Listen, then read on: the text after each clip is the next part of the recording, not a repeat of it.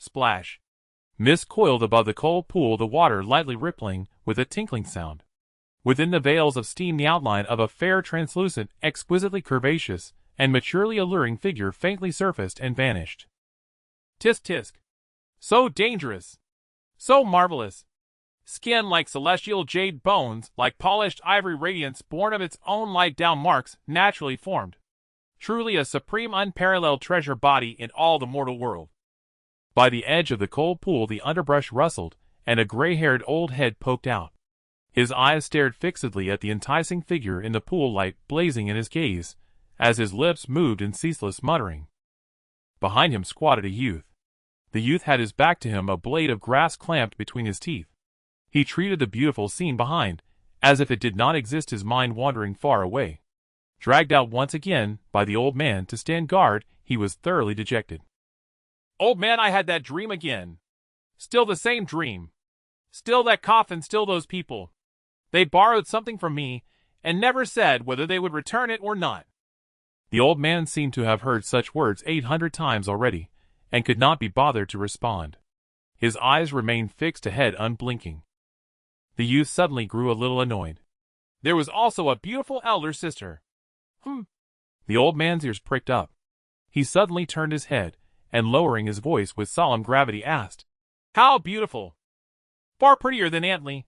The youth lowered his voice, speaking mysteriously. I've never seen a woman so beautiful in all my life. The old man snorted. You little brat know nothing. Every woman in this world, no matter how peerless, no matter how capable of toppling cities and kingdoms, is still far inferior to the charm of the Lee girl. The taste of the Lee girl. The youth curled his lips. Aunt Lee might indeed be the old man's dream lover, but that fairy-like elder sister truly was breathtakingly beautiful. He could not be bothered to argue, and continued to mumble on. She was far more particular than those other people. Although she borrowed something from me, she also returned something to me. What did she return? The old man reached a hand back. Take it out, and let this old man have a look. The youth suddenly grew a little dejected, lowered his head, and sank even deeper into gloom. I cannot see it clearly. I cannot find it either. Things in dreams are not to be taken as real. The old man perfunctorily dismissed, then turned back once more to observe the supreme treasure body in his heart. After hesitating for quite some time, the youth could not hold back, and once again posed the question he had already asked countless times. Old man, do you think I truly cannot cultivate? Cultivate my ass. The old man did not even turn his head, striking down his hopes. Your 100 meridians are blocked. You are utterly ordinary, with neither special physique nor bloodline. But did you not say I am at least rather handsome? The youth, a little unconvinced, could not help but retort. That makes it all the more dangerous. The old man slowly turned around, and for the first time called his name, speaking with grave earnestness. Gu Chin, with nothing but a handsome face, and no ability, you will be used as a furnace cauldron. What is a furnace cauldron? Gu Chin froze, hearing such a term for the first time. The old man's expression stiffened, his explanation vague and evasive. It means a captured plaything. That truly is dangerous. The youth believed him, without the slightest doubt, his gloom deepening to the extreme. He had some understanding of this old man, who had raised him for 15 years. The old man could teach him to read and write, yet whenever the word cultivation was mentioned he only sneered. Clearly, he had some connection to that mysterious cultivation world often spoken of by storytellers, though he must have fared poorly. No wealth, no status, no apparent skill, and even a leg broken by others forced to hole up in this small isolated mountain village. More than once, he had heard people say that in the Ziyun mountain range where Ziyun village lay, cultivators would appear from time to time, yet he himself had never seen one. Cultivation. He sighed in desolation, deeply curious what kind of experience it might be. In that strange dream, those who borrowed his things, and that impossibly beautiful fairy-like woman, most likely they were cultivators. Do not think too much, the old man said faintly. To live out an ordinary life in peace is not necessarily a misfortune. Fortunately, your looks are decent. Finding a wife will not be too difficult. The girl Sonia, from the west end of the village, is about your age. Be more familiar with her. Marry her in the future, and this old man's wish will be fulfilled. Sonia. At once an image surfaced in Gu Chen's mind of a heroic woman whose fists could support a person standing, whose arms could bear a galloping horse, and whose waist measured 8 feet around. He could not help but shiver. No! I am still young, I am still a child. His eyes suddenly lit up as Gu Chen burst out excitedly. Old man, you already have half your body in the earth. Why don't I help you find a wife first? I think Aunt Li is quite suitable. The old man glared at him. Do you hear yourself? I know you are not worthy of Aunt Li. Gu Chen comforted him. Aunt Li has fair skin, a beautiful face, and a kind heart. She is the dream lover of all the men in the village. Though you old man are old, poor, and slovenly, with no money, no status, and no ability. Under normal circumstances, your wanting to marry Aunt Li is like a toad coveting a swan. The old man sucked in a breath through his teeth. This child was fine in every regard, except that mouth of his. Then why are you still talking nonsense? What if there is a chance? Gu Chen was not discouraged in the least. With earnest sincerity he said, Old man, one must have dreams. Otherwise, how is one different from a salted fish? Heh? The old man sneered. Just like your dream of cultivation. Gu Chen's face darkened. This old man was fine in every regard, except that mouth of his. Rest easy, old man. Leave this to me. Still a youth at heart, his moment of melancholy vanished in a flash. Patting his chest in assurance, Gu Chen declared, I will definitely help you marry Aunt Li with full honor and glory. Marry? The old man sneered. With what will you marry her?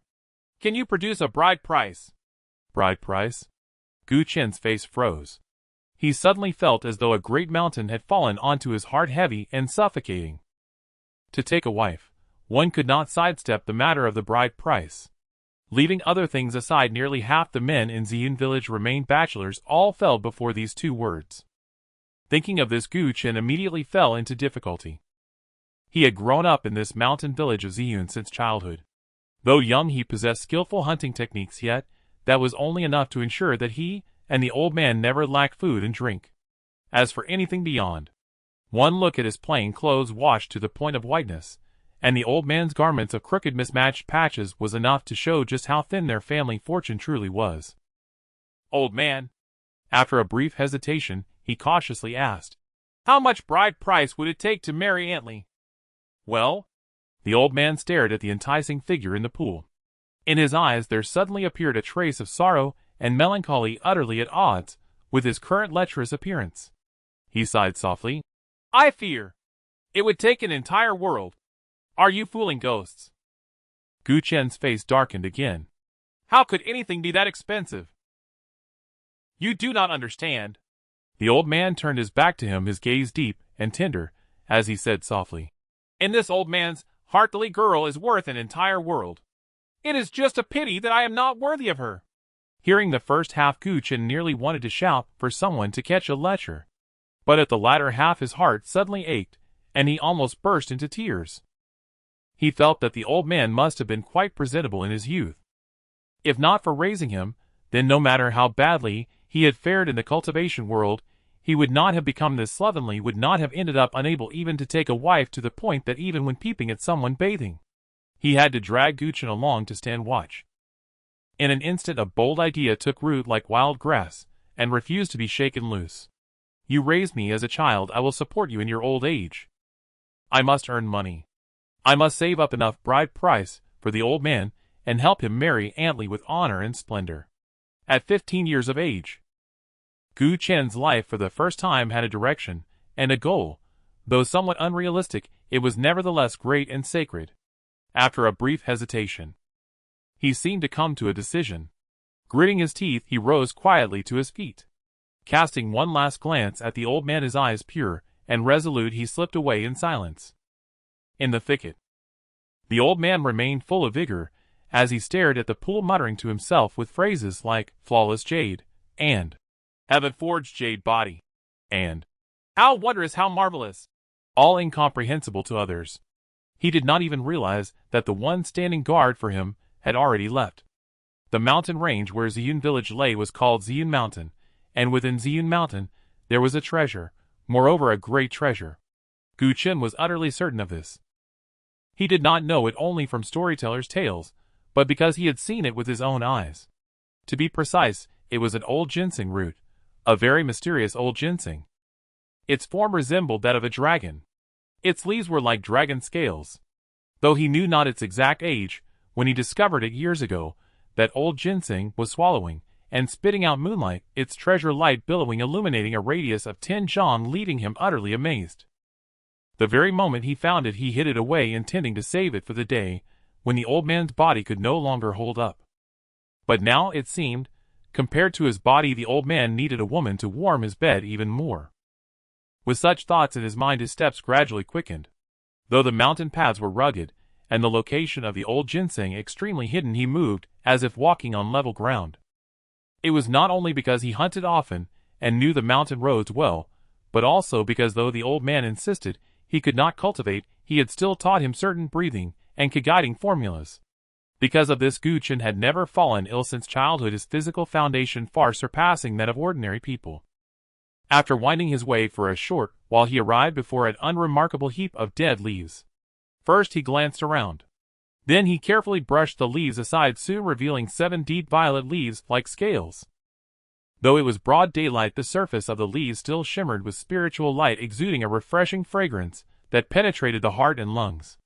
"Old fellow, the old man's lifelong happiness will depend on you." Murmuring softly, Gu Chen began digging on the spot.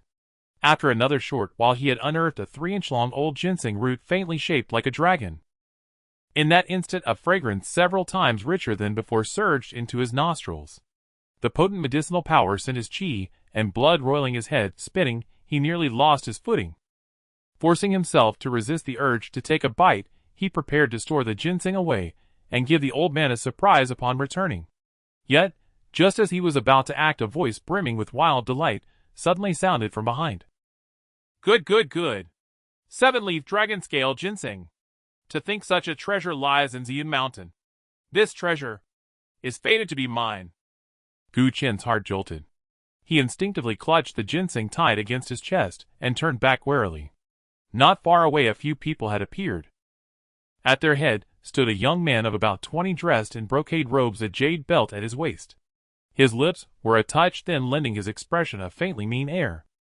Beside him stood 2 men in black fitted clothing, dressed as attendants. One of them bore a knife scar across his face, giving him a vicious look. "Second young master, it is dragon scale ginseng, and 7-leaf at that." The scarred man's face contorted with excitement as he looked at the noble youth. "Such a treasure would be priceless even in Xian City. In my view, it could save you at least 10 years of bitter cultivation." The noble youth smiled. With that smile, he seemed all the more mean. "For this trial, I originally intended to keep a low profile, to fight for nothing, to rob no one, to maintain harmony. But now, it seems I am destined to seize first place." "Ah," the scarred man sighed. "I have long said, second young master, that you are a dragon among men. Even if you wish to keep a low profile, the radiance upon you simply will not permit it." The noble youth smiled with self-admiration and looked toward Gu Chen. "Little brother, how should I address you?" Gu Chen said nothing. He turned and bolted. The noble youth's smile stiffened. He slowly turned to the man beside him and asked in all seriousness, "Do I not look like a good person?" The scarred man looked a bit embarrassed. Inwardly he thought that the only difference between his young master and a villain was that the words "villain" were not written on his face. Interesting. Fortunately, the noble youth did not dwell on this question for long. Gazing at Gu Chen, who had already run several zhang away, he smiled and said, "Since the trial has yet to officially begin, let us have some fun with this little brother." Although he had lived for 15 years in this secluded mountain village, cut off from the world and rarely interacting with outsiders, Gu Chen had spent all day loitering around the old man. Under such constant influence, even if he could not be called a wily old fox, he at least understood one truth: wealth stirs the hearts of men. 7-leaf dragon scale ginseng.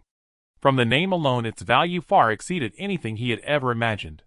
Just as this thought rose, a sharp gust of wind suddenly swept over. The scar-faced man had already caught up and now blocked his path. "Brat, something that second young master has set his eyes on. You dare hide it. Hand it over." Without giving him a chance to explain, the man reached straight toward Gu Chen's chest. Not good. Gu Chen's heart gave a jolt. Gritting his teeth in secret, He exerted every ounce of strength, forcefully twisting his body to the side, and narrowly dodging the grab. HM. The man froze for a moment, almost suspecting his own cultivation at the Chi realm was fake. Your speed is not bad. After his brief astonishment, shame and anger surged up. Feeling he had lost face before the young noble, he let out a ferocious grin, and was just about to strike again, when he was suddenly stopped by a sharp shout from that noble young man. What now? In your eyes am I truly someone who only knows how to seize by force, and never speaks of reason? The man froze again, his expression turning awkward. Inwardly he thought, young master, you have been doing this sort of thing since childhood. Why turn virtuous today? Little brother, don't panic. The young noble did not bother to explain further.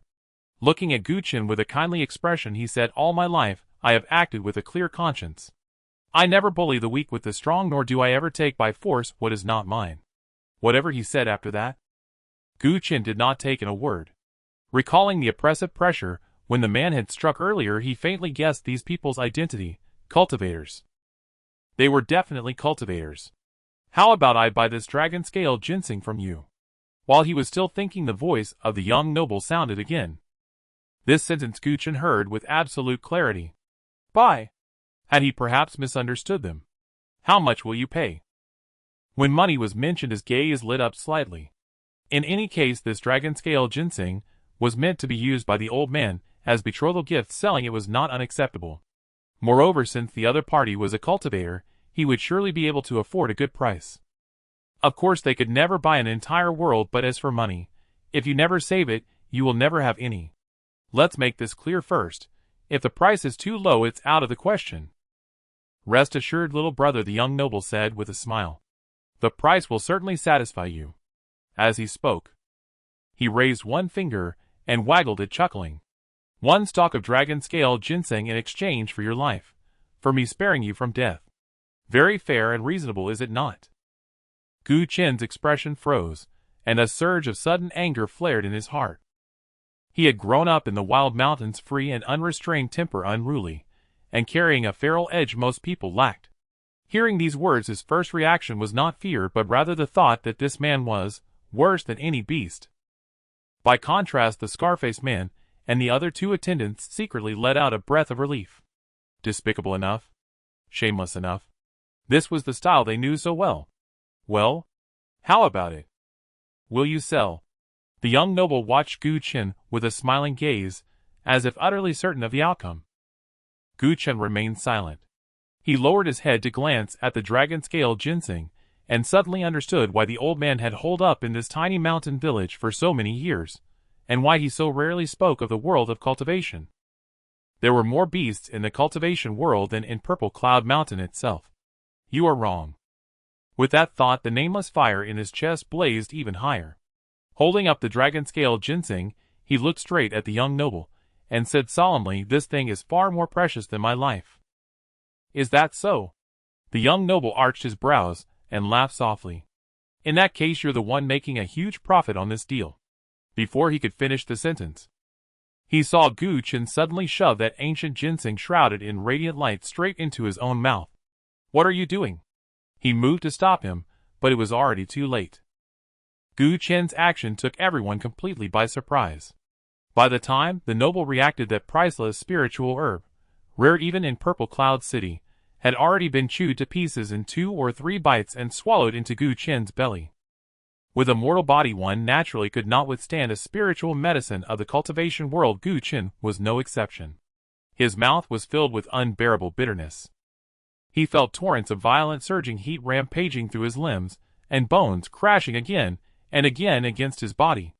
Waves of agonizing pain, like being torn apart, swept over him. Even someone hardened by a life of hardship like him could barely endure it. Blood gushed from his 7 orifices like a spring. His body swayed unsteadily, yet he forced himself to remain upright.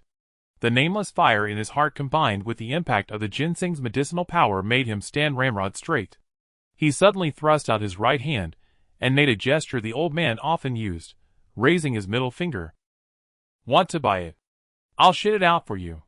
Roaring out the filthiest words he had ever spoken in his life, his heart felt unaccountably clear and satisfied. His thoughts loosened and his consciousness grew hazy. With a dull thud beneath the young noble's near flaming gaze, Gu Chen's body toppled straight to the ground. You, courting death. The young noble's eyes turned instantly bloodshot. He could no longer maintain any pretense. Stepping out once, his stride carried the faint sound of wind and thunder, as he appeared before Gu Chen in a flash. Before the boy's body fully hit the ground, a palm slammed into his chest. With a booming crash, blood sprayed wildly from all 7 of Gu Chen's orifices once more. His entire body was flung several zhang away before crashing into a pile of dead leaves. Old man, the debt of raising me I can only repay in my next life. As for that beautiful wife you wanted, I can only help you marry her in the next life as well. With these 2 obsessions lingering in his heart, darkness swallowed Gu Chen's vision, and his consciousness rapidly sank into silence. At the same time, by the cold pool behind the mountain village, the old man, who had been watching with great interest, suddenly shuddered, leaping out from the bushes. At his feet, a small rainbow-colored snake was flicking its red tongue, a pair of vertical pupils staring at him with icy coldness. The old man flew into a rage. Gu Chen, how dare you, boy? Flustered and furious, he raised his voice, forgetting entirely that what he was doing could not see the light of day. You rotten old bastard. Spying on me bathing again? Water splashed loudly in the pool as a furious feminine voice rang through the mountain ravine. The old man's face stiffened with embarrassment. He seemed to forget about worrying where Gu Chen had gone, and kept shouting that it was a misunderstanding, that he was just passing by, that he had only taken an extra glance before fleeing in a limping, panic-stricken rush. Deep in the mountain forest, Gu Chen had already stopped breathing. Yet the young noble still could not vent his anger, roaring harshly, the ginseng, the dragon-scale ginseng. Without it, how am I supposed to defeat my elder brother? To surpass the others? How am I to seize first place? Second young master. Another servant, seemingly not very quick-witted, stepped forward cautiously, and whispered, did you not just say you wanted to avoid damaging harmony? I'll damage your harmony. Completely losing control, the young noble spun around and struck out with a backhanded palm. Wind and thunder chi flashed around his hand, as he shattered the man's bones and tendons, killing him on the spot. Dong! Dong! As he was in the midst of his violent frenzy, a faint distant bell toll echoed from deep within Purple Cloud Mountain, drawing his rationality back from the edge. It's the trial bell. The Scarface man swallowed hard and ventured, second young master, perhaps we should. You stay. The more the young noble thought, the angrier he became. The angrier he was, the redder his eyes grew, as he locked his gaze on the man. I don't care what method you use, I want my dragon-scale ginseng back. If you can't retrieve it, then you need not live either.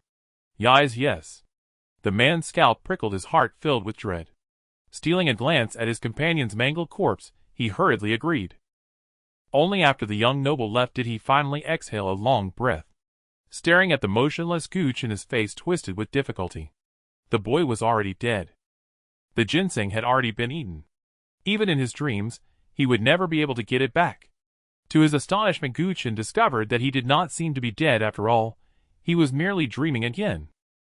And it was the same dream he had had since childhood, the one he had described to the old man some 800 times. Before his eyes lay boundless chaos without even the faintest notion of time or space. Only endless swirling mists of primal confusion coiled everywhere, as if representing eternal emptiness and nihility. In a daze, he seemed to peer through that endless chaotic mist and glimpse what lay at its deepest point. He saw gods and demons raging across the heavens, saw immortals and Buddhas of myriad worlds falling into ruin, and saw 9 chains, as thick as star rivers, descending from some unknowable place to bind in the very center a stone coffin. The stone coffin was exceedingly mysterious. He did not know what purpose it served, but he did know that after a little while someone would come to borrow things from it. Sure enough, just as the thought formed, one terrifying figure after another manifested at the far ends of the chains. These figures came in many shapes and forms. Their auras in turn sacred or evil or vast or ethereal, as they all descended before the stone coffin at the same time. Their voices murmured, some ancient, some hoarse, some indifferent, like the recitation of an archaic pact, as they each borrowed something from within the coffin. There were 8 silhouettes in total, and 8 things taken. Gu Chen could not hear what they were saying. Yet each time one of them borrowed something, an empty hollow feeling welled up in his heart. It was as though the things being taken were intimately tied to him. Perhaps they had originally been his to begin with, yet now they were leading him forever. Sigh. Next will be her. His gaze passed beyond the 8 figures and into the distance. He knew. He was about to see that impossibly beautiful fairy he had once described to the old man. Likewise among the 9 beings who came to borrow from him, she was the one who observed the most propriety. In the next instant, a peerlessly graceful figure bearing imperial might that suppressed all ages stepped forth, as though walking along the river of time itself. She ignored the howls of gods and demons, and the obstruction of immortals and Buddhas, and her mere arrival sent the 8 previous figures fleeing in panic, as though they dared not face her at all. Shrouded in hazy immortal radiance, she was more solid, more transcendent than the 8 before her. Her gaze was cold and clear as the moon, yet unlike the others, she did not lock onto the ancient coffin. Instead, she looked directly at Gu Qin. Gu Qin was certain she was looking at him. Her vermilion lips parted, and her voice was ethereal yet commanding. Compared to the previous 8, it held less urgency and greed and more depth and complexity. By the pact of 9 sources, now I take the last. I borrow your true spirit imprint to seal my covenant of transcendence. Gu Qin's consciousness trembled violently. This dream was unlike any he had experienced before. For this was the first time he heard a woman's voice so real and so clear. Jiu Yuan. Transcendence. True spirit mark. What are these? As he pondered the meaning of these words, a much stronger sense of loss suddenly surged within him, nearly shattering his consciousness completely. What is happening? Gu Qin endured this feeling more unbearable than death, not understanding that he had dreamt this dream too many times before, yet still felt this level of suffering for the first time. Could it be? Is it time to die again? Just as he thought of this, the mysterious woman who had borrowed something had already walked up to him, extending a jade-like finger, as if gathering the laws of the heavens, pointing down. This item is temporarily borrowed from you. To solidify your broken body, to stabilize your scattered soul, to rebirth flesh and blood, to restore spiritual awareness. This accompanied the woman's cold voice. A glimmer of spiritual light quietly descended, entering Gu Qin's consciousness, and the immense sense of loss that had nearly caused his awareness to disperse vanished without a trace. This is. After countless awakenings from dreams, Gu Qin would always search around wanting to see what the woman in his dream had given him, yet he had never found anything. But now, he truly saw what this thing was for the first time. A bone shard. A palm-sized snow-white bone shard radiating a deep blue light. What shocked him even more was that this bone shard felt infinitely deeper and more profound than the woman's aura. At that moment, a thunderous sound suddenly reverberated in his consciousness. Before the dream ended, the mysterious bone shard instantly exploded, transforming into endless mysterious symbols densely packed with a hazy glow extraordinary and high-reaching, as if billions of stars hung in the heavens. Ultimate dominance. Ultimate arrogance. Ultimate invincibility. This was Gu Qin's first impression upon seeing these symbols. Before he could examine closely, as the starry sky darkened, the myriad symbols scattered into unknown places, falling silent, with only a very few, in an extremely mysterious trajectory, beyond his comprehension, continuing to circulate. As the symbols flowed, they carried a vague, indescribable, and wonderful rhythm. In a daze, a sound, like a stream, suddenly echoed in Gu Qin's ears, faintly carrying a sense of trickling continuity. Unknowingly, he found himself completely captivated by this special meaning, his mind thoroughly immersed within it. He didn't know how much time passed. It felt like a moment, yet like an eternity, as the symbols revolved countless times until the special operating trajectory, the ineffable rhythm, and the sound of the flowing stream were completely etched into Gu Qin's bones, at which point his mind finally detached and reacted. This was actually a cultivation method that had no textual description, and could only be comprehended through one's mind. Lingxi Ju. Although there were no words during the process of comprehension, he instinctively knew the name of this cultivation method. It was as if this technique was tailor-made for him. More importantly, this Lingxi Ju was only the beginning. Boom! At the moment, he grasped the name of the technique, a vast and supreme intent, one that could make myriad cries of lament, bow, and submission also transmitted. Fight the proud with a mortal body. Stain the heavens with mortal blood. Support the heavens with mortal bones. Endure the tribulations with a mortal body. Forge the immortal with a mortal soul. Defy longevity with a mortal life. Certify invincibility with a mortal heart. Stabilize eternity with a mortal thought. Walk the path to the peak with a mortal path. The source of this intent was unknown. Neither did he know where it would return. It left Gu Chen's mind blank with only a single thought remaining. How is this different from what the old man said? Meanwhile, outside Xian village, the old man, having been chased several miles away by Antley, crouched in the bushes, brow furrowed heavy, with thoughts, his face full of confusion. This doesn't make sense. The old man was puzzled. Gu Chen, however, was not confused at all. Who was right, and who was wrong, did not need to be considered. It must be the old man's error, otherwise how could things be so miserable? The judgment standard was simple and crude, based on his rigid impression of the old man. Just as he thought of this, hundreds of paths, some wide, some narrow, some long, some short, quietly manifested before him. Without exception, these paths were either blocked or directly severed, with hardly any complete ones appearing desolate and tragic. Is this my meridians? Combining the records of Lingxi Ju and the old man's careless hints, he immediately made a judgment. So it turns out, I really can't cultivate. Just as he felt dejected, he discovered that on these different or severed paths there was still a faint shadow. Looking at the shape, dragon scale ginseng, he recognized it at a glance. The shape of the shadow was exactly that of the dragon scale ginseng he had swallowed earlier. At the moment he saw the dragon scale ginseng, the continuously circulating symbols suddenly scattered, merging into his fragmented paths, while the mysterious Lingxi Ju, which had long been imprinted in his instincts, began to operate automatically. In an instant, the shadow of the dragon scale ginseng trembled slightly, then constantly disintegrated into strands of light rain merging into those paths.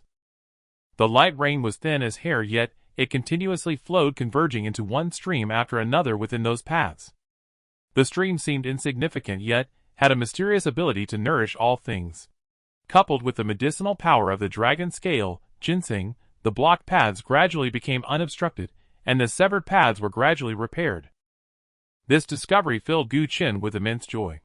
Even if it was cultivation in a dream, it still counted as cultivation.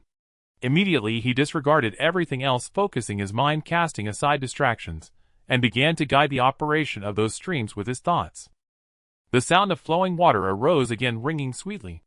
The speed of his meridian restoration and unblocking was now several times faster than before. As for the shadow of the dragon scale ginseng, it had completely disintegrated, transforming into immense medicinal power and spiritual insights, all falling into his meridians. At the same time, in the outer forest, the scarred man walked along, cursing, all the while directing half of his foul language at the dragon scale ginseng, threetens at the noble young master, and tutens at Gu Chen. Damn it. He's really something. Did you really believe him when he said he could pull it out? The person is dead, how can he pull it out? Who is there? Come out. Just as he was hurling insults, he suddenly sensed something looking sharply towards the shadowy thicket, not far away, his face alert. In such a place, naturally no one would appear. If there were, it would also be a participant in the trial. He. A sound full of charm and seduction echoed. From the shadowy thicket, a woman alluring in appearance, clad in thin silk, with a fiery figure, and dressed quite revealingly, swayed her hips as she walked out. The pleasure sect. Upon seeing the woman's attire, the scarred man's eyes trembled and his body started to shake. He. The woman chuckled lightly, covering her mouth. Why are you so nervous? Afraid I'll eat you. The scarred man trembled even more.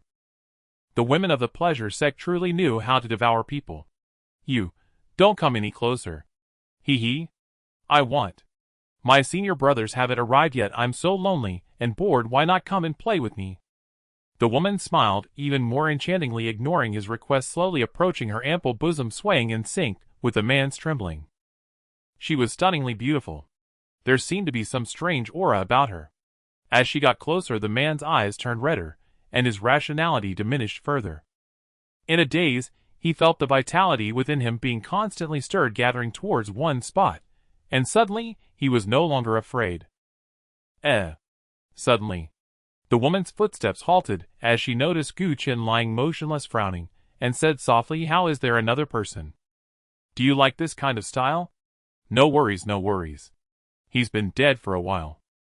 The man, his eyes bloodshot, completely lost his reason, kicked Gu Chen away, and seeing the woman not approaching, he shouted and lunged at her, forcefully pulling her into his embrace.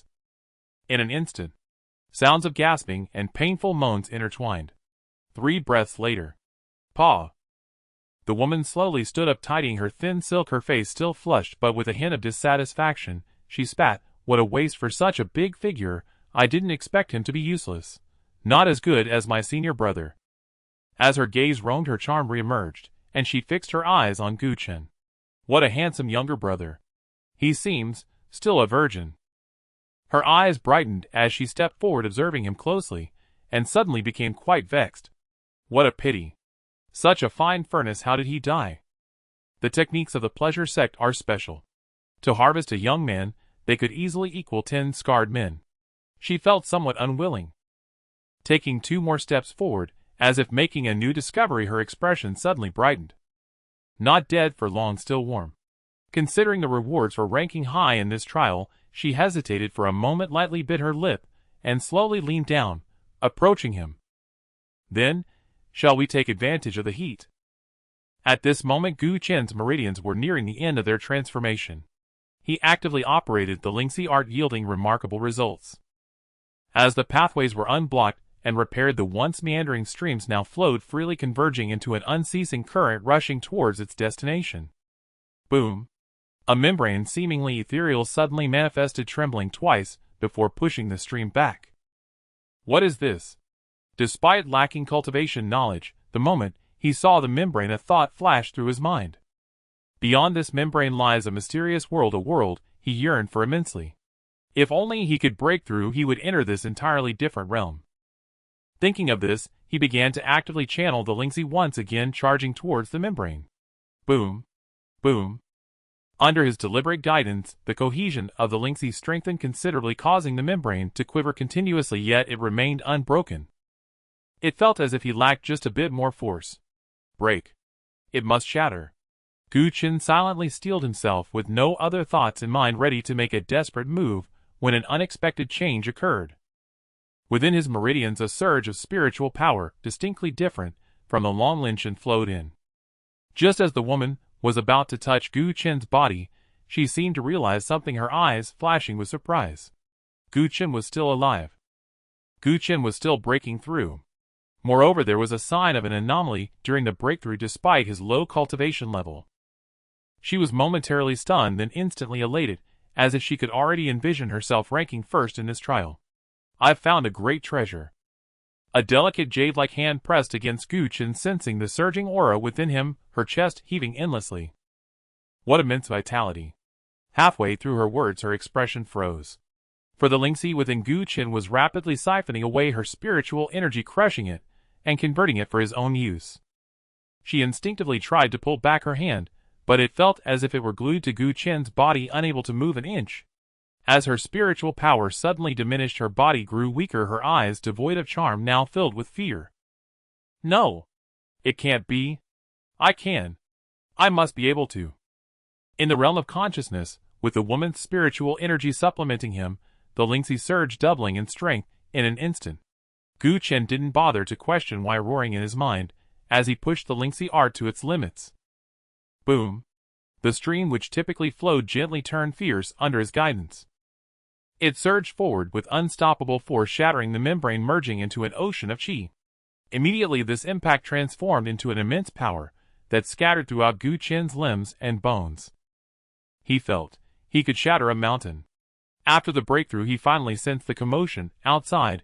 With no time to check his own condition, he abruptly opened his eyes. What met his gaze were 2 mountains, white and radiant. What is this? Gu Chen blinked, feeling a bit dazed, his gaze unconsciously drifting from the mountain top just in time to see the woman drenched in fragrant sweat, her eyes still holding a hint of fear. Their eyes met. The atmosphere suddenly turned eerie. Being a cultivator, the woman reacted first, seeing Gu Chen awaken, and recalling her own predicament, her fear instantly transformed into anger, her heart swelling with murderous intent. I haven't even drained you yet. Instead, you've nearly drained me dry. How much have you absorbed? You better return it double. Her murderous intent instantly transformed into a gentle and alluring demeanor. Young master has awakened. Who are you? Gu Chen felt alarmed just as he was about to rise. She pressed him back down. Young master, do not worry, please lie still. Gu Chen. What do you mean? The woman was momentarily stunned then delighted. Indeed, he was just a novice. And rather adorable. She thought to herself, gazing at the bewildered Gu Chen, her finger playfully moving her face, reddening, speaking in soft tones. Young master, do not ask, just remain still, I will take care of it. I'll move you. Gu Chen's scalp tingled, his anger erupting, the immense power gathering in his limbs and bones suddenly found a target, and he swung a punch. With a loud bang, the woman screamed, flying away on the spot. Her cultivation was originally higher than Gu Chen's. However, first, she had lost over half her spiritual power, and second, she never expected Gu Chen to be so unromantic. The combination of these factors severely injured her, bringing her to the brink of death. Only then did Gu Chen rise, fully accepting the reality that he had not perished. He speculated that it should relate to the unusual dream he had and the mysterious bone fragment. He did not delve deeper. Since the dream had changed, he thought he could ask that mysterious sister next time he dreamed to understand everything. His gaze swept around. Suddenly he spotted the corpse of the scarred man, his scalp tingling. He was dead. Not only dead, but he had shrunk. The first time he saw him, he was clearly 9 feet tall, yet now he was less than 6 feet. Having been influenced by the old man for many years, he didn't understand the affairs of the cultivation world. However, he knew what had happened without thinking, his expression darkening as he approached the severely injured woman. That was close. I nearly shrunk too. You? Seeing him approach, the woman looked horrified, trembling as she spoke. Which sect do you belong to? Which sect? Gu Chen was taken aback. What sect? The woman was also stunned. Are you not here to participate in a trial? What trial? Gu Chen suddenly became curious. He was certain that the woman before him, like the noble young master earlier, was also from the cultivation world, and he had heard the term trial from the latter. Could you elaborate? The trial is. The woman, confused as to why he didn't understand, explained, while secretly recovering her spiritual power. Ziyun City. The 5 major factions. Once every 10 years. Disciple trials. Right in Ziyun Mountain. Various key pieces of information flashed through, and Gu Chen finally grasped a preliminary understanding of this trial. He also finally understood why so many cultivators, usually unseen, had appeared today. Where is the trial site you mentioned? It's right there. The woman pointed in a direction. Gu Chen looked over and found it was the deepest part of Ziyun Mountain, the place the old man had strictly forbidden him from going. Suddenly the anger that had subsided surged back. The old Longland was gone. The betrothal gift was gone. His life had nearly been lost. I must avenge this. As for whether I can defeat them, years of hunting experience came into play. Do you think him strong? He looked at the woman and suddenly asked an unrelated question. The woman lowered her head slightly, leaning closer. I've never seen anyone as strong as you. Gu Chen stared blankly at her, mistakenly believing he was indeed quite strong. Seeing him gaze at her intently, the woman misinterpreted the situation, as she continued to approach, her charm skills learned from the Huan sect activated, fully exuding an alluring allure. Ultimately, she was unwilling to give up. Gu Chen had a preliminary understanding of the cultivation world, and she had a preliminary understanding of Gu Chen. A novice, one who didn't even know what cultivation was yet, was an exceptionally nutritious catch. If she let this chance slip by, it would be a great waste. She walked over, trembling slightly, purposely accentuating her assets, her chest becoming increasingly prominent. Gu Chen glanced at her. Then, he slowly raised his hand, stretching it out. The woman was taken aback, her eyes full of affection, her face flushed. She leaned in, offering her delicate snow-white neck, while secretly snickering to herself. That was just an accident. A novice is still a novice, a rookie is still a rookie, ultimately unable to match my allure. Young master. She stood before Gu Chen, positioning herself perfectly within his reach, her eyes half closed, breathing rapidly, softly saying, I am weak, please be gentle. Gu Chen felt troubled. He wondered how one was supposed to be gentle in such matters. All right, I'll do my best. After a moment's hesitation, he gently grasped her neck, exerting a bit of force, and then gently twisted. The action was quite gentle. With a thud, the woman's body fell to the ground, her eyes wide open, still holding a trace of shock. Staring at the corpse before him, Gu Chen was silent for a long time, feeling an inexplicable sense of unreality. It wasn't because he had killed someone. After all, he had grown up in the mountains, and apart from strictly forbidding him from going deep into Xian Mountain, the old man had generally allowed him to roam free. When he was thirsty or hungry, he sought out the wild beasts in the mountains. Whether he could fill his belly depended entirely on the strength of his fists, and the speed of his wits, naturally cultivating a wildness, and a knack for not being at a loss. Most importantly, he did not regard those he killed as humans, whether it was the noble young master, or this woman, who had shrunk. The biggest difference from the wild beasts he hunted was merely their human skins. The old man truly didn't deceive me. Though he never taught him cultivation, since childhood, the old man had instilled two simple principles in him. First, the cultivation world is filled with beasts. Second, if someone wants to kill you, you must kill them back. It is only natural, fair, and just. As his gaze shifted from the woman's corpse, he recalled her earlier inappropriate request, regretting that he had actually complied. Sigh. I was too kind. The wild beasts in the mountains wouldn't talk about end-of-life care or respecting the wishes of the deceased. I can't do this in the future. Ultimately, being youthful in spirit, after a moment of regret, excitement, and joy took over. Now, I should be considered a cultivator now, right? Sensing the faint yet continuous flow of spiritual power within his meridians, he felt exuberant and joyful, recalling the dream he had harbored since childhood. The more he thought about it, the brighter his eyes became. The mysterious bone shard was real, the Lingxi art was real, the dream was certainly real, and those who borrowed things were even more real. So what borrowing? Not even a receipt, and without my permission, that's stealing. He lifted his gaze. The youth looked up at the vast azure sky. Though his appearance seemed somewhat juvenile, he exuded a unique wildness and defiance. No matter if they were gods, demons, or immortals. If they stole something, they must return it with interest. Just wait. One day, he'll come to collect the debt. Those eight without principles, he'll kill them directly. As for the relatively principled, beautiful sister, well, no need to kill her, but I can't let her go either. He'll capture her as a maid, making her prepare beds and serve tea. The youth was filled with passionate fervor, not caring about the details. His thoughts had already predetermined the fates of the 9 borrowers. Sigh. Am not only kind, but also clear about debts and grievances. After proclaiming grandly, he felt as though the accumulated frustration of over 10 years had been largely swept away. As for now, shifting his gaze, he clenched his fist slightly, producing a faint cracking sound. He felt invigorated, focusing his mind on the current matters. First, seek revenge. Then bring good news. Lastly, earn a world as a betrothal gift for the old man. With this pure and simple thought, he leaped into the nearby thicket. 3 breaths later, accompanied by rustling sounds, he returned, fixing his gaze on the still warm corpse of the woman, his eyes brightening. Then he reached out. As the most outstanding and youngest hunter of Xian village, Gu Chen naturally would not miss any spoils of war. Moreover, he had heard the storyteller mention more than once that practitioners always carry elixirs with them.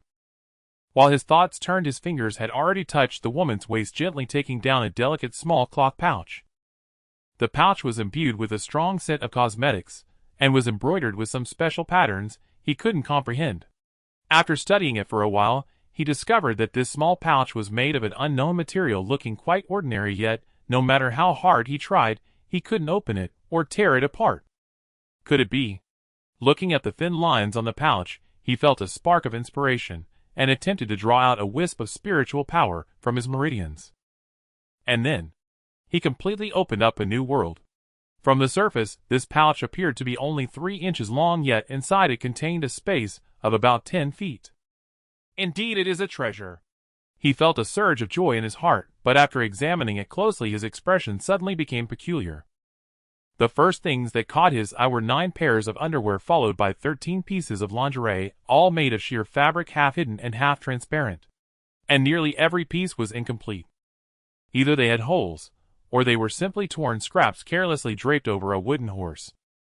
The area around the wooden horse was equally chaotic, cluttered with ropes of various lengths, colorful candles, all kinds of whips, and mysterious small balls. Gu Chen's expression turned dark. What a mess! He tossed these items out in a heap, and searched carefully again, finally discovering some slightly more proper items at the bottom of the space. Over 100 small stones, about the size of a thumb, crystal clear, with strands of mist swirling inside, looking exceptionally beautiful. Could it be spiritual stones? A thought struck him as he picked up one of the stones and attempted to activate the Lingxi technique, immediately feeling a refreshing and clear sensation traveling through his meridians. Upon closer inspection, the stone dimmed somewhat, and the mist inside diminished a little, yet the spiritual energy in his meridians had grown slightly stronger than before. Indeed, they are spiritual stones. This discovery thrilled Guchen immensely, for these small stones were likely the spiritual stones spoken of by the storyteller, and within the cultivation world they were currency. Whether in the mortal realm or the cultivation realm, money is always a hard currency. After collecting the spiritual stones, he looked at the other two items. One was a yellowed small booklet inscribed with 5 small characters, Yin Yang He Ju. Just the name seemed rather dubious. He scrutinized it with a critical eye for a while. He found this technique far inferior to his Lingxi technique, and simply rubbed his hands together, turning the booklet into a flurry of paper scraps. The last item was a white jade bottle. Upon opening the bottle, he leaned in closer, and was astonished to find over 10 pink pills inside, emanating a sweet and fragrant aroma. Just smelling it made Guchen feel as if the blood and energy that had lain dormant for 15 years were stirring with excitement. He hurriedly sealed the bottle again. Without a doubt, he could guess what this item was for. With a slight clench of his fist, he was about to destroy it, but then he suddenly thought of something and cautiously tucked it away. The old man still had a decent constitution, but he wasn't vigorous everywhere. He decided that when the old man was to marry, he would present this item as a gift, giving him a delightful surprise. I am still filial. After a moment of reflecting on his filial piety, he adhered to the principle of fairness and reason, ensuring neither side was favored over the other, and went on to rummage through the shrunken man. In comparison to the previous items, the man was much more proper, yet also considerably poorer. He had only about 10 spiritual stones, and 3 blood-red pills, with a fishy aroma, the purpose of which was unknown. Guchen did not dare to try them. Words could be casually spoken, but one shouldn't recklessly consume items. He learned this lesson at the age of 7 after mistakenly eating an unknown gray mushroom and nearly losing his life. After collecting these items, he picked up a black waist token, which he had also found on the man. The waist token was not large. About an inch in diameter, it had the character Wu inscribed in the center, appearing somewhat rough. He pondered for a moment. Guchen then slightly explored it with his spiritual power, and found that the waist token trembled slightly, emitting a faint light, as if it was subtly guiding him in a direction. His heart stirred again. He roughly guessed that this man was a servant of the noble young master, and the direction indicated by the waist token should lead to that young master. Wait for me. Following the guidance of the waist token, he leaped forward, and completely vanished into the depths of the forest. And this time he never returned. With a whoosh. After a moment, a gust of wind swept through the forest, and a group of 7 or 8 figures appeared on the scene. At the forefront was a young man wearing a pink robe with a pink hairpin in his hair. His appearance was not to be mentioned, but his demeanor exuded an air of charming softness. Behind him followed 6 or 7 enchanting women, each alluring, flamboyant, or captivating. Their attire was quite similar to that of the deceased woman. They were all disciples of the Huan sect. Junior Sister Jiu agreed to meet us here. Why? The young man in pink scanned the forest, repeatedly speaking with confusion. Just as he was halfway through his sentence, he suddenly noticed the scattered lingerie, wooden horsewhips, ropes, and small balls on the ground. He was momentarily taken aback. So familiar. Not only had he seen it, but he had also used it. What the? He and the women behind him looked at the chaotic scene, their hearts trembling. What had happened to Junior Sister Jiu? How could she have fought to the point of using even her most secret treasures? As their gazes drifted, they suddenly discovered the corpse of the deceased Huan sect woman in the distance. Junior Sister Jiu. The young man was momentarily stunned, then suddenly cried out in anguish, rushing forward to look at the woman's corpse, his fists clenched tightly, his eyes bloodshot. His heartache was not feigned. This was because his little junior sister was extraordinarily gifted. Although she had entered the sect the latest, she grasped the essence of Huan while being passionate and bold, fiery and uninhibited, and more importantly, she shared his interests, often sticking together with him to comprehend the Huan path. At this moment, they were inseparable, deeply bonded. But now, she had died so suddenly. He couldn't accept it. What he couldn't accept even more was that his junior sister seemed to have used all her skills before her death. He had always cherished this junior sister. He had only ever tried 2 or 3 techniques at most. Seeing him so infatuated, the women behind him couldn't help but feel jealous. One approached him gently and comforted. "Senior brother, please accept our condolences. Junior sister Gio would want us to." The young man in pink sighed inwardly, realizing that they only had the form, but lacked the spirit, and could never match junior sister Gio's exquisite skills. Ultimately, he was somewhat consoled. Suppressing his inner turmoil, he examined the scene closely, suddenly discerning the clues. A single strike to the death. The one who killed junior sister Gio must be at least in the body refining realm. Body refining realm? The women were taken aback, their expressions becoming serious. Cultivation is a struggle against fate. In the cultivation world, there is always talk of the 4 great barriers of heaven and earth. Each level is a different sky. The sceneries one sees are naturally not the same, not to mention the rest. Just beneath the Huang barrier there are 9 realms: Qi induction, meridian opening, Qi seed, body refining, bone transformation, orifice opening, spirit refinement, transcendence, and returning to origin. Within each realm there are initial, middle, late, peak stages, and even the rare completion stage. 9 realms. Every 3rd change. Qi induction, meridian opening, and Qi Si are the initial stages of interacting with the heavens and earth, simulating the operation of the circulatory system within one's body.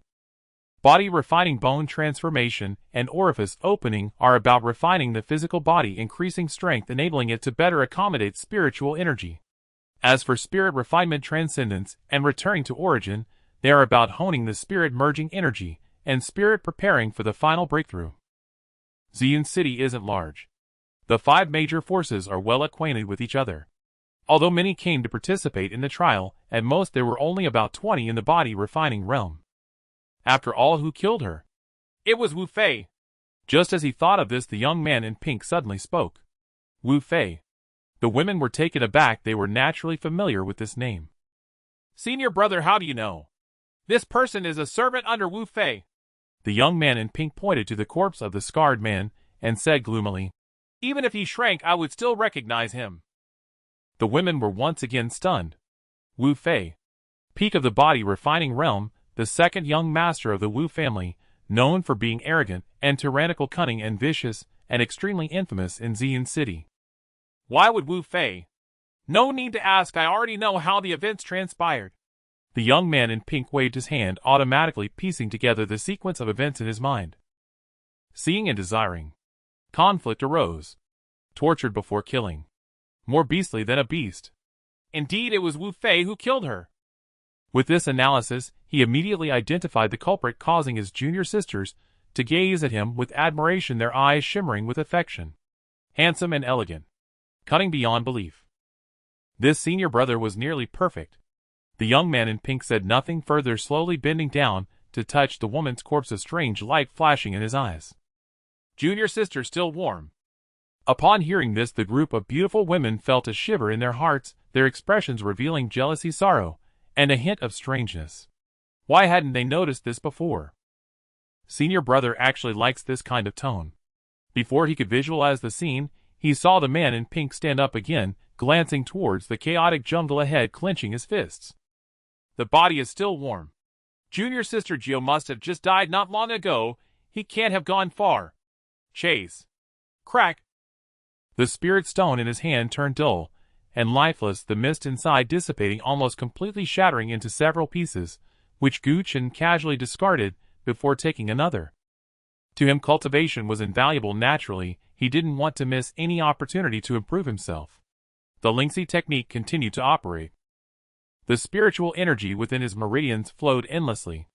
He also began to awkwardly and tentatively sense the condition of his body compared to the dragon scale ginseng. The effects of this spirit stone were far inferior. He mused that even if he drained all the spirit stones in his hand, it would still not match even 1% of that old ginseng's effect. Yet, he still had no intention of stopping. The old man's betrothal gift. If you don't accumulate it, it won't be there. The spiritual power in his meridians. If you don't absorb it, it will never improve. With this simple and pure thought, he became even more vigorous in his absorption. The spirit stones dwindled one by one. The stream of spiritual power in his meridians had grown stronger than before, but his cultivation hadn't seen substantial improvement. However, due to the continuous operation of the Lingxi technique, he had gained much greater control over his spiritual power. Firstly, his speed had increased by more than 30% compared to before. Secondly, he discovered the first characteristic of the Lingxi technique. On the surface, the name of the Lingxi technique seemed unremarkable, and the spiritual power cultivated was average, showing no signs of lethality or explosive force.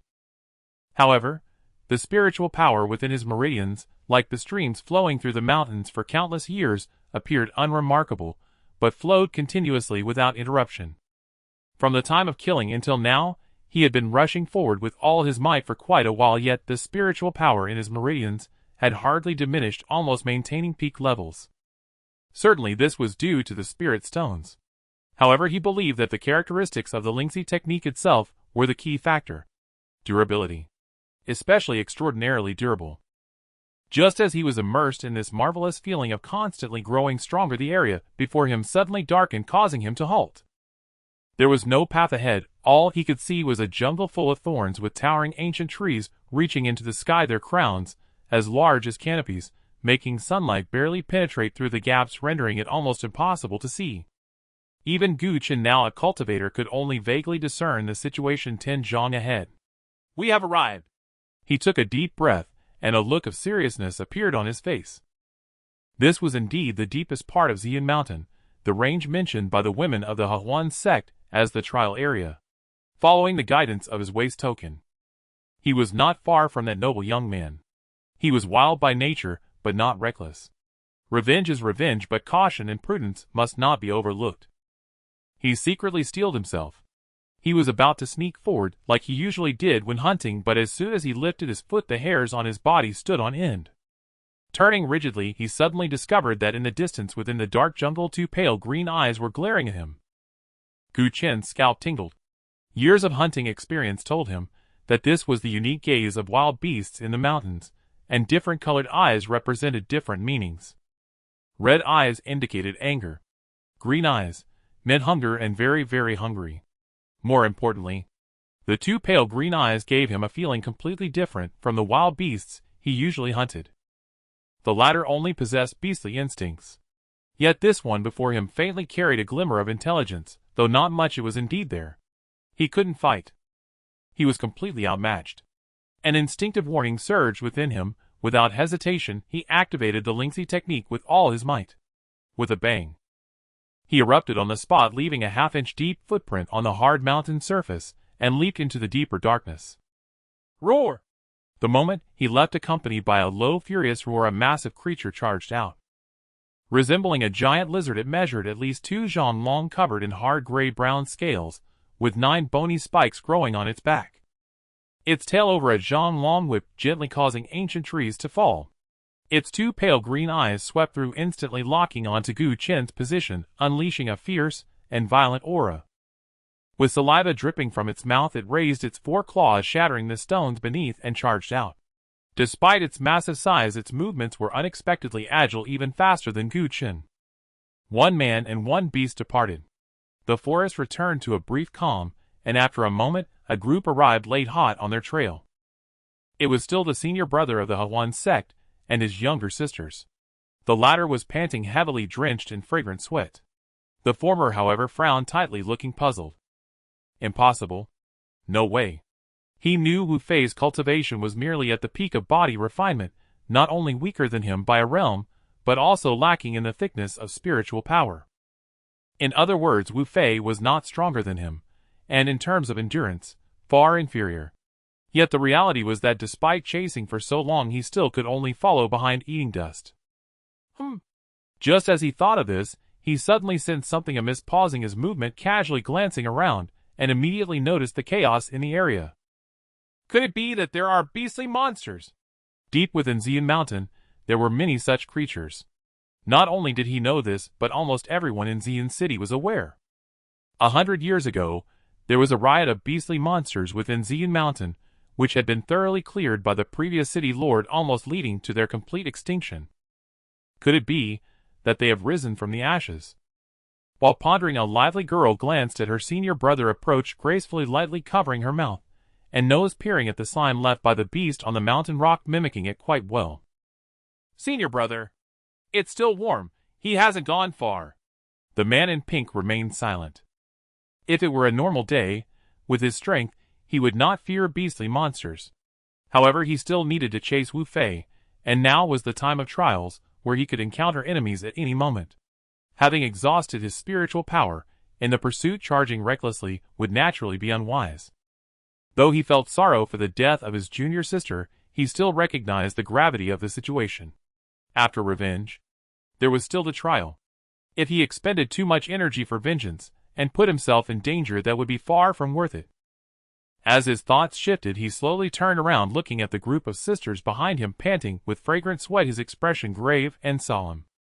"Sisters, the situation has changed. The combined attack strategy may have to be used earlier than expected." Unlike the other 4 factions, in this trial the Huan sect had always placed their bets solely on him. As for the deceased woman or the group of beautiful sisters before him, their greatest role was to serve as human-shaped magical artifacts to maintain his peak state at all times. Regarding this matter, several girls understood perfectly and were more than willing. When they heard him speak, they did not refuse, surrounding him, either removing their light veils or loosening their clothes. A flurry of white skin gathered together, boldly displaying a passionate side. In an instant, the once tranquil jungle was suddenly filled with a seductive and soul-stirring melody that stirred the blood, evoking thoughts of desire. After 14 breaths, the man in the pink robe rose once more, tidied his clothes, and felt invigorated, his inner spiritual power surging abundantly, instantly boosting his confidence. "Sisters, please wait. I will take revenge and return with the top spot in the trial." With his departure, a chorus of mournful sighs echoed in the air. As he continued to flee, Gu Chen glanced back and sighed. "The old man truly didn't deceive me. There are giant lizards on Xian Mountain. Huge, fierce, and they eat human flesh and drink human blood." Since childhood, whenever he thought of hunting deep in Xian Mountain, the old man would scare him with this story. Over the years, he had developed the habit of never coming here. Now he realized the old man's story was indeed true. There really are giant lizards. Just as he thought of this, a warm, foul smell suddenly assaulted him. Out of the corner of his eye, he saw that monstrous creature had already chased within 10 zhang. Moreover, it was getting closer. Bang! Bang! One person, and one beast, one fleeing, and the other chasing. The sounds of shattered rocks and fallen ancient trees broke the tranquility and darkness of the mountain forest. Seeing himself about to become the creature's meal, Gu Chen felt his scalp tingling, yet he did not lose his composure. Since childhood, while hunting, he did not know how many times he had been chased by tigers and leopards in the mountains, but each time he had managed to escape danger, relying not merely on luck, more so on wisdom. As the first hunter of Xian village, he understood beastly instincts well. Hungry, eat; thirsty, drink; angry, find a small target to vent. Simple and pure. Glancing at the green light behind him, a thought suddenly struck him. The large creature behind was clearly different from ordinary beasts. Perhaps it desired something more than just regular flesh. Thinking of this, he quickly took out a blood-red pill emitting a foul smell from his pocket and threw it directly. In the dim jungle, the pill was small. However, that monster had sharp eyesight and instinctively opened its mouth to swallow it as it flew by. Then, it suddenly stopped moving. In a flash, Gu Chen took the opportunity to create a significant distance. But, after a few breaths, the monster went berserk again, letting out a low growl filled with desire and excitement, chasing even faster. The foul wind arose again. Gu Chen's heart skipped a beat from the sound. He could tell the creature was still hungry and wanted more. "Here you go." He took out another pill and threw it again. The monster stopped again. Seizing the chance, Gu Chen widened the gap. But in no time at all, that monster was back on his tail, seemingly more frenzied. After consuming the 2 pills, its speed increased. Gu Chen realized he had underestimated this creature's appetite. Helplessly, he could only throw out the last pill. It's gone! Not a single one left! He felt the creature should understand and shouted a couple of times. The monster indeed understood. Yet it did not believe him. Not only did it not believe, but it also fixated its gaze on Gu Chen. Its limited intelligence told it that absorbing spiritual energy in the mountains soaking in the essence of the sun and moon couldn't compare to consuming pills for advancement. Even if this pill was merely the lowest grade product to it, it was still a treasure. This hefty target absolutely could not be let go. Roar! The roar erupted again. This time it exerted all its strength to chase. Still chasing. Gu Chen, enraged, felt his scalp tingle, and the wild instincts within him were thoroughly stimulated by the creature's aggressive pursuit. That kind of pill was limited to 3. Once consumed, it would be gone. But he had other things. Want to eat? It'll let you eat your fill. The foul wind swept over him, and he abruptly stopped, turning back to throw a jade vial. The old man. Apologies. Silently apologizing to the old man, he threw the vial, and suddenly accelerated, merging into the darkness. In the depths of the darkness, the light from the jade vial was strikingly conspicuous. The monster was temporarily too preoccupied to pay attention to Gu Chen already having eaten its fill. It opened its mouth wide, and swallowed the vial and pill whole. In an instant, all sounds vanished. It savored the taste of the pill, suddenly realizing it was different from before, specifically how it was different. Just as this thought crossed its mind, its fist-sized pupil suddenly constricted. In the sickly green, there appeared one blood vessel after another. Even its breathing grew rougher. From a distance, Gu Chen glanced back. The always calm Gu Chen, who faced crisis with composure, suddenly felt a bit flustered. He understood beastly instincts. He knew that red eyes indicated anger, green eyes indicated hunger, and red plus green likely meant it was in heat. This situation was quite special.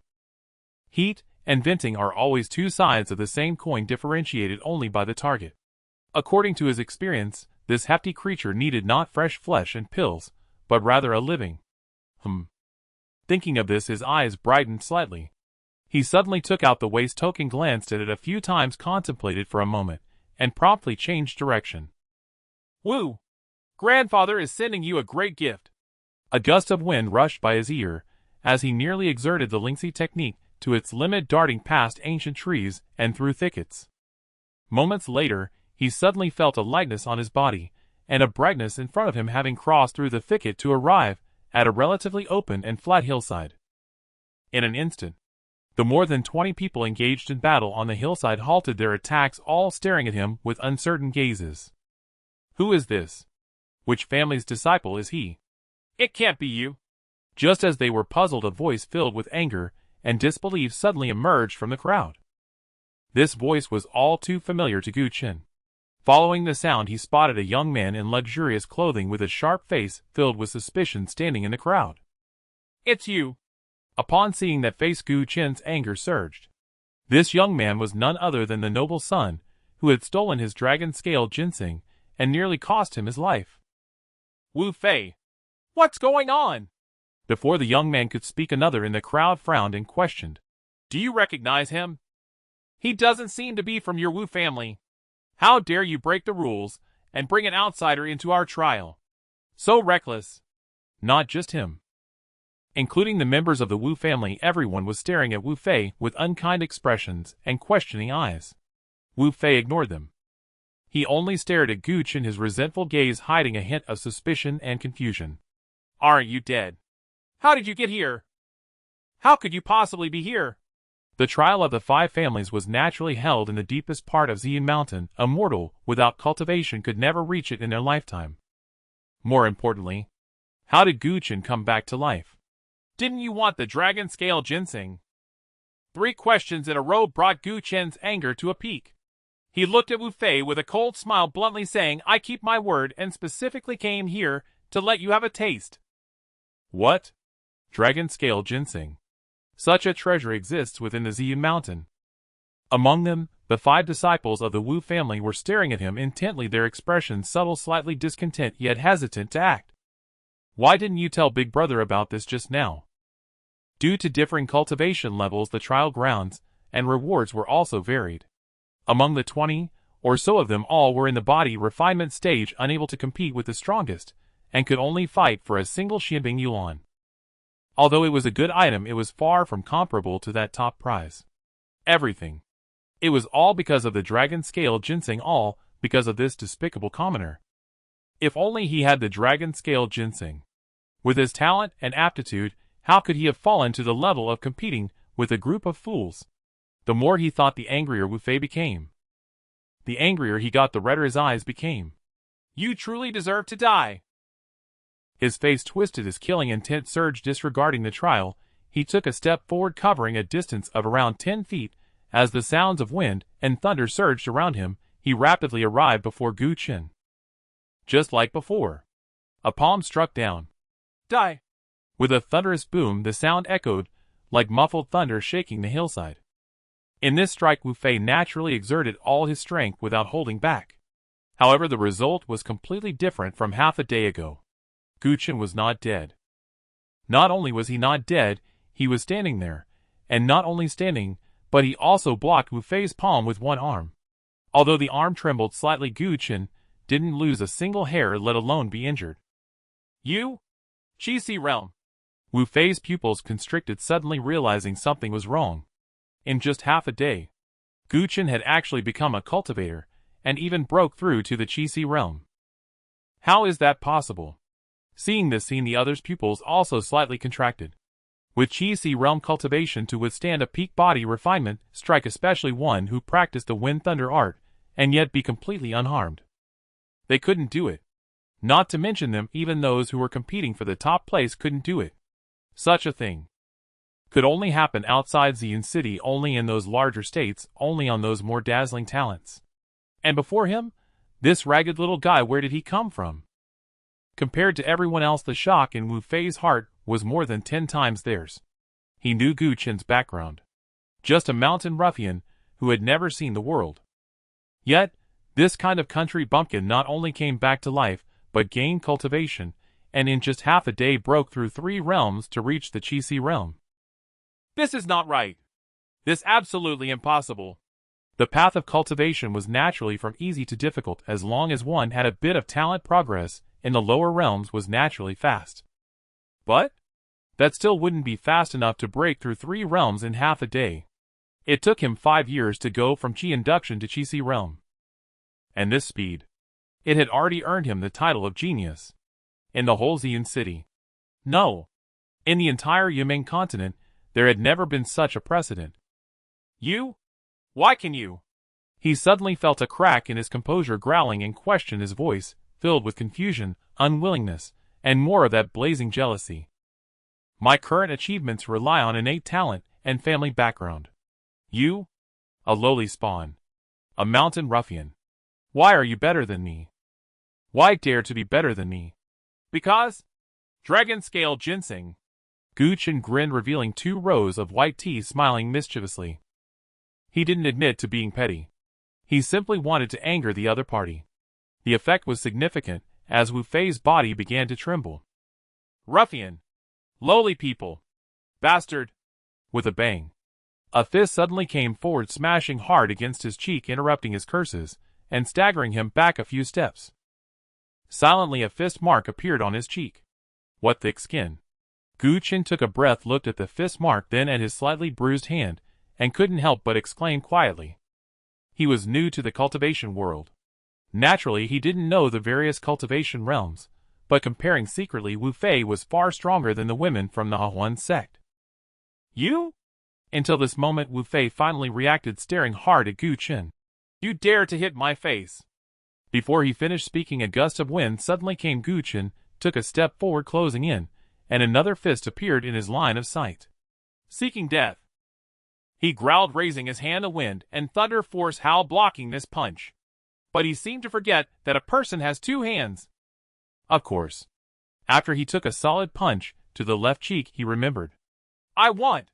Before he could speak, the 4th punch had already come. Then came the 5th punch, the 6th punch, the 7th. Gu Qin's punches were not fast, just at the normal Qi realm level, and they were not heavy either, only at the normal Qi realm level. But Gu Qin's punches were many. One punch after another. one punch after another. The punches flowed endlessly in the dazed eyes of the crowd. It seemed like they saw little streams flowing past them. Compared to them, Gu Chen's feelings were much deeper. Earlier on the road, he only discovered the particularly lasting characteristic of the Lingxi art, but now immersed in his heart, and continuously throwing punches, he faintly glimpsed some true meaning of Lingxi. Its flow is gentle, its sound is murmuring, its momentum is continuous. Its rhythm is profound, its force is resilient, its will is steadfast. This is called Lingxi. People only recognize the towering green mountains, vast and majestic, but do not see that the winding Lingxi, its momentum is not obvious, yet it can split stones and open mountains. Just like now. Just like this moment. Just like Wu Fei's situation, he felt like he was about to split open. From the moment he started throwing punches in just a short, while Gu Chen had thrown over 300 punches. In the first 100 punches, he bore them easily, feeling only surprise and anger. In the middle 100 punches, he began to find it somewhat strenuous, and his surprise and anger turned into fear. In the last 100 punches, he was already forced to stagger back by Gu Chen. The peak body refinement physique felt unreal. Not only was it painfully splitting, but his heart was also filled with horror. In various realms, the amount of spiritual power one could hold naturally had its limits. Wu Fei also understood how much spiritual power a Qixi realm could hold. It was impossible to support Gu Chen throwing 300 punches with full force. But right now, Gu Chen's spiritual power seemed boundless, as if it could never be depleted, not to mention 300 punches. Throwing another 300 was possible. More importantly, Gu Chen was clearly just in the Qixi realm, his physical strength far inferior to his, yet he could throw so many punches. His arms should have broken long ago. How could he still lift them? With doubts in his heart, his movements suddenly slowed for a moment, and he was immediately caught up in Gu Chen's flow. Clearly not strong. Yet it gave him the feeling that he would be swept to the bottom and die unable to escape at all. Bang! Bang! The sound of fists howling. Each punch landed on flesh. As the crowd watched Wu Fei, who was like a fluttering leaf completely devoid of the power to resist, they were momentarily taken aback. Wu Fei. This second genius of the Wu family, who had the strength to dominate all of them, and was about to obtain the Xianbing Yulan, was about to be killed by a wild kid, who appeared out of nowhere. Brother too.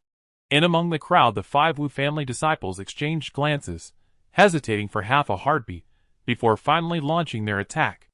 And Brother 2 was not a blood relative. Life and death meant little to them. But if Wu Fei were truly beaten to death, right here before so many witnesses, the Wu family's honor would be utterly disgraced. All 5 struck at once. Razor-sharp gusts lashed out in rapid succession, each humming with the faint ominous resonance of wind and thunder. And Gu Chen's heart clenched with alarm. His mind instantly snapped out of that serene, unceasing streamlike state. He forcibly halted his fist mid-thrust, and stood rooted in place, refraining from further action. None dared pursue. And who knew whether Gu Chen could unleash another 300 blows? You!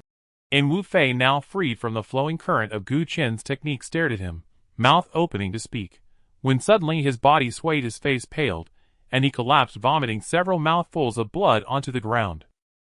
A collective shiver ran through the onlookers. In so grievous an injury. In glancing again at Gu Chen, they revised their estimation of his strength, utterly stunned by what they had just witnessed, a cultivator at the Qixi realm, nearly slaying a body-forging peak expert. In such a feat was unprecedented, beyond anything they had ever seen or heard of. Dozens of gazes fell upon Gu Chen, filled now with astonishment, suspicion, and wariness. Yet he seemed oblivious, his eyes fixed instead on his own arms, numb, trembling violently, yet blazing with an unnerving incandescent light. Strictly speaking, this was the first time, since embarking on his cultivation path, that he had engaged in direct, heated combat. And the result had fully confirmed the truth of those final lines inscribed beneath the Lingxi art. To wield a mortal body against a celestial prodigy. And calling Wu Fei a prodigy might be generous, perhaps even laughable, but Gu Chen's own constitution, declared by the old master himself as utterly ordinary, was undeniably, irrevocably real. Shall we continue? And the spiritual current within his meridians remained perfectly still and tranquil. Yet his gaze burned like white-hot flame as he lifted his eyes toward Wu Fei and challenged, eager and fierce. If I fail to kill you, consider me your father. Wu Fei suddenly clenched his fists, tightly. And he uttered no reply. And he was afraid, truly afraid. And for if this continued, Gu Qin might well end his life. Yet the deeper his fear ran, the sharper his dread grew, mingling with jealousy with resentment, and culminating in a terror so profound that he could not bear the thought of Gu Qin drawing one more breath. To be perfectly honest, and he drew a deep, steadying breath. His sinister gaze swept across the assembled crowd as he gritted his teeth. Half a day ago, when I first laid eyes on him, he was nothing but a low-born peasant from the wilds. Yet half a day later, he has already broken through into the Qi realm. As for his true strength, you have all witnessed it for yourselves. And the crowd stirred inwardly. And could it be? And the dragon scale ginseng is indeed real. And seeing he had successfully seized their attention, Wu Fei added, Yet even the dragon scale ginseng cannot reverse fate itself. It lies upon him. Ni's gaze snapped back, locking onto Gu Qin with undisguised murderous intent. And he must possess some other world-shattering fortune, one capable of overturning destiny itself. At these words, the crowd's eyes flared with sudden intensity. Gu Qin's appearance certainly matched that of a rustic commoner. If Wu Fei spoke truth, then the fortune he carried was surely beyond anything they could fathom. In an instant, dozens of gazes fell upon Gu Qin once more, not with wary suspicion, but with searing ravenous greed. In merely half a day, such a staggering transformation. And this fortune far surpassed any mere trial reward. Their hearts blazed with fervor. Temporarily abandoning the trial, they stepped forward slowly, encircling Gu Qin in a subtle tightening ring. And yes, Gu Qin was formidable. But they felt no fear. For across both the mundane world and the cultivation realm, one truth remains: eternal strength lies in numbers. Boy! Though the common man bears no guilt, possessing treasure makes him culpable. Never mind, you are but a crude, uncouth rustic, such wisdom is likely lost on you. A young man clad in azure robes stepped forward from the crowd and addressed Gu Qin directly. If you truly harbor a secret, surrender it, and I shall spare your life. Bang! And the word die had yet to leave his lips, when a fist swollen twice its former size and mottled violet and bruised purple slammed into his face. Caught utterly off guard, and possessing only mid-level body forging cultivation, he lacked Wu Fei's resilience. With a shriek of agony, he was hurled backward through the air. He struck first. And he actually dared strike first. And did he not see he was surrounded? And even Wu Fei, along with everyone else, was stunned. Three thoughts flashed through their minds in rapid succession, leaving them utterly dazed by Gu Qin's raw, unorthodox blow. By the time they regained their wits, Gu Qin had already slipped past them, ascending toward the mountain summit. And Wu Fei was no stranger to Gu Qin's unorthodox methods. He recovered fastest, and the moment he saw Gu Qin's direction, realization struck like lightning. His expression turned ashen. No! My Xianbing Yulan! And this slope served as their trial ground. And beyond it, rising higher up the mountainside, lay the prize of their trial. Xianbing Yulan, the frost-veined orchid. And though less rare than the dragon scale ginseng, it remained a treasured, seldom-seen spirit herb. Die! And at that very moment the azure-robed youth staggered upright, clutching his shattered face, his eyes venomous, and features twisted, as he spat, voice thick and garbled. Pursue! Pursue him! And that single punch had nearly pulverized his face. I want him! Buried without a grave! Coincidence, or cruel irony, struck as the first syllable left his lips. The earth beneath his feet trembled faintly. The tremor intensified rapidly. Within moments the entire hillside began to quake. Instinctively the azure-robed youth glanced behind him. Roar! In the next instant, a deafening roar erupted, furious, agitated, savage, and charged with a strange, desperate yearning. From the forest below, a colossal beast lunged forth, crashing down before the crowd with a thunderous impact. The onlookers froze once more, then recognizing the creature recoiled in shock. Jiugu lizard! Fourth tier! The azure-robed youth instinctively named the monstrous beast, and its rank his eyes wide with disbelief. He knew the Jiugu lizard well. It was a common spirit beast. But a fourth-tier Jiugu lizard. That defied all expectation, defied reason. Not a century ago, after the spirit beast uprising and the subsequent Great Purge, how could such a high-tier beast possibly survive in Ziyu Mountain? Impossible. N. How could this be? In silence gripped the crowd, until he broke it. And at that precise moment, the creature's baleful crimson and emerald gaze locked onto him. Their eyes met. Not chill shot through the azure-robed youth. He panicked, instinctively twisting his body to shield his most vulnerable points. But stillness would have been safer. Ni's movement was the final spark. The Jiu-Gu lizard could restrain itself no longer. That pink pill possessed overwhelming power. At first, as its effects surged, the beast retained a sliver of rationality, knowing it should seek a female in the mountains.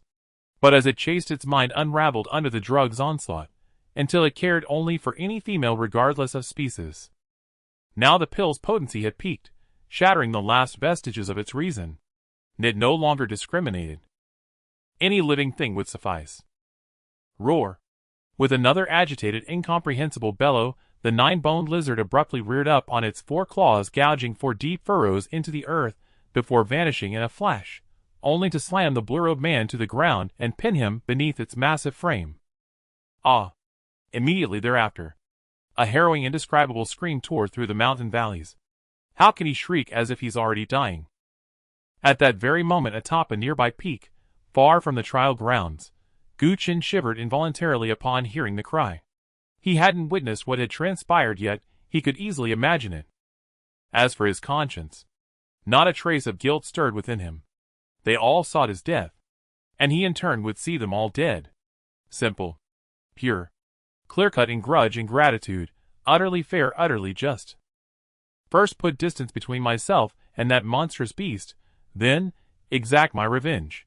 Wu Fei remained etched in his mind, unforgotten, unrelenting, destined to die by his hand. Carrying this unwavering resolve, he leapt and landed repeatedly, only to notice the temperature dropping steadily with every step forward, while a faint, exquisite fragrance, distinct from that of the dragon-scale ginseng, drifted subtly on the air. A treasure. His pulse quickened.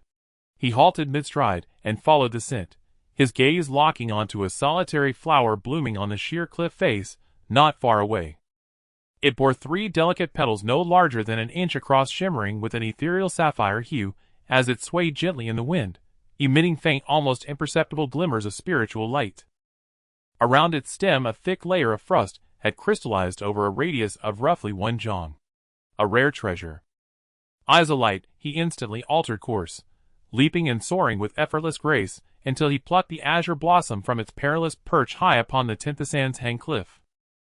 In that instant, a piercing, bone-deep cold seeped into his body, coursing through his limbs and meridians, restoring sensation even to his swollen, near-shattered arms. Gu Qian's eyes blazed brighter still. Instinct whispered that though this orchid might fall short of the ancient ginseng, it far surpassed ordinary spirit stones in potency. Hand over the orchid. Give it to me, now. Just then a voice erupted, strained, barely containing volcanic fury bordering on hysteria. Gu Qian froze. Turning back, he saw Wu Fei, and several other Wu family disciples, racing toward him. All except Wu Fei. For expressions of dazed confusion and raw terror, as if they'd witnessed something unspeakable or stumbled upon a sight forbidden to mortal eyes.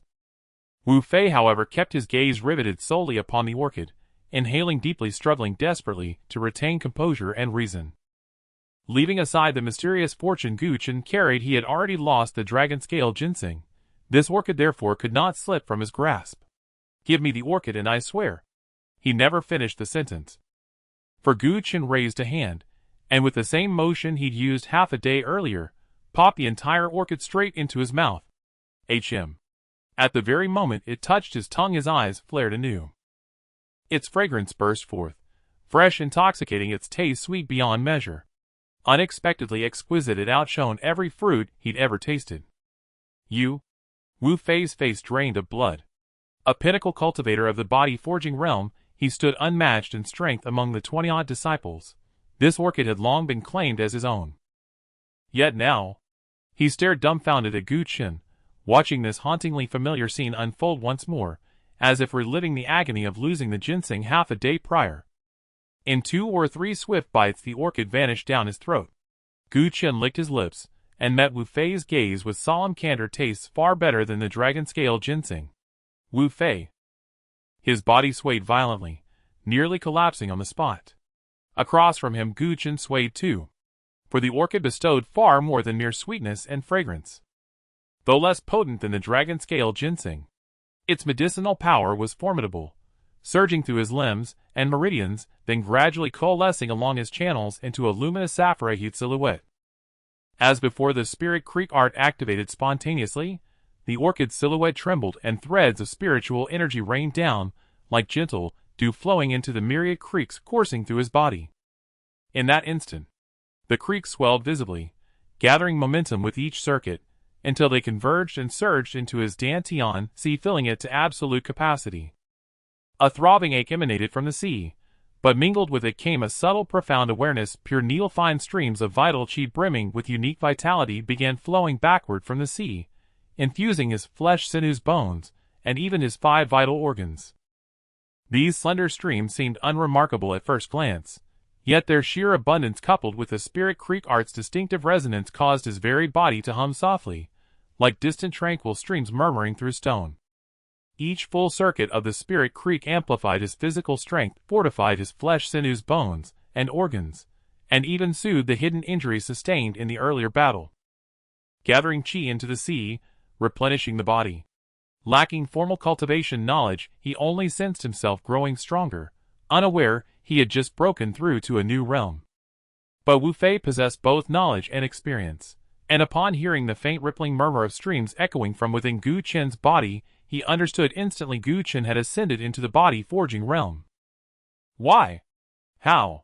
His fists clenched until nails bit deep into his palms, unfelt, unnoticed, as he glared at Gu Chen, eyes burning with venomous resentment and bitter despair. So great his fortune, so swift his breakthrough. Fine. But must he even be more handsome than I? In a flash, as if sensing the gaze, Gu Chen turned his way, eyes radiant as celestial stars, flashing a dazzling toothy grin. Now, you can't escape. Thump.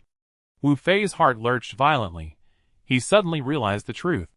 What he needed most wasn't envy or bitterness, it was flight. Even at the Qi realm, Gu Chen had nearly overwhelmed him. Now, as a body-forging cultivator, Gu Chen was utterly beyond his reach. The thought had barely formed, when Gu Chen, unable to contain his thirst for vengeance any longer, launched himself forward in a lethal charge. At the instant, he sprang. The rugged mountain stone beneath his foot didn't merely yield. It sank inward over an inch deep, while a hair-thin fissure split the rock with a sharp crack. Compared to before, his strength and speed had each doubled, while his physical resilience continued ascending steadily, sustained by the ceaseless flow of the spirit creek, its upper limit for now immeasurable. Of course, killing Wu Fei. Effortless. Join me, now. Seeing Gu Chen close, and Wu Fei snapped back to awareness, and whirled toward the 5 disciples beside him. If this youth is not eliminated, he will become the Wu family's gravest internal threat. Spare no effort. Kill him. His fortunes shall be shared among us all. At first the 5 hesitated, but at the final words their eyes lit up, resolve hardening without a trace of doubt. Body forging? So what? 6 against 1, we hold the advantage. Halfway through that thought, they sensed something wrong. The count was off. Glancing instinctively around, they found Wu Fei had abandoned them entirely, leaping and bounding sideways straight into the dense undergrowth. In that instant, with their strongest ally gone, 6 unknown became 5 unknown, and their advantage halved. Wu Fei. One disciple exploded in rage. You treacherous cur. Before the curse could finish, a howling gust of wind struck, followed by a fist surging into his field of vision. Oh no! The Wu clan disciple felt a chill in his heart, forgetting to scold Wu Fei as he crossed his arms in front of him. He thought to himself, with his mid-stage body refining cultivation, it shouldn't be too difficult to take this punch heathen. Crack. The fists collided in an instant, accompanied by a clear sound of bones cracking. How is this possible? A sharp pain surged, and the Wu clan disciple's pupils suddenly constricted as he looked at Gu Chen. Did I not catch it? Was I too rash? Or is he just too strong? As these thoughts crossed his mind, he failed to see Gu Chen's face, only noticing another fist. Bang! Bang! Gu Chen's fist seemed like a flowing stream, just as before once it rolled his opponent and it continued relentlessly, almost ceaselessly. The punches fell incessantly heavier and faster than before. Though it was still a stream, the flow was now much more turbulent. In just 2 breaths Gu Chen had thrown over 10 punches, and when the final punch landed it struck the man squarely in the heart. With a loud bang, the body flew backward, soaring several yards, before crashing to the ground completely motionless. This scene left the other 4 utterly dumbfounded. "I'm in a hurry. You all come at me together." With one punch that killed a man, Gu Chen's momentum did not cease, directly sweeping the 4 into his onslaught. Bang, bang, bang. The wind from his punches swept through. It became even fiercer. The flow of spiritual power within his meridians accelerated, making his punch even more difficult to resist. Clearly he was fighting for. Yet the advantage was his. And it was an overwhelming advantage. The wind from his punches howled past, whipping up dry leaves, which changed shape continuously, with his punches ultimately transforming into a stream of dry leaves that rushed skyward. At this point the Lingxi punch technique had taken shape, completely throwing the 4 off balance, leaving them with no power to resist. Bang, bang, bang, bang. After just a few more breaths, 4 crashing sounds rang out in succession, as the 4 figures flew backward, each suffering broken bones, and spitting blood, dying tragically on the spot. From the moment he struck until now, in total, it was merely a moment. Yet, a late-stage body refining practitioner, 3 mid-stage body refining practitioners, and 1 early-stage body refining practitioner were all brutally killed by him.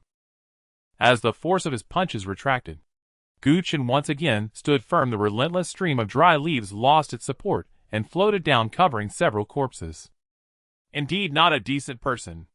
Looking in the direction where Wu Fei had fled, his expression darkened, and he gritted his teeth, saying, "If I don't kill you this time, I'll take your surname." With that he moved. He too vanished into the forest, but just half a breath later he surprisingly returned to the scene, his expression somewhat solemn. "Almost forgot the main task." He reached out his hand.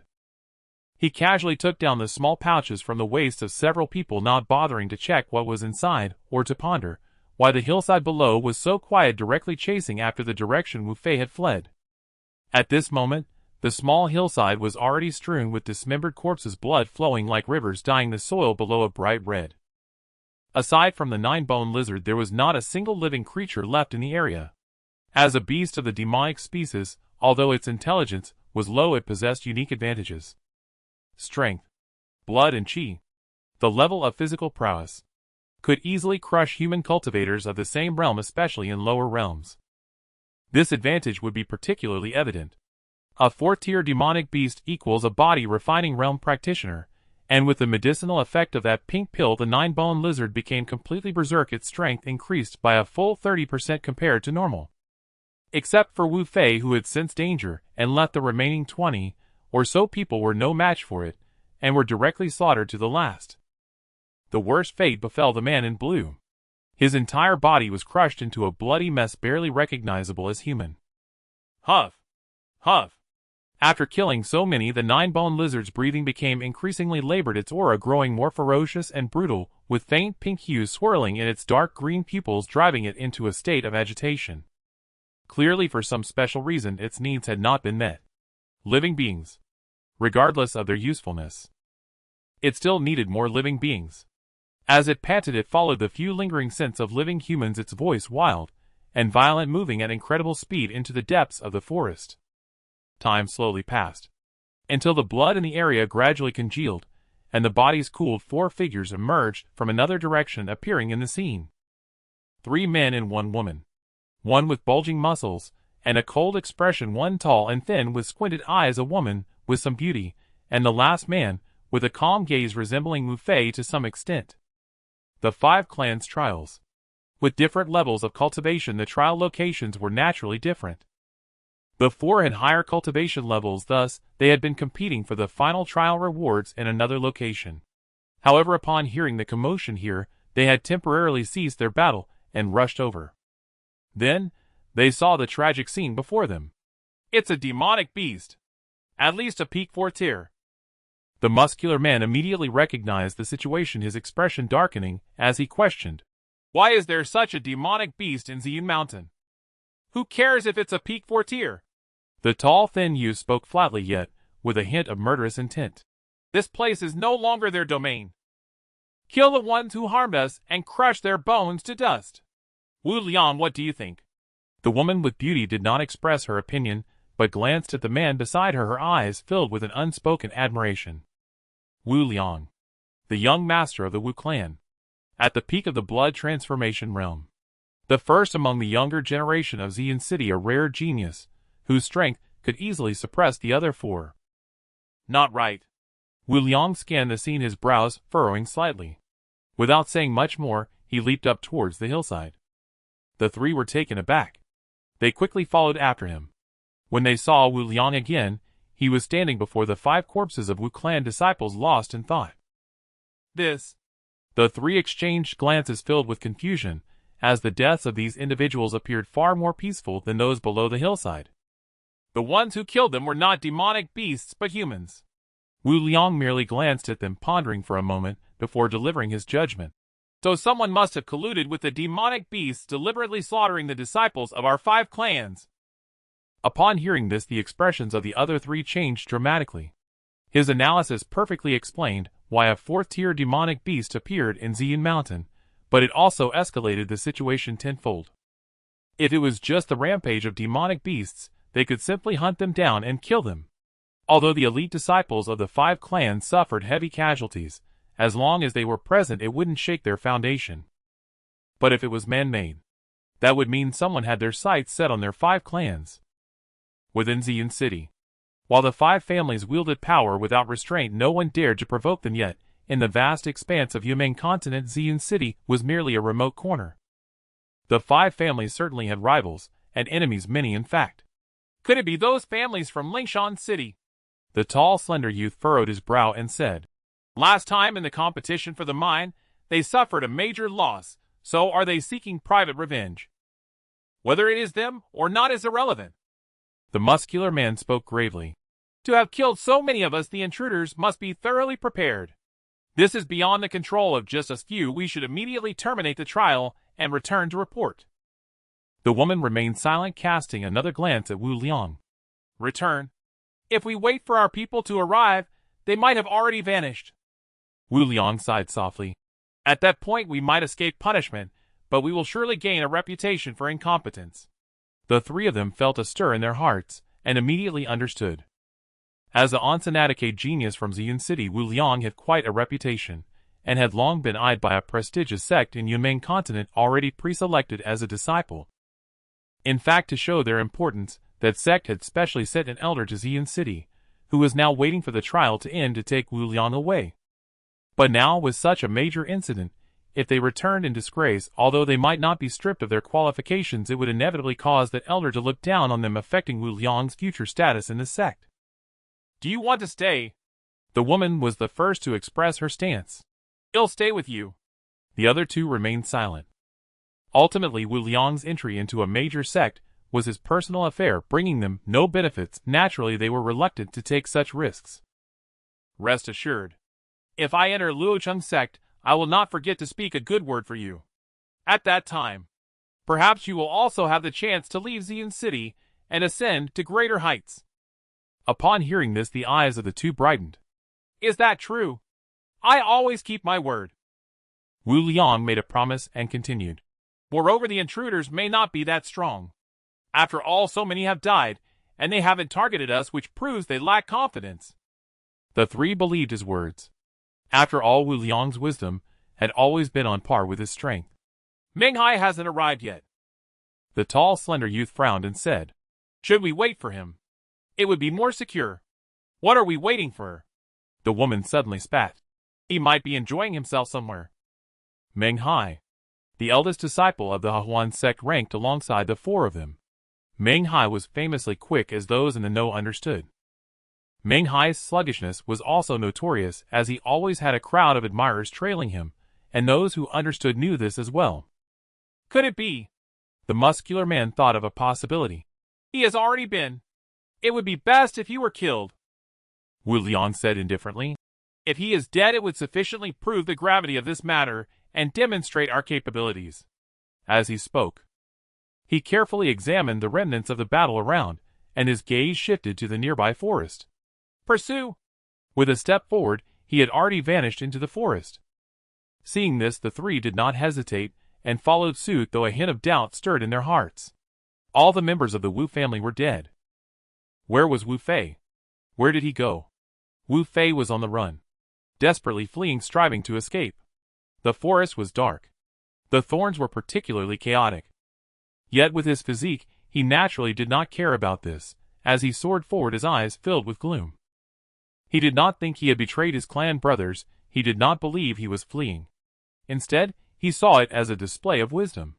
Within the Wu family, including his elder brother, anyone could perish, but he, the second young master of the Wu family, must not die. Wait! You wait for me! Thinking back to half a day prior, when he could easily crush them, now he was being chased in a panic by the lowly peasants, his face twisted in rage. I will definitely. Huh? Just as he was about to say this, he suddenly sensed something halting in his tracks, alertly looking ahead. Amidst the rustling, a figure emerged from the depths of the bushes, appearing before him. Despite the darkness of the forest, his eyesight still allowed him to clearly see the figure's features. Dressed in pink with a delicate appearance and adorned with a pink hairpin, the face bore a somewhat feminine quality. A striking figure. It was none other than the eldest disciple of the Hahuan sect, pursuing him closely. Meng Hai! Upon seeing the newcomer, Wu Fei froze, secretly relieved. During the trial, although casualties were inevitable, the five families had their own rules involving direct descendants. One could only be defeated, not killed. Of course, even with this rule in place, he would not show a good face to Meng Hai. When they met, at most he would exchange a few harsh words. But now, aside from harsh words, he had much more to say. Yet, before he could speak, Meng Hai flickered, arriving right before him with his somewhat feminine eyes filled with fury and murderous intent. I found you! Wu Fei. He felt something was amiss. You? Return my junior sister's life. Wu Fei. What junior sister? Without waiting for him to speak, Meng Hai, filled with pent-up rage, raised his palm, and a flash of pink light swiftly struck him. With a thud. He didn't even have a chance to shout. His body was immediately sent flying over 10 jom, crashing into the thicket behind. Gu Chen's figure swiftly maneuvered through the thicket. Having broken through once more, his speed far surpassed before. Furthermore, having grown up in the mountains, he moved effortlessly, and after a short chase, he faintly heard sounds ahead. Not far now. His spirits lifted just as he was about to gather his strength and pursue directly. He suddenly saw an unknown object flying towards him from the shadowy trees ahead. His heart sank. He quickly stopped his advance. In the next instant, that unknown object landed with a thud right before him, rolling a few times before coming to a halt. It was a person. All bones broken, blood flowing from 7 orifices, breath faint. The injuries were so severe that though alive, they were practically incapacitated. Looking at the appearance, it was precisely Wu Fei, the target he was pursuing. You? Looking at this arch-foe who had returned from fleeing, Gu Chen's face bore a strange expression. How convenient. Delivered right to him. Upon seeing Gu Chen, Wu Fei's breathing quickened significantly, blood gushing from his orifices. Who are you? Before Gu Chen could make a move, a somewhat feminine voice suddenly rang out from not far away. Who? Gu Chen's gaze sharpened, his guard instantly raised, and he looked over to see Meng Hai approaching slowly. Their gazes locked. Both of them furrowed their brows simultaneously, feeling that the other was too peculiar. Meng Hai found Gu Chen strange because he was dressed in an overly rustic manner, completely unlike a young master from a prominent family. Moreover, he had 6 storage bags hanging at his waist. At a glance, Gu Chen appeared both rustic and ostentatious. He suddenly sensed something amiss, his gaze shifting back to the storage bags at Gu Chen's waist, fixating on one of them. This storage bag was very special. Not only was it unique to the Hahuan sect, but it was also the token of affection he had personally given to his little junior sister. You actually made this. In an instant, he seemed to understand something, glancing at Gu Chen, and then at Meng Hai, his eyes filled with astonishment and confusion. Did I find the wrong person? Wu Fei. Meng Hai! He struggled to speak, mumbling the dirtiest words of his life towards the other party. Remarkably, Meng Hai was not angry with him, as he too felt that his actions were too hasty and careless. "It's you." He raised his gaze, a hint of killing intent emerging, staring at Gu Chen as he enunciated, "It's you who killed my little junior sister." Gu Chen appeared contemplative. From the other party's demeanor and this ambiguous dress, he had already vaguely guessed the other's identity.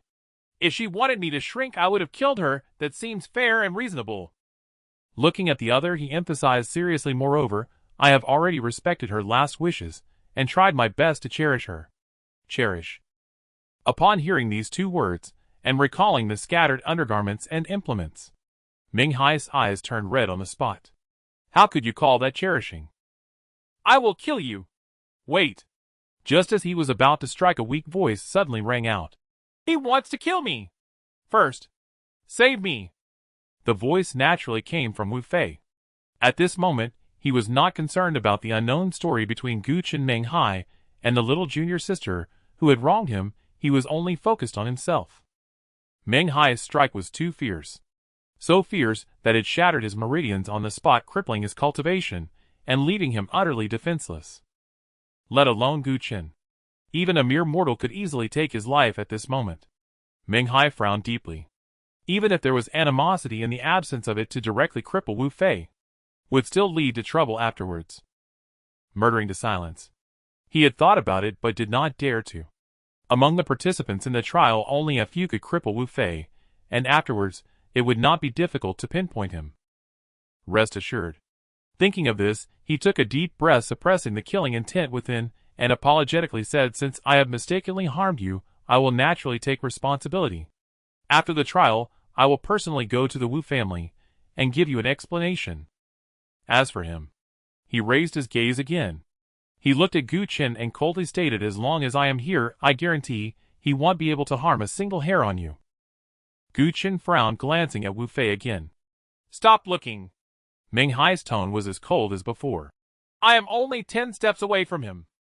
Gu Chen was taken aback, instinctively measuring the distance between himself and Wu Fei. No more than 3 steps. "Even if you are just within arm's reach, you cannot move against him." Ming Hai seemed to know what he was thinking, his tone serious, his voice filled with absolute confidence. "Because within 10 steps no one is faster than me." Upon hearing this, Wu Fei suddenly sighed in relief, and then he recalled the characteristics of Ming Hai's wind control technique. Fast. Particularly fast, that kind of fast. This was also the reason why he, despite being at the late stage of the essence refinement realm, could make the other 3 essence refinement practitioners aside from Wu Liang feel troubled. More importantly, not only was the opponent fast, but he also had a sharp mind, better at analysis, and preferred to strategize before acting. Generally, he would not make guarantees without certainty. Finally, he wouldn't have to die. Thinking of this, he let out a long breath, momentarily disregarding his hatred for Ming Hai, and with great difficulty turned to look at Gu Chen with a smile. A triumphant smile. "In the end, you will still be the one to die. But it won't be enough just for you to die." Taking a deep breath, his eyes filled with cruelty, he enunciated, "Where is your home? Point in a direction." The words were not finished. A fierce gust of wind surged through the forest, and a fist slammed hard against his chest. "Point your." Gu Chen's curse arrived as expected, but unlike the previous time suppressed anger, it was filled with the clarity and satisfaction of beating a sworn enemy. Life force rapidly dissipated. Wu Fei's gaze also turned blank. In the final moments of his life, he couldn't care less about what Gu Chen had cursed, instead using his last ounce of strength to look at Ming Hai.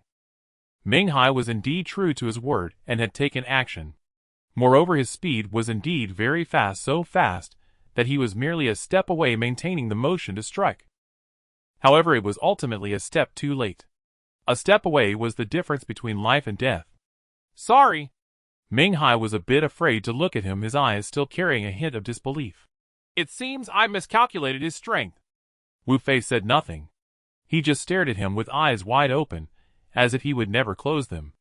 As he reached out to take Wu Fei's storage bag, Gu Chen then looked at Ming Hai seriously and said, "Within 3 steps I am both fast and accurate." Ming Hai said nothing. His body began to tremble. It was not from Wu Fei's gaze, but from the anger of Gu Chen. The grudge for his little junior sister. The pain of injuring a comrade. The humiliation of being provoked. All of this pushed the killing intent within him to its peak. He raised his head. He looked at the mere step away Gooch in his face filled with a chilling killing intent. You have successfully angered. With a bang. Before he finished speaking, a fist had already slammed hard against his face. Staggering back a few steps, Meng Hai was both furious and shocked. Furious. It was because Gu Chen's moves were wild and unrestrained, catching him completely off guard. Shocked. It was because Gu Chen's fists were fast, accurate, and powerful. Even though he was already at the essence refinement realm, his physical strength far exceeded Wu Fei, he was still left dazed. This kid. Where did he come from? Whoosh. Just as this thought crossed his mind, a gust of wind suddenly rushed and aimed right at his face. Compared to him, Gu Chen, who did not understand the rules of the cultivation world, had a much purer mindset, and did not overthink. It wasn't that he wasn't clever. He simply felt it was unnecessary. If the one surnamed Wu wanted to kill me, I would kill him first. If this ambiguous guy wanted to kill me, I would do my utmost to kill him. Whether he could win or not was irrelevant. It was absolutely fair and reasonable. Die! Gu Chen struck with incredible speed and decisiveness, the force of his fist sweeping towards Meng Hai, in an instant grazing his cheek. He no longer considered too much nor held back, letting out a furious roar. As he stepped forward, his spiritual energy flowing, causing his figure to become ethereal and agile, his speed surpassing Gu Chen. Bang! He arrived first, firmly grasping Gu Chen's fist that was aimed at his cheek. The moment he grasped Gu Chen's fist, Meng Hai raised his other hand, a faint pink light swirling around the edge of his palm, silently drifting toward him. It seemed like a light motion. Yet in truth, it was incredibly fast and heavy. A chill ran through his heart. Gu Chen instinctively sensed a hint of danger. He fully activated the Lingxi art, the qi in his meridians surging like a bubbling mountain spring, growing ever more turbulent, causing his movements to hasten suddenly. He crossed one hand in front of him, forcefully blocking the strike. Bang! Bang! Bang! The sound of collision was like muffled thunder, the swirling force sweeping through the area, sending countless dry leaves flying, scattering across the sky. His body trembled. A hint of blood suddenly surged onto Gu Chen's face, and he felt his whole left side begin to go numb. Although Meng Hai's palm strike was powerful, it was still not enough to put him in such a passive position. However, beneath the force of his palm there was an indistinct yet bizarre vibrating sensation that penetrated through his flesh and bones, reaching deep into his marrow. Body tempering. Bone refining. It seemed like a mere realm apart, yet the effects were entirely different. The former was intended to strengthen the muscles, bones, and internal organs, enhancing one's physical strength, providing a more resilient physique akin to armor, protecting the body's most vulnerable areas. The latter, however, further delved into the bones, amplifying and activating the innate marrow power, generating qi from the marrow, blood from the qi, and strengthening the innate blood vitality. Thus one could be considered to have undergone initial refinement when the body was unified inside and out, with no obvious weaknesses remaining, allowing him to sense the myriad orifices of his body in preparation for advancing into the qi passage realm. Gu Chen was unaware of these common knowledge, yet he understood that this seemingly neutral individual before him was vastly superior to Wu Fei. So you're just an early-stage body tempering. Upon engaging, Meng Hai accurately discerned Gu Chen's realm. Just as he was about to speak, he suddenly sensed something amiss. Gu Chen had broken through. From the initial stage of body tempering, he had advanced to the mid-stage. In that instant of breakthrough, Gu Chen felt the numbness in his left half return to sensation. Earlier he had only aimed to kill Wu Fei, not paying attention to the changes in the phantom of the ghost orchid. At this moment, with a slight sense, he realized that the phantom of the ghost orchid still hung above his meridians, with plenty of medicinal power remaining. Moreover, due to Meng Hai's strange vibrating force, the speed at which the phantom of the ghost orchid decomposed had increased dramatically. His eyes suddenly lit up. He might not understand cultivation, but he knew what this meant. It meant that the medicinal power of the ghost orchid could be completely absorbed within a short time, meaning that the essence of spiritual energy returned from his dantian would greatly increase. Even more significantly, as long as he thoroughly absorbed the medicinal power of the ghost orchid, he could quickly bridge the gap and had a high probability of killing the opponent. You look like a woman, and your strength is like that of a woman. Upon thinking this, he raised his gaze, firmly staring at Meng Hai, his eyes blazing as he said, No wonder your junior sister wants to shrink everyone she meets. Can you actually do it? One sentence. It completely touched Meng Hai's reverse scale. Die! He no longer cared why Gu Qin could break through during the battle, or whether he had some fortuitous opportunity. With reddened eyes, he stepped forward, launching a furious attack like a gale. He wanted to use Gu Qin's life to prove his strength. Bang! Bang! The forest was dark, shadows of trees swayed, and with the flying dry leaves accompanied by the sound of heavy fighting, an intense battle began once again. The battle was different from before. Although it was merely a transition from early stage to mid-stage, Gu Qin's physique had grown significantly stronger, akin to a thicker and more resilient armor protecting the only weak point of his physical body at this moment. The vibrating force still infiltrated everywhere, attempting to destroy the foundation of his body, yet he no longer found it difficult to resist. Although the qi and blood within him surged and fluctuated, causing him discomfort and nausea, he managed to endure it, and even found opportunities to counterattack with a few punches. Relying not just on his resilient will but also on the Lingxi art, which appeared ordinary yet concealed infinite possibilities. The Lingxi flowed gently. It could be both strong and soft. When he killed others, he had initially caught a glimpse of the Lingxi art's tenacious characteristics, swirling like a raging torrent to engulf and slay his opponent. Now faced with an opponent much stronger than himself, he unleashed another completely opposite characteristic of the Lingxi art. Meng Hai's onslaught resembled a violent storm sweeping through the forest and collapsing rocks. Yet, no matter how fast or fierce, it ultimately could not sever the gentle flow beneath the current.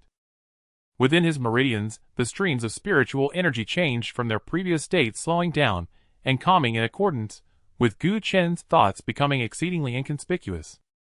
Yet precisely this gentle and flowing momentum bore and alleviated most of his opponent's force. Time flowed slowly. The battle grew more intense. Meng Hai was fast. The flow of Lingxi sped up as well. The two fought relentlessly, never lingering in one place for long, moving further and further away. Where they passed, the energy dispersed, rocks shattered and collapsed, and towering ancient trees fell, leaving nothing but devastation.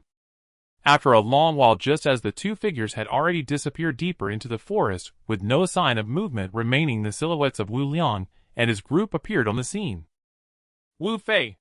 A glance at the scene, and the woman immediately noticed Wu Fei, who had died with resentment, unwilling to close his eyes. Her heart tightened, and she looked at Wu Liang. Useless. Wu Liang coldly glanced at Wu Fei's corpse, uttering 3 icy words before chasing after. In place, the 3 exchanged glances, hesitated for a moment, and then followed suit. They did not find Wu Liang cold-blooded. After all Wu Fei's reputation, even among the 5 great families, he was the most infamous. They hesitated. It was because they sensed something was off. Wu Fei was dead, yet according to the traces left in the scene, the battle had not ended. Who the opponent was evident. The more they fought, the more surprised Meng Hai became. He was from the Hahuan sect, not the Fool sect. Although he had misjudged twice earlier, his mind was still functioning normally. Naturally, in the ongoing battle, he caught a glimpse of Gu Qin's breakthrough secret. Most likely it was due to consuming spiritual medicines or pills before the battle. Yet, being able to allow someone to break through from the early stage of body tempering to the mid-stage, and even appearing to have surplus power, that spiritual medicine's potency was definitely extraordinary. If it were someone else, they would have sought a place to carefully refine it. Yet Gu Qin, as if unbothered, could absorb the medicinal power by himself, and even use the pressure of his bone-refining realm to borrow his strength to break through. What kind of freak was this? What cultivation technique was he practicing? As the thought passed, a hint of wariness emerged in his murderous gaze. He must not live. Absolutely, he must not be allowed to live. Die for me. With this thought, Meng Hai's figure flickered, his movements becoming 3-fold quicker and more ghostly. With a full-powered strike, Gu Qin was immediately sent retreating several zhang. Struggling to stabilize his body, he felt his head ringing, the qi and blood within him surging and rolling, causing him to spit out a mouthful of blood. The Lingxi art was indeed magical.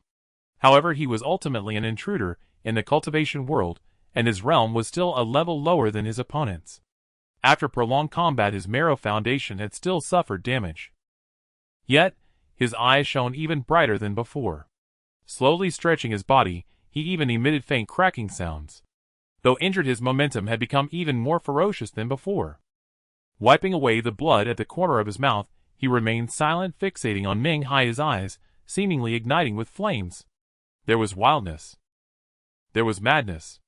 And a determination to absolutely kill you. Ming Hai's expression darkened. Gu Qin was injured, yet he appeared even more terrifying than before because Gu Qin had broken through again to the late stage of body tempering. With a loud bang. Just as this thought crossed his mind, Gu Qin suddenly exerted force under his feet several meters away, propelling his figure upward and shattering the rocks beneath him into pieces. For the first time, after battling for a long time, he finally felt the power to counterattack, and for the first time, he took the initiative to strike. His figure darted forward, and a fierce wind arose. The Lingxi formula within him shifted from its previous gentle flow to a sudden surge of rapid currents. He cast aside his injuries. Compared to the mid-stage of body tempering, his strength had increased significantly, and his speed had also improved greatly. In the blink of an eye, he crossed several meters without using any technique, simply delivering a straightforward punch downward. He couldn't understand why, but facing Gu Qin at this moment, Ming Hai felt as if he were confronting an unparalleled ferocious beast. Moreover, a wounded ferocious beast. With a loud bang, he instinctively defended himself, but felt as if this punch weighed 1,000 pounds, causing his blood to surge and his body to tingle as he faintly grasped the feeling Gu Qin had experienced earlier. Such a heavy punch. Ming Hai felt a tingling sensation on his scalp. Not to mention the later stages. Even in the peak of body tempering with the enhancement of techniques, his strength couldn't compare to Gu Qin at this moment. How could this be? Bang! Just as his thoughts turned, halfway, Gu Qin delivered another punch. This punch was even heavier than the previous one. You? Bang! Another punch fell, and it was even heavier. Just like Wu Fei, since encountering Gu Qin for the first time, Ming Hai felt a hint of an emotion called fear in his heart. He realized he knew nothing about Gu Qin. And based on his so-called common-sense analysis of Gu Qin, he was utterly mistaken. Who are you really? After fully bracing against Gu Qin's punch, he asked with red eyes. But, bang! What answered him was yet another heavy, swift, and fierce punch. Bang, bang, bang, bang. The Lingxi fist's momentum could not be stopped. Each punch was faster than the last. Each punch was stronger than the one before. Facing Gu Qin's punching force, Ming Hai seemed to hear a faint sound of streams flowing amidst the battlefield, the sound growing increasingly urgent and rapid, transforming into a torrential flow in mere moments, until finally it bore a hint of overwhelming force. Boom! Another punch fell, and it seemed to carry the momentum of a torrent crashing against the shore, staggering Ming Hai back. With each step, he retreated, his complexion paled further, until finally he retreated several meters away, and couldn't hold back, spitting out a mouthful of blood. On the opposite side, Gu Qin's punching force paused, his body trembled, and he spat out several mouthfuls of blood, a consequence of using all his strength, aggravating his previous injuries. Of course, to him now, whether he was injured or not was of no concern. He only wanted to kill Ming Hai. With a whoosh, the momentum of Lingxi surged again. He altered his prior ferocious momentum, approaching slowly. With each step, his gaze became threefold more intense. Hidden beneath that intensity was an endless wildness, bloodthirst, ferocity, and that resolute determination of "I must kill you." Ming Hai trembled. Gu Qin was indeed injured, but he had no doubt that if it continued, it would be him who would die. For the first time in his life, a thought suddenly emerged in his mind, an idea not to provoke Gu Qin. This. Huff. Huff. Huff. Before he could finish speaking, he was suddenly interrupted by a series of heavy breaths mixed with an unusual heat. Ming Hai was taken aback. Who is breathing? But Gu Qin's footsteps suddenly halted, and the wildness and bloodthirst in his eyes vanished instantly, as if he had faintly recalled something, and his scalp tingled. This breathing sound. He was not unfamiliar with it. He dared to kill Wu Fei, he wanted to kill Ming Hai, he dared to eliminate anyone who sought to kill him, yet he was utterly afraid of facing a beast. A beast in heat. He slightly raised his head. Seeing the sky darkening, he withdrew his punching momentum, muttering to himself, "It's time to go home and cook." Ming Hai Without waiting for him to react, Gu Qin's figure leapt, suddenly slipping into the nearby thicket, vanishing from sight. Meng Hai. He suddenly felt something was off. A bad premonition surged in his heart. This brat seems to be afraid. Afraid of what? With a whoosh. Just as this thought crossed his mind, the previously faint breathing sound suddenly intensified tenfold, and a red and green gaze pierced through the thicket behind him, falling upon him. This is bad. As if recalling something, he abruptly turned around. Roar! In the next moment, accompanied by a roar filled with anger, impatience, and ferocity, as well as an unusual desire, a massive creature suddenly leaped out from the forest, its blood-stained maw wide open, exuding a foul burning scent. Before he could react, he was bitten by half of his body, lifted directly. A surge of pain struck. Meng Hai suffered a heavy blow, his scalp tingling, and he immediately recognized it. The nine-bone lizard. It was the beast he had discovered earlier. Now the appearance of this nine-bone lizard was somewhat different from what he remembered. In its green pupils there were additional streaks of pink light, and it radiated a hint of lustful energy. Harmonizing pill. Coming from the harmonizing sect, he instantly recognized the special aura emanating from the nine-bone lizard. This was the unique pill of the harmonizing sect, the aura of the harmonizing pill. Just one. It could make a person both lustful and restless, unable to stop. Now looking at the nine-bone lizard, completely devoid of reason, suffering and agony. Clearly it had consumed more than one, likely a whole bottle. In the past, he had used this small harmonizing pill to subdue countless stubborn alchemical furnaces, relishing the sight of the other party being both lustful and restless, yet unable to release, believing it was the most captivating scene in the world. But if the target was the nine-bone lizard, what was captivating turned into horror. Because the other party simply couldn't release. Who fed it the harmonizing pill? With great difficulty, enduring the excruciating pain from his body, he continuously cursed the one who fed the beast the harmonizing pill, and a figure gradually surfaced in his mind. Besides Gu Qin, who was awkwardly rich, had no formal training, and carried a harmonizing sex storage bag, who else could commit such a savage act? Little bastard. If I survive, I will kill you. In the forest, Gu Qin's figure leaped rapidly, gradually distancing himself. With his current strength, and having Meng Hai as a shield, he could easily shake off the beast and leave safely. Logically speaking, he had now entered the cultivation world, eliminated his great enemy, and gained numerous resources. Returning now saying he was back home would not be an exaggeration. But unexpectedly, he furrowed his brows deep in thought, seeming not very happy, and his speed gradually slowed until finally he came to a complete stop. No! I can't just go back like this! After pondering for a while in place, he suddenly turned back, heading once again in the direction of the battlefield. In his mind, it was filled with Wu Fei's last words before he died. Where is your home? Point a direction. As Meng Hai speculated, the nine-bone lizard had indeed gone in circles without venting its fury. After all, it was merely a demon beast, and a fourth-tier one at that, far from achieving transformation.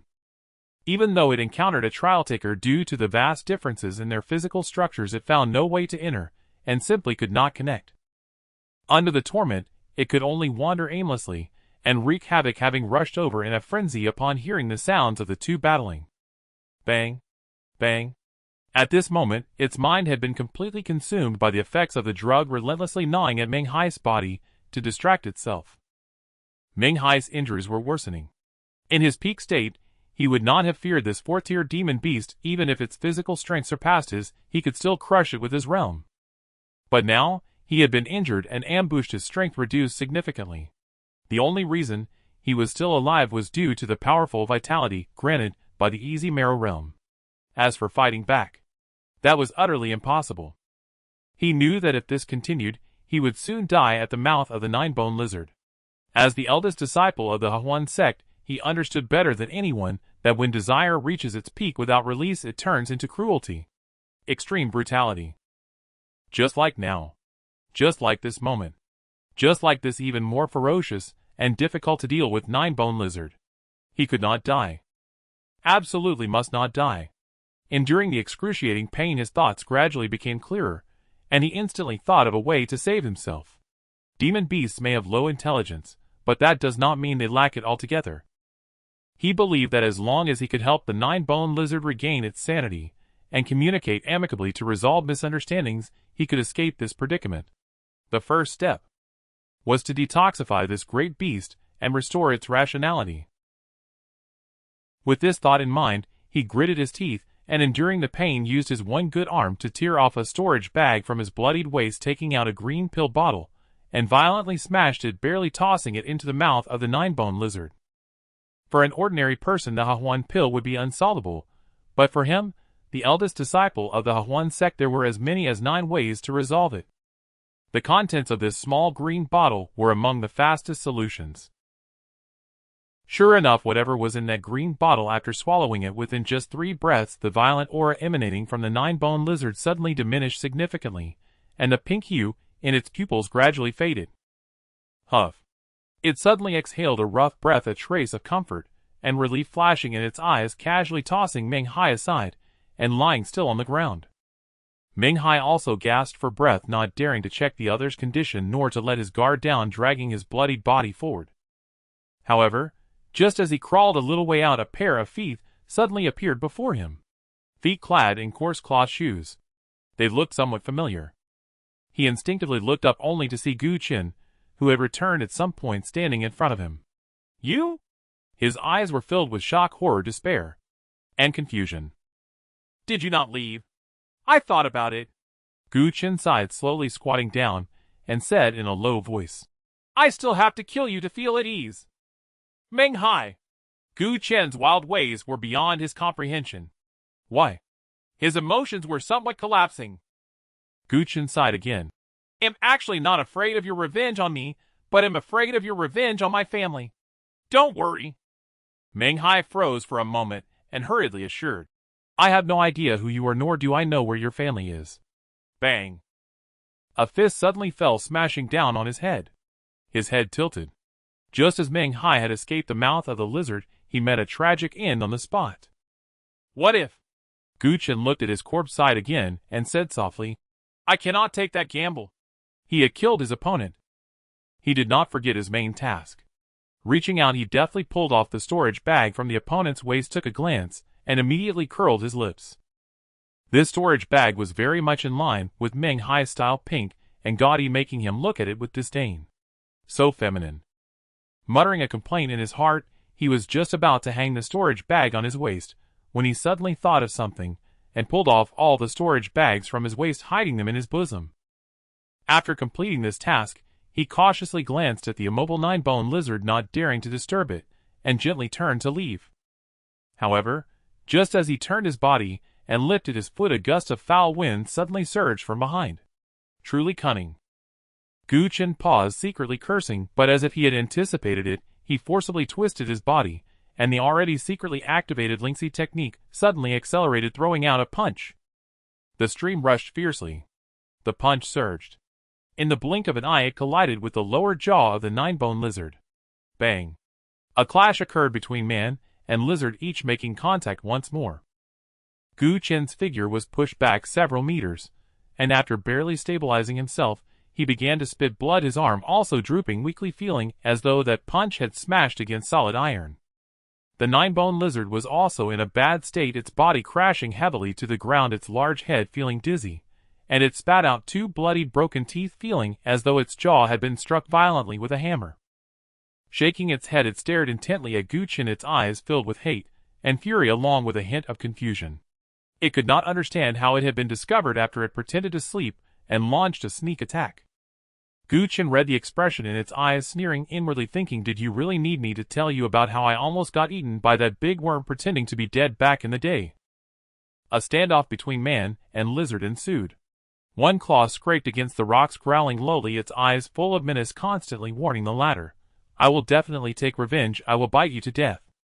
The other occasionally shook its one good arm, also warning the former, "I can break your teeth and crush your head." In this stalemate, both man and lizard were cautious, neither daring to strike first. It was not about finding an opportunity for a fatal blow, but rather a lack of confidence in delivering one. Gu Qin felt that this large brute was tough and resilient. In terms of physique, it far surpassed Meng Hai by 2 or 3 levels, and he definitely could not crush its skull.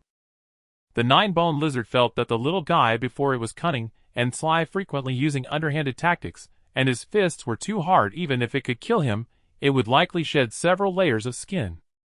As time flowed on, the sky grew increasingly dim.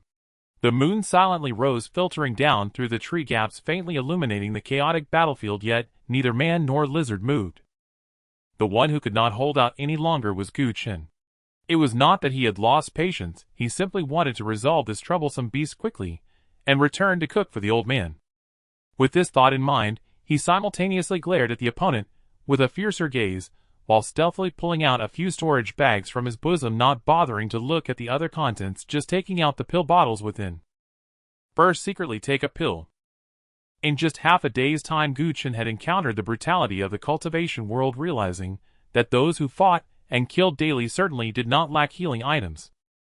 However, though there were about 10 pill bottles, they all looked quite similar, and as a novice, he was unable to discern which type of elixir was meant for healing, leaving him staring blankly, too afraid to consume any. Just as he hesitated whether to take a gamble and try, a low growl reverberated again, startling him. Looking up, he found the two green glowing eyes of the nine-bone lizard fixated on those pill bottles, its hatred considerably diminished, replaced instead by a hint of desire. Gu Chen's heart stirred. He tentatively picked up a pill bottle and asked, "Do you want to eat?" Roar. The nine-bone lizard instinctively nodded, its gaze filled with even more longing, momentarily forgetting the cruel treatment it had received from Gu Chen earlier. Gu Chen was filled with suspicion. After hesitating for a while, he opened a pill bottle and casually tossed a bright yellow pill over. Words could be spoken lightly, but one should not eat recklessly. This was a lesson learned from the painful experience the nine-bone lizard had just undergone, so this time it kept its mouth tightly shut. Only when the pill landed did it cautiously sniff the air, its eyes brightening slightly. It flicked its tongue, swallowing the pill, and then glanced again at Gu Chen's severed arm. "Is it for healing?" Gu Chen's heart stirred, yet he did not consume the elixir immediately. Instead, he carefully observed the nine-bone lizard's condition, and found that after taking the pill it looked much better, with the bleeding from where its tooth was broken also ceasing. Only then did he feel relieved, disregarding everything else, and poured all the pills from the bottle into his mouth. Roar. The nine-bone lizard felt a bit anxious. "Leave me some." Gu Chen had no time to pay it any mind. As the pills entered his stomach, they dissolved immediately, with cool and gentle energy flowing through his limbs and bones. His severed arm began to heal continuously, and the hidden injuries left from his battle with Ming Hai were also gradually recovering. His eyes brightened again. Looking back at the nine-bone lizard, his wariness lessened a bit. "Brother Lizard," he pondered and tentatively said, "I have a proposal you might want to hear." He gestured as he spoke. He expressed his intentions. "In short, you tell me how to use the pills, and I will share the benefits, working together for a win-win situation." Roar, roar, roar.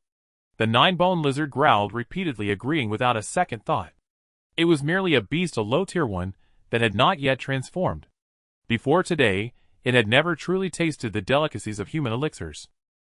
Moreover, due to Gu Chen's unconventional methods, it had already developed a taste for them, and did not want to lose its broken tooth. It desired a win-win situation. Immediately, the opinions of both the human and the lizard aligned perfectly. With the aid of the lizard's keen sense of smell, Gu Chen was also able to discern the uses of those elixirs. However, when it was time to identify the items in Ming Hai's storage bag, the nine-bone lizard suddenly spotted a familiar small bottle. To be precise, it discovered the pink pills inside the bottle that had caused it great suffering. Roar. It went mad right then, and they're wanting to smash it with a claw. At that critical moment, Gu Chen snatched the pills away, cradling them protectively in his arms, mumbling phrases like, "I am filial, I am very filial, that old man might not be capable, and Antly can't remain a widow," leaving the lizard utterly confused. After some commotion, the distribution of loot finally concluded. Gu Chen kept the majority of the pills, giving the rest to the nine-bone lizard, considered as its payment. Through sincere cooperation, the hostility between the human and the lizard diminished significantly, yet both felt a bit dissatisfied. Gu Chen thought he had lost out. The nine-bone lizard felt it had received too little. After hesitating for a moment, it shook its large head and growled a few times, signaling Gu Chen to follow it. "Not enough, not enough. Let's continue the distribution." Gu Chen's heart stirred, his eyes lighting up again. Are there more good things? Rustling, the nine-bone lizard plunged into the forest, and after hesitating for a moment, he followed it. A moment later, Wu Liang and his group arrived late, having pursued them to this spot, and discovered Meng Hai's corpse. Indeed, it is Meng Hai. He is dead too. After glancing a few times, the three lanky youths were secretly astonished. Setting aside the speed of their arrival, Meng Hai's cultivation level was comparable to theirs. If Meng Hai had died, then what about them? Wu Liang did not speak. He merely went up to inspect Meng Hai's corpse, wearing a calm expression. Just as I predicted. Meng Hai was killed by that person and the beast working together, which indicates that the intruder's strength is similar to Meng Hai's. Meng Hai just died recently. That person and the beast must be nearby and won't have gone too far. He turned to look at the three. A trace of joy flashed across his face for the first time. This achievement we are bound to claim. Upon hearing this, the lanky youth and the heavily muscled man also sighed in relief, their expressions revealing anticipation. Today may very well become a day that changes their fate. However, the woman among them looked around and suddenly felt something was amiss. Do you all feel like we are going in circles? Including Wu Liang, the smiles on the faces of the three suddenly froze. After examining the surroundings, they realized that the distance between here and the small hillside where they had found the corpse was indeed not too far. This discovery wiped away all their good spirits. Without having truly encountered them, they had already developed a murderous intent towards the human and the lizard. Good. Very good. Wu Liang suddenly laughed. Another path to death has been added for this person. With that, the sound of wind and thunder arose. He had already distanced himself by several zhang. Seeing this, the other three also held nothing back and instantly chased after him, their minds filled with a single thought. It doesn't matter whether they join the sect or not. That guy who treats them like dogs must die. The nine-bone lizard raced ahead, and Gu Chen chased behind, consuming pills as he ran. Aside from the He-Huan pill, whether for healing or enhancing spiritual power, he mixed them all together and consumed them. After all, his Lingxi technique was wondrous. Even if he couldn't refine them immediately, he could still store the medicinal power. Popping pills was exhilarating for a moment. Continuously popping pills was delightful. However, in just a short period, the spoils he had received were already nearly exhausted, and their effects were exceptionally pronounced. His injuries were recovering rapidly. Even his severed arm had nearly healed. As for his cultivation, he was steadily approaching the peak of body refinement at a vigorous pace. As the pills ran out, the nine-bone lizard twisted and turned, surprisingly bringing him back to the trial hillside. In an instant, a strong stench of blood filled his nostrils. Gu Chen glanced under the moonlight, and despite having already killed several people, he still felt a bit alarmed. Remained severed arms, rivers of blood, and the human-shaped bloodstains. All were chillingly cold. There's no need to guess. Just by looking at the manner of death, Gu Chen already knew who was responsible. Alas, how cruel. Glancing at the nine-bone lizard, Gu Chen sighed inwardly, feeling somewhat reluctant. If it were him, he would have killed it on the spot, never desecrating the deceased's body. I am still kind. Just as he was lamenting his high moral standards, the nine-bone lizard scratched the ground, and a storage bag suddenly flew in front of him. His eyes brightened. Gu Chen immediately stopped lamenting and focused intently on picking up the storage bag. The nine-bone lizard stood by, supervising. The heavenly Tao is just. It possessed a physique and strength far superior to that of human cultivators of the same realm, yet its intelligence was somewhat lacking, completely unable to understand the intricate ways humans wielded spiritual energy. Therefore, before transforming into human form and increasing its intelligence, it simply could not open the storage bag. Watching Gu Chen busily at work, a thought suddenly emerged in its simple mind. What if I took in a pet someone to open storage bags for me in the future? Coincidentally, while it supervised, Gu Chen was secretly wary of it, watching the massive creature standing there like a gatekeeper, exuding a strong sense of pressure. His heart stirred. What if I adopted a beast to bite those who want me dead? The thought flashed by, and within a few breaths, he had already collected nearly 20 storage bags. Then, a man and a lizard came together, their eyes gleaming greedily. We struck gold. Roar, roar, roar! The nine-bone lizard growled lowly, continuously communicating with Gu Chen. Let's divide the loot. I killed all these people, I want the bigger share. Gu Chen immediately became displeased. You killed them, but only I could open the storage bags. Brother Lizard. He looked at the massive creature, with a serious expression, earnestly trying to reason with it. First you exerted strength, and I exerted wisdom. Neither is superior. A 50-50 split is quite reasonable. Secondly, you can eat the pills today entirely thanks to me. Who knows, you might need my help in the future. If I suffer a loss, we'll still split it 50-50. The 9-bone lizard hesitated. Its mind was simple, but it could still tell the difference between being full and being satisfied. It let out another low growl. Reluctantly, it accepted Gu Chen's suggestion. The division of loot began again. For efficiency's sake, Gu Chen simply dumped everything from the storage bags out. Excluding those spells, and some unclear jade talismans, only a pile of shiny spirit stones, and a dozen or so bottles remained. Gu Chen was kind, so he strictly adhered to the 50-50 principle, first taking a spirit stone in front of the 9-bone lizard. This is yours. He then took a bottle of pills in front of himself. This is mine. Roar. The 9-bone lizard was furious, nearly biting off his head. Though it couldn't speak human language, Gu Chen could still tell it was cursing violently. He sighed inwardly. He had already discerned the limits of its intelligence, knowing that this massive creature was not as easily fooled as ordinary wild beasts in the mountains. He promptly extinguished any crooked ideas. Then, under the stern supervision of the 9-bone lizard, the division of loot was conducted strictly according to the 50-50 principle. The situation was just as before. In just a short while, though the event was brief, and there was a small interlude, it did not affect the successful conclusion of the pleasant division of loot. This time both man and lizard were very satisfied. After swallowing a chaotic assortment of pills, Gu Chen's injuries had nearly healed, and he was on the verge of breaking through the peak of body refinement. The 9-bone lizard was likewise pleased, since gaining intelligence, it had eaten to its fill for the first time, and was about to advance as well. Brother Lizard, farewell. Roar, roar. Roar, roar, roar. At that moment, the man and lizard looked at each other, feeling a newfound camaraderie, and an unwillingness to part, no longer bearing the earlier hostile life and death demeanor. Crack! Just then, the sudden sound of a dry branch snapping startled both man and lizard. Who? Gu Chen's heart trembled. He looked up in the direction of the sound, and saw 4 figures appearing on the hillside, having materialized there without his notice. It was actually Wu Liang and the others. Finally! We found you! The muscular man, dust-covered, fixed his gaze on the man and lizard, his fists clenched, cracking ominously as he almost spat out a sentence through gritted teeth. Dare to play us? Simply despicable. The tall, thin youth's eyes were also blazing with fury. Not just the two of them. Including the woman and Wu Liang, they all had to accept the fact that they had been led around like dogs.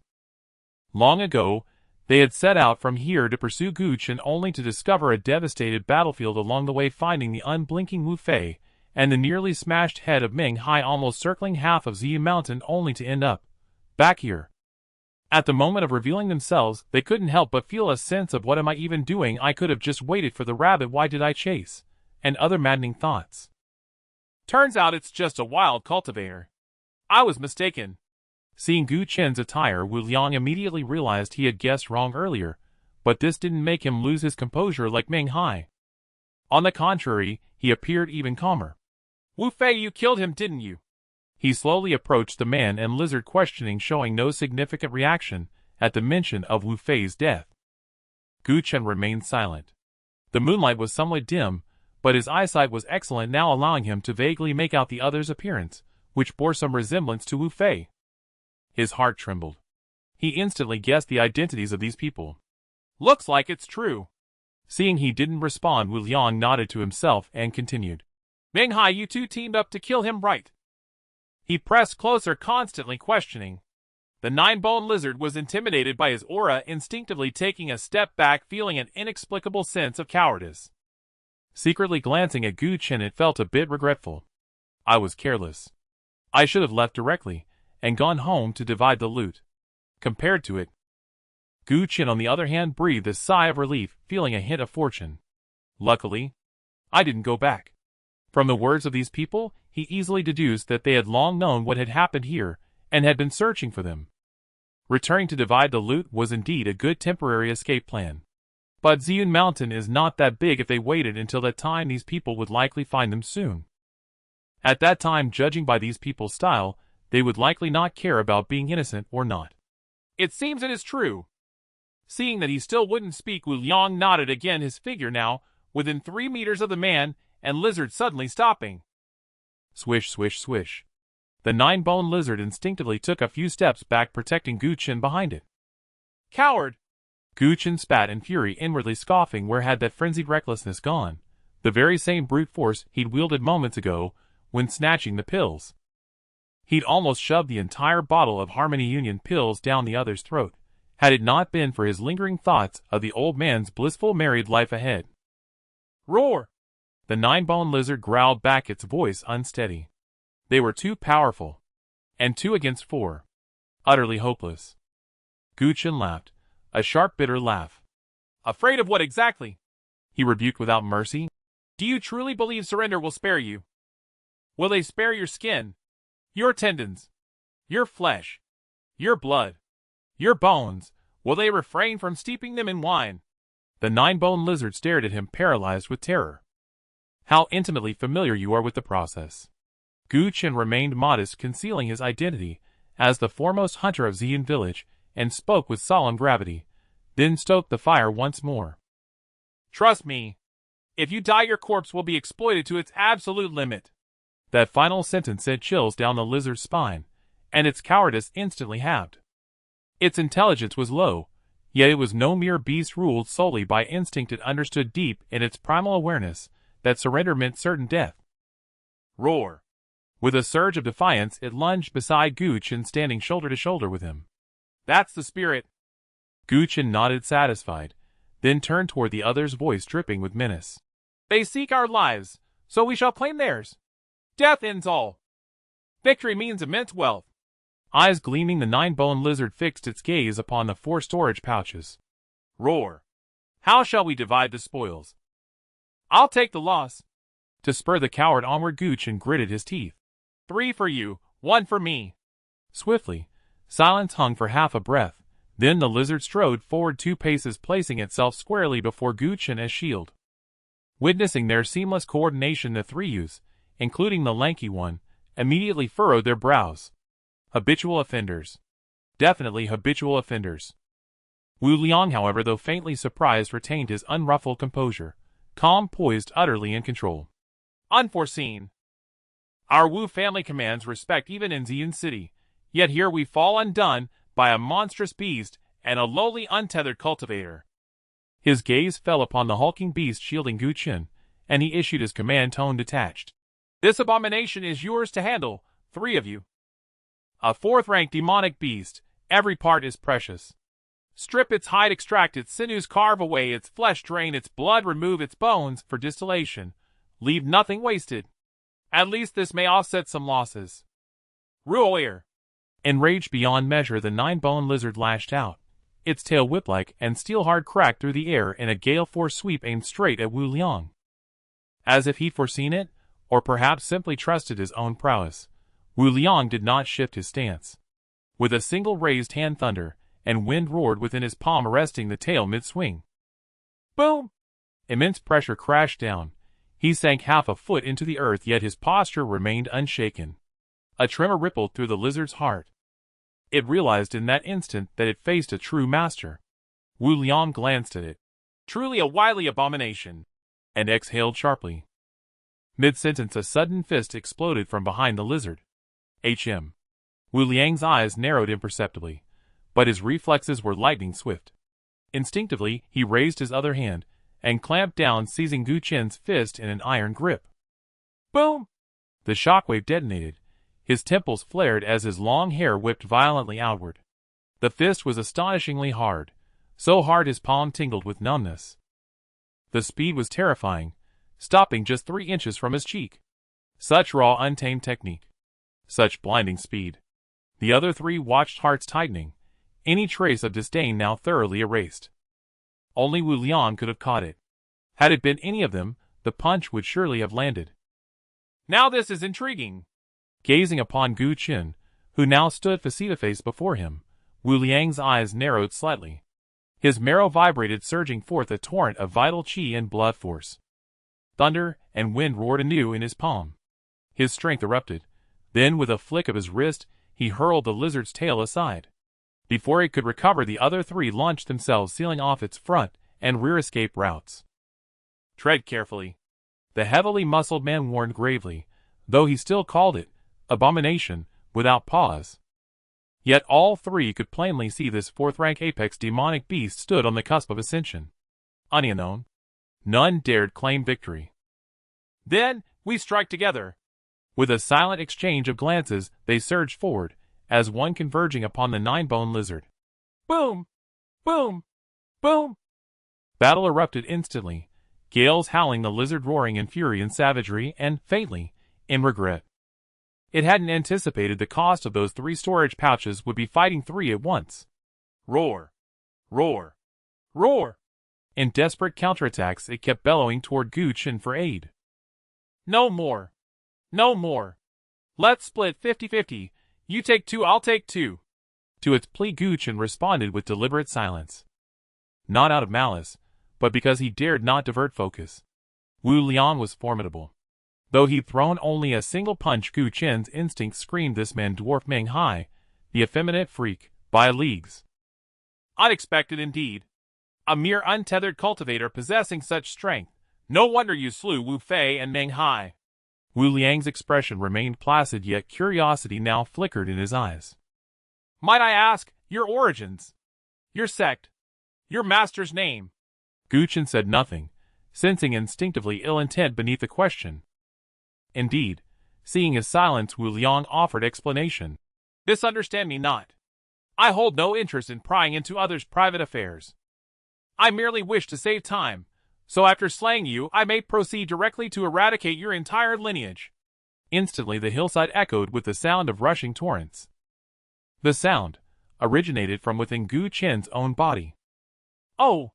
Wu Liang arched a brow, astonished then covetous.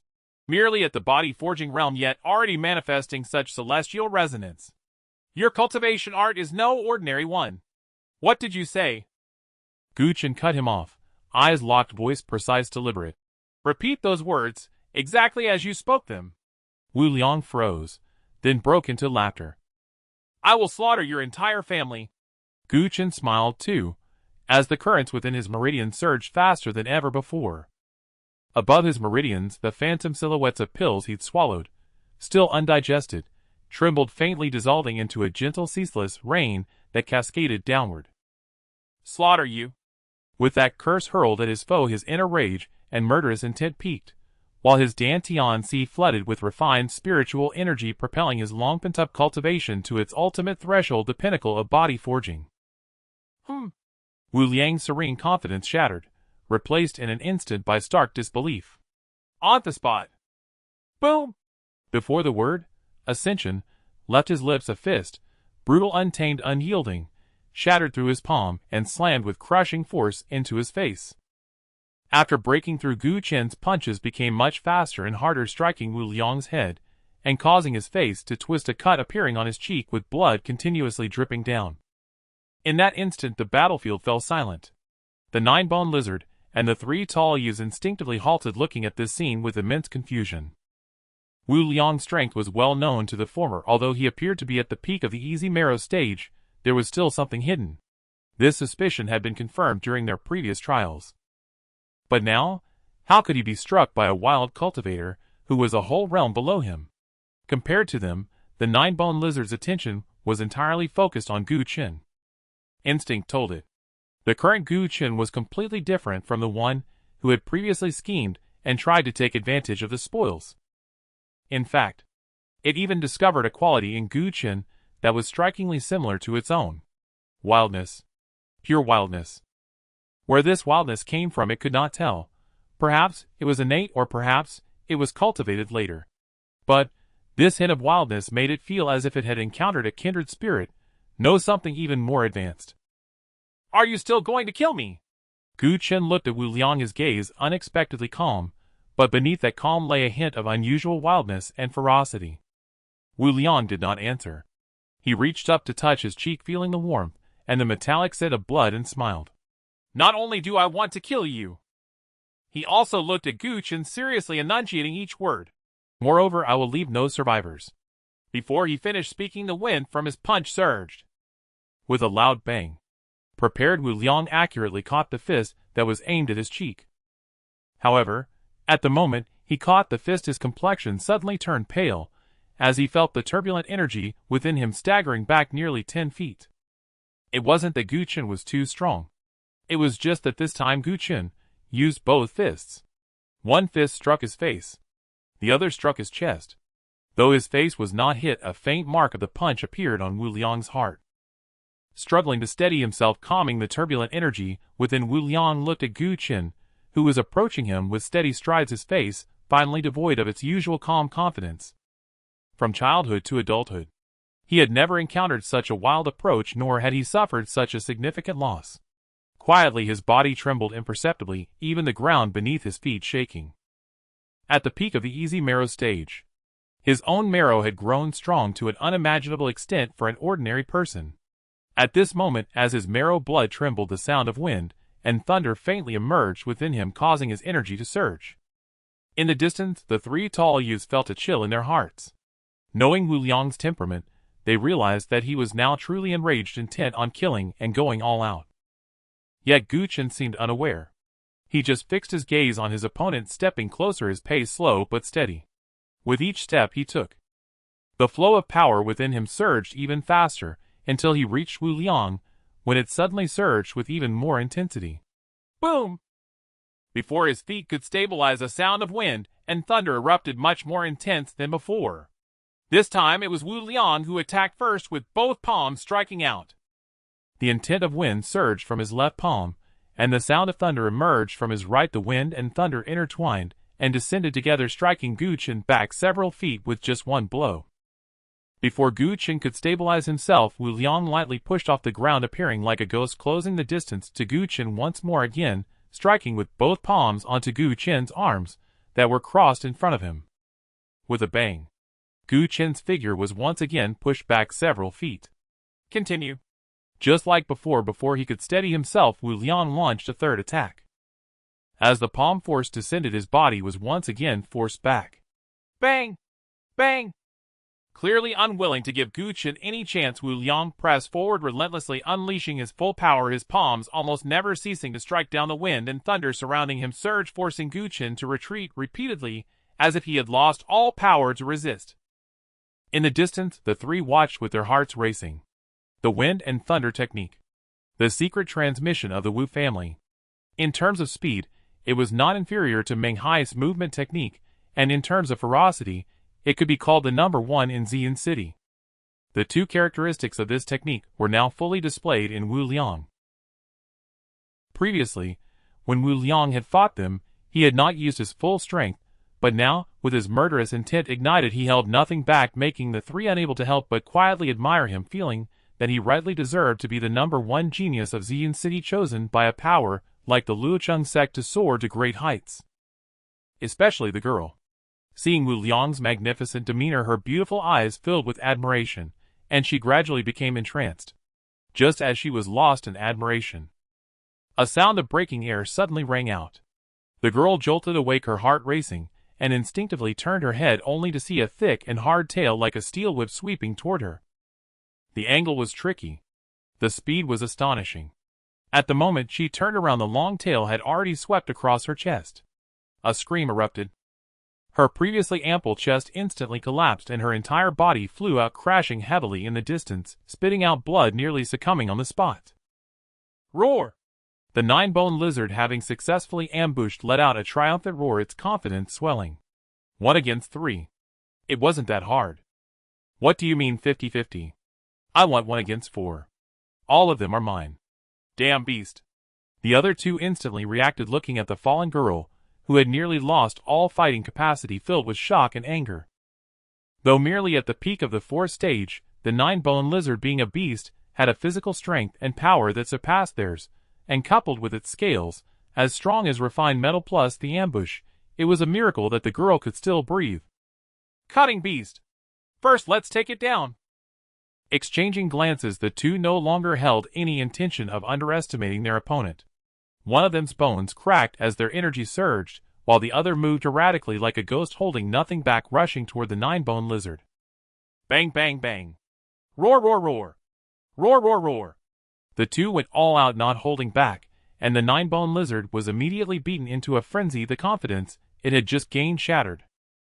No more, no more. No longer 1 against 4. Just 50-50. Fair and reasonable. Very good, very good. Coward.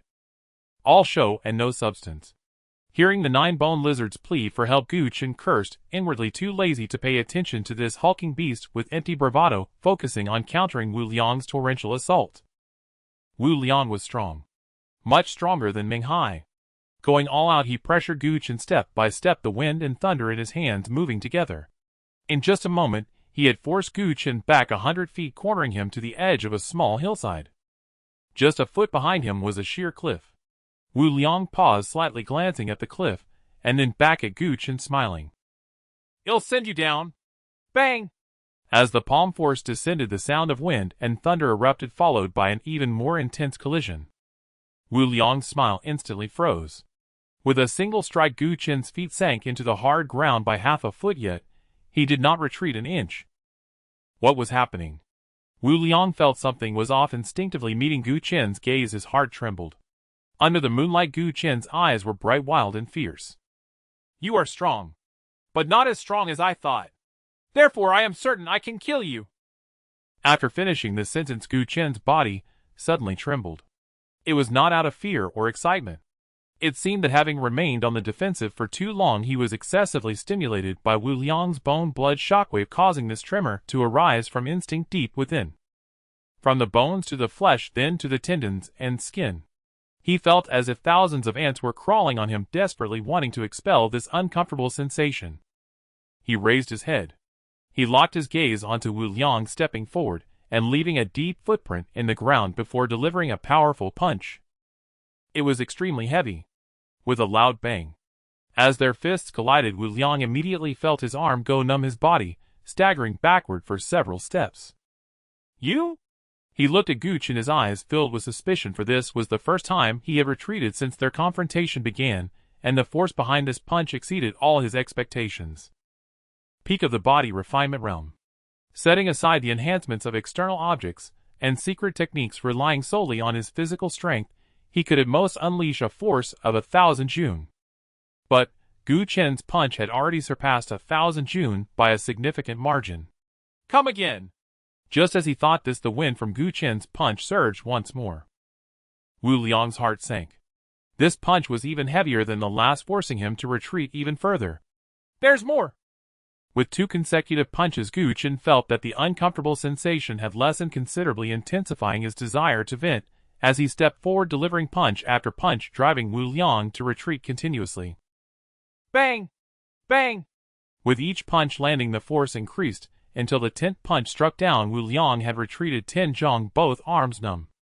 With the momentum of his punches pausing, Gu Chen's form also came to a halt, feeling a sense of exhilaration as the uncomfortable sensation vanished without a trace. Silently, a large amount of sweat suddenly poured from the pores all over his body, mixed with numerous impurities that gave off a foul odor. "You?" Wu Liang's pupils constricted again. Gu Chen had actually broken through again. No. Strictly speaking, this was not a breakthrough, but rather body refinement. "Perfected," Wu Liang exclaimed, his voice filled with shock and disbelief. The various realms had distinctions between initial, middle, late, peak, and perfected stages. However, compared to the first, for the perfected realm could be seen not so much as a small stage, but rather as a special manifestation of honing a certain realm to its utmost, not a necessary threshold to cross in cultivation. In fact, unless one possessed a special physique or bloodline, or had special opportunities, most cultivators in the world would not even be able to touch a perfected realm. For example, Wu Liang. Although he held the title of the #1 genius in Xian City, he had not cultivated to a perfected realm, from drawing qi to bone transformation. Of course, not having achieved it doesn't mean he hadn't heard of it. Not just him. Not just Xian City. Even the Luocheng sect, which they desperately wanted to enter, a massive force with over 1,000 years of heritage, had only a handful of people in its history who had touched a perfected realm, all of whom became famous figures. This wild card before him. Had he actually touched the perfected realm? Could it be he was a genius even more talented than me? Thinking of this, a hint of jealousy surged uncontrollably from the depths of his heart. Ziyun City. Ziyun Mountain. Anywhere related to Ziyun. Must not allow anyone more talented than me to exist. If such a person appeared, then they must be eliminated. This thought flashed through his mind. His murderous intent surged, taking a step forward, attacking fiercely, his palm infused with the might of thunder, crashing down toward Gu Qin. A fierce wind rushed in, causing Gu Qin to squint slightly. As he felt the strength of the opponent's palm, he did not dodge or evade, but instead took a deep breath. Then, he slightly clenched his 5 fingers, and at the moment the palm strike descended upon him, he unleashed another punch. Bang! Their fists collided once more. Wu Liang let out a cry of pain, staggering backward again, his arm twisting at a strange angle. In contrast, Gu Qin, after the rebound of the force, only took half a step back before stabilizing his form. Wu Liang's face was once again filled with shock. 2,000 June. The force contained in Gu Qin's last punch was actually 2,000 June. This was a full doubling compared to the ordinary body refinement realm. In terms of pure physical strength, it even surpassed him at the peak of bone transformation. At this moment, he fully understood a truth through his own experience. Peak. Perfected. Although it seemed to be just a thin line apart, in reality, it was a world of difference. Just as he thought of this, Gu Qin moved, taking a deep breath, and approached him once more. His steps were not fast. The sound of his inhalation was also long and slow. Accompanying this, the previously turbulent flow of spiritual energy within him gradually calmed down. But his gaze became even more fiery and radiant, as if it were ablaze. Wu Liang's scalp tingled. Gu Qin at the peak of body refinement, he could hardly suppress, let alone Gu Qin at the perfected state. He would die. He would be killed. The moment this thought arose, the jealousy in his heart was completely replaced by panic and unease. He could not die. Absolutely could not die. He still had a bright future ahead, a promising path. How could he die here? How could he die at the hands of a wild cultivator? This is... You forced my hand. Thinking of this, he gritted his teeth and quietly activated a secret technique, unexpectedly advancing instead of retreating, charging towards Gu Qin. At the moment the secret technique was activated, his pupils suddenly turned blood red, and the momentum of thunder and wind surrounding him surged violently. Soul-devouring technique. At the cost of boiling and burning his internal spiritual energy, it allowed for an explosive increase in strength far exceeding his own. The cost was great. Lightly it could lead to a decline in realm, heavily it could damage his foundation. The secret technique came from an elder of the Luocheng sect, who truly valued him, and along with the technique, there were also the elder's earnest warnings. This desperate technique you may not need to use, but you cannot be without it. What if? What if it becomes necessary? Before encountering Gu Qin, Wu Liang believed that with his strength, even if such a situation occurred, he could crush it. But, after encountering Gu Qin, he felt that the elder had spoken with a crow's mouth. Spiritual energy boiling. Meridians burning. He endured the pain, taking several steps, until he was in front of Gu Qin. Under the enhancement of the soul-devouring technique, his aura became somewhat chaotic and violent, and his expression appeared somewhat twisted. Forcing me to this point, I guarantee you won't survive. Whether I survive or not is actually irrelevant. He spat out a mouthful of blood. Gu Qin's form instantly stood firm, expelling a mouthful of stagnant air. The previously tranquil flow of spiritual energy suddenly erupted. It transformed from its previously gentle state. It even faintly exuded a sense of unwavering resolve, a will to flourish amidst death. Aye. As long as you die. At the moment of the exit of death, his fist suddenly raised and his gaze became unprecedentedly wild. The momentum of the punch surged again. It also changed continuously with the force of the spiritual stream, becoming more fierce and domineering, capable of shattering mountains and rocks. At the same time, under the enhancement of the devouring spirit technique, Wu Liang's wind and thunder momentum also erupted violently, far surpassing his original strength. Boom! The fists were almost raised simultaneously, and then came crashing down together. with the two of them as the center of the surging gust swept across, causing the ground beneath their feet to crack slightly. His body swayed. Gu Chen's face suddenly flushed and his arm drooped weakly once again. Another arm was broken. On the opposite side, Wu Liang stood firm. Other than being stable, there was only fear left. The power of the devouring spirit technique. He was very clear that although the backlash was immense, it was still a weapon for killing enemies beyond his realm. With his cultivation level, even an ordinary person at the Chi Passage realm could be easily killed if he wasn't careful. But Gu Chen actually only had an arm broken and sustained some injuries. How is this possible? Watching the swaying Gu Chen, he also began to sway, and halfway through he coughed up blood continuously. Immediately the backlash of the devouring spirit technique surged like a tide, causing his aura to drop continually. In less than a breath's time, he fell from the peak of the easy marrow realm to the mid-level.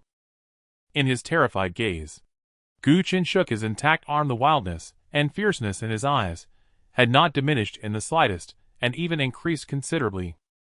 With one hand, I can still kill you. Wu Liang said nothing. At this moment, he had completely believed these words, because both of his hands were broken.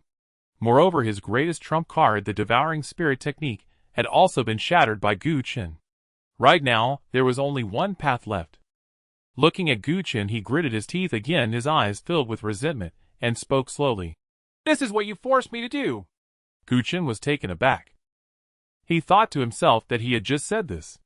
Before he could speak, he saw Wu Liang's eyes turn blood-red again, and the originally weakened aura around him surged once more. The devouring spirit technique. Activated for the second time. Gu Chen's heart tightened, and he secretly prepared himself. What exactly is the devouring spirit technique? He actually didn't know. But as the best hunter in Ziyun village, he naturally understood that the struggle and explosion of a cornered beast before its death were the most terrifying. However, just as his spiritual stream's explosive momentum reached its peak, Wu Liang exerted force with his foot and swiftly retreated. He actually escaped. Gu Chen was stunned for a full breath before realizing. What kind of temperament did these two brothers have? The devouring spirit technique erupted. Wu Liang's speed was undeniably fast, and in the blink of an eye he had vanished into the forest, disappearing without a trace. Gu Chen was not flustered. Wu Liang's explosion could only happen once, but his spiritual stream's enduring path, that was truly enduring. As he moved, he was just about to chase after him, when he seemed to think of something, turned around, and came to the dying woman. Seeing Gu Chen, the woman's heart sank, as if she suddenly realized something, tremblingly asking, What happened to Wu Liang? Gu Chen was taken aback, puzzled. You are about to die, yet you still care about his safety. What happened to him? The woman's voice suddenly rose significantly. Gu Chen pondered. Do you like him? The woman did not answer, but the sadness, pain, and resentment in her eyes already spoke volumes. Gu Chen suddenly realized and silently sighed in his heart. What a devoted person. Truly resembles my old man. Upon thinking of the old man, the kindness in his heart suddenly surged, and he slightly bowed, assuring, Don't worry, he will come to accompany you soon. Bang! With a punch, he sent the woman to her eternal rest. Taking her storage bag casually, he did not stop his internal spiritual stream surge, spitting blood and consuming pills while relentlessly pursuing. A couple in love finally became a couple.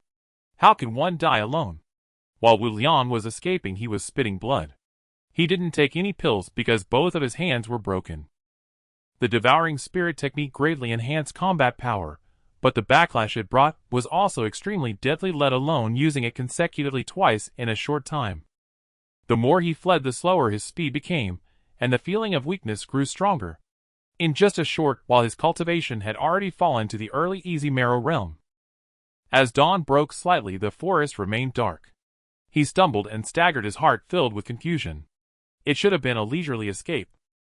Now, however, he was hurrying and tumbling. How did things come to this? Found you! Just as he thought of this, Gu Chen's voice rang out behind him once more, accompanied by a fierce wind. You bully! Too much! Too much! Wu Liang did not turn back, but knew who was pursuing him. In despair, the little bit of bloodiness within him erupted instantly. Stopping for a moment, he prepared to turn around and fight to the death with Gu Chen, the harbinger of doom. But in his rage, he forgot that both of his hands were broken. Bang! At the moment, he turned around. He crashed directly into Gu Qin's fist, and was sent flying far away. This punch, of course, Gu Qin did not hold back. However, Wu Liang was ultimately at the peak of the easy marrow realm. Even though he had fallen, his vitality remained extraordinarily resilient, and for a moment, he did not die. Of course, he could not get up again. Taking a few steps, Gu Qin arrived in front of him again. Taking a breath, the wildness and fierceness in his eyes gradually receded, but he still wore a hint of persistence. Still want to kill? Again, he earnestly asked this question. Wu Liang was startled, suddenly realizing what could make Gu Qin determined to the point of risking his life to kill him. Probably because of that phrase, "It'll kill your whole family." He suddenly felt a bit aggrieved. It was just a harsh word. Did you take it seriously? He moved his lips. I was just trying to scare you. Scaring is not acceptable. Gu Qin was very persistent and seriously said, I am very sensitive about this.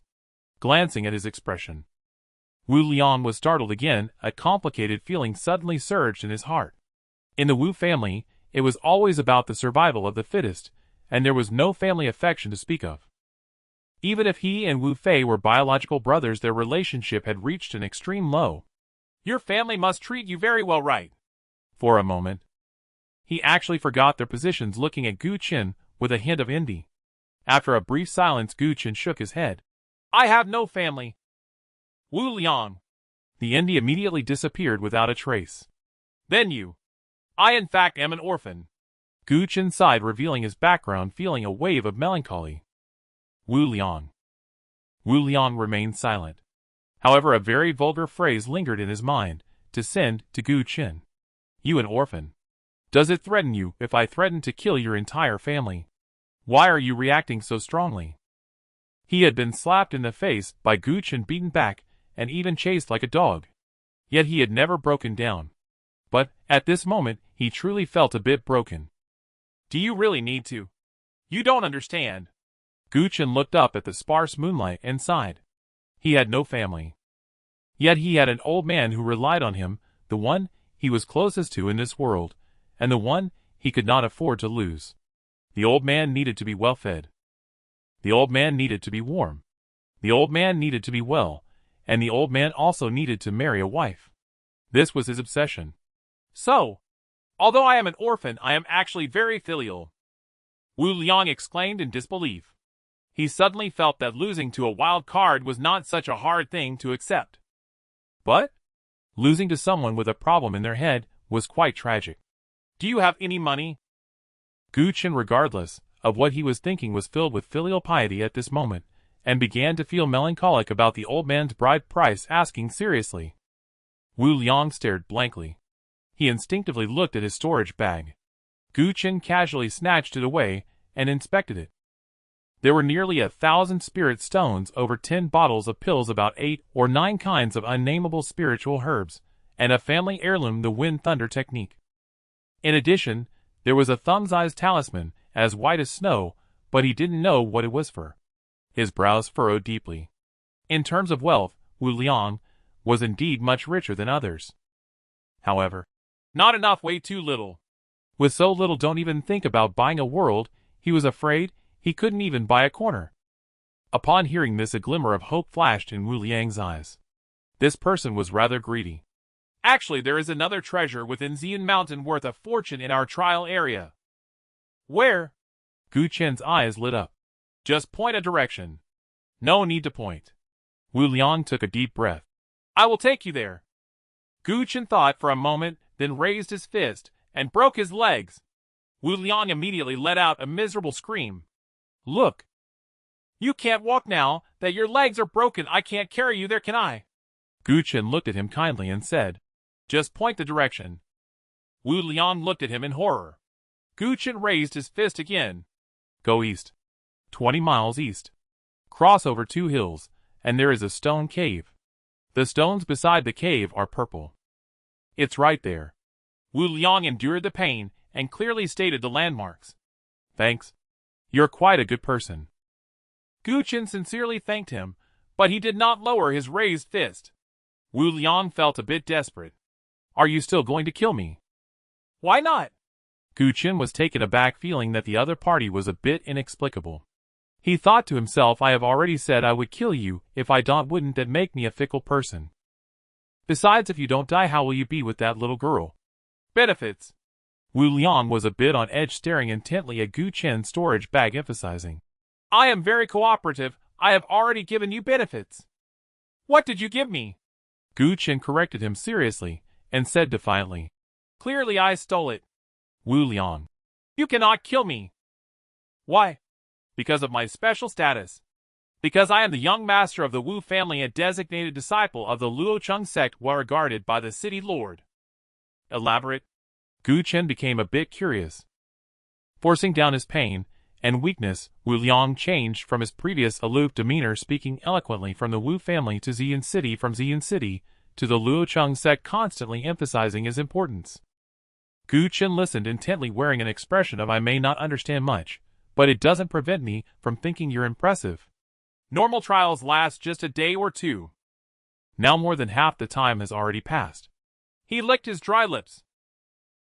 Wu Liang finally emphasized.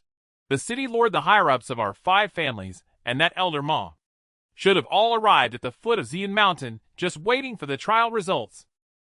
Gu Qin was secretly shocked. Right at the foot of Xian Mountain. Xian Mountain stretches over 800 miles, named for its purple mist swirling within, and the clouds rising above. At this moment, the sky was slightly bright, and the sun gradually rose, casting a golden hue over the swirling clouds and mist on the mountain peak, revealing its magnificent beauty. Several miles away, at the foot of the mountain, more than 100 people were stationed here, divided into 5 distinct groups. The Wu Lu Zhou and Wang families plus the Huan sect. These were the 5 major powers of Xian City. The Xian trial occurs once every 10 years, and has been ongoing for over 100 years, with the 5 families naturally being the absolute leaders and protagonists. But today was different. Outside the Wu family's encampment, an old man in a gray robe with gray hair stood with his hands behind his back, gazing at the peak of Xian Mountain, admiring this rare beauty seldom seen in the Luocheng sect. Behind him stood 4 men and 1 woman, all bearing expressions of respect. The 4 men were naturally the heads of the Wu Lu Zhou and Wang families, with the highest cultivation being latest stage returning to origin, and the lowest being early stage returning to origin. The woman was beautiful, her age indiscernible. Though she looked like a young girl in her 20s, her figure was voluptuous and alluring, hidden beneath a tight palace dress exuding endless charm. Naturally, she was the sect leader of the Huan sect. In terms of cultivation, she was significantly lower than the other 4, being merely mid-stage, transcending mortality. Of course, with such low cultivation, she managed to establish herself in Xian City and stand alongside the other 4 families, indicating she had her own resources and capabilities. Resources? One only had to look at the surging waves beneath her palace dress to know she had plenty.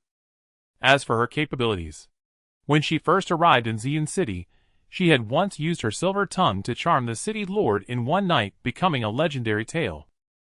At that time, the other 4 families were dissatisfied with her low cultivation, but they were all eventually charmed one by one, leading to the current balance of the 5 families. Not bad. At this moment, the 5 had different thoughts. After observing for a while, the old man withdrew his gaze and praised. Although Xian City is a small place, it is quite charming and surpasses the Luocheng sect in many ways. Upon hearing this, the Huan sect leader smiled sweetly, directly bypassing the other 4, and came to the old man's side, speaking softly. Elder Ma, you must come often. She didn't even use her charm technique. Just with her well-honed allure and grace, she made the old man feel joyous, laughing heartily. Naturally. I must come often. The other 4 exchanged glances, secretly shocked. This vixen's methods had become even more impressive. Elder Ma had just arrived yesterday, and in just one day, he had also been charmed. Elder Ma, however, paid no heed to the thoughts of the 4 individuals, his gaze lingering on the leader of the Huan sect, recalling the intoxicating experience of the previous night, a wave of emotion stirring within him, and a broader smile gracing his face. In fact, he even entertained the thought of staying a few more days. Of course, setting aside the specifics of how many days, he still did not forget the main business at hand. When will this trial end? Elder Ma, according to past customs, it should conclude by noon at the latest. Among the 4 clan heads, a middle-aged man, the most skilled, and somewhat resembling Wu Fei, and Wu Liang immediately stood up, his attitude respectful, as he answered earnestly. Noon. Is it still that far away? Elder Ma furrowed his brows slightly, feeling a bit impatient looking down on this playful trial in such a small place. Elder Ma, please remain calm. The 5 felt a chill in their hearts, and the head of the Wu clan hurriedly said, With Liang participating in this trial, it should conclude more swiftly. As he spoke, his gaze inadvertently swept over the other 4, especially the leader of the Huan sect, who wore a proud expression. 3 inches of unblemished tongue. How could that possibly compare to my Chi Lin? The other 3 secretly felt envious, but were powerless to refute. After all, the disciples from their clans truly did not hold much weight in Elder Ma's eyes. In contrast, the leader of the Huan sect silently rolled her eyes at the head of the Wu clan, deciding to visit the Wu clan after Elder Ma left, intending to make him comply for 3 days and nights, ensuring he would concede in every way, even to the point of weakness. Wu Liang. Indeed a talent. Upon hearing Wu Liang's name, he sighed. It was not in vain that I bestowed upon him. This sentence he did not voice. Firstly, because it was the unique secret technique of the Luocheng sect not to be shared lightly, and secondly, he felt Wu Liang would not be able to utilize it anyway. Of course, while Wu Liang might not need it, he could not refrain from offering it. After all, to recruit talent one must invest some resources, right? Furthermore, though the chances were slim, what if it were needed?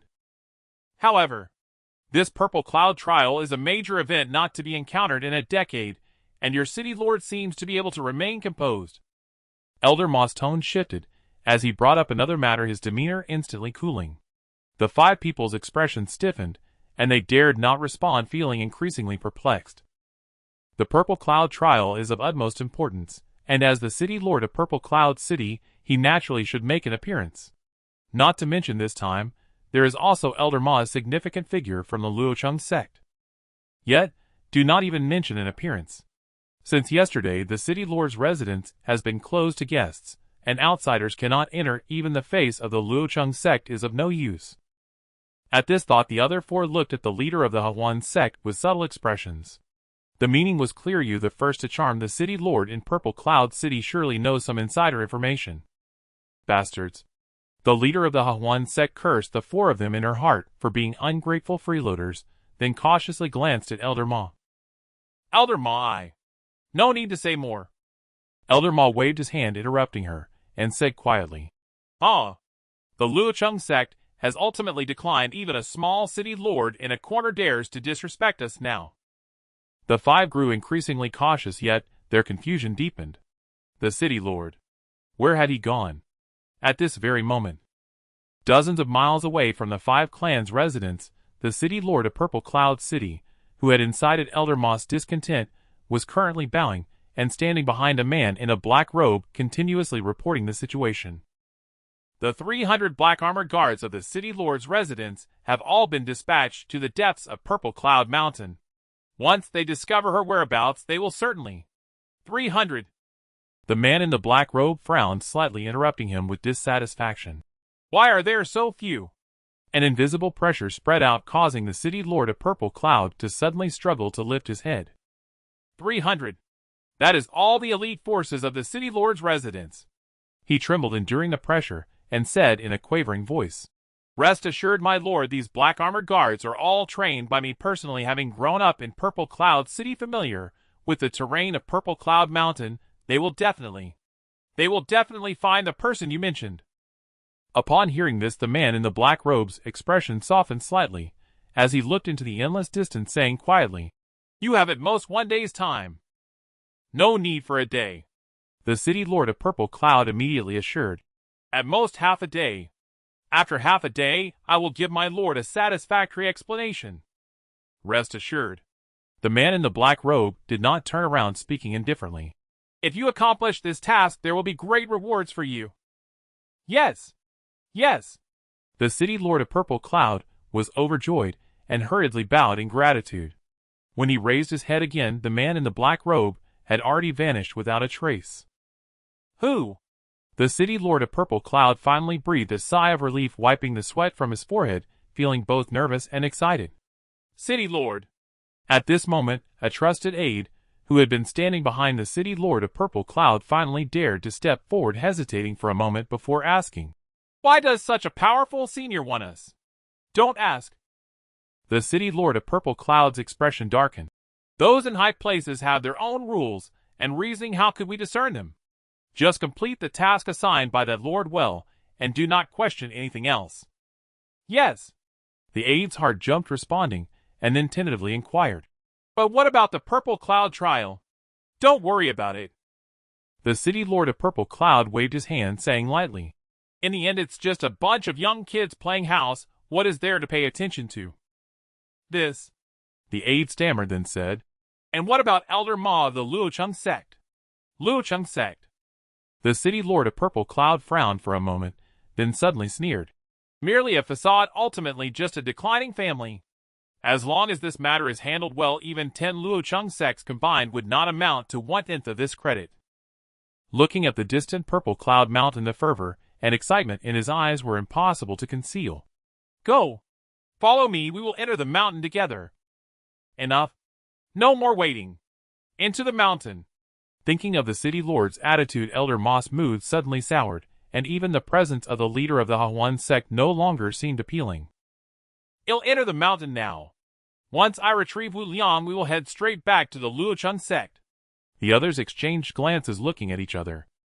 "Elder Ma," the head of the Lu clan said cautiously, "if we interrupt the trial before it concludes, it might be against the rules." "What rules?" Elder Ma looked down on this so-called trial, and his mood was extremely poor at the moment, showing no mercy to the others, directly reprimanding them. "You have never seen the world. Do you know how cruel and bloody real trials can be? They can be deadly. Many will die. And you? Hardly anyone dies in your brawls, and you dare call that a trial." Several people were scolded by Elder Ma, becoming cowed and afraid to speak. In the 5 families' trials, injuries were common, but deaths were rare. It is not that they do not understand. It is simply that they cannot. The Lu Yun sect was grand, and had many disciples. The death of a few would not matter, but for their small families, if what Elder Ma said was true, and they faced life and death with just one encounter. In just 1 or 2 instances, the 5 families would be expelled from Xian City. "Elder Ma, please calm down," the head of the Wu family said with a stiff face. "If you say it should end, then let us end it early." Head of the family. "No, it's not good. Someone is dead." Just as he said this, a panicked, stammering voice suddenly rang out from outside the camp. The head of the Wu family was stunned. He looked up and saw a clan member who had stayed behind at Wu family stumbling over. "You idiot! What is so alarming? Who died?" The young master is dead." "What did you say?" The head of the Wu family turned pale, as if struck by lightning. "Wu Liang is dead." No, not the eldest young master, but the second young master. The second young master is dead." The head of the Wu family instantly breathed a sigh of relief. If Wu Liang wasn't dead. Huh? Just as he thought this, he suddenly realized something, and his expression stiffened again. "You mean Wu Fei is dead? Not just the second young master?" The clan member held out a pile of shattered soul plate fragments, panic-stricken, and said, "They all are dead." He shakily took out a complete soul plate from his bosom. "Only the eldest young master is left." With a thunderous crash, the 5 thunders struck again, leaving the head of the Wu family dazed. All dead? The other 4 were stunned for a moment, utterly shocked, but beneath their shock lay hidden joy. So many elites had died. This meant cutting off an arm of the Wu family, which could counteract the advantages brought by Wu Liang joining the Luochen sect. As for who killed them, it didn't matter at all, since their disciples definitely couldn't have done it. "Brother Wu." The head of the Lu family patted the shoulder of the head of the Wu family, his expression very grave. "Death is the greatest sorrow. Please accept my condolences. I will follow you." If it weren't for Elder Ma being present, the head of the Wu family would have almost lost his temper right there. "Not right. There's something fishy about this." Elder Ma, frowning as he looked at the broken soul plates, pondered. In the trials, bloodshed and death are normal, but it is absolutely impossible for only one family to die. The other 4 were taken aback. "Head. Not good." They are all dead. Whoa, Master! The eldest brother's soul plate is shattered. Before the four could react, mortars came in succession, making Elder Moss' words seem prophetic. But it was a bit too prophetic. In an instant, those who were struck by the five thunders went from 1 to 5. The condolences also turned into a banquet for all. Among them, the head of the Huan sect was the most heartbroken. She had carefully confirmed that Meng Hai's soul plate was shattered completely, in tiny pieces. Unlike the other four families, Huan sect practiced a strategy of raising one person for the entire sect. Only Meng Hai qualified to possess a soul plate. As for the others, although they bore the title of Huan sect disciples, they were essentially just a group of moving spirit stones, prepared as spirit stones for Meng Hai. Meng Hai's death meant that all the investment the Huan sect had made over the years had gone down the drain. Brother Ma. Looking at Elder Ma, the head of the Huan sect, had tearful eyes, looking pitiful, swaying, as if about to collapse, heartbroken. Even knowing it was the other party's charm technique, Elder Ma still felt a stir in his heart, and began to comfort her softly.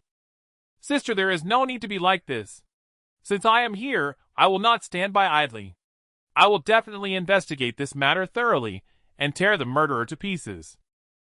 Upon hearing this, the head of the Huan sect immediately showed a grateful expression, her body seeming like a willow swaying even more violently. With Brother Ma's word, I can rest assured. However, I have nothing to offer, and cannot deserve Brother Ma's kindness, so. Her big watery eyes fixed on Elder Ma as she spoke softly. I am willing to stay by Brother Ma's side, as a servant at your disposal to repay this kindness. Good, good, good. Elder Ma hurriedly supported her, secretly thinking that this fox spirit is too skilled. If he didn't take her away, it would be against the heavens. Once I resolve the matters here, I will take you back to the Luochen sect. The other four were dumbfounded for a moment, forgetting their grief. Has she already climbed the high branch? This fox spirit, her methods are simply divine. Finding out who the murderer is will not be difficult. Although he was amazed by the head of the Huan sect's charm technique, Elder Ma did not forget the matter at hand, his expression becoming serious as he suddenly pointed to the only intact soul plate. Just ask Wu Liang and you will know. The others were taken aback. They finally reacted. Among the dozens who participated in the trial, only Wu Liang was still alive. This is bad. The head of the Wu family seemed to think of something, his expression changing drastically, and disregarding the pain of losing his son, he hurriedly said, Elder Ma, we need to hurry up the mountain and rescue Lianger. If we are late, I fear that the murderer. What are you panicking for? Elder Ma shot him a glance, dissatisfied, and said, Put your heart back in your belly, Wu Liang will not die. The others were left in a fog. How do you know? Elder Ma secretly sneered, thinking that at the first sign of trouble they panicked. It was indeed someone from a small place. Did they expect him to tell them that he had given the soul-devouring art to Wu Liang? Look closely. Thinking of this, he pointed at the shattered soul plates and said calmly, These soul plates have been shattered for a long time, only Wu Liang's is intact. What does this signify? If Wu Liang were to die, he would have died long ago. He wouldn't have lasted until now. At the deepest part of Xian Mountain, Wu Liang looked at the astonished Gu Qin and suddenly felt a surge of confidence, taking a deep breath, finally saying, Let's negotiate terms. What? Gu Qin was taken aback, seemingly not reacting. You should be wary of my background. Wu Liang seemed to have accurately grasped his psychology, advancing by retreating, and said seriously, Otherwise you wouldn't have listened to me for so long, you would have acted long ago. Bang! The fist fell suddenly. Wu Liang was caught unprepared. Crack!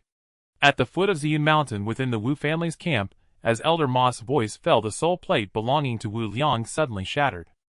The shattering was completely unexpected. The scene fell into dead silence. Elder Ma looked at the crack, feeling as though he had been harshly slapped in the face. His body began to tremble. Dog thief! Dog thief! You misunderstood.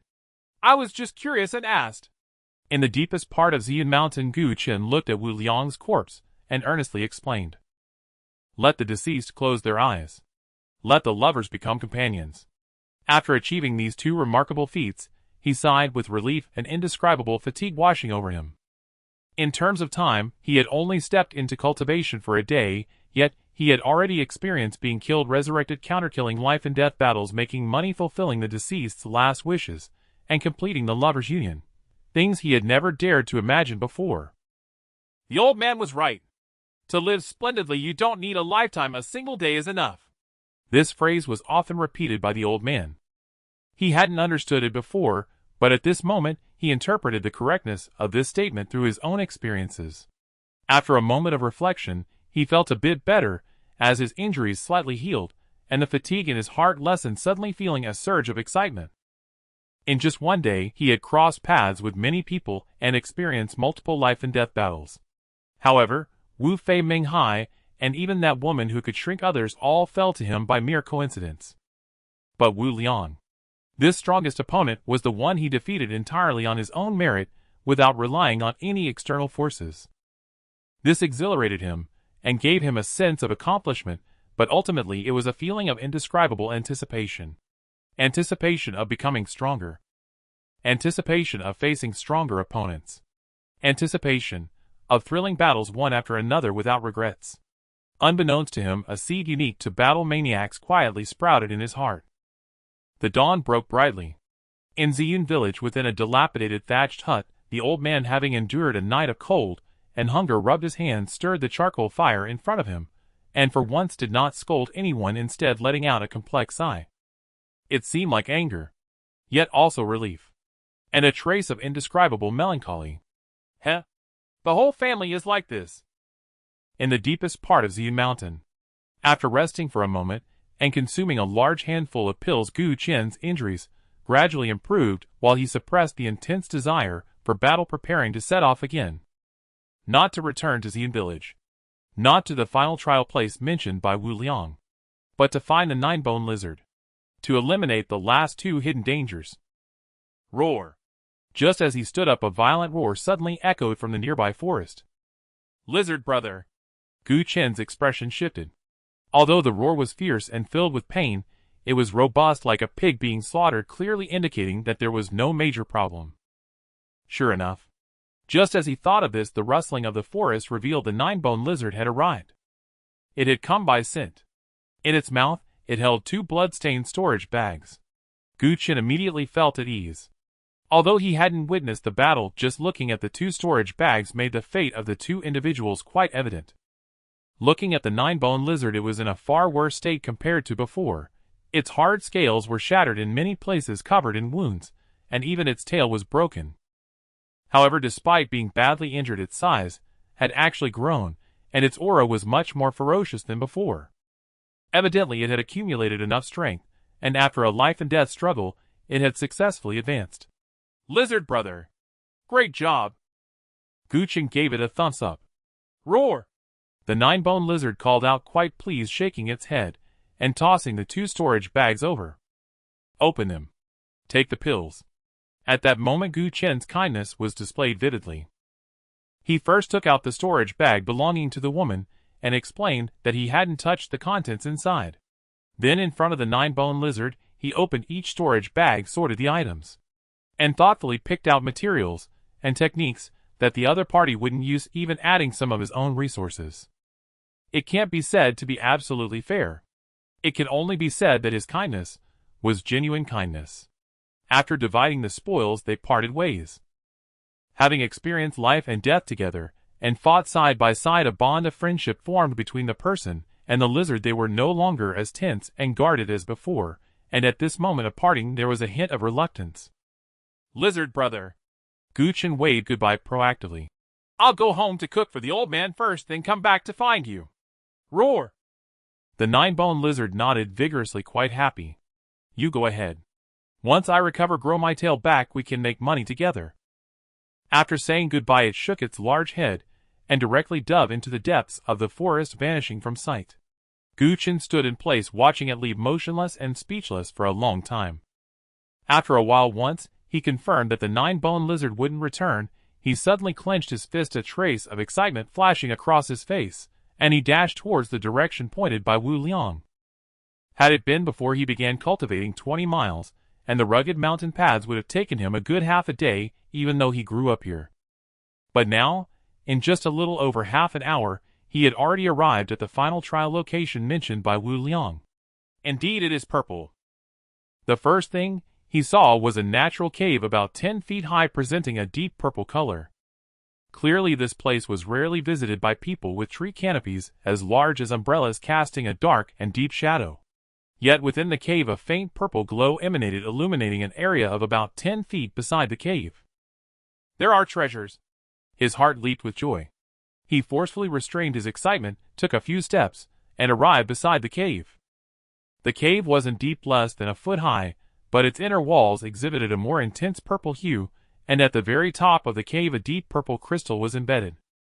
About the thickness of a thumb, and an inch long, with spiritual light swirling within it, seemed to contain a deep purple mist that illuminated the cave both inside and out. Under the purple light, Gu Chen's eyes lit up as well. After a series of battles, his gains were indeed substantial, and besides those techniques and pills, the most numerous were various materials exclusive to the cultivation world. He speculated that the purple crystal before him was likely one of those materials.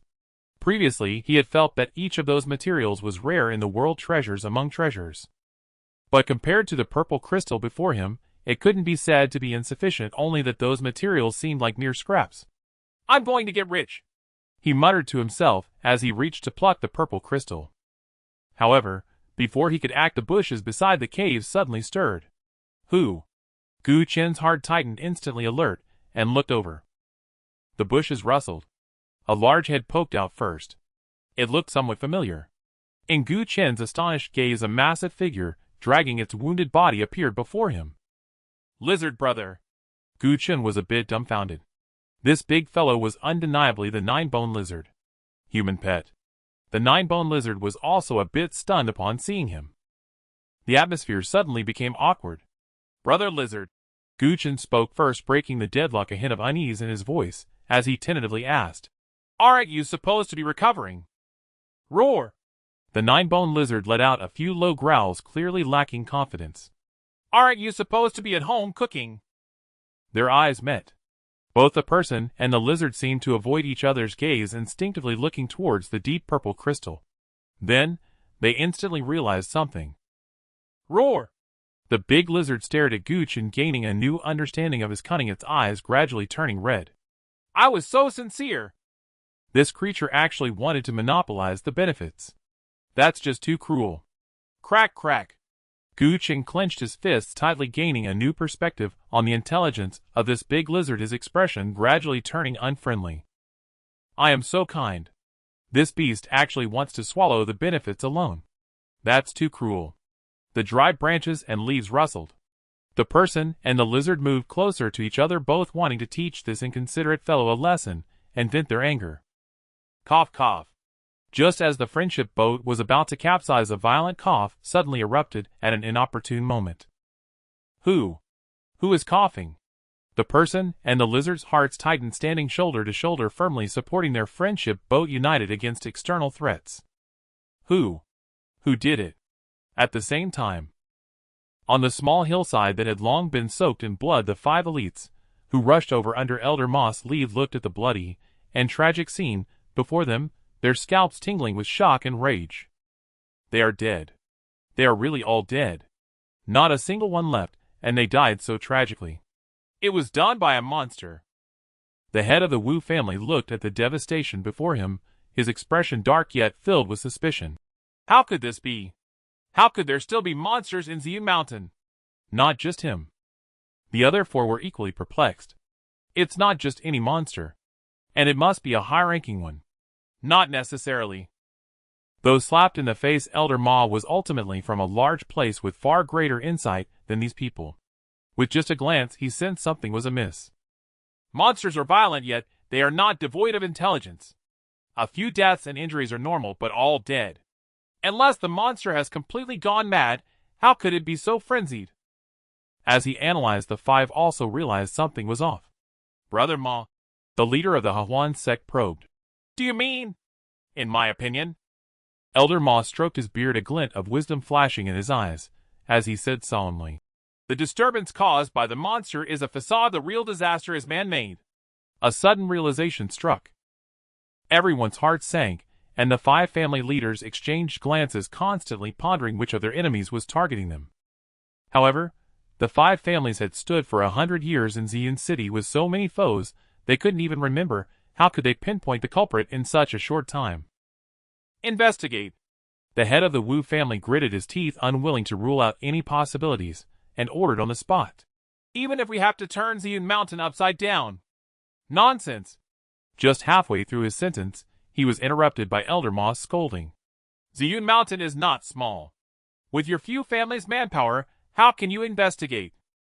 Even if you found something, you'd likely have already alerted the culprit, who would have long since fled. Are they going to wait for you?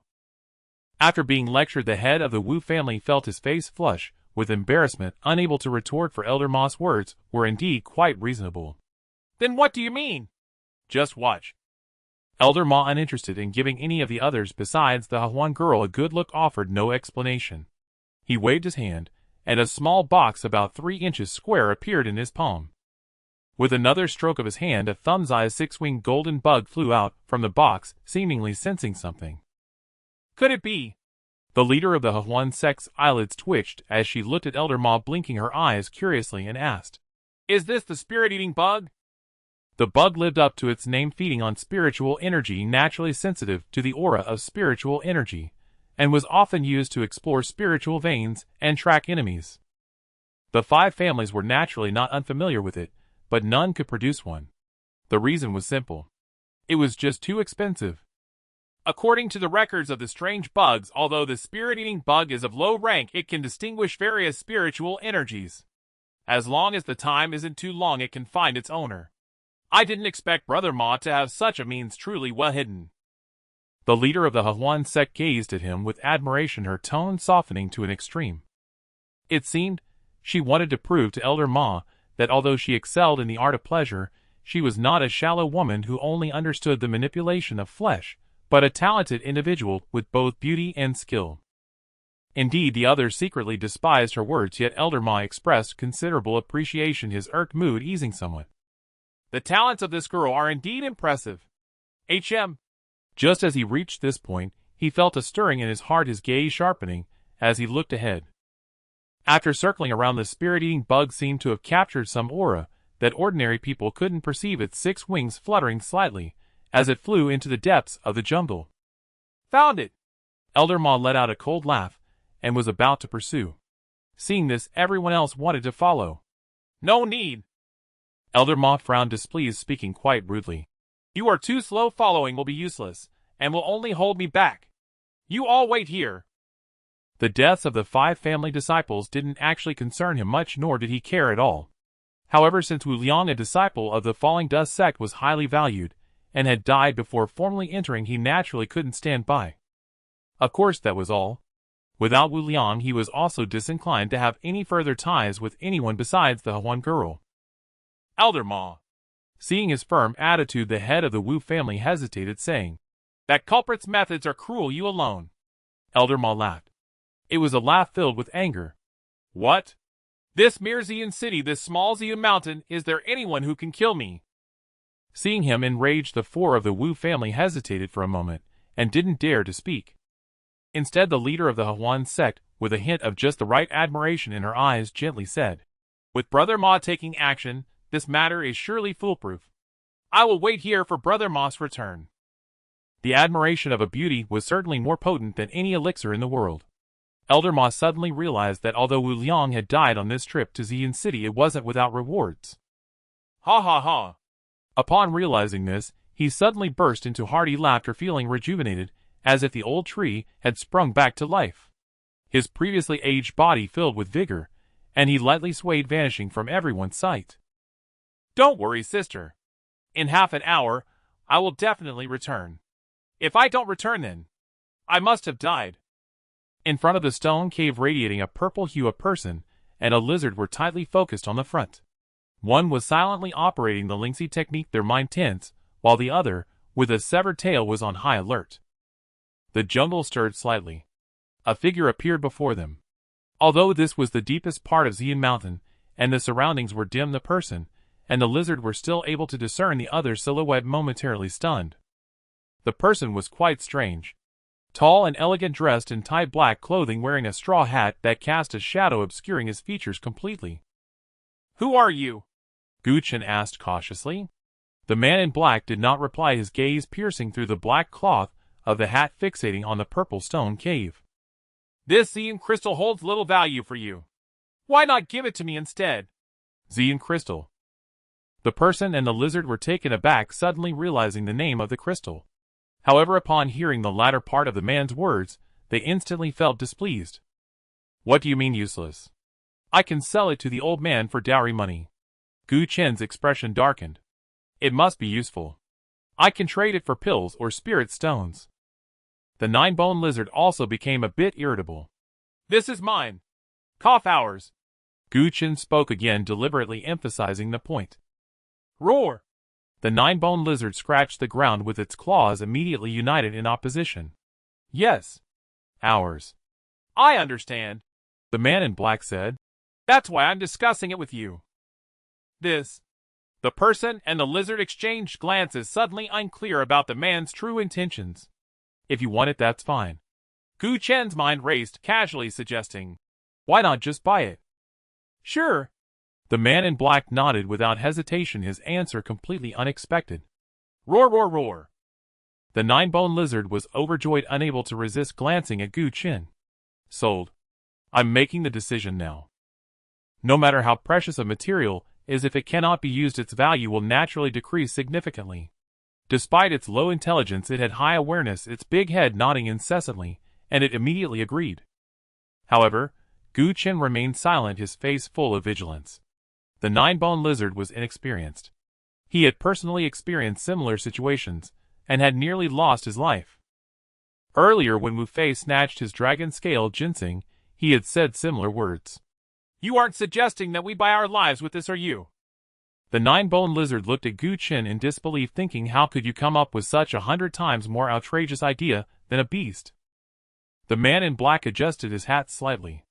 It seemed he was also shocked by Gu Chen's words. "I have never met you before, nor do I hold any grudge against you. Why would I want your lives?" Gu Chen's heart immediately relaxed by half. He was still somewhat uncertain. "So you want to buy it with money?" "Yes, with money." Gu Chen's other half of the apprehension also dissipated, feeling he had been overly cautious and rash. After all, not everyone in this world was as despicable as Wu Fei. "So, how much are you willing to offer?" As he spoke, his eyes sparkled even brighter than the nine-bone lizard's. "I didn't bring any money."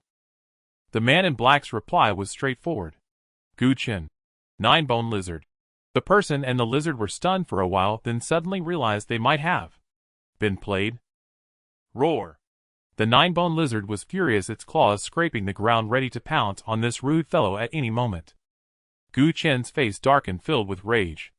"You say you want to pay, but you didn't bring money. This is even more despicable than that Wu." At that moment, the man in black seemed to sense something, glancing into the distance, calmly stating, "It seems you are in trouble." "Trouble?" The person and the lizard almost laughed in anger, thinking that our trouble is you. "Buzz." Just as they thought this, a sound of flapping wings suddenly echoed, and a thumb-sized six-winged, oddly colored bug with a faint golden sheen appeared in the scene. "What is this?"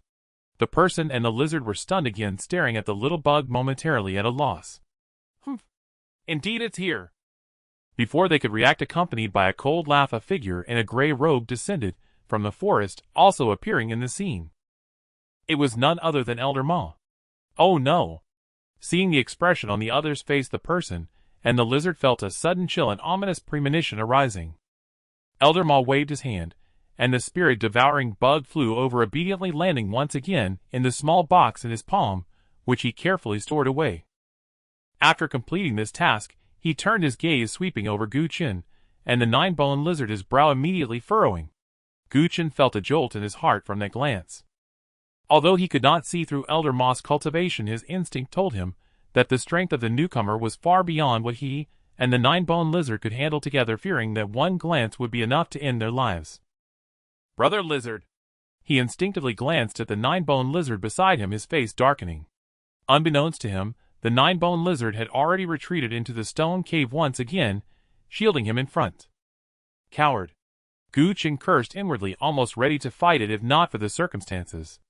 Elder Ma, however, paid no mind to them. Gu Chen body tempering.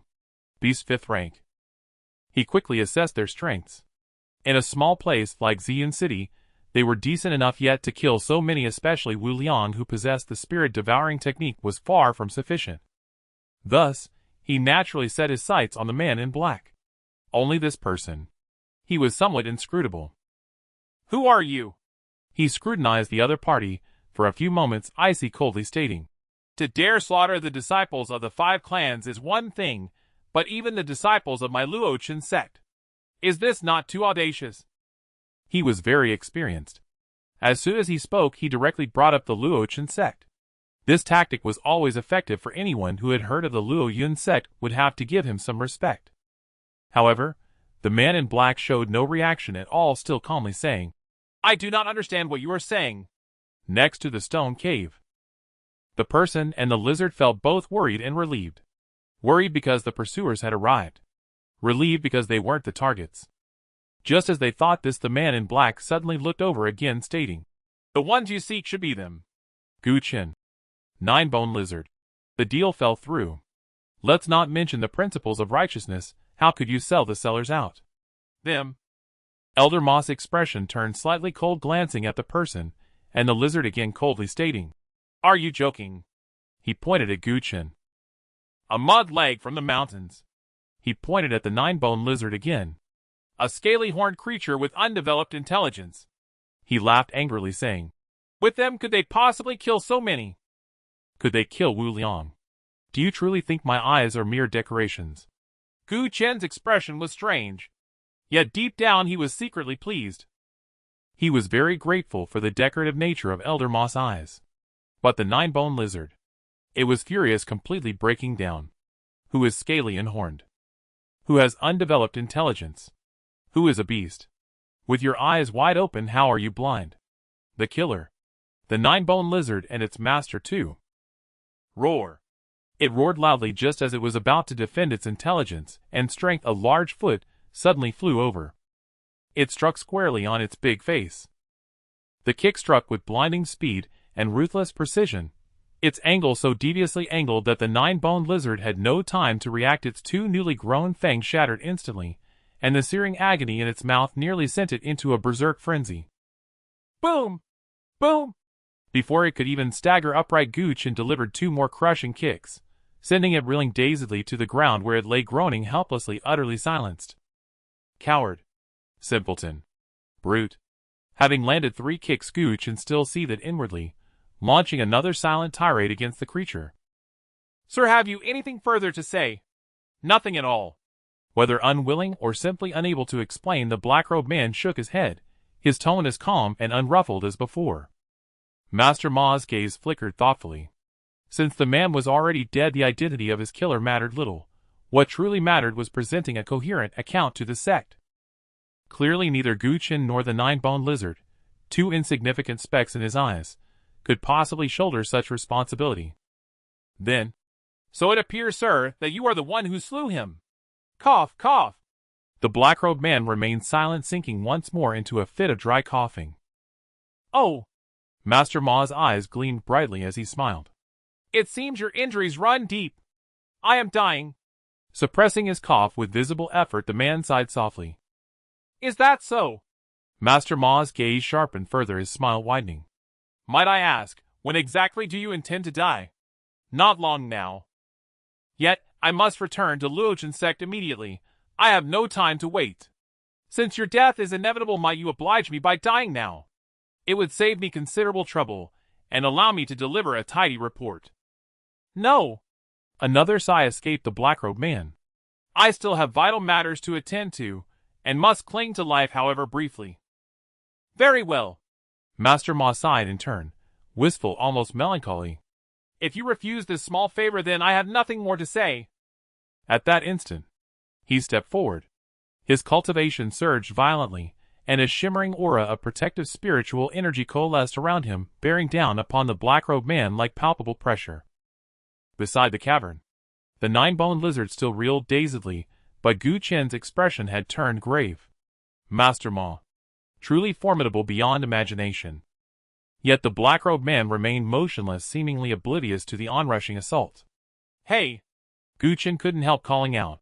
Even if you're about to die, surely you'll at least dodge.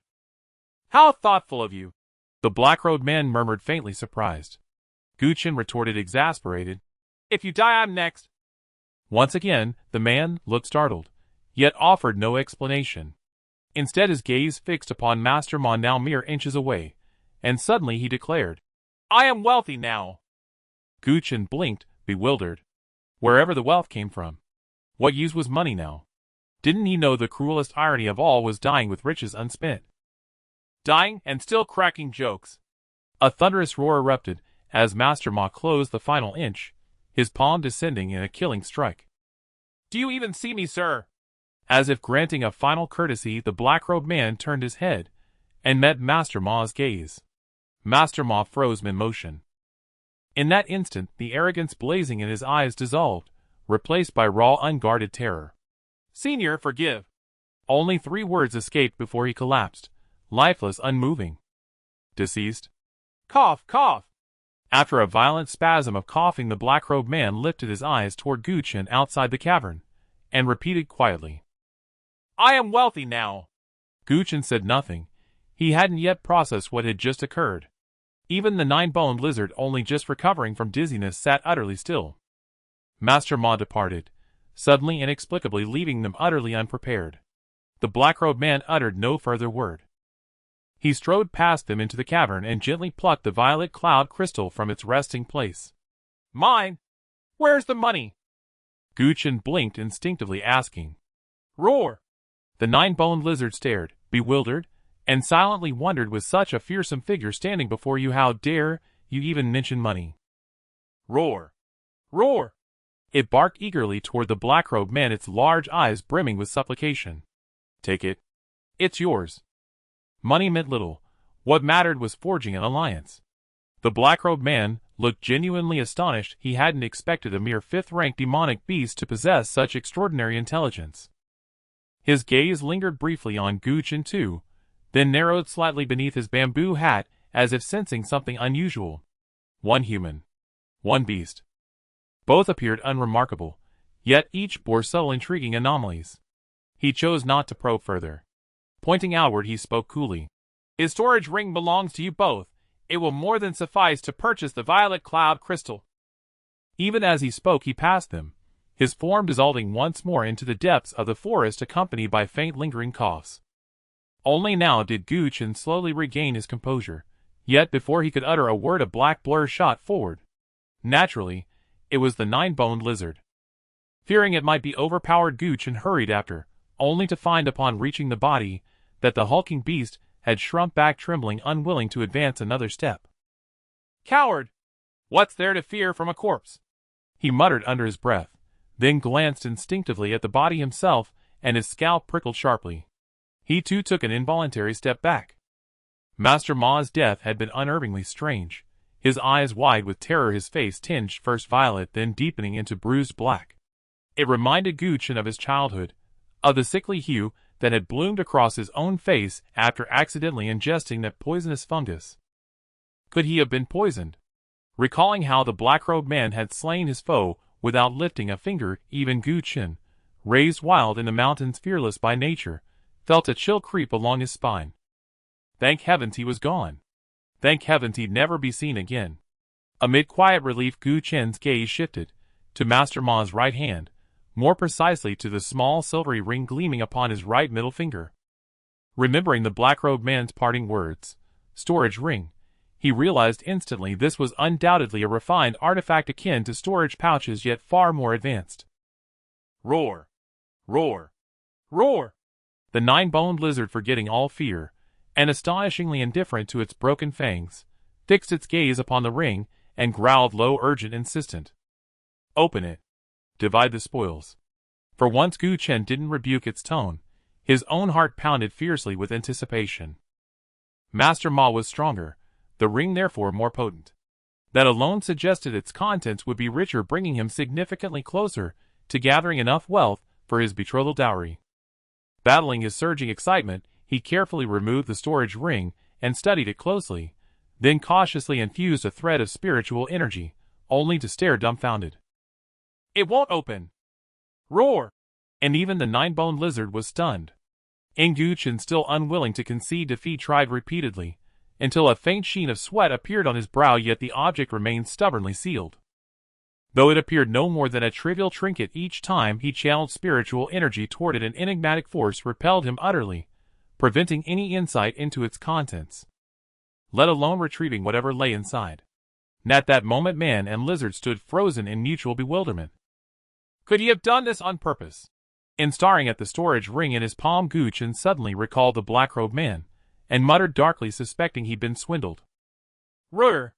And compared to him, the nine-boned lizard grew frantic, pacing in tight circles, radiating the same restless agitation it had shown earlier when consumed by the Harmony Union pill yet denied its release. What a deception. And this wasn't just cheating a human, it was cheating a lizard. And Sigh. Guchen sighed deeply, tucking the storage ring into his chest pouch as he consoled gently. Brother Lizard, do not fret. Here's what we'll do. Return first to recover your wounds. Once I uncover the method, I'll deliver its contents to you without delay. And roar! Roar! And the nine-boned lizard swung its massive head, nearly severing his hand with its jaws. In return. And by the time I'm gone, will anything remain for me? And roar! Roar! Very well. I'll return, but this storage ring stays under my custody. And so cowardly, and still you dare claim a share. Have you no shame left? And fuming Guchen recalled the creature's earlier timidity, and unable to restrain himself lashed out with a furious punch. Roar! And the nine-boned lizard instantly recalled the agony of its shattered fang. Its eyes flared crimson maw-wide as it lunged forward in savage snarling fury. Thud! Thud! Thud! There, and then man and lizard reignited old grievances. The vessel of their fragile camaraderie capsized without warning. Across the hushed mountain forest, explosive clashes erupted like firecrackers in unison, granting Elder Ma's posthumous rights an unexpectedly grandiose fanfare. After a long while, both seemed to have vented their fury. Panting heavily, they ceased hostilities and resumed communication. In the end, they reluctantly forged a pact. Until the storage ring was opened, they would remain inseparable. And the nine-boned lizard had no objection. After all, the entire Xian mountain range was its sovereign domain. Location mattered little. Guchen too felt indifferent, nor did he fear that accompanying the lizard would alarm the elder. And he had changed his mind. He would not return, not yet. He had assumed that slaying Wu Liang and his companions would eradicate all future threats, and ensure his anonymity. Yet Elder Ma's sudden appearance shattered that illusion. Cultivators possessed tracking arts far surpassing even his most refined hunting techniques. Until he understood their methods, he refused to carry this latent peril back to Xian village. And as for whether the elder might go hungry for a few days, he deemed survival infinitely more vital than mere hunger. Roar! And just as he pondered this, the nine-boned lizard vanished halfway into the thicket, yet paused to call out, Stop thinking! Someone else may arrive at any moment. And Guchen stiffened. And Brother Lizard was growing ever sharper. And if so, he became rather difficult to deceive, or rather difficult to collaborate with. Headache or not, he gave it little further thought, leapt lightly, and dissolved into the depths of the jungle. No breeze stirred through the woods. Withered leaves spiraled upward, then settled softly, draping Elder Ma's cooling corpse in silent shroud, concluding his final rites. And, at that very instant, on the trial hillock, the five families obediently waited, still motionless, still silent, for Elder Ma's return. Yet the atmosphere had shifted from initial collective elation to mounting collective anxiety, and now to absolute suffocating silence. For Elder Ma had not returned. And how much time has passed? And Lu clan chief broke the eerie stillness at last. Nearly half an hour, perhaps. And Zhou clan chief replied instinctively, uncertain. And all others fell mute. In that moment, a quiet disorientation settled upon them. Shall we wait, or not? And, deep within the heart of Xian Mountain, beside a clear mountain stream, Guchen, now cleansed, gazed solemnly into the water's surface. The brook murmured softly in its ripples, faintly mirroring a face still youthful yet already carved with emerging definition, refined, elegant, strikingly handsome. And truly handsome. truly prudent to guard against being seized as a furnisting. And after a long satisfied gaze, Gu Chen murmured appreciatively, then waded ashore barefoot, clutching a plump silvery fish. Footwear. Gone entirely. And within a single day, he'd fought multiple brutal battles. The coarse cloth shoes long reduced to tatters, his garments, likewise shredded beyond recognition, indistinguishable from a beggar's rags. He cared little. From childhood onward he'd never owned a single decent garment. In reaching the bank, he found the 9-boned lizard snorting softly, apparently asleep, so he merely curled his lip, making no attempt to slip away. Not from lack of desire, but impossibility. And along the way the hulking beast had grown increasingly cunning. Though feigning slumber, it watched him keenly, every breath, every blink a silent vigil. Ignoring it, he cleaned the fish with practiced ease, kindled a fire, and began roasting it, while simultaneously studying the storage ring and instinctively circulating the Lingxi art. After his battle with Wu Lian, he had broken through to the peak of body forging. Accumulated pill energies were fully expended, and his cultivation had stabilized profoundly. Within his Dantian-Si refined spiritual energy continued to ebb and flow, subtly piercing the translucent layers of flesh, sinew, and bone, edging ever closer toward the marrow's deepest core. He refrained from ingesting more pills, instead meticulously reviewing past combats, each strike, each parry, each advance, each retreat, scrutinizing gaps, refining flaws, honing weaknesses. Strength conferred advantage in battle, yet brute force alone, untempered by technique, often guaranteed defeat. He grasped this truth at age 4, when he'd pummeled Sanya twice his size into tears. And inside him, the Ki stream flowed with tranquil persistence. Outside, the mountain stream whispered its ancient song. And gradually inner rhythm and outer cadence resonated, until distinction dissolved and unity reigned. Once more Gu Chen slipped into transcendent absorption beneath the resonance of inner and outer harmonies. His bones tingled with deep throbbing ache, while marrow injuries sustained in combat with an essence-refining realm expert rapidly healed, even strengthening as they mended. Swish. And the 9-boned lizard snapped its eyes open, pebble-sized orbs wide with astonishment. And another breakthrough. In what manner of anomaly was this human?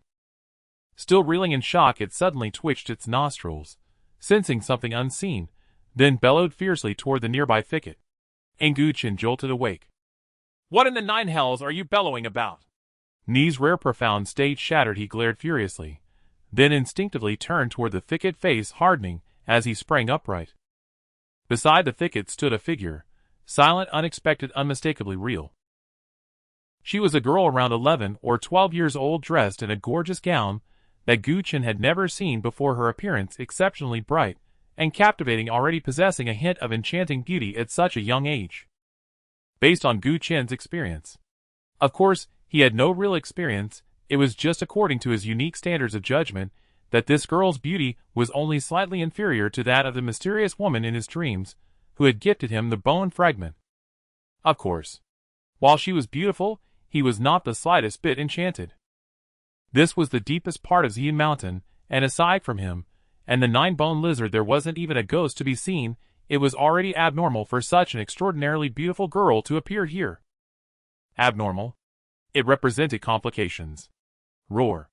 The 9-boned lizard roared, taking a defensive stance, as if it too sensed something was amiss. The girl, however, showed no reaction, merely fixating on the perfectly grilled fish in Gu Chen's hand that was fragrant and cooked to perfection, her eyes widening. Was she after the fish? Gu Chen felt a stir in his heart, somewhat uncertain, and shook his arm. The girl's gaze followed the fish back and forth. Gu Chen was speechless. She really was after the fish. "Do you want to eat?" "Just one bite." The girl nodded vigorously, her eyes glued to the grilled fish, murmuring, "I definitely won't eat more." Gu Chen was even more speechless. The girl's current demeanor was exactly like that of the old man he had encountered after getting lost in the mountains for 7 days, who had looked just as starved. Here, not wanting to complicate matters, he simply tossed the fish over, hoping to send her away quickly. He threw it casually. The girl instinctively lunged, catching the grilled fish narrowly. The 9-boned lizard cast Gu Chen a glance. "Did you take her for a dog?" Gu Chen understood its gaze, but couldn't be bothered to explain, thinking to himself, "You know nothing, human hearts can be treacherous. What if she approached and plotted against me?" Delicious. So delicious. I've never had such tasty fish before. not far away. The girl disregarded her image, clutching the grilled fish, her little face nearly buried in it, her mouth mumbling incessant praises for Gu Chen's cooking skills. Gu Chen curled his lips. When he was 7, after his first attempt at cooking, the old man had never cooked again. In terms of culinary skills, he had never been inferior. The fish was not small. Yet in just a short while the girl had devoured it completely, leaving only a pile of bones. How long had she been starving? Gu Chen casually played with the storage ring in his hand, secretly shaking his head. "I'm sorry." The girl, realizing belatedly, responded apologetically, "I was too hungry, and the fish was too delicious." "I'm not hungry. I'm just speaking the truth. Although I roasted the fish, it was merely a habit hard to change. As for hunger, since starting my formal cultivation, I have hardly felt it."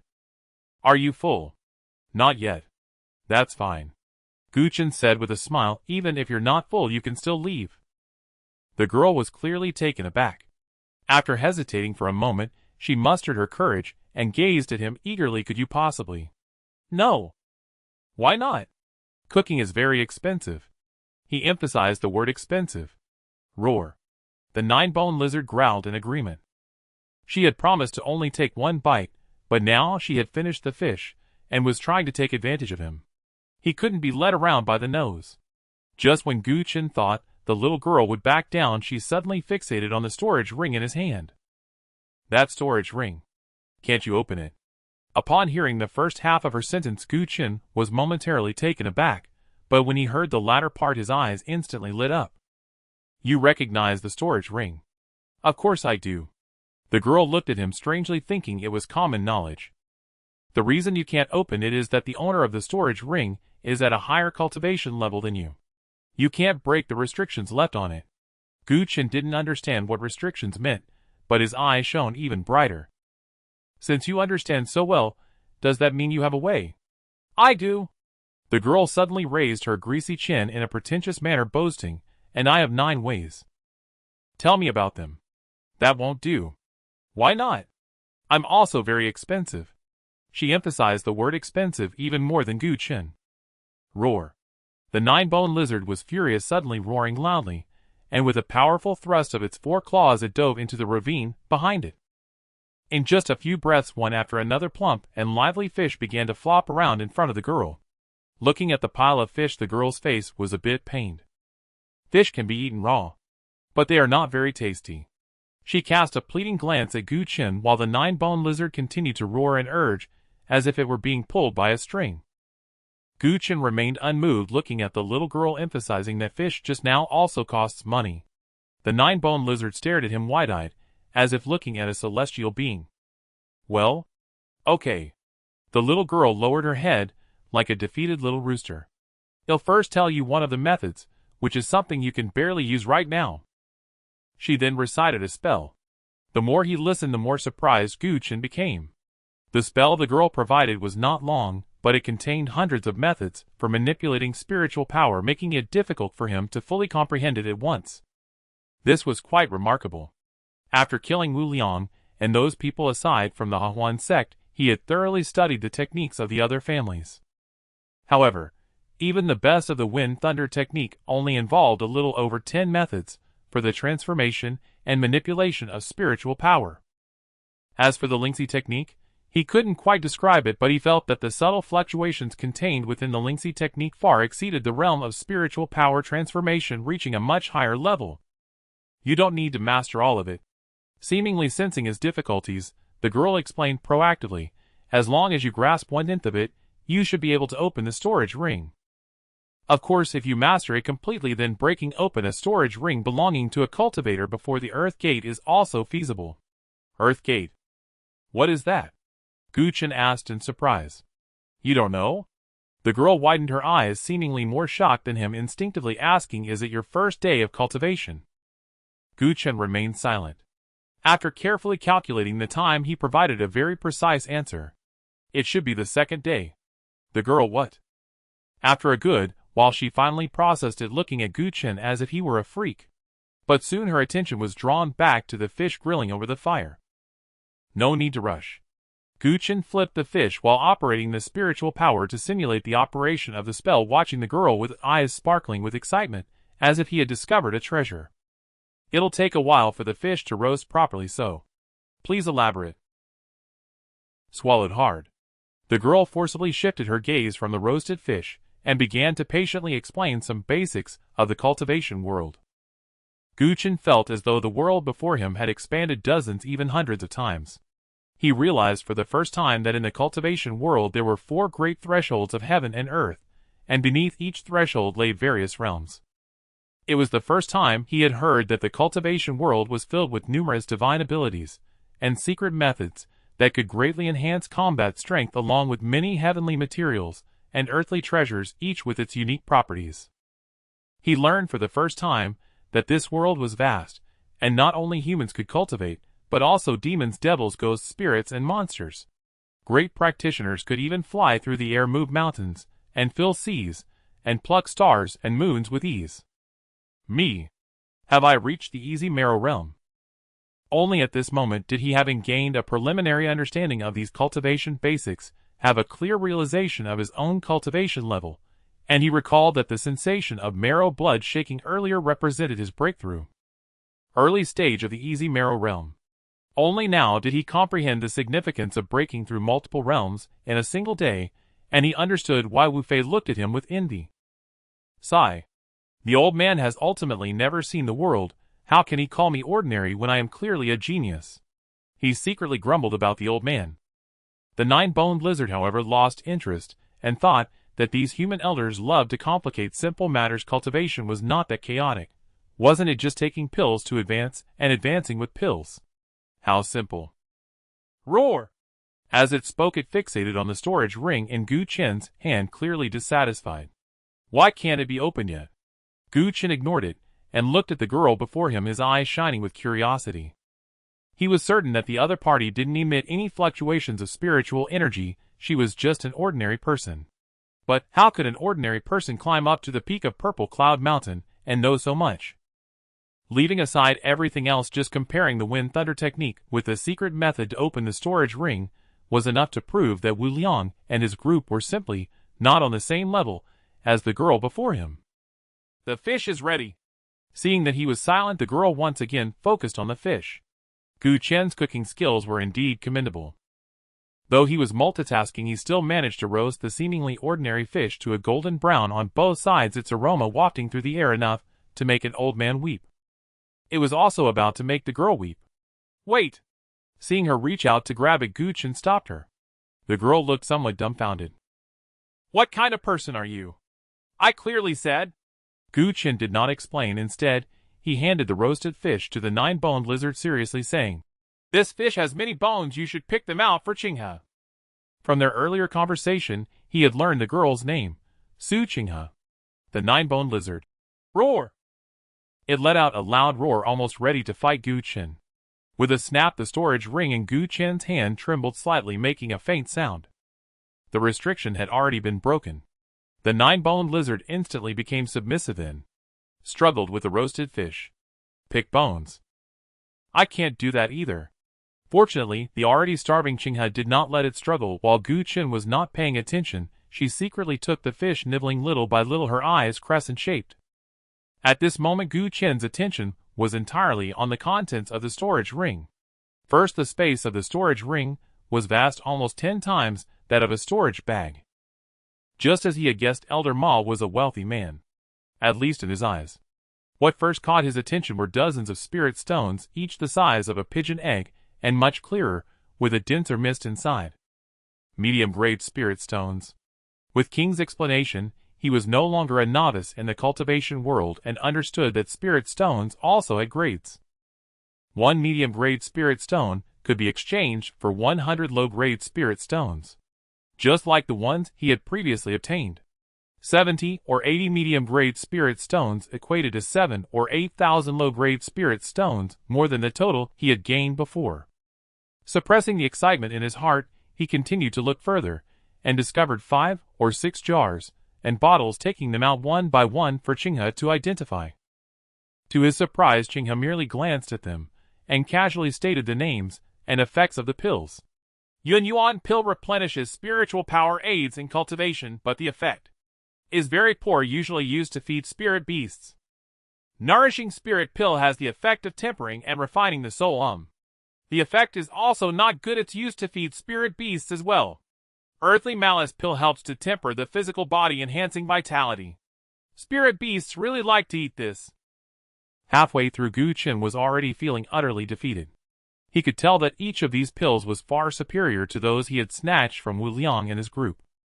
But, from King's perspective, were they merely for beasts to eat? Roar! The nine-boned lizard hurriedly approached, continuously letting out low roars, seemingly comforting but actually fanning the flames. This was simply too insulting. You absolutely cannot eat this. Gu Chen shot at a glance. Would you eat it? Roar, roar, roar! The nine-boned lizard nodded repeatedly. Of course, I would eat it. I am not human, I am just a beast. Isn't it perfectly reasonable for a beast to eat these things? Don't start. Gu Chen swatted its head aside expressionless as he put away the pills. Though from King's perspective these pills were worthless to him, they were the best he could obtain. With the nature of a youth, his disappointment only lasted for a moment before he became excited again. Since these pills were the lowest grade, there must be better and rarer ones. As long as he stands high enough and walks far enough, one day they will all be his. I am still fearless. He secretly praised his bold and determined heart, suppressing his yearning, and began to check the other items in the storage ring. A small box. Inside was a small bug he had seen before, 6 inches long, emanating a golden glow. Devouring spirit bug. Often used for tracking. Under King's explanation, Gu Chen finally understood why Elder Ma had found him even though he had left no survivors. It was because of this little bug. He couldn't afford to be careless. The cultivation world was filled with bizarre things. He secretly admonished himself and carefully stored the devouring spirit bug, because Qinghe had appraised it at a value of at least 10,000 low-grade spirit stones. What he found next were some materials whose names and uses he couldn't recall. Qinghe seemed to already know his preferences and gave a rough estimate, probably comparable to that devouring spirit bug. Soon his gaze was drawn to an item in the corner of the storage ring. A sword. A jade sword. About a foot long, entirely displaying a milky white color, emanating a faint spiritual light, heavy in the hand. A mid-grade spiritual tool. It is valued at around 15,000 low-grade spirit stones. As if aware of his preferences, he swallowed a piece of fish meat with great effort, proactively explaining and assessing its price on the spot. 15,000. Gu Chen's eyes brightened. In the cultivation world, there are numerous types of magical artifacts, each with bizarre functions. In terms of quality, they can generally be divided into spiritual tools, true tools, Dao tools, holy tools, and so on. Although this little sword is merely the lowest grade of spiritual tools, it was already the most valuable item among Elder Ma's relics. Let's give it a try. With a slight shift of thought, a strand of spiritual power quietly entered the little sword, causing the sword body to tremble slightly, and unexpectedly it unleashed a 3-foot-long blade of light that nearly severed the head of the nine-boned lizard. Roar! The nine-boned lizard roared loudly, fierce yet cowardly furious, and feeling that it was intentional. How barbaric! Did you perhaps intend to accidentally kill me and inherit my benefits? Gu Chen was certainly not deliberate, nor did he possess such a base mindset, though it was possible he simply hadn't thought of it at that moment. A good item. Holding this spiritual sword, he grew fonder of it, and suddenly understood that what he had told him earlier, even among those of the same realm, the differences in combat power were indeed vast. Talent, cultivation techniques, mentality, magical artifacts. There are simply too many factors influencing combat power. For example, with this little sword, he mused that if he had it during a fight with Wu Liang, it wouldn't just be an unknown. Even if he faced the nine-boned lizard alongside others, he could still hold an absolute advantage. He suddenly thought of Elder Ma's death, feeling that if the opponent had not been so careless and had brought out this spiritual tool, well, it would probably still have ended in death. The conclusion came instantly. After all, the methods of that man in black were truly unfathomable. A mere spiritual tool could not bridge the gap. Thank goodness. He would never see him again. After secretly giving thanks, he carefully stowed the spiritual sword and took out the last 2 items from his storage ring. To his surprise, there were 2 jade talismans. From Qing, he already knew that these talismans were the most common items in the cultivation world, typically used to record cultivation techniques, and even important information. One jade talisman seemed to record the core technique of the falling dust sect, falling dust free and easy technique. Without needing Qing He to explain, he pondered for a moment, and discovered that while the name of this technique was impressive, ultimately the variations in spiritual power involved were merely about 30 or 40 kinds. While it was certainly much stronger than the wind thunder technique, it could not be compared to the technique Qing He had given him. As for the Lingxi technique, it was even less worthy. The other jade talisman contained a technique that seemed somewhat familiar. The spirit devouring technique. It unleashed power far exceeding one's original realm at the cost of boiling spiritual power and damaging one's foundation. So that's it. He actually used the spirit devouring technique. Recalling the overwhelming strike Wu Liang unleashed during their final battle, and thinking about how he also had an identical jade talisman in his storage bag, Gu Chen immediately understood that it was likely the reason for the spirit devouring technique. In comparison to the falling dust free and easy technique, the variations in spiritual power operation of the spirit devouring technique were fewer, yet he found it even more intriguing. Setting aside the backlash. With this spirit devouring technique, it was equivalent to having an opportunity to unleash power far beyond one's own during a dire situation, essentially granting an extra life. Its value was immeasurable. The spirit devouring technique. After hearing her explanation, Qing he lightly tossed away the fish bone in her hand, her voice akin to a babbling spring, crisp and enchanting. I haven't heard of it. Gu Chen was momentarily taken aback, a bit surprised. After deeper discussions, he had long known that although Qing he lacked cultivation, her background was likely significant, and her insights were extraordinarily profound. She seemed to know almost everything about the cultivation world. How could there be a secret technique she hadn't heard of? The risks are too great. The little girl's next response caused his expression to stiffen, and he instantly understood. It wasn't that she hadn't heard of it. It was simply that the spirit-devouring technique was too inferior to be worthy of her knowledge. Qing he fixed his gaze on her, eyes gleaming. Do you have something better? I do. The little girl raised her delicate and fair chin, suddenly looking proud. But I'm thirsty. Gu Chen's expression turned serious as he looked at the nine-bone lizard. Brother lizard! Roar! The nine-bone lizard exploded in anger, uttering very unpleasant curses. This pet truly was becoming increasingly unclear about its own identity and status. Did it really think of him as a beast pet to be summoned and scolded? Gu Chen didn't force it, merely shaking the spiritual sword again, the 3-foot-long blade of light whistling past. The nine-bone lizard wriggled its tail and burrowed into the thicket. Sister, go on. Gu Chen looked at Qing He with an expectant expression. Consider it the payment for the second fish. Qing He had originally thought to be a bit reserved, but upon hearing this her head drooped again. Let me think. After a moment, she presented another secret technique, and its level seemed much higher than the previous technique for opening the storage ring. Blood spirit technique. By boiling spiritual power and unleashing one's blood energy, it could erupt with over double one's own strength, lasting for a quarter of an hour. The cost? Within half a day the 5 meridians would burn, leading to immense suffering. Gu Chen's eyes lit up again. The spirit-devouring technique could at most enhance strength by 30%, but this blood spirit technique could boost it by a full double, and the backlash was much less, involving only one kind of spiritual power operation.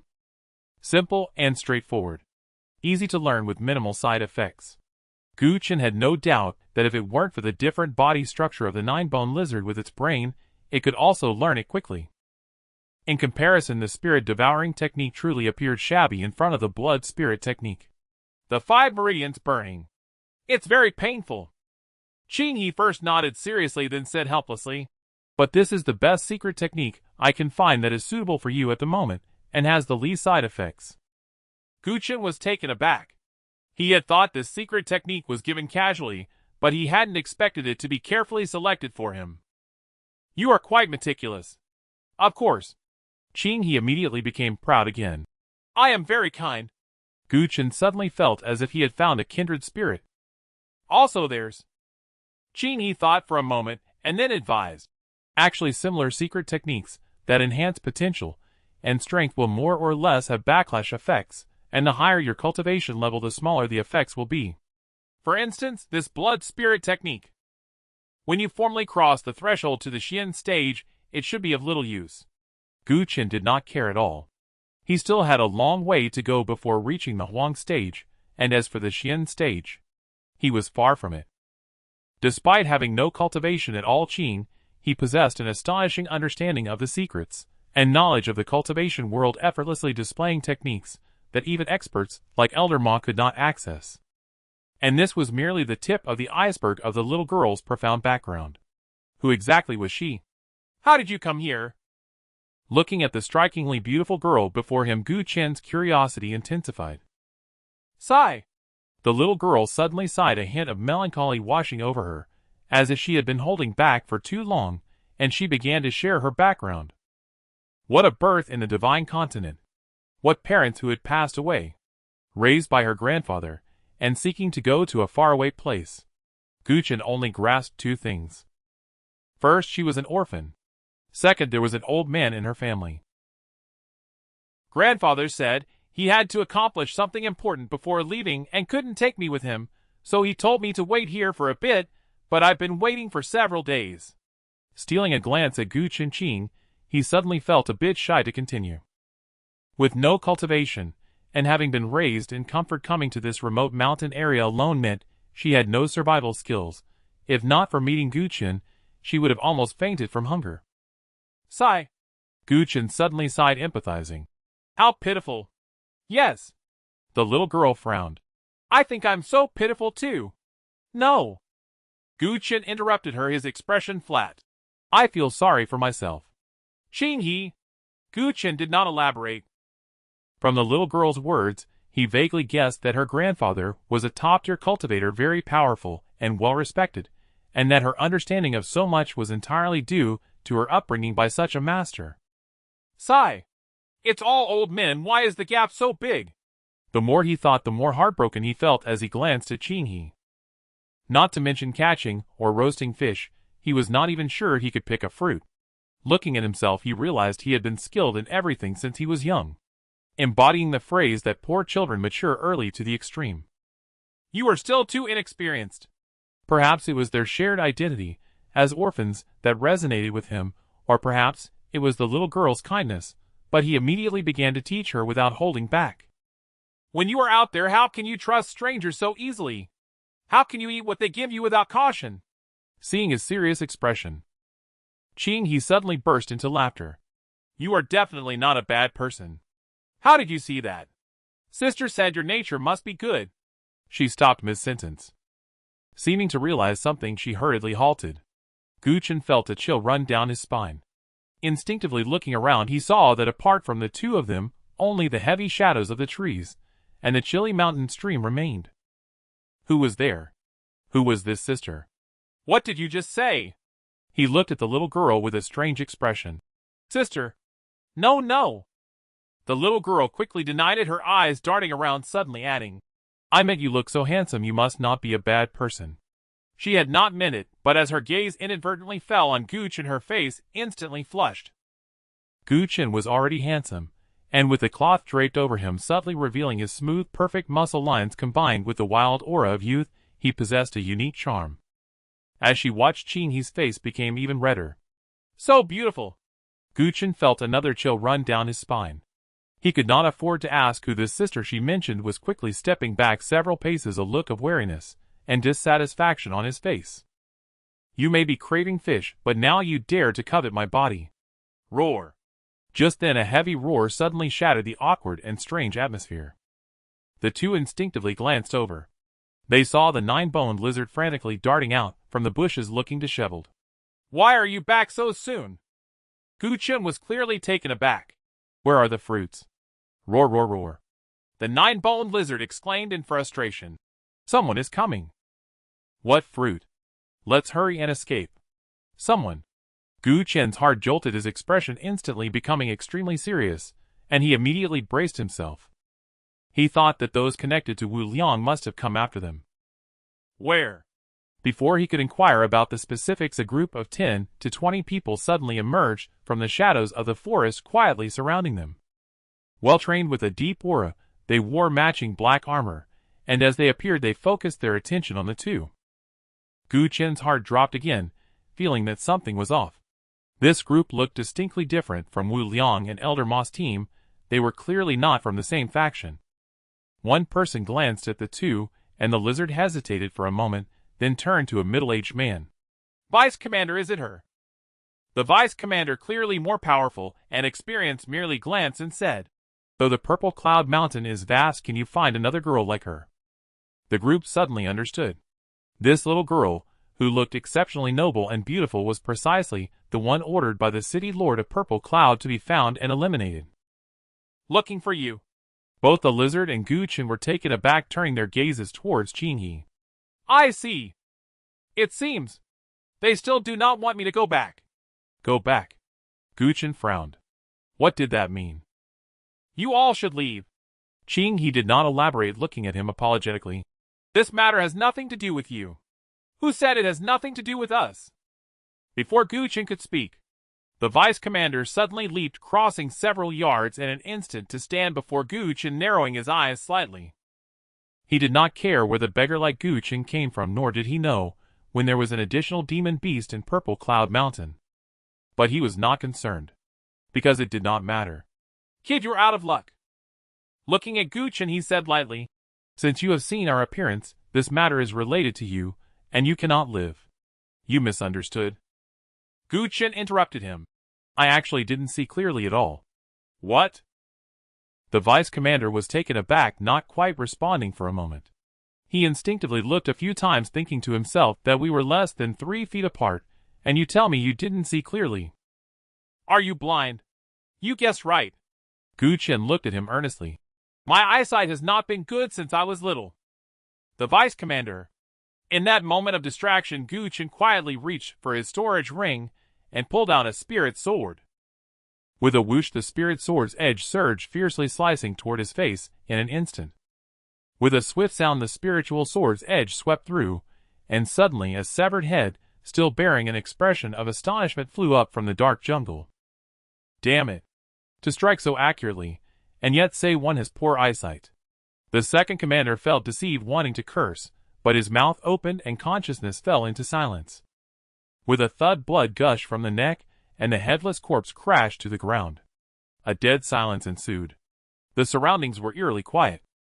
Qinghe stared wide-eyed at Gu Chen, seemingly unable to fathom that this seemingly skilled youth, who appeared so handsome and gentle like a neighborly older brother, could kill with such decisiveness and distinctiveness. Only the 9-bones lizard remained unfazed. Familiar with Gu Chen's style and limits, it merely glanced at the spiritual sword and felt a vague sense of dread. This thing. It truly can sever one's own head. "Go!" The death of a second commander did not mean the crisis was averted. Gu Chen wasted no time tossing Qinghe onto the back of the 9-bones lizard and prepared to fight his way out. However, just as he took a step, as if recalling something, he suddenly turned back at Qinghe's peculiar gaze and yanked the storage bag from the second commander's waist, feeling satisfied. No matter how bitter, tiring, or difficult it may be, one must not forget to save money. The second commander is dead. He dared to ambush. Shameless. Despicable. He has lost all face. Kill him. Tear them apart. Until this moment, the remaining black-armored guards finally reacted, staring at Gu Chen with shock and disbelief, but more so with frustration. They were well aware of the second commander's strength. His cultivation had long reached the late stage of spirit refinement, able to open all meridians and refine his soul and spirit. Under normal circumstances, how could Gu Chen possibly kill him? Yet precisely. The revered second commander had died, succumbing to his own carelessness and Gu Chen's treacherous ambush. It was not just frustrating, it was a death without value. As thoughts turned, Gu Chen quickened his pace, already closing in on the jungle. Where did this wild brat come from? How dare he ambush the second commander? Die! The nearest black-armored guard could no longer contain the killing intent within, pushing his mid-level body refining power to the limit and charging at Gu Chen. Gu Chen remained expressionless, yet the flow of spiritual energy within him suddenly changed, swinging his sword effortlessly. Swish! The jade sword's brilliance erupted easily, severing the arm of that black armored guard. What? The black armored guard was momentarily stunned and felt a piercing pain. Spiritual weapon! He immediately realized something staring intently at the jade sword in Gu Chen's hand. He wields a spiritual weapon. Before he could finish his sentence, Gu Chen's speed surged, and he appeared right in front of him, the jade sword falling once more. One strike severing the head. Seizing the moment before the corpse fell, he swiftly snatched the storage bag from the opponent's waist, giving the 9 Bones lizard a look that only they could understand, then focused his gaze and charged at the approaching enemies. Seeing how sharp the jade sword was, the remaining black armored guards were taken aback, finally understanding why the second commander had died so abruptly. A spiritual weapon. It seemed to be merely the lowest grade of magical treasure, yet, in a place like Xian City, it was exceedingly rare and precious, including the 5 great families. In total, there were no more than 10 spiritual weapons in all of Xian City, half of which were monopolized by the Lord's mansion. The most famous and highest ranked among them was undoubtedly the high-grade spiritual weapon, the Xian Blade, which the Lord of Xian City regarded as a treasure and rarely took out. After all, if a spiritual weapon was damaged, repairing it would also be expensive. But how could this rare spiritual weapon, one that even the second commander did not deserve to possess, be found on this wild brat? Be careful. He has a spiritual weapon. Do not underestimate him. Form a formation. Form a formation. Shocked as they were, they belonged to the Lord's mansion, the absolute elite of Xian City, trained rigorously. Even though Gu Chen wielded a spiritual weapon, greatly increasing his lethality, they did not panic too much, quickly forming groups of 3 or 5 to encircle Gu Chen. However, they soon realized they were wrong. The error was not in doubting Gu Chen's possession of a spiritual weapon, but in severely underestimating Gu Chen's true strength. Gu Chen was strong. Stronger than they had anticipated. They could see that Gu Chen did not truly understand any sword techniques, but was merely swinging the sword instinctively. Yet, within that seemingly chaotic hacking, there was a subtle and determined intent. The brilliance of the spiritual sword, though seemingly unremarkable, was razor-sharp to the extreme, able to bypass even their specially crafted black iron armor. Compared to them, Gu Chen's thoughts were far simpler and purer. He cared little about why they were after Qing He or what secrets she held. His mind was solely focused on one thought. Whoever kills me, I will kill them. Such a straightforward and pure thought led to clean and decisive strikes. With each step, he aligned himself more with the flow of spiritual energy, growing increasingly urgent and swift. With every rise and fall of his sword, blood-sprayed limbs flew and screams filled the air, leaving not a single opponent standing. Similarly, this left the 9 Bones lizard with no opportunity to act. This pet, it was growing increasingly formidable. Would it eventually try to usurp its master? Bearing such thoughts, it trailed behind Gu Chen, who carried Qing He, nervously performing the most basic of cleanup tasks. For those already dead, it would swiftly snatch the storage bag from their bodies. For those still alive, it would show kindness, swiftly taking them down and inheriting their possessions, the storage bags.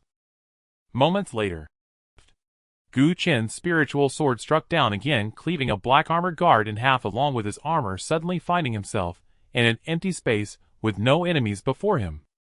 All eliminated. Roar, roar, roar!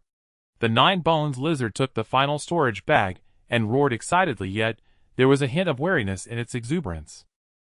This pet, it wouldn't actually seek an opportunity to cut me down and inherit my possessions, would it? Such was its concern. Gu Chen paid it no mind. Although he had cut down each of these foes with one strike, adhering to his unwavering principle, his vigilance and sense of caution increased. His gaze shifted to Qing He, and he suddenly frowned. From his shadowy no, from the moment he confidently wielded unparalleled wisdom and strength to slay the second commander, the little girl had kept her head down in silence, and now her body trembled slightly, as if she was afraid. Are you okay? Gu Chen asked, his brows furrowing deeper, as he found the sobbing little girl beside him, who was easily frightened by blood, exceedingly annoying.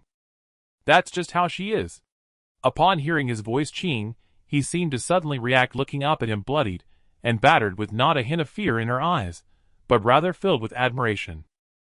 No, I was just too excited. Gu Chen raised an eyebrow, sensing something was off. Excited? Yes. I already knew your name. Qing he couldn't help but dance with joy, saying, Brother Gu, you take them down one by one without even blinking. Gu Chen suddenly threatened. If you dare ask me if my eyes are dry, I'll hit you. I just think you're amazing and so handsome, Brother Gu. The little girl appeared somewhat shy and awkward. After glancing at her a few more times, Gu Chen thoughtfully asked, Are you really not afraid? Why should I be afraid? The little girl blinked, puzzled, and said, Brother Gu, you're protecting us. And since they want to kill us, we can't just stand there and let them do it, can we? They are enemies, so of course they must be dealt with. Gu Chen looked at her with newfound respect. Even the nine-bone lizard was taken aback. This little girl. She seems so delicate and weak, needing my help to pick bones from fish, yet her spirit is so wild. Grandpa said, When I officially begin my cultivation, the first thing I must remember is to never show mercy to any enemy, or else I will be the one who dies. Gu Chen suddenly understood. If even the old man who couldn't survive in the cultivation world could articulate such principles, what more could be expected from the little girl's grandfather? Such a formidable cultivator. While he might have pampered the little girl, he certainly wouldn't raise her to be a weakling. Suddenly he felt she was very much to his liking. Are these people really coming after you? He glanced at the corpses strewn across the ground and asked again. Yes. Qing he suddenly bit her lip, her expression somewhat dejected. Grandpa wants to take me back, and they probably don't want me to go. Because if I return, it will threaten their status, take away my share, and make them look bad. Gu Chen was even more puzzled. You don't have any cultivation, how can you threaten them? Sister said. Qing he suddenly lifted her little face, proudly declaring, I may not be cultivating for now, but I am waiting for the right moment. When the time comes, I shall dominate the world, shaking the very foundations of eternity, and pushing aside all obstacles. The nine-bone lizard couldn't take it anymore. This little girl. Her bravado surpassed even that of my pet. But Gu Chen, rather than minding her tone, felt a chill run down his spine. What sister? Where did you get a sister from? What? As she spoke, Qing he's mood fell again, murmuring, Even though I will definitely be powerful in the future, I still feel like I've dragged you down. I'm sorry. Roar. The nine-bone lizard growled in frustration. If you've already caused trouble, don't apologize for it. You can't blame yourself entirely. Though Gu Chen found the situation somewhat tricky, he also felt at ease. If I hadn't listened to you talk about the cultivation world or pondered the secrets you shared, we might have parted ways by now, and wouldn't have encountered them. It was all a matter of choice. The more you gain, the greater the risk you must bear. This principle wasn't taught to him by the old man, but rather something he learned from numerous hunts. Moreover, without Qing, his strength would not have seen such a significant increase in such a short time. Perhaps you should just leave. Qing he appeared even guiltier. Roar. Before Gu Chen could speak, the nine-bone lizard suddenly let out a weak roar. Where would we go? These people are merely the vanguard, there are still more outside. I sensed them as soon as I returned. No matter where we go, we'll encounter them. Why didn't you say so earlier? Gu Chen was so angry that he wanted to stab it with his sword. Roar. The nine-bone lizard retorted, feeling both timid and guilty. You didn't ask. Gu Chen could no longer be bothered with it, his brow furrowed. He had already witnessed the strength of this group of black armored guards. Individually, the strongest among them barely reached the pinnacle of body refinement, while the weakest only had the strength of the Qi realm, posing no threat to him. However, these individuals were well-trained, fearless of death, and adept at coordinated attacks, making them more troublesome than Wu Fei's ragtag forces. Not to mention, among them, there were undoubtedly individuals who could rival that second commander, or even stronger. Brother Gu. It was at this moment that Qing he suddenly climbed down from the back of the nine-bone lizard, discreetly tugging at the tattered cloth on him. Gu Chen stared at her. Even at this moment, you still crave my body. I have 2 secret techniques, the little girl said mysteriously. The kind that can be mastered quickly. You definitely could use them. Speak slowly, and don't miss any words. Gu Chen's attitude shifted, becoming warm as spring. Qing he mumbled, and the more he listened, the more curious he became. The strange look in Gu Chen's eyes grew. 2 secret techniques. One was called the sword control technique. The other was the soul control technique. The methods of spiritual energy operation involved only 3 types. The sword control technique naturally helps him better wield and control the spiritual sword in his hand, drastically enhancing his lethality. As for the soul control technique, it could transform the spiritual energy inside him into a barrier significantly resisting the spiritual intimidation from higher-level cultivators. Below the Huan realm there are 9 levels. It involves transformations of chi strength and spirit, the refinement of spirit transcending the mundane and returning to the origin. All pertain to spiritual transformations, and are the greatest advantages of the 3 realms of cultivators. The role of the soul control technique is to greatly diminish this advantage. But why do these 2 secret techniques feel like they've been tailor-made for me? He thought of this and suspiciously looked at Qinghe. She explained that these 2 secret techniques were actually improved versions of 2 extremely famous true techniques. One is called the 9 Heaven Sword Classic, created by the master of the 9 Sword sect. The other is called the Great Wilderness Soul Capture Technique, crafted by a capable true person. Without exception, both techniques involve tens of thousands of methods of spiritual energy flow and transformation. Tens of thousands! Gu Chen secretly gasped in awe. Yes. The little girl nodded. This isn't even the most advanced. Do you want to learn, Brother Gu? I can teach you.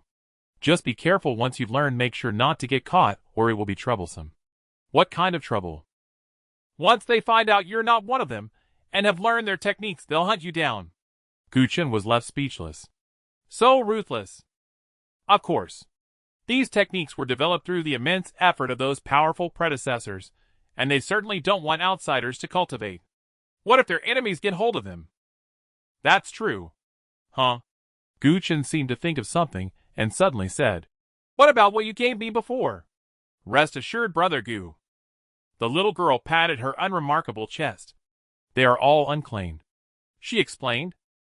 Cultivators contend with fate, not with the heavens. Besides, a select few others will die, and the families, or factions, they establish will not last forever. This is the origin of these unclaimed techniques. After sharing hardships together, the little girl grew increasingly devoted, admiring, and getting closer to Gu Chen, becoming very open and candid. After hearing her explanation, Gu Chen suddenly understood, and realized that the little girl's earlier selections were not out of selfishness, but genuinely for his benefit. Let's talk about these techniques later. He wouldn't admit he was afraid. He just felt he had self-awareness. Cultivators learning various magical abilities, secret techniques, formations, and talismans. Apart from comprehension and talent, the influence of spiritual power is also significant. He was currently only at the Yisui realm, far from reaching the stage of spiritual transformation, and his spiritual power wasn't much stronger than that of an average person. Even the 2 earlier techniques with merely hundreds of variations took him a long time to master, let alone this one with tens of thousands. Sigh. The little girl immediately sighed. In the end, it's the cultivation limit that restricts Brother Gus' talent. Don't speak nonsense. Gu Chen moved his hand and gently patted her head, feeling the soft fluffiness. He didn't think himself arrogant. He truly believed this, for his Lingxi technique had long surpassed the conventional pursuit of spiritual power transformation. Someone else would definitely struggle to learn it. You still need to be Loki, understand? Yes, yes. Loki, Loki. The little girl was now utterly obedient to him, nodding vigorously. Did you modify these 2 secret techniques? You have this ability. Gu Chen looked at her suspiciously. Ah, yes. I modified them. Just did it. As she said this, Qinghe puffed out her chest, but it only made her seem more guilty. Gu Chen didn't believe her. But he didn't press the matter. With time being pressing, it wasn't the time to investigate these things. After familiarizing himself with the 2 secret techniques, he casually found a place to begin his cultivation. Roar! The 9-bone lizard was getting anxious. Aren't we running away? Run away. Since they have already surrounded this place, no matter where we go, we'll encounter them. We might as well take this time to improve our strength. The 9-bone lizard immediately reacted. With its big head turning, it looked at the little girl with warmth, its eyes full of flattery, softly growling. It already had its own quick learning technique. What about me? Is there a quick learning method suitable for beasts? Even faster than his? Qing, he who didn't understand beast language, could read its eyes, and instinctively said, "You'll ask." "Oh no, I need to think." In just a moment she had an answer. With a strange expression in her eyes, she handed over a rare cultivation method in the cultivation world, one that was uniquely for beasts. The nine-bone lizard treasured it like a treasure. It rubbed against her gently, and happily rushed off to cultivate. In the blink of an eye both man and lizard stood still. Not far away Qing, he looked at them. Especially at Gooch, and her eyes gradually filling with worry as her thoughts raced. "Sister, I've dragged brother Gu down again. He's such a good person, and so handsome he must not die. Sigh, if only I could cultivate." The time slipped by and her mutterings drop by drop. After what seemed like a while, accompanied by the sound of synchronized footsteps, the crunching of dry twigs and leaves gradually echoed from the surrounding forest. The forest, already dark, grew even more oppressive and murderous as these footsteps echoed. Almost at the moment the footsteps sounded, Gu Chen's fingers resting by his knee twitched slightly. The sound of the Lingxi flowing through his veins halted instantly, and the spiritual sword beside him seemed to tremble as well. In the next moment large groups of black armored guards emerged one after another from the forest surrounding this place. Although it was broad daylight atop the mountain peak, the dense canopy of the massive trees cast a shadow, leaving the forest somewhat dim. Yet these black armored guards possessed formidable cultivation skills and sharp eyesight. Upon arriving at the scene, they immediately noticed the scattered corpses on the ground and caught a strong whiff of the pungent scent of blood. As the elite force of the city lord's mansion, they were well trained and disciplined. Even upon discovering so many fallen comrades, they did not show any signs of panic, remaining silent, though their hearts trembled in unison. Who did this? Instinctively all eyes turned towards two individuals and a lizard. Upon seeing Qinghe, they immediately understood that this little girl was their intended target. Seeing the nine-bone lizard and Gu Chen, they were momentarily taken aback, their brows furrowed. A beast? Was there really a beast within Xian Mountain? And where did this beggar-like wild child come from? Crack! Crack! Accompanied by the sound of snapping twigs and withered leaves, one person stepped forward quickly, standing before Gu Chen. Wearing similar black clothes and armor, but the design of their armor was slightly different, with more intricate and complex patterns. "Third Commander." Upon his appearance, the black armored guards all bowed in greeting. The third commander casually waved his hand, and his gaze soon landed on Qinghe, his brows furrowing slightly, realizing she was the target of the black armored guards this time. "Roar!" The nine-bone lizard, having benefited from the little girl, moved sideways to shield Qinghe behind it also, once again protecting Gu Chen in front. "Demonic beast!" The third commander instantly discerned the nine-bone lizard's rank and dismissively shifted his gaze to Gu Chen. Not because of Gu Chen's cultivation at the Easy Marrow realm, but because of Gu Chen's demeanor. It was very peculiar.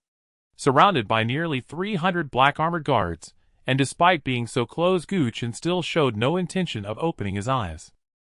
"Roar!" The nine-bone lizard growled lowly. "The enemy is here, and you're still pretending. Get up and fight." Hearing its roar, Gu Chen's eyelids twitched before he finally opened his eyes. As his gaze swept over the black armored guards and the third commander, he was suddenly jolted into awareness, greatly astonished. Who are you?" The black armored guards were taken aback, thinking, "We've been here for so long, making quite a commotion, didn't you hear?" "Are you deaf?" The third commander's brows furrowed. "Did you kill them?" he asked straightforwardly. "What?" Gu Chen was stunned again, tightly furrowing his brows as he strained to lean forward. "What did you say?" The third commander's expression gradually turned cold. "I'm sorry." Gu Chen seemed to understand why he was displeased, apologetically explaining. "I injured my ears when I was young."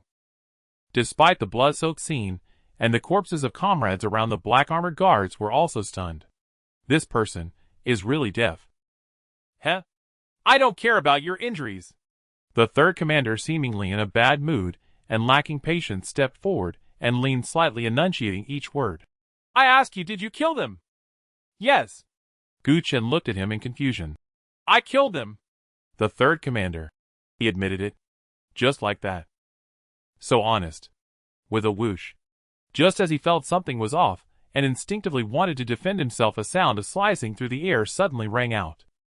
What? The third commander's heart sank, and out of the corner of his eye he caught sight of a cold gleam. His neck felt cold. Instinctively, he reached up to cover it, but blood continued to gush out uncontrollably. Stumbling backward, he felt his strength and life force quickly draining away as he stared in terror at the slowly rising Gu Qin, or more accurately the jade sword that had appeared in Gu Qin's hand. I'm sorry. Gu Qin looked at the jade sword side. I haven't mastered it yet. I can only ask you to take a few steps forward. He spoke the truth. Although the sword control technique was merely a basic spell improved from the Nine Heaven Sword Classic mastering, it was not too difficult, but the time was ultimately too short, and he couldn't manipulate it with precision. To be precise, only within 3 feet in front of him could he guarantee a lethal strike. You are not. The third commander stared at him, almost using up the last of his strength to squeeze out a few words, his voice very faint. Gu Qin, however, heard him clearly. How could that be? He looked at the other party in confusion. I've been sharp and perceptive since I was a child, and I eat more than others. With a thud, the third commander fell heavily to the ground, the anger in his eyes rapidly fading, leaving only regret and unwillingness. Under normal circumstances, with his mid-stage god refining realm cultivation, he could easily defeat 10 Gu Qins at the easy marrow realm with just one hand. But now, kill! He could only barely let out a final sound from his throat, then his consciousness faded, and he died completely, leaving behind just a bit more value than the second commander. Roar! The nine-bone lizard looked at Gu Qin dumbfounded. Beast? So much of a beast. Meanwhile, Qinghe peeked out from behind its massive body, her eyes filled with shock and admiration. Amazing. So amazing. Brother Gu is truly my idol. I just learned a new move. The third commander is dead. He has a spirit weapon, be careful. Kill! Kill him! That despicable bastard. Let's sacrifice his life to honor the third commander. The curses rang out one after another. The death of the third commander finally stirred this group of well-trained black-armored guards, their reactions mirroring those of the previous guards, their hearts filled with extreme frustration as they surged forward. Roar! The nine-bone lizard growled urgently. Quickly. Continue. Finish them off. It's useless. Gu Qin, holding the spirit sword, shook his head. Surprise attack. Such tactics only worked the first time. Now facing an encirclement 10 times larger than before, his options were limited. To be precise, there were only 2 choices. Either he dies, or he kills them all. With this thought in mind, before everyone could completely surround him, he swiftly stepped forward, took the third commander's storage bag, and tossed it beside the nine-bone lizard. Big guy, if you don't want your treasures to be inherited by them, then fight with all your might. The nine-bone lizard, who had originally felt a bit intimidated, suddenly had its eyes turned red upon hearing this. Why? Why should all the good things I diligently and sincerely collected be inherited by these guys without any effort? I will not allow it. Roar! A roar filled with brutality and rage erupted as it tossed the storage bag to the little girl for safekeeping, and like lightning charged to the front of Gu Qin. It is unclear what Qinghe granted the nine-bone lizard in terms of techniques, but in just a short span of 2 quarters, although this massive creature did not advance further, its blood aura had surged to more than double its previous intensity, and its speed and strength had also significantly increased. Bang, bang, bang.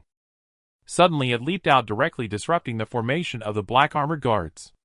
With its incredibly hard scales and sharp teeth capable of easily tearing apart the body of a peak refining body realm cultivator, it caused chaos among the 200 to 300 black-armored guards. Roar! With a mighty roar, it whipped its severed tail, striking 3 black-armored guards, who spat blood and fell to the ground motionless. Roar!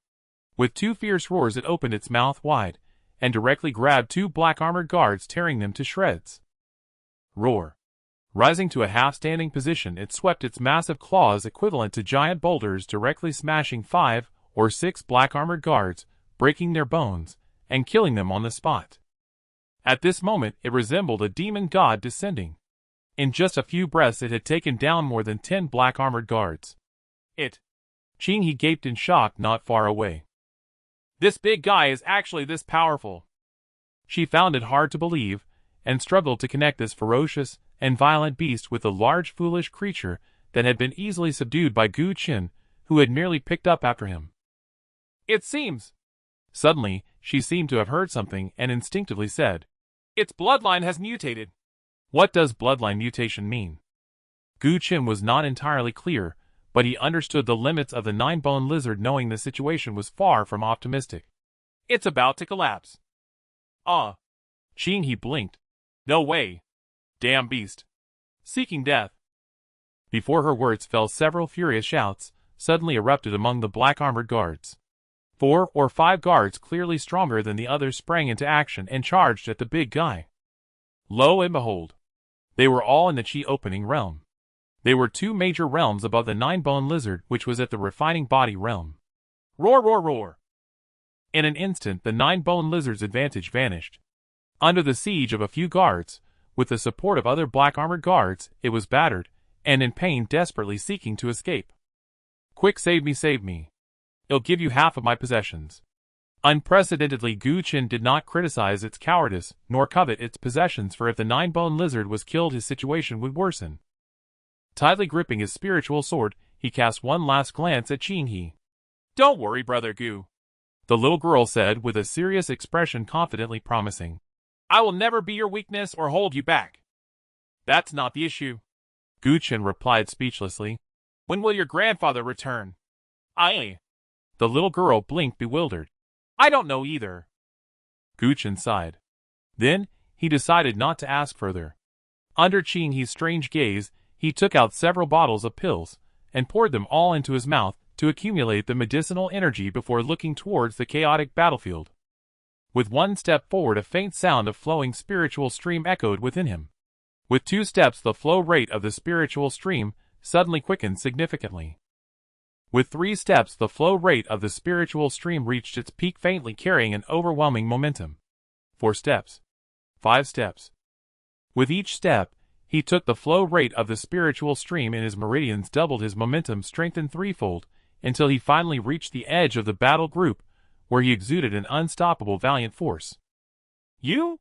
A black-armored guard, who was attacking the nine-bone lizard and closest to him, suddenly sensed something was off and quickly turned around. Puff! With a swing of his spiritual sword, a flash of cold light passed, and the black-armored guard was instantly frozen in place.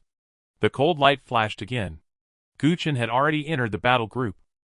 In place, that black-armored guard's body was instantly separated, falling into a pool of blood. Be careful. This wild kid is not right. Absolutely do not let your guard down. Within the battle group, the 4 or 5 guards in the Qi opening realm immediately noticed Gu Qin's presence, their hearts sinking. 3 of them abandoned the nine-bone lizard and charged towards him. Within a human body, the ability to carry spiritual power is not limited to the meridians, the Qi opening realm.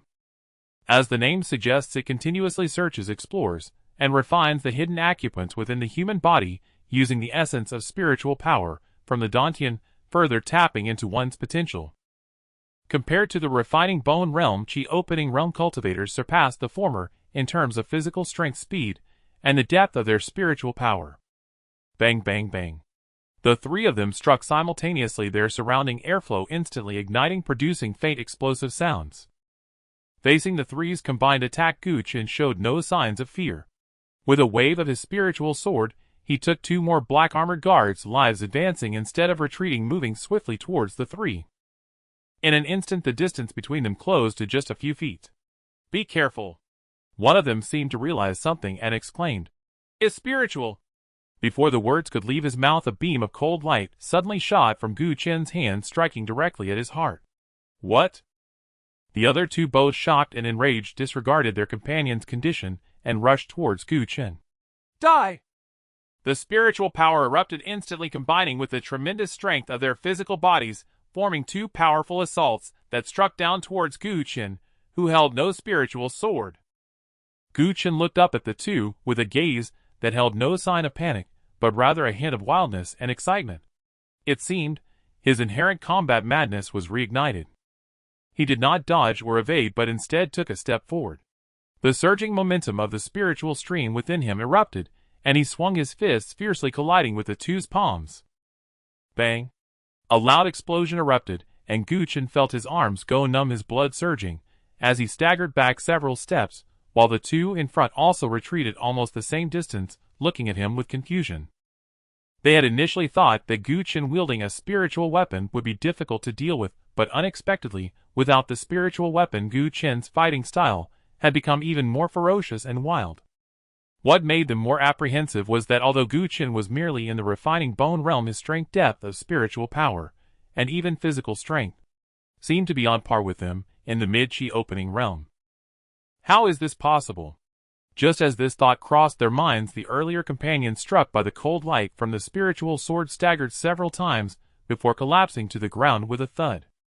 The two instinctively glanced at each other, their eyes wide with disbelief, breathless, having already departed this world forever, commonly known as dead. In a flash, as the remaining black-armored guards were stunned by this scene, a figure swiftly dashed past the corpse, seizing the spiritual sword. Oh no! The two felt a sudden chill in their hearts, and quickly came to their senses only to see Gu Qin had already charged in front of them with the sword. You? Puff! The spiritual sword was lightly thrust, piercing into one man's heart. The action was too quick. So fast that by the time the man reacted, he realized he would soon leave this world forever.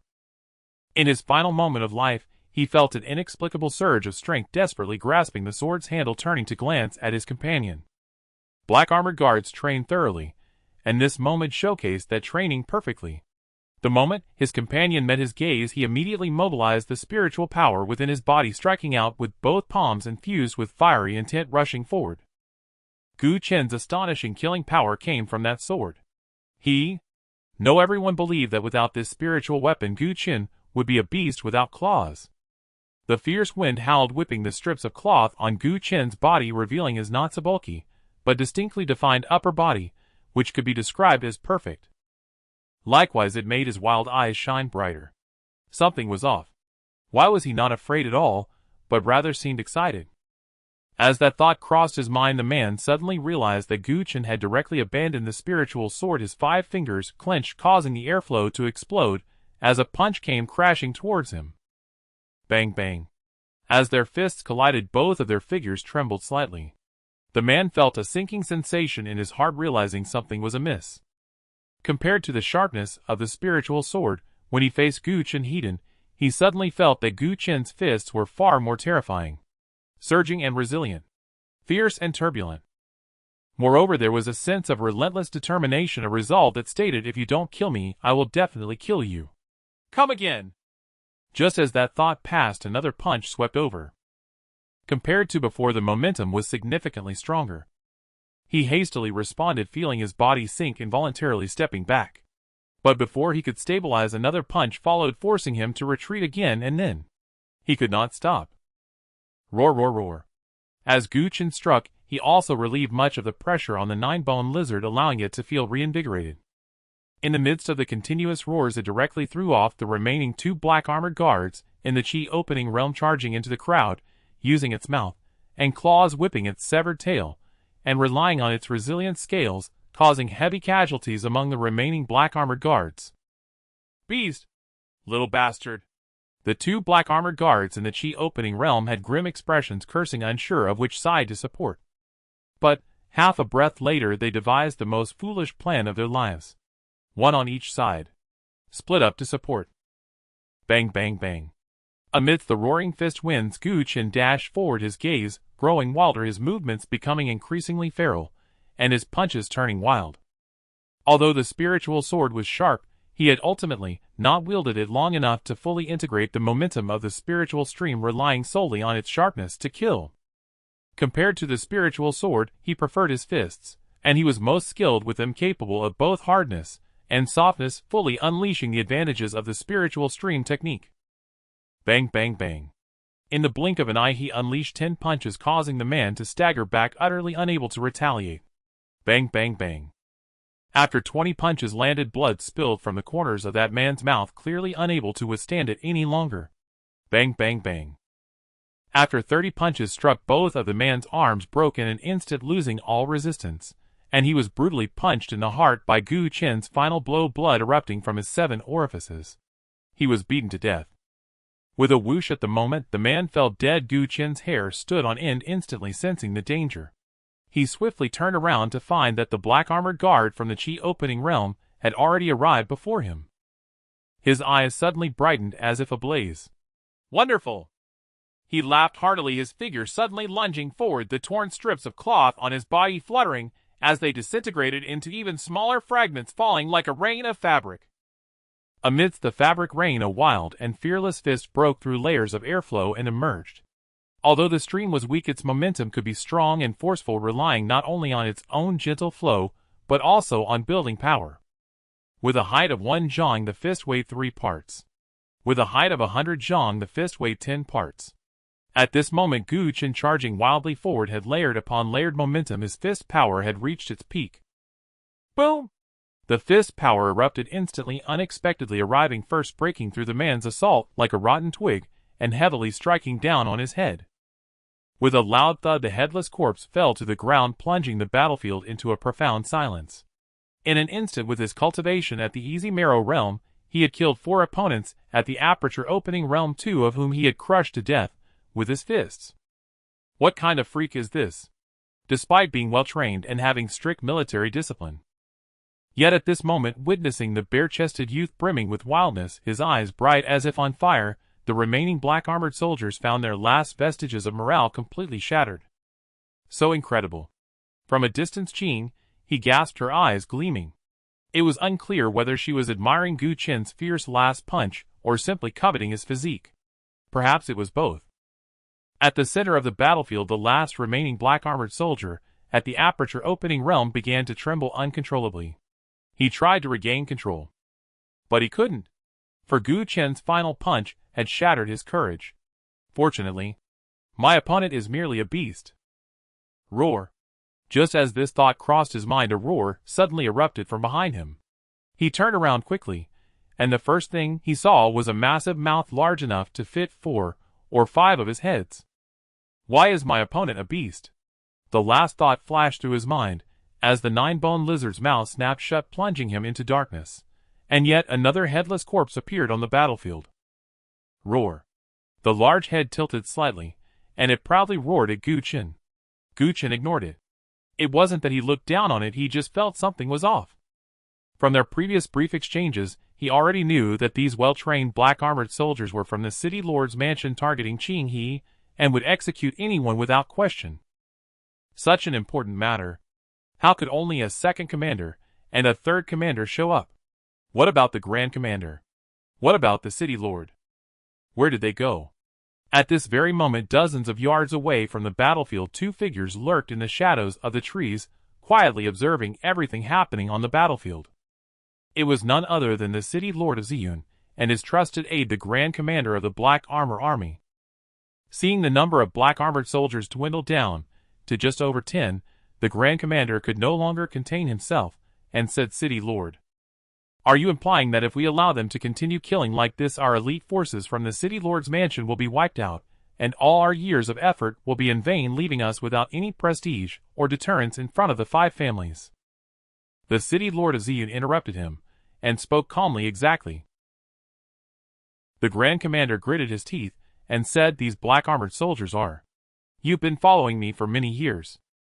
The City Lord of Ziyun interrupted him again, saying distantly, "Let me ask you, how did I go from a mediocre outer disciple overlooked by others to today sitting in the position of the City Lord of Ziyun?"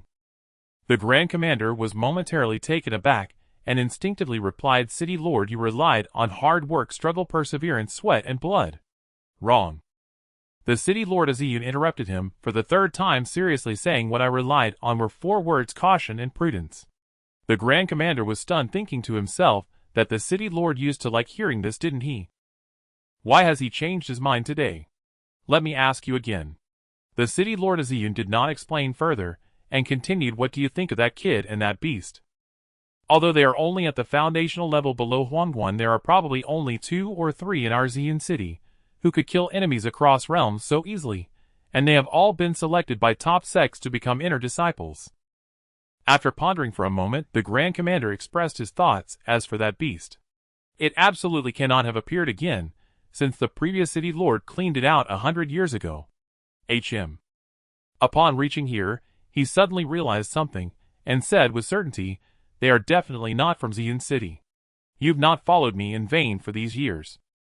The city lord of Xian smiled, and said this little girl has no cultivation yet she can come to the treacherous peaks of Xian Mountain teeming with venomous insects and ferocious beasts, and still live safely until now relying on them. The Grand Commander understood at once. So the city lord has refrained from taking action to test her background. Being cautious is not a major mistake. But even if they are strong, they are merely at the easy marrow realm, just a fifth-tier beast. He trailed off. The Grand Commander felt a bit pained. Don't be so narrow-minded. The city lord of Xian chided lightly. Trust me, once this matter is resolved you will soon find yourself troubled by too many subordinates. All right. He pointed towards the battlefield and said calmly, once the background is clarified it's time to wrap things up. Remember to be quick and ensure a fatal blow. Yes. The Grand Commander was taken aback for a moment, but was ready to act. Wait. Just as he was about to leave, the city lord of Xian called out to him again, emphasizing, after he dies, that spiritual weapon is yours. Yes. The Grand Commander was momentarily stunned, then quickly reacted with clasped fists, excitedly saying, Thank you. Thank you, City Lord.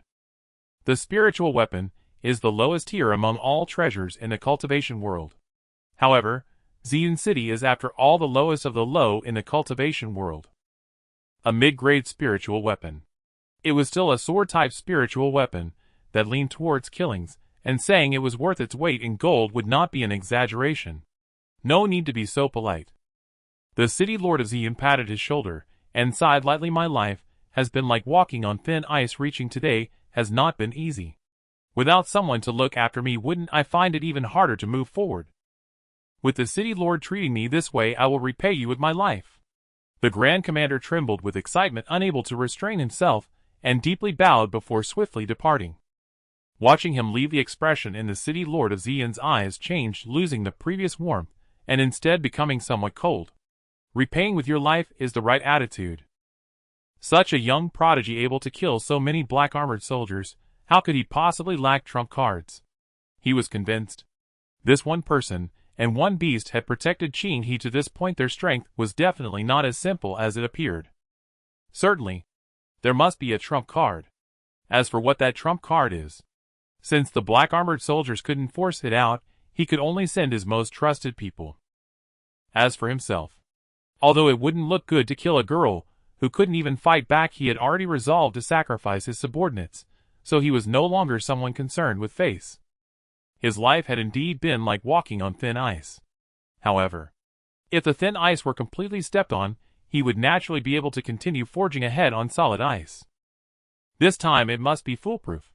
He sighed softly, his figure quietly disappearing into the depths of the forest. Like Gu Chen, the battle style of the nine-bone lizard was also extraordinarily unique and eye-catching. Seizing the moment of distraction, it aimed for his life.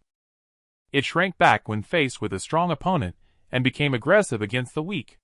Just like now, just like at this moment. After eliminating the greatest threats, it roared triumphantly, using only its sharp claws, vicious teeth, and a broken tail. In just a moment, it had already killed almost all the remaining black-armored soldiers, and began to joyfully claim their possessions. Despite the wealth scattered across the ground, Gu Chen unexpectedly did not rush to clean the battlefield.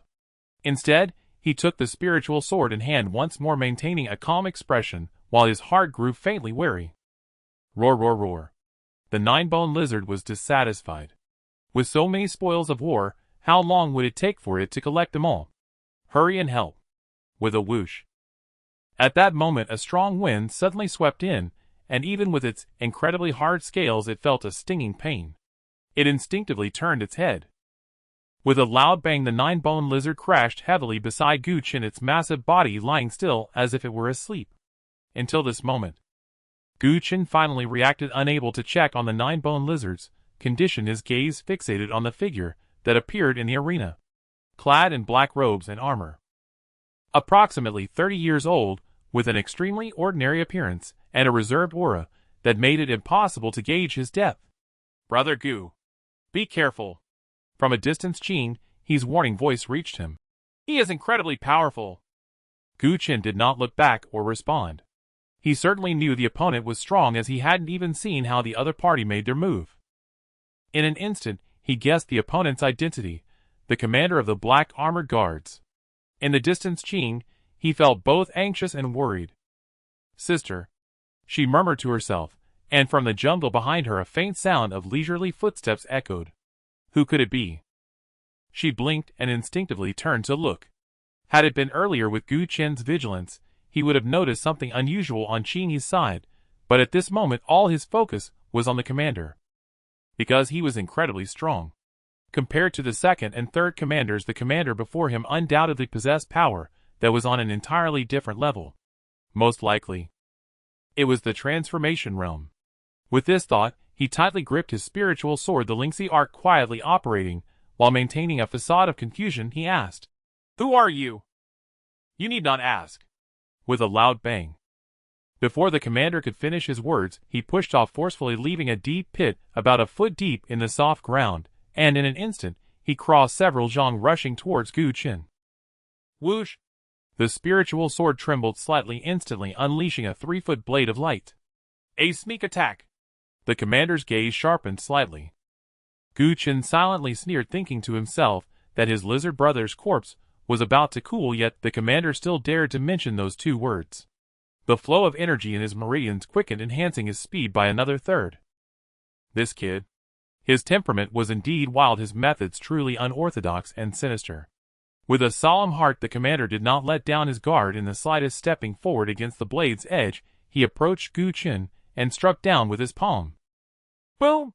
The power of the transformation realm burst forth instantly, and a gust of wind erupted from his palm. Under the sweeping wind, it directly blew up all the dry leaves and dust on the ground, resembling a tornado formed by sharp blades enveloping Gu Qian's figure within. Yet the commander remained unconvinced, firmly remembering the instructions of the city lord of Ziyun. It had to be clean and decisive. One strike must kill. With this thought, he lifted his palm again, gathering his spiritual power once more, ready to strike down again. However, just as the palm strike was about to fall, a sharp intent burst forth from the dust. The force was suddenly much stronger than before. What? A hint of doubt flashed in the commander's eyes, and he instantly halted his action, stepping back several paces. With a loud bang. In the next moment, a figure covered in blood suddenly leaped out from the dust. It was none other than Gu Qian. Compared to before, his current appearance was somewhat terrifying. Not only was his body drenched in blood, but even his eyes, and the blade of his sword had taken on a layer of crimson. The commander's pupils narrowed slightly, and he instantly thought of a terrifying possibility. Gu Qian. He had used some secret method to enhance his strength. His eyes were red, commonly used to express extreme anger and loss of control, but in Gu Qian's current state, it was purely literal. Because his eyes were genuinely very red. Blood spirit art. By boiling spiritual power and unleashing his blood energy, he erupted with more than double his original strength, lasting for 15 minutes. Pa! Spitting out a mouthful of blood, he advanced step by step, his eyes wild with increasing fervor, the light in his gaze intensifying until it blazed like fire, fierce as a conflagration. The commander's heart skipped a beat. From Gu Qian's eyes, he saw excitement, battle intent, and the resolve of, although my cultivation is much lower than yours, I still want to kill you. Yet there was no trace of fear. Bang, bang, bang. As thoughts turned, Gu Qian had already closed in, bringing with him a fierce wind that sent dry branches and leaves scattering. Within him the spiritual power surged like a raging torrent. Under the blood spirit art's enhancement, it now carried a hint of violent intent. A doubling in power was a comprehensive enhancement, not merely an increase in speed and strength. His speed grew faster. His strength increased. The blood color in the sword's edge deepened, and it was not only thicker than before, but also more than a doubled width. What kind of secret method was this? The enhancement was incredibly terrifying. The commander felt a mix of shock and uncertainty, clearly seeing that Gu Qian could no longer be measured by the standards of ordinary practitioners. As the commander of the Black Armored Guards, he was naturally a battle-hardened veteran. While thinking, his actions did not slow down in the slightest. The gust of wind surged again in his hand, preparing to smash Gu Qian's head with a single palm. However, just as he was about to strike, the sword's edge emitted a faint whistle, speeding up by several folds. The target. It was unmistakably aimed at his head. A flicker of horror crossed the commander's eyes, and he instantly understood Gu Chen's intention. A life for a life. This kid. Did he truly not fear death? For a moment, he was actually intimidated by Gu Chen's momentum, instinctively taking a step back. Gu Chen seized the opportunity to advance again, the sword's edge still aimed at his vital head. The intention was very clear. You might kill me, but your head and body must also be separated. Reluctantly, the commander could only take another step back, while Gu Chen took another step forward. Bang, bang, bang. One retreated. One advanced. Under the intertwining of their energies, the commander, who was clearly 2 major realms higher than Gu Chen, was actually forced to retreat 9 steps. Your cultivation is so high. Not daring to clash heathen. Suddenly Gu Chen's voice, filled with battle intent and excitement yet tinged with a hint of dissatisfaction, rang out. What kind of nonsense, Commander? Even a dog can be won. With this single sentence, the commander was provoked. Not because he was insulted, but because he remembered the city lord Azian's instructions. To be clean and decisive, to kill with 1 strike, yet the current situation, let alone killing retreating, was already quite the challenge. No. He could not retreat any longer. The city lord wanted him to kill with 1 strike, and if he couldn't do that, he would be failing the trust and cultivation he received. Why should the city lord still have him soar high? What was the difference between him and a dog? The latter was more obedient and cost-effective. He must kill this little brat cleanly. With this thought, he swept his gaze over that edge that could separate him from death. Gritting his teeth, he abruptly halted his retreat, his spiritual power operating at its peak, his momentum becoming even more substantial, and then he stepped forward, gathering his strength and reaching out. That's the way! Gu Chen's eyes instantly ignited, and he too surged forward. Boom! The clash of energy intertwined and exploded in an instant, sending countless withered leaves and dust into the air. As the dust began to settle, the figures of the 2 once again became visible. Gu Chen's body trembled, and he suddenly spat out blood. The arm supporting the sword was tightly gripped by the commander. Although he had the upper hand, there was not a trace of joy in the commander's eyes, but rather a sense of fear and relief. A bloodline as thin as a hair quietly blossomed, with droplets of blood continuously falling. He had no doubt. If he had hesitated for even half a moment, or moved even a fraction slower, his head would have surely been taken off by Gu Chen. You? With a whoosh. Just as he uttered a single word, he saw Gu Chen's left hand squeeze tightly, producing a series of explosive sounds filled with a surge of violent energy, as it instantly crashed down towards his heart. It's not over yet. This brat. The commander's anger surged even higher, and he also raised his hand, tightly gripping that fist. The energy surged.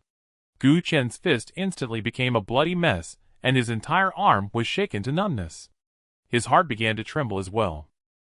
Spirit tool. Secret technique. The fighting spirit, along with his very foundation. These combined traits allowed Gu Chen's combat power to completely transcend his perception of ordinary geniuses, even more so than anything he had ever seen or heard of in this small place of Xian City. He suddenly recalled his previous assessment of Gu Chen. 1,000 years. No. Even if Xian City had another 10,000 years, it would never produce a monster like this. Who exactly are you? He asked while looking at Gu Chen. It's not like him recognizing a father. Gu Chen stared at him, puzzled, and asked, Why do you want to know so clearly? The commander took a deep breath. You really aren't afraid of death. If I don't take action, you'll let me go. A question even a dog could figure out, and you can't. The commander immediately realized that he had asked a very foolish question, and he also became aware that Gu Chen's verbal combat ability seemed to be far stronger than his own combat power. He decided not to make a fool of himself anymore, and aimed to regain some face. You are in the Sui realm, and I am in the transformation realm. You should know what that means, right? It means you are shameless. The blood spirit technique was still in effect, making Gu Chen's words particularly piercing. The commander finally began to show signs of breaking down. It means... Staring hard at Gu Chen, he spoke slowly. Some gaps can be bridged with spirit tools and secret techniques, but some gaps cannot. For example, Gu Chen frowned and retorted. Thickness of skin. Heh. The commander completely broke down and laughed outright. Die! He stared at Gu Chen, his gaze suddenly sharpening, and a powerful soul force trembled slightly, possessing a somewhat soul-seizing ability. Gu Qin was momentarily taken aback. Although his eyes were still blood-red, his expression grew somewhat dazed. The gap is the soul force. Above the refining spirit realm, practitioners rarely lose to those below it. The fundamental reason is the suppression of soul force, a gap that is nearly impossible to bridge with external force. A death without pain. That would be a bargain for you. Shaking his head slightly, the commander looked at Gu Qin's dazed expression, released the grip on his sword arm, and suddenly raised it high, ready to strike down. However, just as his arm had fallen halfway, he suddenly felt a powerful force that was going nowhere. Out of the corner of his eye, he noticed that his arm was askew and was uncontrollably dropping to the ground. A piercing pain immediately followed. He instinctively glanced at his arm, which had been severed at the elbow, the wound smooth, blood gushing like a fountain. It's you? As if recalling something, he suddenly looked at Gu Qin. Gu Qin's eyes were still very red, but his expression was calm, no longer displaying the previous daze. No, it's impossible. The commander's gaze began to look dazed. How is this possible? How can you be unaffected? Gu Qin sighed in exasperation. The soul control technique. What a good thing. Little sister Qing, you've saved my life again. In his musings, he casually flicked the blood off his spirit sword, raised his arm fiercely, and thrust it directly at the commander's heart. Boom! Perhaps due to his battlefield experience or survival instincts, the moment the spirit sword struck, the commander instantly reacted, using his remaining arm to firmly grasp Gu Qin's arm. With a poof, the spirit sword's edge suddenly pierced into the commander's heart several inches. Beneath the yellow barrier, there were 9 major realms. The transformation realm is quite special. It signifies shedding one's mortal shell, enabling one to initially condense energy into a solid form, and their lifespan can extend to 200 years, with vitality far surpassing that of practitioners below the transformation realm. For example, right now, if someone else were to suffer such a fatal blow, they would either be dead or have long lost their combat ability. Yet, the commander seemed to still possess the strength to fight back. I cannot die. Absolutely cannot die. The city lord still needs me to soar to the sky and laugh at the cultivation world. If I die, what would he do taking a dog with him? His powerful will, along with a strong survival instinct, compelled him to push Gu Qin's arm back, trying to pull the spirit sword out. He suddenly raised his fist, carrying a surging violent force, and smashed it down on the commander's chest. Boom! Boom! With each punch, the commander took a step back, his momentum weakened with each blow. After a dozen punches, all of his strength had been nearly dispersed, and his gaze began to grow dazed once more. Poof! The spirit sword was suddenly thrust forward, instantly piercing through his heart and pitting him against a towering ancient tree. At that moment, a very obvious fist imprint indentation appeared on the black armor on his chest, while Gu Qin's fist also revealed chilling white bones. Life quickly waned. The commander's first thought was not of his wife and children at home, but rather of the city lord of Xian's support that had lifted him to new heights. My subordinate is incompetent. I can no longer accompany the city lord on the left. He hadn't finished the word right. His peripheral vision suddenly caught sight of the Xian city lord appearing behind Qinghe. He suddenly felt something was off. As expected, behind Qinghe, the newly appeared Xian city lord looked at the commander, who was about to meet a tragic end, and genuinely appreciated how wise and martial his previous decision had been. I knew it. This brat indeed has a trump card. In an instant, the commander seemed to understand something, as if illuminated, his eyes turning blood red as he stared fixedly at Gu Qin. You are loyal, the heavens can bear witness to that.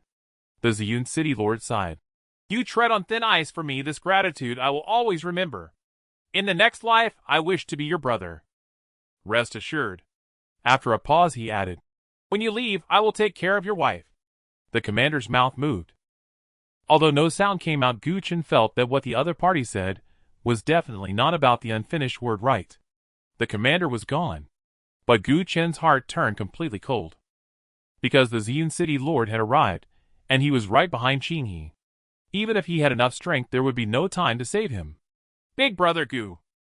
Qinghe seemed to be carefree even at such a moment, her eyes sparkling with excitement as she greeted him.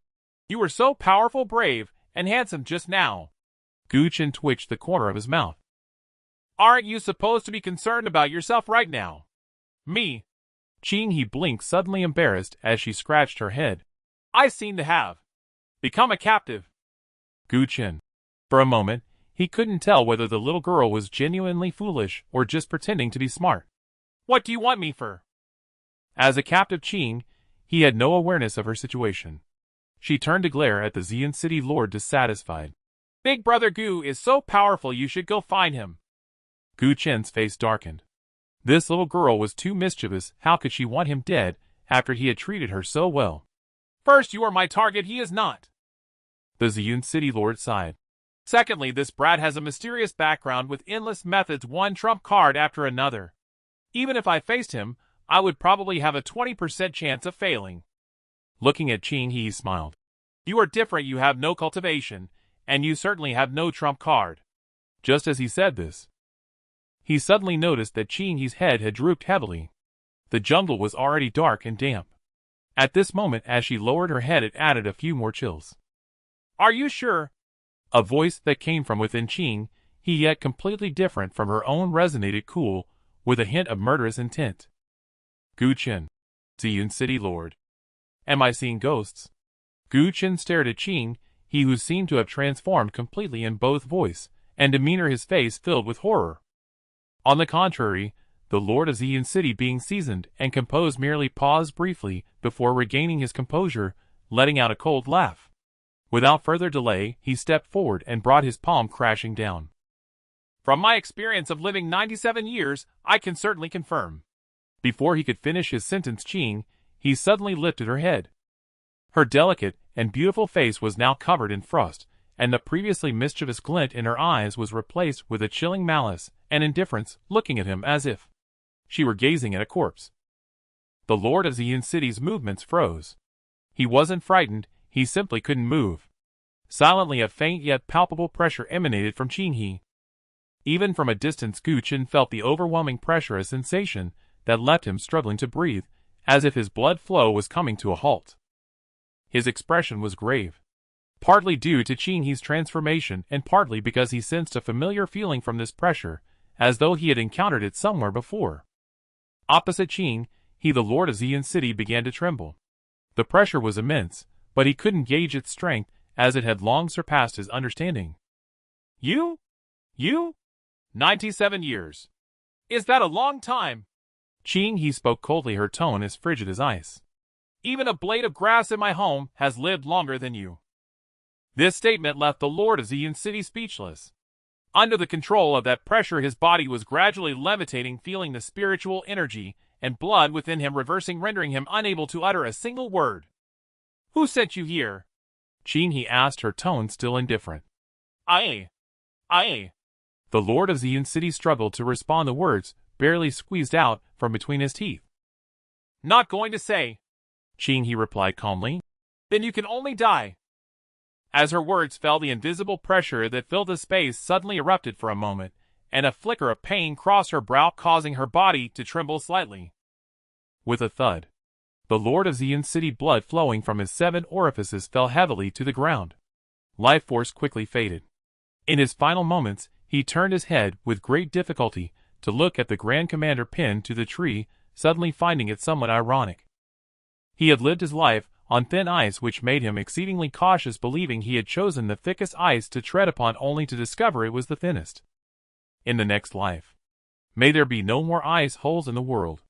With this obsession, he quietly completed the last moment of his life, departing without a sound and quite peacefully.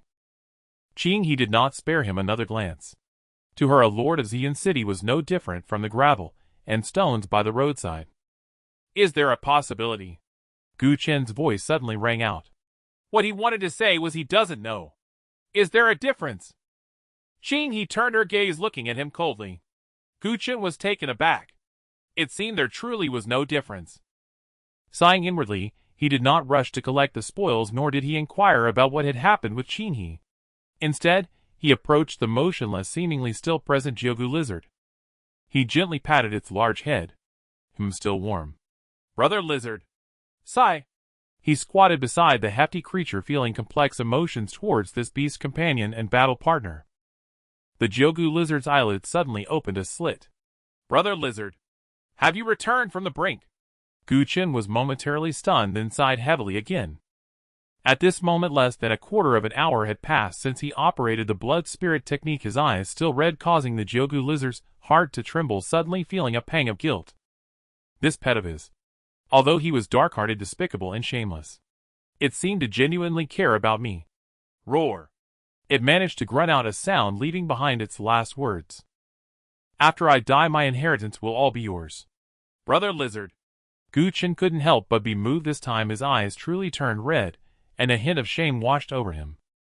Though Brother Lizard was stingy, and kept a tight grip on the spoils, even suspecting and monitoring me, at the moment of death, it was truly righteous. You can rest assured, he promised earnestly. The scenery of Xian Mountain is beautiful. I will definitely find you a good spot. It won't die. At some point, Qing, he had approached her, voice cold as ice. Gu Chen's expression froze instantly. Death not happening. The Jogu lizard was taken aback, then reacted as well. From the moment its head had been smashed, it felt it was going to die now. After all this time, it still felt it was going to die. But it hadn't died.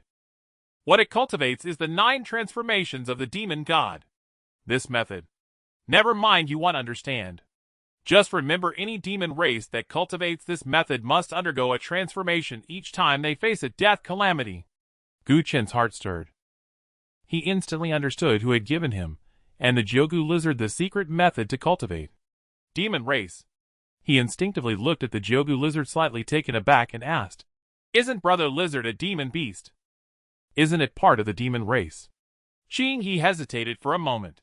It's pretty much the same. What will Brother Lizard become after the transformation? It will definitely become stronger. You don't even know yourself, and you dare let it practice. It definitely won't die. Gu Chen. This woman. So irresponsible. Are my secret techniques like that too? Yours won't. Then that's fine. Gu Chen immediately felt relieved. He patted the Jogu lizard's head again, and his mood suddenly became complex. Roar. The Jogu lizard gently rubbed against his hand, its eyelids gradually closing. Pet. Since I don't need to die, let's wait until I wake up, and then we can make a fortune together. We'll talk about this later. Gu Chen hesitated a bit, instinctively saying, Brother Lizard, you just mentioned inheritance.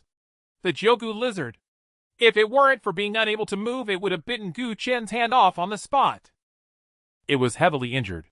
Having been tormented by Gu Chen for a while, it now felt an indescribable fatigue surge over it, quickly sinking into a deep slumber for transformation. Gu Chen did not disturb it further. He first retrieved the spirit sword, then began collecting the spoils from the battlefield, and was pleasantly surprised. In the hands of the Lord of Xian City, there was surprisingly a storage ring, but it was also sealed, and it would take some time to open. Until this moment. He seemed to recall something, looking again at Qing He. Seeing her expression as cold as ice, yet her brow furrowing occasionally in apparent pain, he was stunned. Are you injured? Qing He immediately relaxed her brow, her gaze dropping, as she looked at her dirty clothes, casually saying, It's nothing, just a little dirty at the hem. Gu Chen. He couldn't be bothered to care whether she was putting on a brave front. Suddenly pondering something, he curiously asked, Are you the one Qing He referred to as sister? Yes. Where's Qing He? She's asleep. Gu Chen felt enlightened. Although it was a bit strange to have two people within the same body. Since he had practiced cultivation, he had experienced too many unbelievable things, and did not find it hard to accept. In comparison, what he was more concerned about was another matter. I always feel. Thinking of that familiar sensation from earlier, he said uncertainly, As if I've seen you somewhere before. Qing had gazed at Gu Chen with eyes frozen in unthawable cold, delivering her verdict with icy detachment. Too contrived. Too crude. Gu Chen fell silent, inwardly baffled. This woman was icy, unyielding, and unbearably self-assured. Where on earth had she come from? I bid you farewell. He saw no point in further debate, and turned to leave, dragging the severed tail of the 9-boned lizard, only to freeze mid-stride, his body trembling faintly. A quarter of an hour had passed since he activated the blood spirit art. Now, the crimson hue of spiritual energy coursing through his meridians began to fade, and suddenly an indescribable agony surged forth, as though his very veins were engulfed in wildfire. It reminded him of the scorpion sting he'd suffered at age 7, yet this pain was tenfold more excruciating. The path of cultivation has always been fair. King's voice cut in glacial and precise. To gain much one must sacrifice much. To ascend in combat prowess one must endure torments beyond mortal endurance. She paused mid-sentence. Gu Chen's trembling ceased instantly. He turned, meeting her gaze with quiet composure. Not bad, merely a passing chill. Qinghe fell silent, then frowned slightly, as he casually shook out his arm, and prepared to depart. I suggest you remain, for now. Why? Gu Chen narrowed his eyes. Those who seek the girl's death possess origins far beyond your reckoning.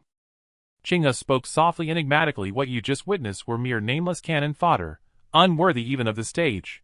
Gu Chen felt slighted once more, yet immediately sensed the deeper implication beneath her words. You mean, others are coming? Naturally. She nodded. Far more than you imagine. Gu Chen frowned, perplexed. Then why don't they act themselves? Because they fear. Her tone remained detached. Exposing their identities would invite utter annihilation. A thought struck Gu Chen. Suddenly he recalled Qinghe's enigmatic grandfather. Then why? Fear is outweighed by greed. To slay this girl promises rewards beyond anything they could ever dream of acquiring in a lifetime. Gu Chen fell into contemplation, then remembered Qinghe's earlier remark about those who did not wish her to return. A power struggle within the same clan. One might say so. She offered no further explanation, only adding coolly, their plan was flawless. Had they known of my existence, or foreseen your interference, they would never have proceeded. A flicker of tension crossed Gu Chen's face. Will they retaliate against me? Not at all. Relief washed over him. He realized perhaps being ranked among cannon fodder wasn't so terrible after all. At least it meant no one would remember his name.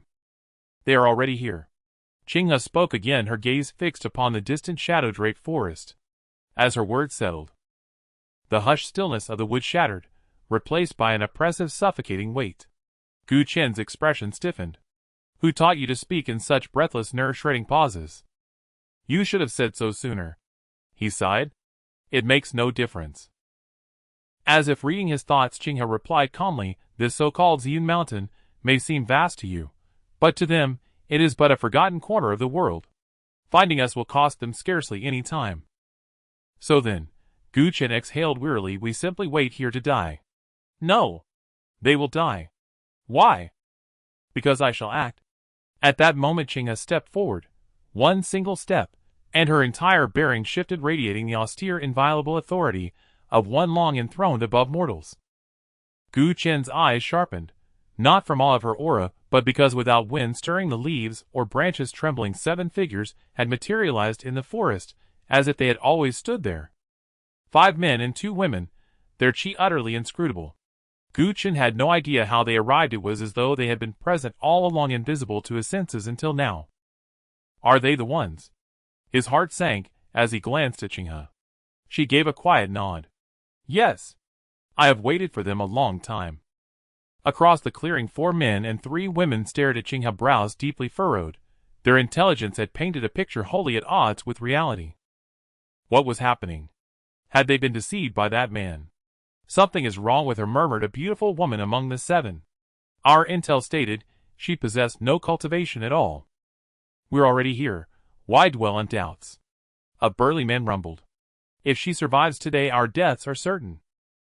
The other 6 stiffened, fear not of Qinghe herself, but of the terrifying figure standing behind her. With a silent exchange of glances, their hesitation vanished, replaced by razor-edged intent to kill. There was no turning back now. Time is short. Kill. In unison they blurred, vanishing and reappearing before Qinghe in an instant, their auras erupting as they struck as one. As for Gu Chen, he had already been erased from their awareness. Boom! At the very moment their attacks launched, Qinghe stepped forward once more, her black hair whipping in an unfelt wind, as a terrifying, boundless pressure erupted from her small frame. What? Their pupils contracted violently. Under that overwhelming aura, they couldn't even twitch a finger, let alone strike. Just like the Lord of Zian City before them. You? Head snapped up. Gazing upon Qinghe, cold, serene, divine, as a celestial maiden descending to earth, their minds screamed the same realization. We have been utterly betrayed by that man. Boom! At that instant Qinghe raised a tiny hand, and the pressure intensified, crushing all resistance. Their breath ceased entirely. "Young lady, we beg mercy." The burly man's expression twisted, suddenly earnest, almost pleading. "If we surrender, is there still room for reconciliation?" Boom! Before he could finish, Qinghe's small hand slammed downward, and the pressure detonated anew. With a deafening series of bursts, their bodies exploded into crimson mist, instantly vaporized by the sheer magnitude of her aura, leaving no trace, not even ash. As if they had never existed at all. They're dead. Gu Qin, having cultivated for less than 2 days, stood utterly stunned. He recalled Qinghe's earlier words: great cultivators walk alongside heaven and earth, with a wave of the hand mountains crumble and rivers reverse, with the palms turn sun and moon dim. All true. By comparison, his recent skirmishes with the 5 family's heirs and the black armored guards truly resembled children playing house. So, he gazed at Qinghe's back, eyes bright with wonder. "You are this powerful. What realm have you attained?" "All gates, all realms. They are illusions." Her voice remained crystalline, yet markedly weaker than before. "In the cultivation world, only 3 true realms exist." 3. Gu Qin blinked, now deeply intrigued. "Elaborate?" She said nothing. Instead, her body convulsed violently. Staggering backward, she collapsed into his arms. Eyes met. An odd silence fell. Gu Qin looked into her gaze, no longer icy but flustered, and delivered his verdict mercilessly precise. "Too contrived. Too crude." Qinghe stared, bewildered. Where exactly had he learned that infuriating blend of confidence and self-absorption? But first, she needed distance. His tunic was long torn, his bare chest pressed close. The proximity of his masculine presence sent heat flooding her cheeks. From childhood onward, she had never been this near to another person. Though it wasn't her own body, the sensation was piercing, like needles pricking her skin. Struggling to rise, she triggered old wounds. Each effort sapped her strength further. Humiliation and fury mounted, until finally her eyelids fluttered shut, and she slipped once more into deep slumber. Gu Qin froze. Even more contrived, and even more crude. Before he could finish, Qinghe's lashes trembled, and opened again. Her eyes, now free of frost, held mischief and gentle confusion. True Qinghe had returned. Her gaze darted around, then landed on their position. Tilting her head up, she met his clean, handsome face, and blushed faintly. "Brother Gu, may I take this as you taking advantage of me?" Gu Qin released her instantly, eyeing her warily. Was this little girl trying to extort him? Ah! She wobbled, nearly toppling backward, glaring at him with enormous wounded eyes. "Brother Gu is too rough." Just as she opened her mouth to ask what had happened, applause rang out from the forest, sharp, deliberate, mocking. "Brilliant. Absolutely brilliant. All the world believes Su Qinghe remains uninitiated, defenseless, powerless, yet no one foresaw such mastery. A pity. This ends here. Who? Is there someone else?" A fleeting thought crossed his mind, and Gu Qin's pupils slightly constricted as he looked over instantly. The sky was gradually darkening, and the forest grew increasingly dim. A man cloaked in black seemed to merge with the shadows, standing not far away and watching them. Just like the previous 7, he appeared out of nowhere, as if he had always been there. As for his appearance, with keen eyesight, Gu Qin could see it clearly: a very ordinary middle-aged face, slightly weathered. A dual soul in one body. Or is there something more mysterious? The man in black mused, as he approached, stopping 3 paces in front of the 2, looking at Qinghe with curiosity in his eyes. "Can you tell me what exactly it is?" "Be careful." Qinghe raised her fist and threatened fiercely. "Sister will come out and beat you up." The expression of the man in black remained unchanged. But deep down, he felt a slight chill. He had witnessed the death of those 7, and for that terrifying pressure, even, he could not determine its level of cultivation, which could very well cost him his life. Thus, although he had no choice but to reveal himself, he did not act immediately, wanting to observe and test the situation. "Is that so?" Without showing any signs, he took a step forward, smiling. "Why not let me have a look? Just wait." The little girl kept threatening. My sister will come out. Right now. Seeing this, the man in black's doubts were significantly alleviated. It seems that she cannot make a move anymore. He stepped closer unhurried and remarked. Originally I didn't want to reveal myself, but who could have predicted those people would be so useless, and that your life would be so valuable? Seeing that threats were ineffective, the little girl immediately drooped her head and said dejectedly, I'm sorry, Gugu, this time. I really got you into trouble. It's okay. Gu Chen's attitude was unexpectedly gentle, and he even patted her head then. Casually drew out the spirit sword and pressed it against her delicate white neck. Qing He, what's wrong here? What you just said. Gu Chen ignored her and looked at the man in black curious. Her life is very valuable. Indeed. The man in black was surprised by his reaction, scrutinizing him closely, and nodded. It's rare to see such talent appear in this wilderness, quite unexpected. Gu Chen did not respond to his praise, his eyes burning with intensity. How much is it worth? A lot. The man in black sighed. So much that it could allow me to soar high, so much that I could never earn in this lifetime even. So much that the spirit pets I raise could have 10 meals a day.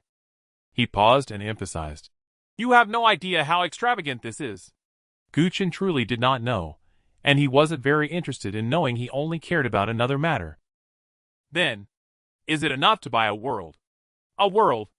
Although surprised by Gu Chen's thinking, the man in black still pondered for a moment and gave a very honest answer.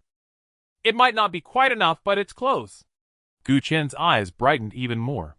How about I take action? Qing He. Are you serious? The man in black was momentarily taken aback. Of course. Gu Chen replied earnestly. Can't you see I'm very poor?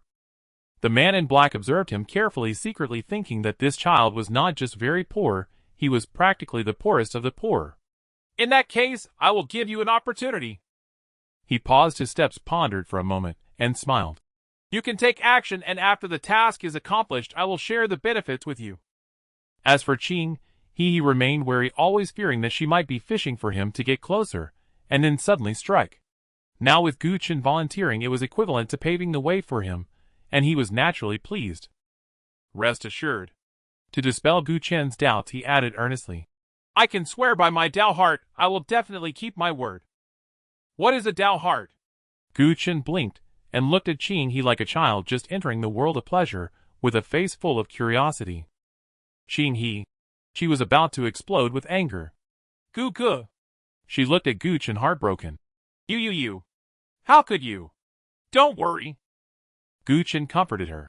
The scenery here in Zian Mountain is good. I will definitely find a nice spot for you.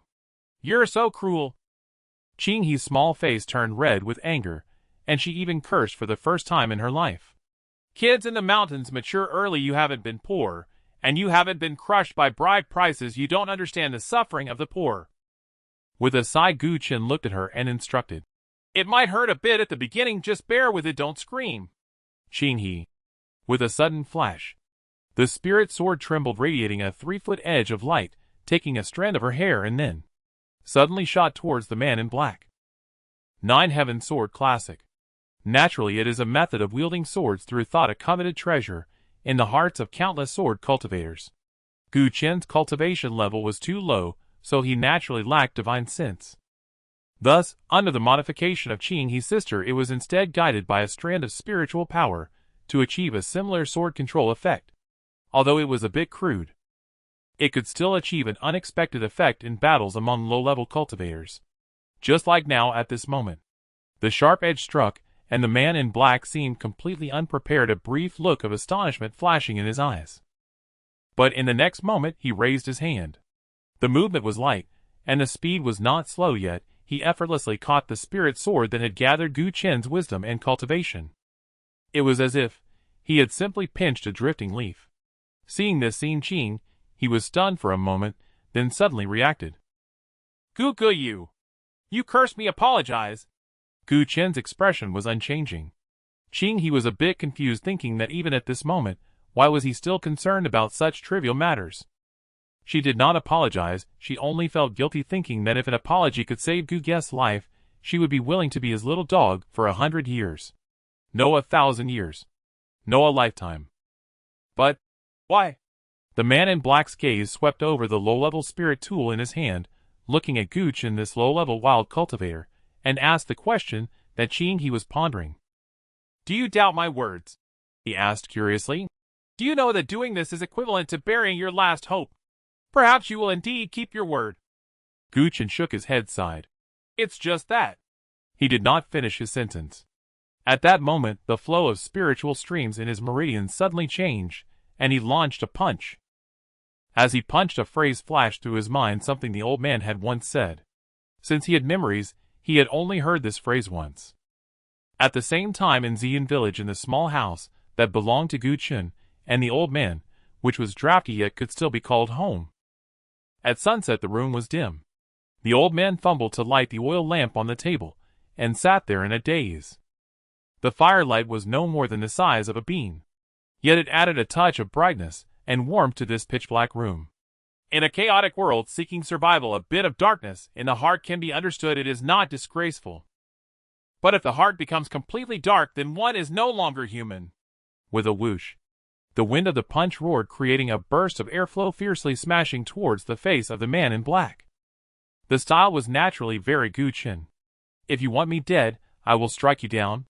If I cannot kill you, blame my lack of strength, but that does not mean I do not wish to kill you. Interesting.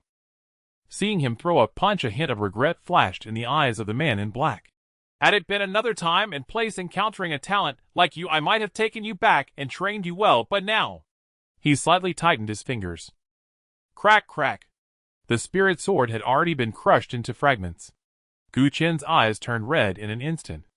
Not because he had activated the blood spirit technique again, but because this spirit sword was worth 15,000 low-grade spirit stones. Our grandmother! With a furious shout, his punching speed suddenly increased by 3 points, as if the effects of the blood spirit technique were lingering, or perhaps he was pushed to the limit. The spiritual power in his meridians was boiling again. Along with it, his punch also contained a bit of ferocity. An ant's strength, how dare it shake the heavens! The man in black shook his head, raised his hand again, and looked down at Gu Chen, pressing down with one palm. Bang! As he raised his hand, Gu Chen's fist also smashed into his face. For a moment both of them were stunned. Did I hit him? Gu Chen's eyes were filled with disbelief. Did he hit me? The man in black's eyes were full of incredulity. You? As he opened his mouth, he suddenly seemed to realize something, and looked sharply at Gu Chen's back. Then his whole body began to tremble. You? How could you be here? Unbeknownst to him, a figure appeared behind Gu Chen.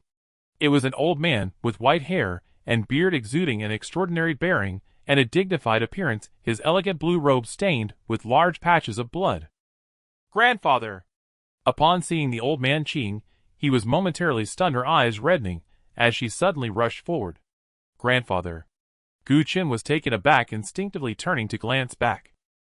So this is Qing, he's grandfather. Indeed. This is the demeanor befitting a peerless master, capable of eclipsing my family patriarch by a vast distance. Instinctively comparing, he suddenly gained a concrete realization of the gap between them. Fear not, fear not. The old man merely stroked the little girl's head, with a face full of affection tinged with a hint of regret. I was careless. I shouldn't have left you here alone, almost causing a catastrophe. The moment the word catastrophe left his lips, a cold glint of killing intent suddenly flashed in his eyes, as he looked at the man in black robes. The man in black trembled even more violently. How could this be? He stared at the old man, uncertainty written all over his face. You weren't supposed to be. This assassination involved not just him, but many people. One of them was a powerful figure on par with the old man, immensely famous, and the leader of a super sect. By his calculations, even if the old man reacted quickly and wanted to shake off the entanglement to return, it would take at least a day. But now? Are you talking about Wu Sun? The old man casually tossed something round and plump which landed at his feet. Astonishingly, it was a head. He is dead. The man in black suddenly trembled. The night was spreading, the forest was so dark that one couldn't see their fingers in front of them, yet he could still see the terror etched on that severed head. You broke through.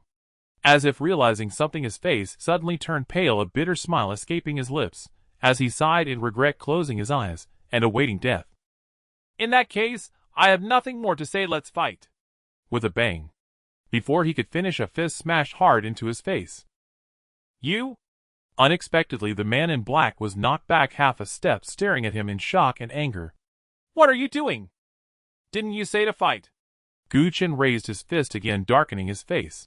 I've made my move now. You're unwilling. You despicable flip-flopper. Even with his life hanging by a thread, the man in black was almost laughing in anger, thinking to himself, is this what I meant by fighting? Was it meant for you to fight? You owe me a spirit tool. Just as he uttered half a sentence, Gu Chen landed another punch squarely in his face. He couldn't care less why the other party suddenly lost the ability to fight back. It might be related to Qing He's grandfather, or perhaps other reasons. He just wanted to beat the other party mercilessly, venting his frustrations. Bang! Bang! One punch after another, he couldn't stop. In just a few breaths, the man in black had endured dozens of punches to the face. In terms of true strength, he could crush Gu Chen with a mere breath. Yet the old man had already suppressed his cultivation to the limit, allowing Gu Chen of the easy marrow realm to dominate him. He roared repeatedly. Not far away, the old man furrowed his brows. Spirit tool. What spirit tool? It's a spirit tool. Qing, he earnestly explained. This. Even having seen countless storms, the old man was somewhat taken aback, wondering why this child was so enraged over merely a spirit tool. Grandfather, you wouldn't understand. Qing, he sighed, repeating Gu Chen's earlier words verbatim, criticizing seriously. That's the most precious thing on Brother Gus' body. She came from the mountains, extremely poor. Grandfather, you've never experienced the suffering of poverty, nor have you been crushed by betrothal gifts. At this point, the little girl suddenly realized something was off, looking blankly at Gu Chen's back. Betrothal gifts. Brother Gu is getting married. Bang, bang, bang. In just a moment, Gu Chen had thrown hundreds of punches, each one landing on the face of the man in black, causing him to roar incessantly, shouting in anger. Lu Chongfeng. After taking another solid punch, he seized the opportunity, while Gu Chen was attacking, to yell at the old man. I failed in my scheme, and I accept my defeat, but you shouldn't humiliate me like this. Strictly speaking, even though his cultivation was suppressed, Gu Chen's punches couldn't harm him. It was just the humiliation was too great. Just wait, Lu Chongfeng replied coldly. When this child has vented his anger, you may go and die. Lu. Before he could finish speaking, his right cheek once again collided with Gu Chen's fist. And then, he had no more chance to speak. Gu Chen strode forward, his arms swinging continuously. His punches flowed like a gentle breeze, like a sudden downpour, completely enveloping the man's face. Not bad. Lu Chongfeng also focused on watching Gu Chen's punches. The more he watched, the more astonished he became. This child's punches. He could naturally see. Gu Chen's punches appeared to be without any rules, yet they flowed like a mountain stream, sometimes slow, sometimes fast. The power of the punches gentle yet forceful. Remarkably pure. More importantly, in the case of an ordinary easy marrow realm practitioner, after a few hundred punches their spiritual energy would have likely been depleted by over half. But Gu Chen seemed to be just warming up. This child has a bright future. He offered what he thought was a high evaluation. Grandfather. The little girl beside him began criticizing again. You are truly getting old. Your vision is failing. Huh? Lu Chongfeng was taken aback, looking at her in shock. That punch, how could it be merely decent? It was simply too powerful. When she said this, Qing He's eyes sparkled, filled with admiration and longing. From my perspective, Brother Gus' punch is enough to shake the ages, pushing through the heavens, obliterating everything, unparalleled throughout history. At this point, she suddenly felt a bit regretful, sighing. Alas! Ultimately, his cultivation and impending marriage limit Brother Gu's strength and talent. Lu Chongfeng was greatly shocked. What shocked him was not that the punch was indeed powerful, but rather Qing He's reaction. In front of him, this little girl had always been demure, lively, yet not overly exuberant. But now, how could her personality have changed so wildly in just a short time? Moreover, why did his granddaughter's gaze towards that boy seem a bit off? He looked at Gu Chen again, about to speak, when he suddenly noticed something, his expression darkening. This is Having endured 500 or 600 punches, although the man in black was still uninjured, his face had begun to subtly deform, even showing signs of separation. "You? Compensate me for the spirit tool." At this moment, the rage within Gu Chen seemed to have accumulated to its peak as blood and chi surging vigorously. The sound of the flowing stream within him suddenly became clearer as he stepped forward and threw out another punch. Bang! This punch was much stronger than before, sending the man in black reeling back, nearly falling on the spot. On the spot, Gu Chen, however, remained still. After delivering the final punch, it felt as though he had released all his pent-up anger and frustration. He suddenly felt a tingling sensation deep within his bones, and the blood and chi within him rapidly surged, unexpectedly breaking through again. Moreover, he broke through 2 minor realms. Easy Marrow Realm late stage. Brother Gu is so cool. He stared with her mouth agape at that slightly wild and unruly figure, her admiration for Gu Chen etched deeply in her bones. Ultimately, it was carelessness. Lu Chongfeng could not afford to heed his granddaughter's unusual behavior, his gaze fixed coldly on the man in black. The man in black felt something was off. Instinctively, he touched his cheek, and suddenly a layer of skin fell away. This is bad.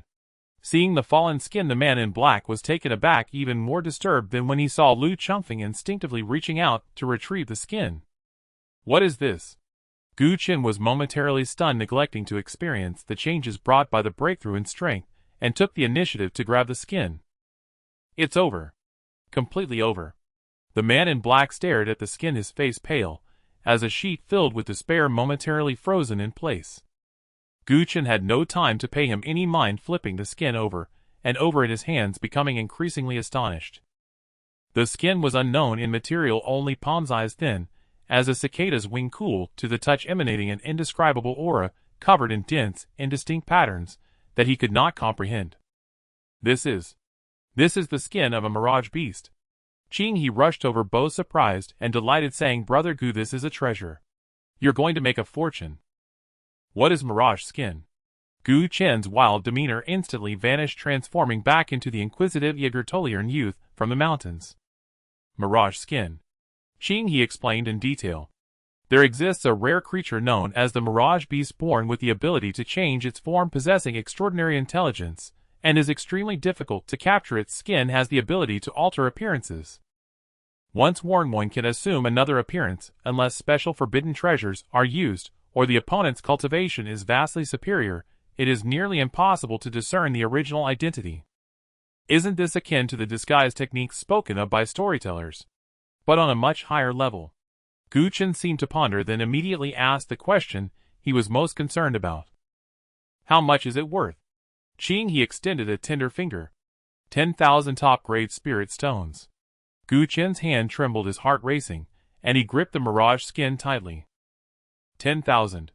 Top-grade spirit stones. How many inferior spirit stones is that? How many mid-grade spiritual artifacts could it buy? Even with his self-proclaimed cleverness, he struggled to calculate. There's no comparison, Brother Gu. He seemed to know what he was thinking, sighing. This mirage skin has always been priceless. 10,000 top-grade spirit stones is just the starting point. Its true value is often several times higher. Gu Chen gripped it even tighter, instinctively glancing at the man in black, noticing he looked significantly younger. His facial features changed, completely resembling a different person, and he suddenly understood the profound nature of the mirage skin. You broke my spiritual artifact. He felt justified as he put away the mirage skin, looking seriously at the man and saying, "Consider this compensation." Brother Gu Qing, he softly reminded, the prices are different. He wanted to kill me, I should have killed him. Gu Chen looked at her curiously and said, "But now I am prepared to forgive him. Is my forgiveness not worth 10,000 top-grade spirit stones?" He was dumbfounded, thinking to herself, "Did you choose to forgive him simply because you couldn't kill him?" Brother Gu. Looking at Gu Chen, the admiration in her eyes increased, and she sincerely explained, "You are truly so kind." Gu Chen smirked, thinking to himself, "Is this what admiration looks like? If only you knew that I am not only kind, but also brave and filial. Would you not offer yourself to me?" Opposite them, the man in black trembled, feeling absurdly foolish in his despair. He had exposed himself. His true identity was revealed. The reason was not due to a lack of caution, but simply because he had shattered a spiritual artifact he usually wouldn't even glance at. Thinking of this, he suddenly regretted not bringing a storage ring when he left to avoid being discovered. Just now. If he had paid the compensation, would all this trouble have been avoided? Instinctively this thought crossed his mind. The Luo family, Luo Jin. At this moment Lu Changfeng's voice echoed again, cold and laced with murderous intent. I recognize you. Looking at Luo Jin, his eyes narrowed slightly, as he said, no wonder you know so much about me. The Luo family. Hearing these two words, Qing, he suddenly lost her previous excitement, her gaze dimmed, and she fell silent. What's wrong? Gu Chen was somewhat puzzled. The Luo family. Qing, he looked dejected, whispering, is a subordinate force of the Su clan's branch. The Su clan. A branch. A subordinate. Gu Chen was taken aback, linking it to Qing He's surname, and suddenly realized something. This internal strife is more brutal than he imagined. Brother Gu. Qing, he muttered to herself, should I not go back? They seem to not welcome me, but I must go back to retrieve something. It was left to me by my parents. What are you thinking? Gu Chen gently patted her on the back of the head, causing Lu Chafeng to slightly raise an eyebrow. This rascal. Is he treating my granddaughter like a pet? Since it's something left to you by your parents, you definitely must take it back. No one has the right to touch it. Looking at Qing He, Gu Chen said earnestly, they target you and want to take what rightfully belongs to you. That's because they are blinded by jealousy and greed. You did nothing wrong, why should you feel guilty? Lu Chafeng raised an eyebrow, thinking, how can this young child be so insightful? If it were you, he suddenly asked, what would you do? Kill them. Gu Chen didn't think twice. With your strength they could blow on you, and you would die. Lu Chafeng pressed on. Then I will work hard to become stronger. Gu Chen replied without much thought, when I am strong enough to kill them, I will kill them. Lu Chafeng was astonished. Ha ha ha. In the next moment, he suddenly burst into loud laughter, continuously praising, very good, very good. The principles of this world are that simple, you take from me, I will kill you. You, this child, are indeed insightful. I like you more and more. Woo. Brother Gu, you understand me the best. Qing He was also so moved she wanted to cry, directly rushing to hug Gu Chen. Gu Chen stretched out a hand to block the little girl's forehead, making her arms flail about without touching him. Woo. Brother Gu, just one hug. No way. Just once is fine, don't be a killjoy. You're dreaming. Gu Chen's face darkened, thinking, I kindly guide you, and yet, you still harbor ulterior motives. Still coveting my body. The old man was right. Being too handsome is indeed not a good thing. He sighed inwardly, while Lu Changfeng's eyelids began to twitch, and even his fingers moved, nearly wanting to give him a beating. He finally understood why his granddaughter suddenly transformed from a well-behaved, quiet, and adorable little girl into this wild and unpredictable girl. Ultimately, he held his identity in high regard, and did not lose his temper at Gu Chen shifting his gaze to Luo Jin with a face of indifference. Who sent you here? No need to ask. Luo Jin smiled bitterly, and shook his head. I do not know that person's identity. With my cultivation, I cannot see through him. If you do not believe me, you can search my soul. Saying this, he gathered his courage, and suddenly bowed to Lu Changfeng, saying, if this plan fails, it is fate. I, Luo Jin, alone will bear the consequences. This matter has nothing to do with the Luo family. You, Lu Changfeng, have always acted with integrity, clear on grievances, and kindness. If you wish to take my life, you may do so at any time, and I will have no complaints. However, please do not implicate others. Lu Changfeng did not respond. But a cold sneer suddenly echoed from not far away. Heh. The Luo family is not even worth counting as a dog of the Su clan. Yet now they dare to rebel and act against the young master. Don't think it's just you. Your entire Luo family has no need to exist. Upon hearing this, Luo Jin's face turned pale again, the last glimmer of hope in his heart vanished. Who is speaking? Gu Chen and Qing He were taken aback, instinctively turning to look in the direction of the voice. Conversely, Lu Chafeng seemed unfazed, simply saying the Su clan's response was too slow, they only just arrived. Let me apologize to you, Lu Daoist. The voice echoed again, raspy yet filled with a hint of regret. I received the news and rushed over at the first opportunity, but I was delayed a bit because I had to bring these juniors for training. Fortunately, the young master is safe, truly a blessing from the heavens." As the voice spoke, a group of 7 or 8 people appeared in Gu Chen's line of sight. The leader was an old woman hunched over with skin like chicken skin, extraordinarily aged. Behind her followed a group of young boys and girls, the oldest being 15 or 16, the youngest no more than 8 or 9, all dressed in luxurious garments incongruous with the wild atmosphere here.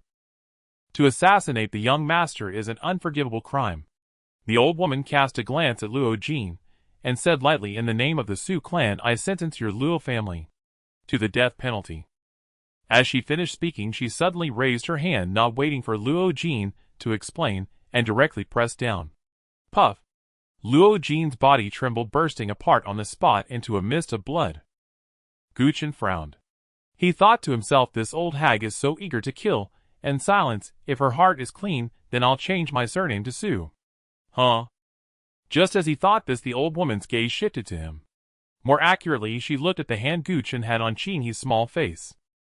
A wild child of the mountains, filthy and unclean, is the young master's sacred body something you can touch? As soon as the old woman spoke, the forest fell silent. The group of young men and women behind him wore expressions of indifference, yet beneath that indifference lay a hint of disgust and discontent.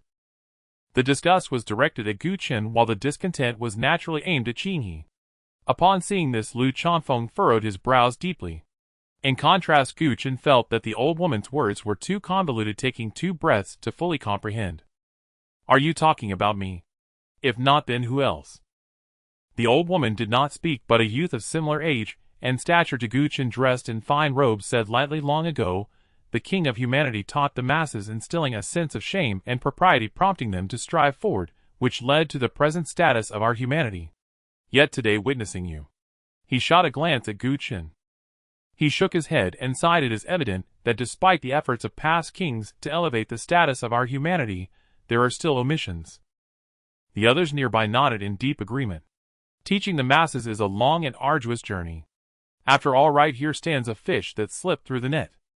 Gu Chen fell into contemplation. He clearly felt insulted, yet could not find a single curse word in the other's remarks. "Brother Gu." The little girl forcefully pulled her hand off her face, glaring with wide eyes. "He is calling you barbaric and uncouth." Gu Chen was at a loss for words.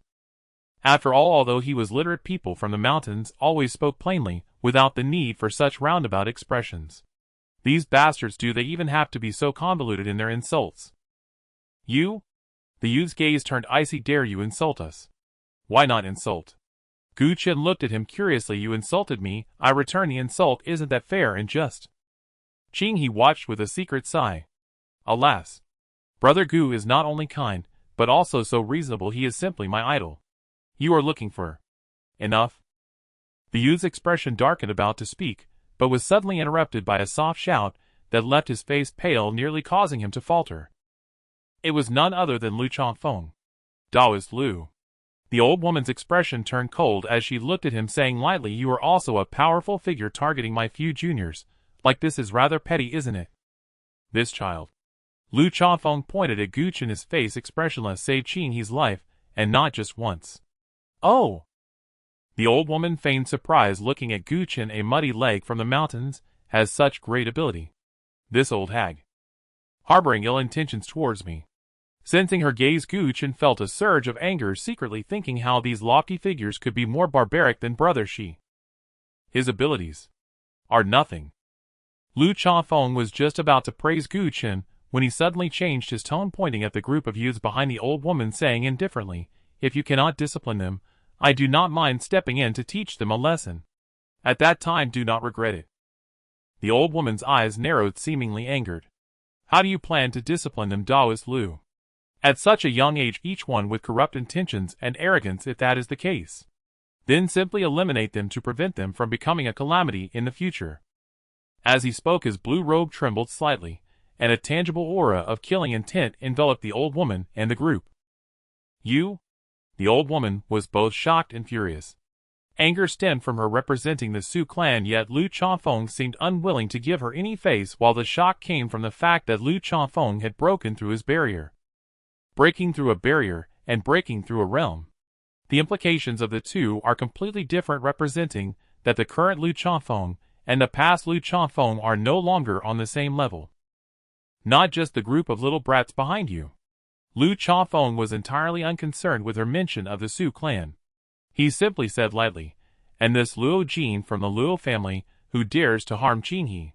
Rest assured, Taoist Lu." The old woman's eyelids twitched and her arrogance suddenly diminished as she promised, "When I return, I will annihilate the Luo family." Just the Luo family. Lu Chanfeng sneered. If there were no one behind them directing them, even if they had 1,000 guts, they would not dare. Rest assured, Taoist Lu. The old woman immediately promised, "After I return, I will certainly report." "No need. I will investigate personally." Lu Chanfeng waved his hand and said indifferently, "Go back and tell that old Go Su however much I find out, I will kill as much so he can be prepared." The old woman's expression instantly turned grim. Lu Chanfeng. This was no longer just targeting her personally, but the entire Su clan. Yet unfortunately, she was completely no match for him, and could only endure with a pinched nose. "Your grandfather is truly formidable."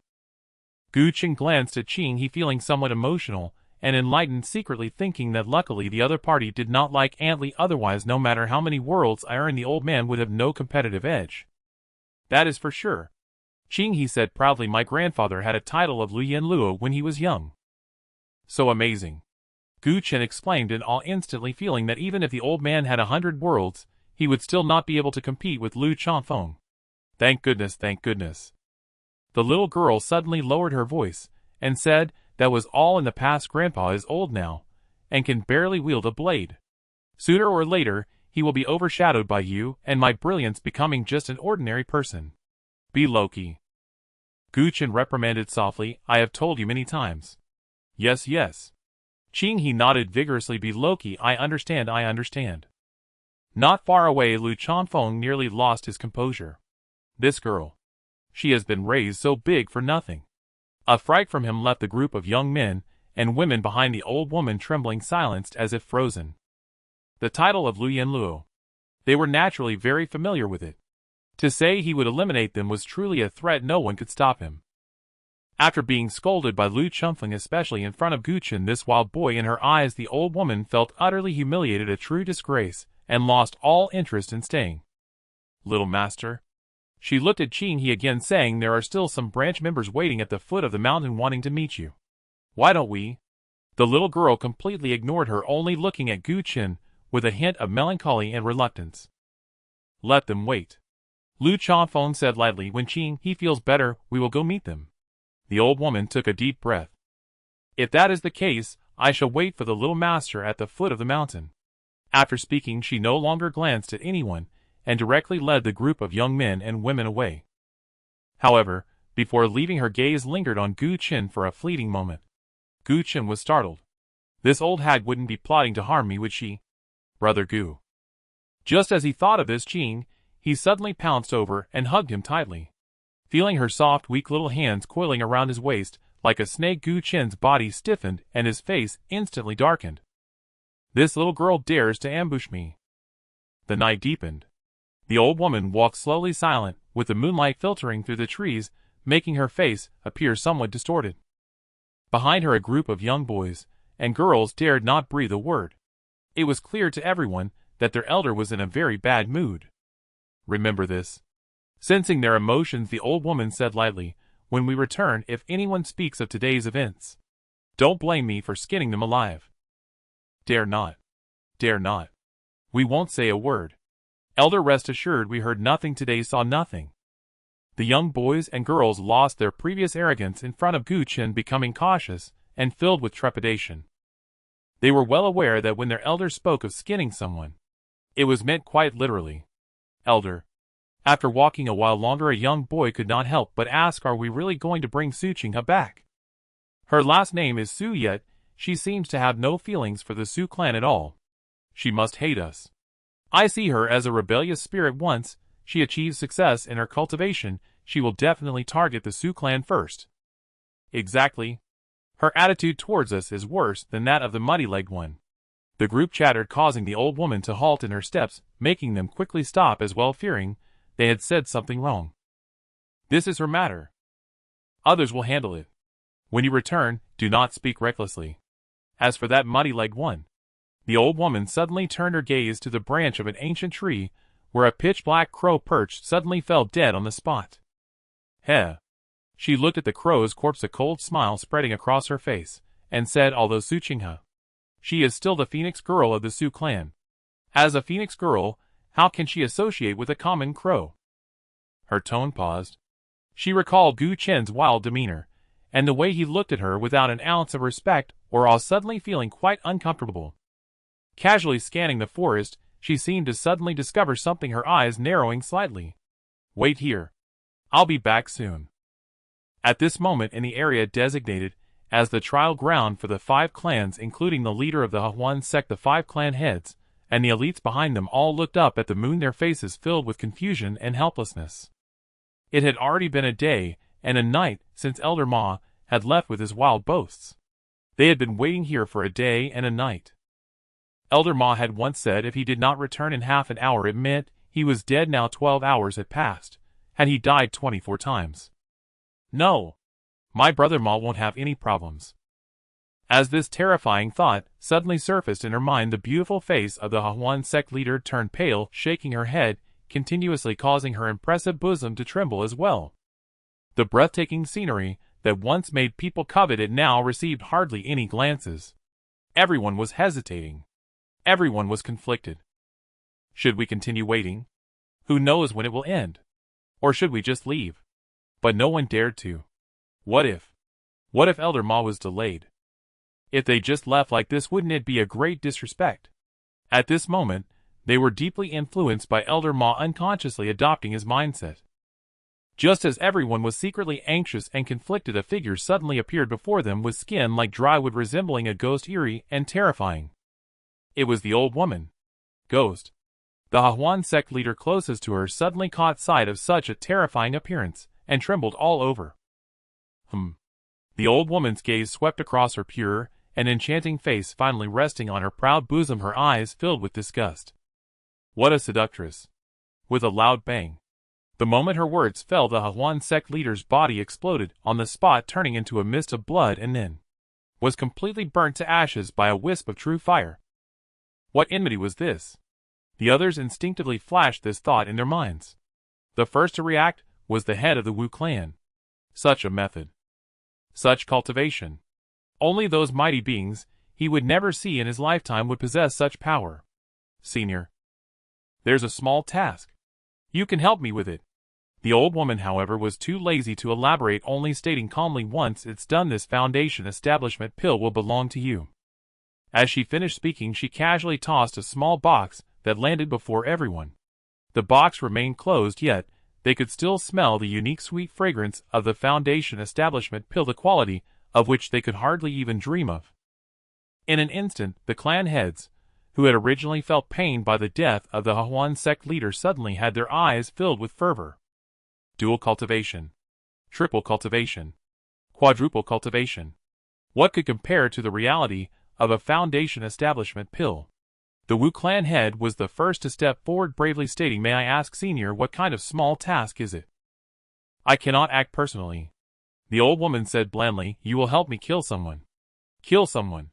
Everyone was taken aback, thinking that this was no small matter. "Yes." The Wu clan head was the first to react, immediately bowing to the ground. "I am willing to kill and set fire for the Senior without hesitation." "May I ask, Senior, where is that person now?" "At the same time atop Ziyun Mountain. Brother Gu. Just come with me." Qinghe looked earnestly at Gu Chen, trying to persuade him with all her heart. "I don't mean to look down on this place, but truly it will only bury you here. Firstly, you will have no access to higher-level techniques, higher-level pills, or higher-level treasures. Secondly, you will not see the true upper world nor experience those prodigious talents that are as numerous as the carp crossing the river. Lastly," as she said this, her tone became very heavy, "Brother Gu, you will only toil daily for resources, rolling in this muddy world, ultimately ending up as an ordinary person, only able to live in my memories." "Ouch. Why did you hit me?" As she spoke, she suddenly received a sharp knock on her head, holding her head and glaring at Gu Chen. Gu Chen's face darkened. "You didn't say this just now." Come with me. Qinghe rubbed her head and confidently stated, I will use all of the Su clan's resources to support you. By then against someone like my grandfather you can easily defeat 10. No, 100 of them. Lu Yanluo's face darkened as well. He suddenly realized after nurturing this girl for so many years, how did she grow such a rebellious spirit? Angry as he was. He also learned from Qinghe about Gu Qin's deed side, and spoke up though what Qinghe said is somewhat exaggerated it is not without reason. A serious expression appeared on his face. This vast and boundless world ultimately requires one to go out and see it. Perhaps. Gu Qin could sense his sincerity, and thought for a moment, then said earnestly, but even if I want to go out, I will not go to the Su clan. Why not? King's face turned red. Because if someone insults me, I will retort. If someone hits me, I will hit back. And if someone wants to harm me, I will definitely kill them. Looking at her, Gu Qin solemnly stated the Su clan is not suitable for me. Just judging by the old woman, and the virtues of that group of young boys and girls, he understood the style of the Su clan. He grew up in the mountains free and unrestrained. If he went, he would surely not be able to endure for even half a day.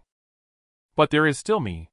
Qinghe puffed out her small chest, and proudly declared, Brother Gu, rest assured, I swear in my grandfather's name, that when I ascend to the heavens sweeping through the ages invincible and unparalleled, I will protect you for a lifetime.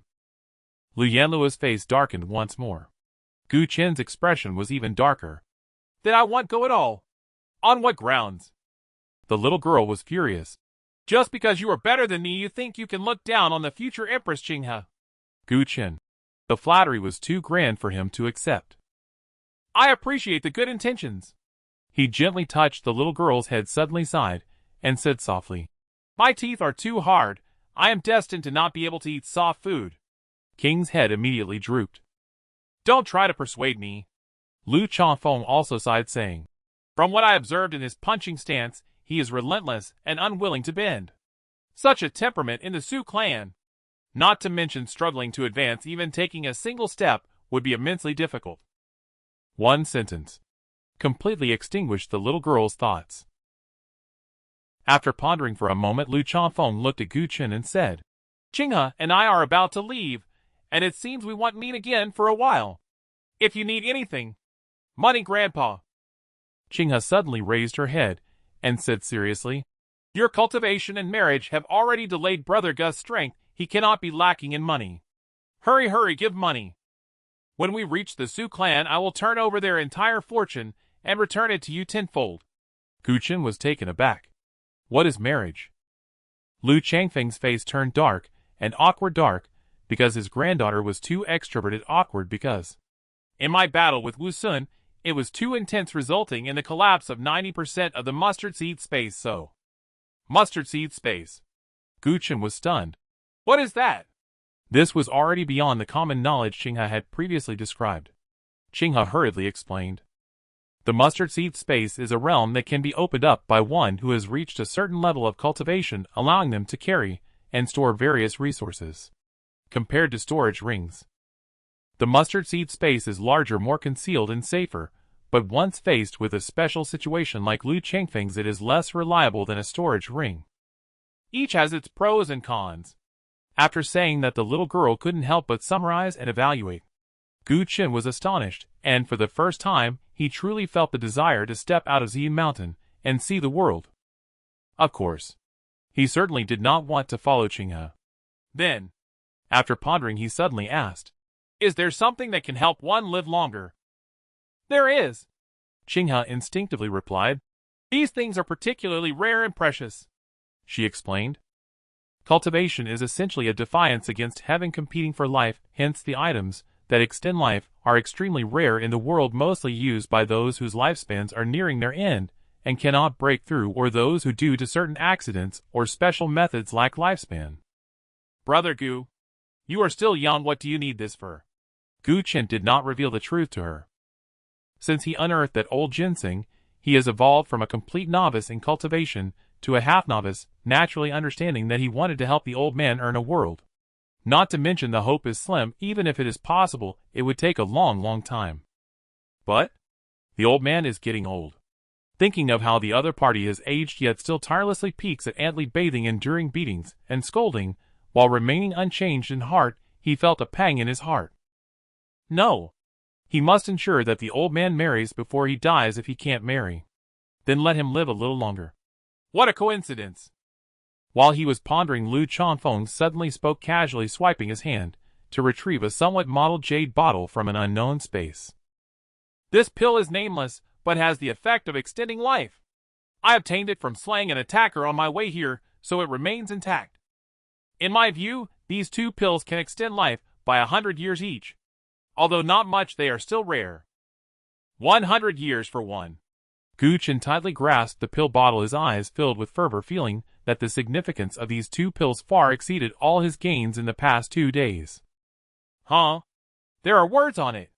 Qinghe also glanced at it, and suddenly pointed at the bottom of the pill bottle. Gu Chen was taken aback. Turning the pill bottle over, he indeed found a faint small character at the bottom of this well-worn pill bottle. Yi. Perhaps it belongs to the owner of this pill, or the alchemist who refined it. Lu Chanfeng speculated. Gu Chen didn't care a bit whether the surname was Yi or Shu didn't hinder him from preparing this surprise for the old man. He now had the Huan pill. He also had the life extension pill. He felt that the old man was only 1 world away from the wedding chamber. There was still hope. I am not only filial, but I am also greatly filial. Secretly praising himself a few times, he didn't hesitate and directly put away the life extension pill. Grandpa, take a closer look. Qinghe kept urging. Is there anything else that Brother Gu can use? Well, there is still something. Lu Chanfeng suddenly became a bit awkward, no longer possessing the fierceness and authority he had when facing the old hag. Bring it out, Qinghe urged. Grandpa, you are always straightforward and just. Why have you become stingy? Lu Chanfeng was helpless. He swiped a few more times in the mustard seed space and took out a fist-sized reddish fruit that exuded an indescribable fragrance. Seeing the fruit, Qinghe also felt awkward. What is this? Gu Chen's eyes lit up, staring intently at the fruit, feeling that just by smelling it a few times the qi and blood in his bones began to stir, and he was on the verge of a breakthrough. This is a good item. Although his experience was limited, his instincts told him that this fruit was definitely not comparable to the 7-leaf dragon scale ginseng. This is the immortal spirit fruit, Qinghe said shyly. It's my food supply. Food supply? Gu Chen looked at her, momentarily confused. Due to certain special reasons Qinghe has not cultivated yet, and naturally cannot abstain from food and drink, so Lu Chanfeng awkwardly explained. Since childhood, Qinghe had been eating similar things, be it jade, liquid crystal nectar, 1,000-year purple ginseng, or Tinthasandi or jade marrow. All sorts, no less than dozens. Of course, before each consumption, he thoroughly refined the medicinal properties within. In other words, it meant extracting the essence and consuming only the dregs, which apart from tasting had no effect. Gu Chen felt he was boasting, and the evidence was undeniable. You are so extravagant. He looked at Qinghe, his eyes slightly reddening. Only at this moment did he fully understand how wealthy Qinghe was, and why she said that the pills she had earlier were for feeding spirit beasts. Actually, it's not tasty at all, Qinghe said sadly. Compared to Brother Gus' grilled fish, the taste is 100 times worse. Gu Chen suddenly sighed. So pitiful. Yes, Qinghe agreed deeply. I also feel particularly pitiful. I was talking about myself. Gu Chen looked at her expressionlessly. Qinghe, these immortal spirit fruits. After glancing at them several times, Gu Chen felt an even sharper pang of self-pity. If you truly object, then let it be. As if to preserve his dignity, Lu Chanfeng offered an apologetic smile. After all, offering something like this to you is indeed inappropriate. Gu Chen acted with lightning speed, snatching the fruit from his hand in one swift motion. Do you have more? His eyes blazed, red and radiant, as he declared, I want all of them. He resolved to punish Qinghe. She would go hungry for several days. All were destroyed. Lu Chanfeng paused in stunned silence, then shook his head with quiet regret. In his view, these fundamental spirit fruits and medicinal herbs were precisely what Gu Chen needed most at present, offering the greatest, most immediate benefit. Alas, in his earlier pursuit of a swift victory, he had nearly shattered his own spatial pouch beyond repair. This lone fruit survived only because Qinghe had deemed it too bland to eat, and had forgotten it tucked away in a forgotten corner of the pouch, thus escaping destruction. Gu Chen suddenly felt even more wretched. Even his leftovers weren't served warm. Brother Gu. After a moment's hesitation, Qinghe broached the subject once more. Why don't you just come with me? I'll support you for life. Gu Chen remained unmoved, and scoffed outright. No. Qinghe, remember this well, in this life, I'd rather starve to death, beg on the streets, than ever accept a single bite of soft rice. Farewell. At that he leapt into motion, 3 bounding strides, and he vanished before their very eyes. Qinghe stood frozen, her expression dazed. Silently she vowed, Brother Gu, before I return, for you do not marry young. Women only slow your punches. Stop daydreaming. Lu Chanfeng gently patted her head and sighed. This youth may seem carefree, but his character is unyielding, fiercely proud and fiercely independent. How could mere soft rice ever tempt him? So close to being swayed. A mile away, Gu Chen shuddered inwardly, sternly admonishing himself henceforth he must keep his distance from heiresses like Qinghe, or risk corroding his pure golden Tao heart. Cultivation. The great Tao. Immortality. Earning a bridal dowry. Father. A lifetime of happiness. At this very moment 2 goals seemingly worlds apart fused perfectly, fueling his resolve to grow stronger, ever stronger. He steadied his breath, then examined the immortal spirit fruit anew, aching to swallow it whole and instantly convert its essence into power. Yet, Qinghe's earlier explanation echoed in his mind, forcing him to suppress the impulse. Below the Huangguan realm lie 9 cultivation stages, each governed by the triad of qi, strength, and spirit. Upon reaching the peak of the Guiyuan realm, one may attempt to break through, unifying qi, strength, and spirit into a single harmonious foundation. Success in foundation establishment opens a vast, boundless new realm. The immortal spirit fruit is a rare spirit fruit capable of dramatically increasing one's chances of successful foundation establishment. Foundation establishment. Lost in reverie, he was about to stow the fruit away when a sudden cough rang out from nearby. Gu Chen froze, his face stiffening. That cough, why did it sound so familiar? In the next instant, a figure emerged from the thicket, clad in black robes, wearing a wide-brimmed hat veiled by a curtain of dark cloth. Cough. Cough. Suppressing his cough with visible effort, the man fixed his gaze solely upon the immortal spirit fruit in Gu Chen's hand, and spoke words identical to those uttered before. You have no immediate use for this immortal spirit fruit. Might I take it instead? That familiar cough. That familiar opening line. Gu Chen instantly snapped alert, every nerve taut. How could he not be wary? After all, Elder Ma's grotesque demise had seared itself deep into his memory. It's you again. Well? The man ignored his question and asked again. I need it too. Instinctively, Gu Chen shielded the fruit. I'll need it later. The man gave 2 light coughs, emphasizing. But I need it now. Gu Chen refrained from losing his temper, for though this man killed unseen, he had left Elder Ma's storage ring behind, revealing a strange, almost scrupulous restraint. Will you buy it this time? Yes, I will. You've acquired wealth. Certainly not. Gu Chen. His temper flared. First the Xian crystals, now the immortal spirit fruit. You're singling out this poor cultivator to fleece. No money, no deal. Fury surged within him. Either strike me down here and seize the fruit, or watch me swallow it now. As he spoke, he raised his hand to thrust the fruit into his mouth. To his astonishment, the man made no move to intervene. Nor did he rage as Wu Fei had done. Instead, he spoke calmly. Those 2 longevity pills contain flaws. I can restore their potency. Gu Chen's hand froze midair. What did you say?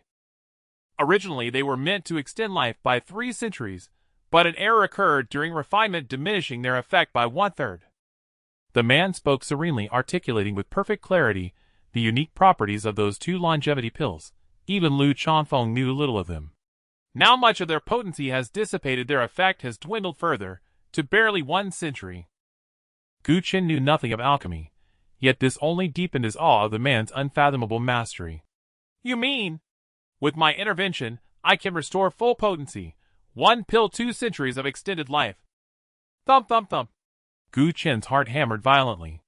According to Qinghe, a single pill granting 1 century was already exceedingly rare. 2 centuries. He calculated swiftly. If both father and Antly gained 2 extra centuries, wouldn't his own time become infinitely richer? You aren't deceiving me. Doubt me. Then eat the fruit, and consider my words never spoken. Throughout the man's tone remained utterly calm. A spark ignited in Gu Chen's mind. He had long heard from Qinghe that certain professions held exalted status despite modest personal cultivation, formation masters, talisman masters, artifact refiners, and of course, you're an alchemist. One might say so. What are your odds of success? Gu Chen's eyes gleamed faintly as he posed a question closer to his heart. He well knew the arduous path of alchemy. Even the greatest alchemists failed often, their pills crumbling into ash, their efforts wasted. 100%. Without hesitation, the man delivered an answer so audacious it bordered on arrogance. Gu Chen, I respect you as an alchemist, yet you treat me like some gullible lizard. 100% is still insufficient. Those words reignited Gu Chen's ire, until the next sentence struck him speechless. Those 2 longevity pills were my early practice works. Proof. Gu Chen instinctively demanded. The man fell silent, long profound silence, before murmuring softly at last. My name is Yi Hanjiang. Yi Hanjiang. Gu Chen was taken aback, instinctively taking out the slightly mottled pill bottle and looking at the character Yi at the bottom of the bottle. Did you really refine this? Absolutely authentic. Seeing the pill bottle, Yi Hanjiang's tone subtly carried a hint of complexity. Back then, I was young and full of myself, priding myself on my unparalleled alchemy, believing no one could match me. Thus, I always left my unique mark every time I refined pills. Gu Chen pondered. Is this the Yi character? Indeed. Yi Hanjiang nodded. However, later on I stopped doing that. That's true. Gu Chen seriously criticized. It's too ostentatious. Too showy. This flaw is not good at all. It makes you an easy target. That's not entirely the case. Yi Hanjiang paused and said, It's just that doing so would tarnish my reputation. What do you mean? I rarely took action, so my pills often went unsold. Even those discarded inferior pills I casually threw away were sold at high prices, but that was still not enough. Over time, some people started eyeing the pill bottles marked with my insignia. Selling fakes. Gu Chen's eyes widened secretly, thinking how could such a despicable act be done by someone. It's not entirely fake, Yi Hanjiang said calmly. The pills that can be contained in those bottles are naturally of the highest quality. It's just that with my name attached, the price skyrockets several times. But I don't like them doing this. I don't like it either. Gu Chen firmly agreed. How much have I lost? Yi Hanjiang was slightly taken aback. You really like money. What else? Gu Chen thought to himself, can't you see the gap between me and poverty just because I don't have a poor label on my face? Then you're about to get rich. Yi Hanjiang pointed at the pill bottle in his hand. If it falls into the hands of someone who knows its worth, the value of this bottle is at least 10 times that of those 2 longevity pills. 10 times. Gu Chen's heart ignited with excitement. Immediately, he seemed to think of something else, instinctively saying, Could it be that these 2 pills of mine? Your pills are real. They should be the ones I casually discarded back in the day, not knowing who picked them up. After explaining briefly, Yi Hanjiang concluded. Now what are you considering? Gu Chen held the pill bottle and did not respond immediately, instead staring at him. Are you following me? He had reason to suspect, and the evidence was conclusive. After all, when Lu Chanfeng presented this pill, only Qing He and he were present. It was just an accidental sighting. Yi Hanjiang shook his head. And this has nothing to do with our transaction. If we really calculate it, you're the one who gained the most. Gu Chen immediately felt displeased. What do you mean returned? A mutually beneficial and fair trade, wasn't it a win-win for both parties? Take it. After hesitating for a moment, he simply threw the immortal spirit fruit and the 2 longevity pills to the other party. Of course, he kept the highly valuable pill bottle for himself. You trust me this much? Yi Hanjiang seemed somewhat surprised by his straightforwardness. You could have killed that previous person. You could eavesdrop without being discovered by Senior Lu. So, if you wanted to kill me, or wanted this fruit, there are many ways that wouldn't cost you anything. But you didn't kill me.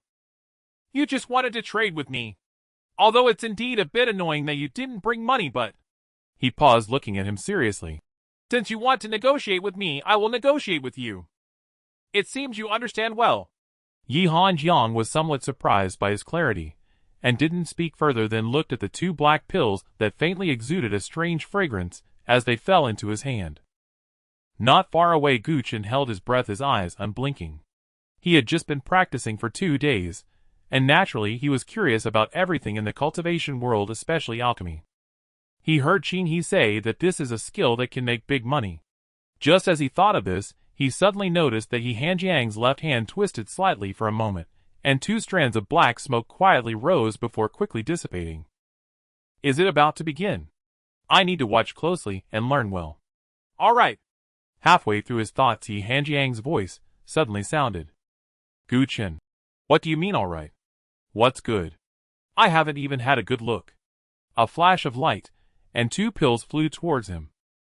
He clumsily caught them, instinctively glancing at them, discovering that the 2 pills not only shrank in size compared to before, but also became crystal clear with a strange fragrance now twice as strong. Is it really good now?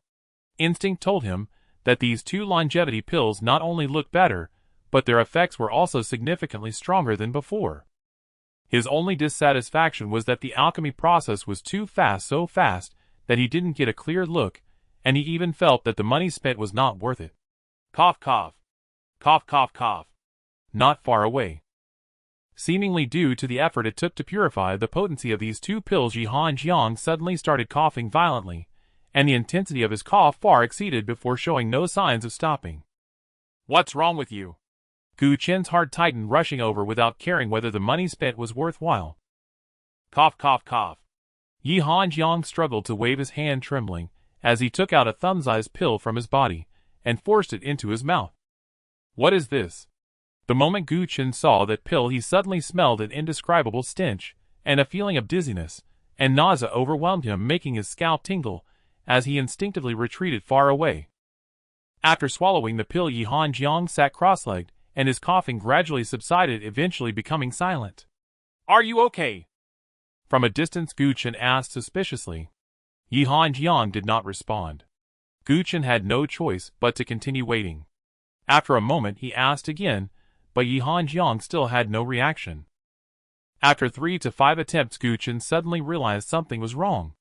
After thinking for a moment, he approached and waved his arm in front of Yi Hanjiang's eyes, only to find that he still had no response.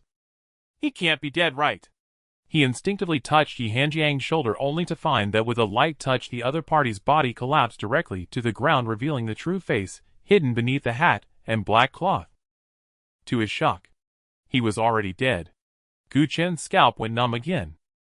It wasn't because the death was too sudden, but because the face of the other person was displaying a bizarre deep purple hue with strange patterns that completely exceeded his understanding. He merely glanced at it, and felt as if those patterns had come to life, wanting to drill into his organs, into his soul, into his consciousness. Damn it! What the hell is this? With his scalp erupting, he leaped and instantly vanished into the depths of the jungle. But after 2 or 3 breaths, he returned, standing before Yi Hanjiang's corpse. Sigh! Atop Ziyun Mountain, the night was moonless and wind-ravaged. A lone figure bustled ceaselessly. First, he dug a pit with labored grunts, then carefully carried a corpse into it, and finally piled earth with both hands and feet until a modest mound rose from the ground. The one burying the dead was Gu Chen. The one buried was Yi Hanjiang. I'm still kind. As he shoveled soil, Gu Chen murmured to himself. Yi Hanjiang was dead. Gu Chen could have simply walked away, but recalling how Ye's intervention had doubled the potency of the longevity pill, granting his elderly father an extra century of blissful life, he chose reciprocity to grant the fallen man a dignified burial. Not bad. With a final handful of earth, he patted the mound firmly, then surveyed the surroundings, deeply satisfied. Ziyun Mountain's summit was seldom visited. Thick shrubs towered taller than a man, and interlocking canopies plunged the area into perpetual lightless gloom.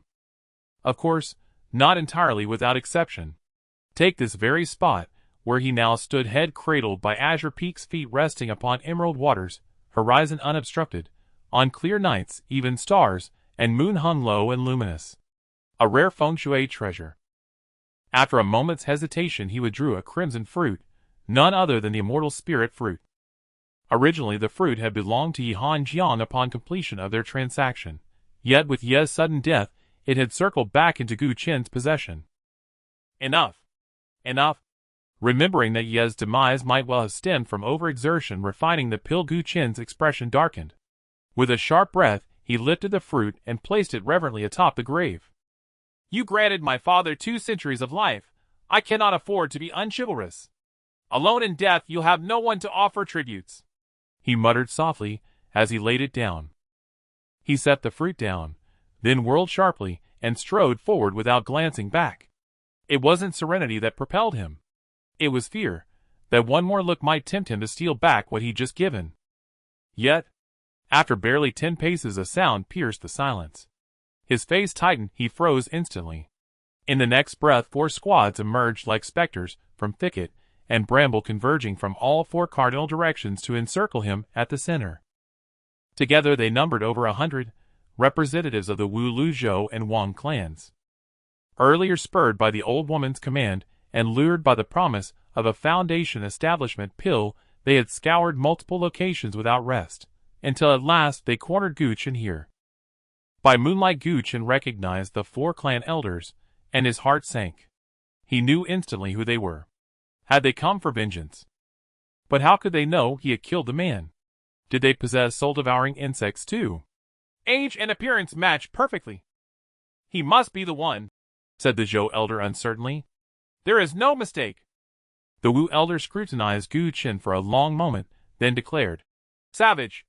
Crude. A peasant through and through. Search the mountain from peak to root, and you'll find no second like him. Hearing those words, Gu Qin paused, suddenly struck by their familiarity. A figure flashed across his mind. Was it her? He glanced again at the 4 elders. Their faces burned with fervor and greed but bore no trace of hatred. Clearly, this was no revenge mission. It was a silencing. In that instant certainty crystallized. Who sent you? His gaze swept across them, calm and unreadable. Was it an old crone, uglier than a ghost? The 4 elders stiffened. Privately they conceded. The elder was ancient, grotesque, spectral, but her generosity made her their patroness. To insult their patroness, that alone warranted death. Boy! Hold your tongue, rumbled the Wu elder. When it's time to go, no need to learn too much. Would you fret in the Yellow Springs over truths better left unknown? A thunderous crack echoed. Before the sentence finished, Gu Qin's foot had already punched a foot-deep crater into the soft earth, and he vanished from sight. Through the hushed forest surged a sudden violent rush, like torrents breaking loose. Escape. Was escape even possible? The 4 elders blinked, then smirked inwardly, cold and certain. Just a marrow-refining cultivator. Crunch. A sickening snap of bone, then a body hurtled through the air, slamming hard before them, lifeless on impact. It was a Wu clan elite, late body forging realm. This boy. The Wu elder recoiled, fury and shock warring on his face. Gu Qin. He hadn't fled, he'd struck first. Thud, thud. Before the thought fully formed, Gu Qin had already closed in on another Wu cultivator, this one at the marrow-refining realm. Twin fists erupted, charged with surging force, descending like gales and monsoons. In less than a single breath, over a dozen blows landed on vital points, lethal, precise, absolute. The man collapsed dead before he hit the ground. Dare you! The Wu elder finally reacted, murderous intent flaring in his eyes, as his late origin returning realm aura exploded forth. He lunged in pursuit. Gu Qin did not linger. Snatching up a hapless decoy, he hurled the man straight at his pursuer, then pivoted midair, vanishing into the ranks of the other 3 clans. Thud, thud, thud. His speed was blinding, his fist wind razor-sharp, his momentum raw and overwhelming, and he targeted only those far weaker than himself. Pure untamed ferocity, wildness incarnate. Within mere heartbeats, over a dozen of their men lay dead across the 4 clans, while Gu Qin himself was now hemmed in, the 4 elders closing in from all sides. Damn little bastard! Die! The Wu elder could scarcely believe it. A mere marrow-refining target had cost them multiple elite warriors. Humiliated, he unleashed a palm strike seething with killing intent. Boom! Gale force energy slammed toward Gu Qin. Instinctively he retreated, but the edge of the blast grazed him, sending him reeling violently backward, stopping just short of the freshly built grave. His face paled. Blood gushed from his mouth. Grave, grievous injury. All 4 clans advanced again, tightening the noose. This boy is unnatural. Lu Elder spoke icily. With such meager cultivation, how has he slain so many of ours? Boy, you've earned your place in death. Joe Elder added, stepping forward with chilling detachment. We seek only your life, yet you've claimed over a dozen. You won't walk the Yellow Springs alone. Earn my place. Gu Chen spat, blood eyes locked on the 4. No despair, their only feral intensity, a predator's glare burning with untamable fire. If I take all 4 of you down, that's when I'll have truly earned something. This boy, utterly unhinged. Though their cultivation vastly surpassed his, even the 4 elders faltered, startled by the sheer unsettling ferocity in his gaze. For Gu Chen's eyes were red. Deep, visceral, predatory red, the kind that promised devouring. Just as the backlash of the blood spirit art subsided, he reignited it seamlessly, heedless of their reactions, and pulled out a vial of healing pills. Even if he died, he would drag at least one of them into oblivion. His irises deepened, crimson spiritual energy roared like floodwaters through his meridians, his mind narrowed to a single blazing imperative. He raised his hand, about to pour the pills into his mouth, when suddenly his ankle grew heavy, gripped tight by something unseen. Instinctively he looked down. Even with the blood spirit art coursing through him, his scalp prickled with primal dread. Beneath the pallid moonlight, a ghastly white arm, pale as bleached bone, protruded from the fresh gray fingers clamped around his ankle. Was it resurrection? Before he could react, Yi Hanjiang's muffled voice rose from beneath the earth, damp, slow, strangely resonant. Boy, pills are not swallowed like that. And people are not killed like that. As the words fell, silent soil tumbled restlessly from the grave mound under the stunned and unnerved gazes of all present, and a figure slowly emerged. Clad in disheveled black robes, his temples faintly dusted with silver, his face no longer bore the deep violet hue Gu Chen had seen earlier. Instead, it had regained its natural complexion. Sharp brows arched toward his hairline, bearing an air of refined elegance and ethereal brilliance. Yet beneath the moonlight his features carried a pallid, ghostly cast. It was none other than Yi Hanjiang, long believed dead. His striking handsomeness, Gu Chen instinctively thought, rivaled even his own. You aren't dead. Not quite, though I am near death's threshold. Still, I cannot die yet. With 2 soft coughs, Yi Hanjiang gave the same cryptic reply he'd offered Elder Ma moments before. Gu Chen immediately relaxed. Whether truly dead or merely feigning death mattered little, so long as this was no reanimation of the corpse. What shall we do with these people? Gu Chen blinked, then swiftly understood, his bloodshot eyes locking fiercely upon the 4 assembled factions. They came to kill me, so I'll kill them first. Cough, cough. Fair enough. Amid gentle coughs, Yi Hanjiang nodded. At that, the 4 clan heads snapped back to awareness, their earlier dread melting into seething humiliation. A peasant, a sickly invalid. Were they truly trying to frighten them, the 4 great clans of Xian City, as if they'd been raised on nursery tales? Humph. Your luck has run out. Wu clan head strode forward first, revealing his latest Guan Yuan realm cultivation, and sneering. Since fate brought us together, you and this boy shall perish side by side. Thud. Before he could finish, his body went slack, and collapsed lifelessly to the ground. Deceased. Brother Wu. Zhou clan head cried out in shock, whirling toward Yi Hanjiang. You? Thud. Only 1 syllable escaped before his own frame crumpled. Another fallen. Brother Zhou. Thud. A third collapsed. Gu Chen stared wide-eyed as the 100-odd assassins surrounding him toppled like stalks of rice at harvest time in Ziyun village, row after row, wave upon wave. In less than a single breath, only the 2 of them remained standing, and alive, beneath the silver moonlight. Gu Chen saw clearly each fallen face bore a faint creeping shroud of black chi, identical to Elder Ma's final appearance. How did you do it? His gaze instinctively turned to Yi Hanjiang, who had not stirred from where he stood. The finest alchemist is also the finest apothecary, and the deadliest poison master. Yi Hanjiang replied with effortless nonchalance, gesturing across the field. All of this is yours now. Gu Chen hesitated a moment, then without hesitation shot forward, gathering spoils with swift decisive motions. Alone Yihan Jiang gazed silently at the small deliberately placed grave mound where Gu Chen had buried him. Then, his eyes fell upon the xianling fruit lying nearby, and for a fleeting instant, his expression grew complex. Boy, why did you bury me? Because I'm kind-hearted. Gu Chen paused mid-reach for a storage pouch and blurted instinctively. I thought you were dead. I couldn't leave you exposed to the wilderness. At the very least you deserve peace in the earth. Then, Yihan Jiang picked up the xianling fruit and sighed. And this? An offering. Gu Chen eyed him curiously. You're utterly alone. No one to mourn you, no one to light incense. Surely you shouldn't starve on your journey beyond. What he left unspoken was this: do you have any idea how much self-restraint it took not to claim this offering for myself? He held his tongue. Yihan Jiang fell silent once more. Moments later Gu Chen had thoroughly looted every corpse, securing over 100 storage pouches and 4 gleaming storage rings. It wasn't merely a bountiful haul, it was pure unexpected fortune. Why did they come to kill you?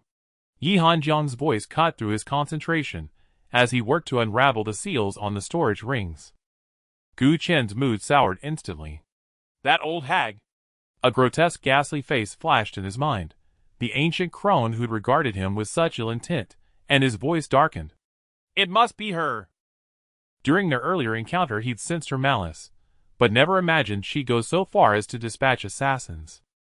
As for why she sent others rather than acting herself, it was likely to avoid alerting Lu Chanfeng and Qinhe.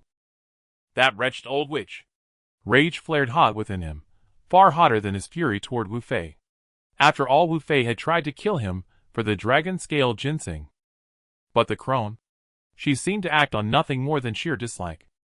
The cultivation world has always been thus, Yihan Jiang observed as if reading his thoughts. Strength backing lineage patronage, you must possess at least one to claim your place. If you possess none, then in her eyes your very existence is a crime. Gu Chen grew increasingly incensed. He searched his mind, only to realize he possessed none of those things. The sole thing he could offer was his youthful yet undeniably sharp and handsome face. Yihan Jiang studied that face, still boyish yet rivaling his own in beauty, and after a brief pause added dryly, That face in fact compounds your offense. Gu Chen was speechless. That exact phrase had echoed from his grandfather's lips too. What do you plan to do? Yihan Jiang paused, then asked again. Gu Chen clenched his fist. Kill her. But you can't defeat her, not yet. I can't now, but I will. And when the day comes I can. His eyes burned crimson bright, blazing with untamed feral resolve. I'll strike her down without delay. Yihan Jiang glanced at him. Revenge is a dish best served cold. 10 years is not too long to wait. Exactly. Yet you are no gentleman. Gu Chen. He stared dumbfounded. I gave you burial, offered tribute, ensured you'd feast on your passage to the netherworld, and now you call me a petty man. Is that not unconscionable? When it comes to vengeance, sooner is always better than later. Yihan Jiang murmured. If you can exact it now, do not postpone. Otherwise it grows harder to achieve. No. Yihan Jiang shook his head. It simply leaves your heart unsettled. Gu Chen fell silent. Yihan Jiang glanced again at the xianling fruit in his palm and said softly, She hasn't gone far. Come with me. Where? To kill her and grant you peace of mind.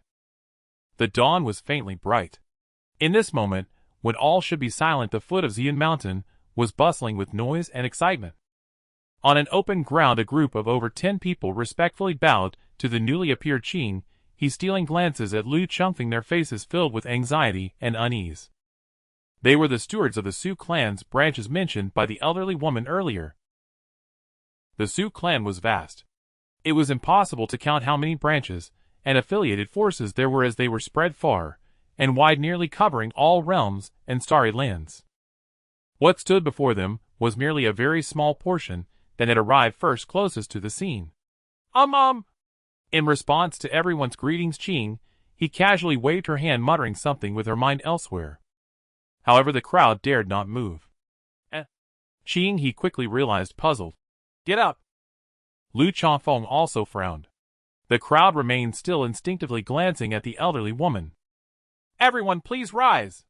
The young master is kind-hearted. Although you were late in coming to her aid, she can see your intentions, and will not blame you. The elderly woman spoke softly. Her voice sounded like two pieces of bark rubbing together. Yes, yes, yes. Only at this moment did these stewards, whose stomps could shake the entire Yumeng continent, feel as if they had been pardoned, and hurriedly rose. Seeing this scene, behind the elderly woman a group of young boys and girls raised their heads higher, glancing at Qing, he discreetly thinking to themselves, "Little girl, out of respect for your parents, we call you young master, but how could you possibly understand the depth of the Su clan? How could you know the weight of your great-grandmother?" Qing, he felt quite uncomfortable. How could she not see? These people were only superficially respectful to her, while their true reverence and flattery were directed at the elderly woman.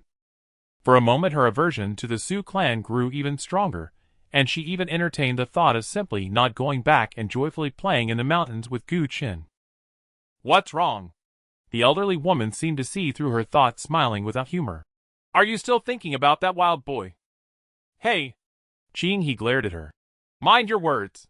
He has a name. Young master, that's not quite right. Behind the elderly woman a boy of similar age to Gu Qin looked down at his feet, smiling. There are naturally weeds all over this mountain. Do you expect us to differentiate them when we step on them? You? Qing, he pointed at him. What's your name? I'm Su Yang. The boy paused and proudly stated. By blood relation, I am your distant cousin. Su Yang, right. I'll remember you. Qing, he interrupted him, threatening fiercely. You wait. When I go back, you'll be the first I deal with. Su Yang's face turned pale. Although forcing Qing he to return was a reluctant move from the Su clan, her apparent identity was quite high. Coupled with Lu Changfeng's intimidation, and the influence left by Qing he's parents, if she wanted to kill a distant cousin, everyone would turn a blind eye. Great-grandmother. Thinking of this, he instinctively looked at the elderly woman. Foolish child. The young master is joking with you, can't you tell?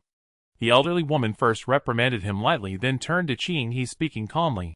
However, the child's words do have some merit. The young master has been lost outside since childhood, and likely doesn't understand the depth of the Su clan. At this point, she pointed at the more than 10 men and women.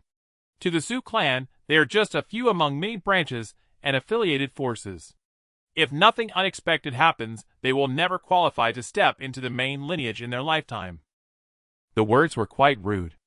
But the crowd had no dissatisfaction whatsoever, nor dared to, because the truth was indeed as such. But the elderly woman's tone shifted. To those here, even if they are these inconspicuous characters, they are still the heavens of this place. What are you rambling on about? Qing, he frowned at her. Just say what you need to say. After being interrupted, the elderly woman slightly furrowed her brows, but still pointed at the ground, her voice indifferent, carrying an air of superiority over those she looked down upon. Weeds will always be weeds. Even if they grow wildly, they will never become towering trees and cannot reach the sky above. And let alone, pointing at the sky, she concluded, to catch a glimpse of the scenery beyond the heavens. Hearing this, the crowd nodded secretly, and the few young boys and girls found it very reasonable. This was incisive. It hit the nail on the head. Weeds should be trampled underfoot, the muddy leg should roll in the mud, and even if a sparrow flies to the treetops, it cannot become a phoenix. This is the law of the universe. So? Lu Changfeng looked at the elderly woman, his expression unchanged. I just want to remind the young master. Returning to the Su clan means stepping into the outside world. You must not harbor any distracting thoughts, for after this life, you likely will not have another chance to see him again. Gu. Just as she said this, Qing, he suddenly exclaimed, her voice filled with excitement and joy. Huh? The crowd was taken aback and instinctively looked over. On a nearby hillside, a young boy came into view, his hair, disheveled clothes, tattered, his bare upper body bathed in morning light with a golden sheen, and coupled with those blood-red eyes, he exuded a somewhat wild and demonic aura. It was Gu Qin.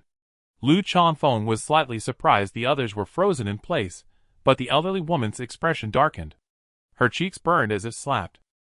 She was filled with suspicion, doubting whether those people had taken her foundation establishment pills, yet failed to eliminate Gu Qin. Gu Chen's pace was not fast, but it was steady. In just a short while he arrived before the crowd. Gu. Have you come to your senses?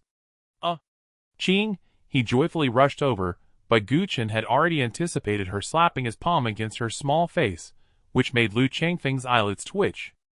This kid. When will he learn to be gentler with Qing He? Don't talk. Gu Chen casually pushed Qing He away, saying indifferently, I have important matters to attend to. Important matters? What does that mean? Qing He blinked a bit confused, while Lu Changfeng sensed something was off, and furrowed his brows deeply. Gu Chen did not explain. He slowly approached the elderly woman looking at her old and ugly face, and asked earnestly, Did you instruct them to kill me? The elderly woman did not speak, her eyes filled with more suspicion. Because those people had indeed taken her pills, and accomplished their task. But why was Gu Chen still alive? It seems so. Gu Chen read the answer in her gaze, and did not say much, rummaging through his storage ring. You dare to kill Gu. Qing He also reacted, glaring fiercely at the elderly woman. You old hag, old witch, old crone. She cursed without restraint, while Lu Changfeng wore a face full of frost, seemingly not expecting the other party to do something so despicable. The Su clan seems truly rotten. The elderly woman ignored them. With the situation exposed, she actually didn't care. She only felt a bit regretful. Regretful that Gu Chen had not died now in front of Lu Changfeng and Qing He. It was even more inappropriate to take action. Never mind, there would be plenty of opportunities in the future. Suppressing her regret, she noticed Gu Chen rummaging around and became somewhat curious. What are you doing? Looking for a knife to kill you? Gu Chen did not lift his head, casually replying. The crowd was astonished. The elderly woman felt a hint of mockery, thinking to herself, with my cultivation level, even if I stood here for you to kill, what could you do? Weeds are still weeds. She looked at Gu Chen, her voice filled with derision, lamenting. You'll never understand how high the heavens are, and how thick the earth is. Before she could finish her words, a faint pressure suddenly enveloped the scene. The expressions of the Su clan branch stewards changed dramatically under this pressure. They didn't even dare to think of moving. Lu Changfeng's expression also grew solemn. Among the crowd, he had the highest cultivation, but even so he could not see through the level of this pressure. This meant that the owner of this pressure was far stronger than him. The elderly woman felt this most acutely. Under that pressure, she felt her cultivation, soul power, and divine sense suppressed to their limits. At this moment she felt as if she had become the ordinary and humble weed she often saw. The only two unaffected seemed to be Gu Chen and Qing He. Found it! Gu Chen was still rummaging when he found the storage ring of the Xian City Lord. His eyes lit up. Ultimately, he did not find a knife. Instead, he discovered a curved weapon that resembled a crescent moon, entirely purple. A high-grade spiritual weapon. 30,000 low-grade spirit stones. Qing He instinctively gave an estimate. Be serious, Gu Chen said indifferently. This is for revenge. Oh. The little girl covered her mouth in cooperation.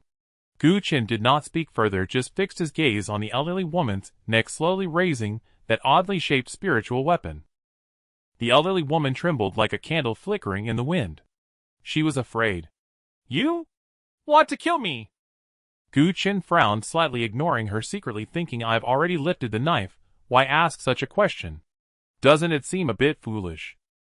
Clang! With spiritual power infused, the spiritual weapon trembled slightly, and a blade of light suddenly burst forth, over a foot long. The elderly woman's body shook even more violently. She was even more afraid. Do you know my identity? She took a deep breath, looking at Gu Chen, who was raising the blade, her hoarse voice trembling slightly. Do you know what the consequences of killing me would be? Gu Chen still did not pay her any mind, thinking, I'm about to chop your head off. Why should I care about your identity or background? With a swift slash. As he thought this, the spiritual weapon in his hand swung down, recalling Yi Hanjing's words. Looking for a knife, chopping heads, why waste words? With a whoosh, the blade of light swept forward. Everything the elderly woman had once prided herself on, her identity, status, cultivation, even her background, at this moment transformed into a scream. Don't kill me! Puff! The blade of light swept across like cutting grass. An old head soared into the air, disappearing among the weeds. The headless corpse sprayed blood wildly, also falling to the ground like harvested weeds. Everyone, including Qing He, stared in shock. Gu Chen paid no attention to the others, casually shaking off the blood from the spiritual weapon, exhaling a sigh of relief, feeling refreshed. Uncle Yi was right, seeking revenge on the same day truly felt exhilarating. I'm leaving. He waved at Qing He and walked away with great style. However, just after taking more than 10 steps, as if recalling something, he suddenly turned back. Facing the horrified and almost eerie gazes of the crowd, he bent down and reached for the elderly woman's corpse. Almost forgot about the important matter. Amidst the increasingly strange gazes of the crowd, Gu Chen eagerly bent down, only to stand up again, with a face full of disappointment. Nothing. The old woman did not possess a storage ring. He speculated that she likely had one, but had reached a level where she could create a space to hide her belongings. Now that the person was dead, the items naturally could not be retrieved. Sigh. How careless. If only he had delayed his strike. He secretly regretted feeling that in his eagerness for revenge, he had forgotten the importance of the spoils. Thinking of the unimaginable loss of wealth, he suddenly felt less exhilarated, growing somewhat disheartened, and even neglected to greet Qing He as he intended to lead directly. You killed my great-grandmother. At this moment a voice came from behind, trying hard to remain calm, but still trembling in fear. Huh? Gu Chen was taken aback, and turned to see that it was the boy of similar age, who had scolded him for being barbaric. Su Yang, Qing He's distant cousin. After sizing him up a few times, Gu Chen's eyes lit up, as he quickly walked over. What? What do you want?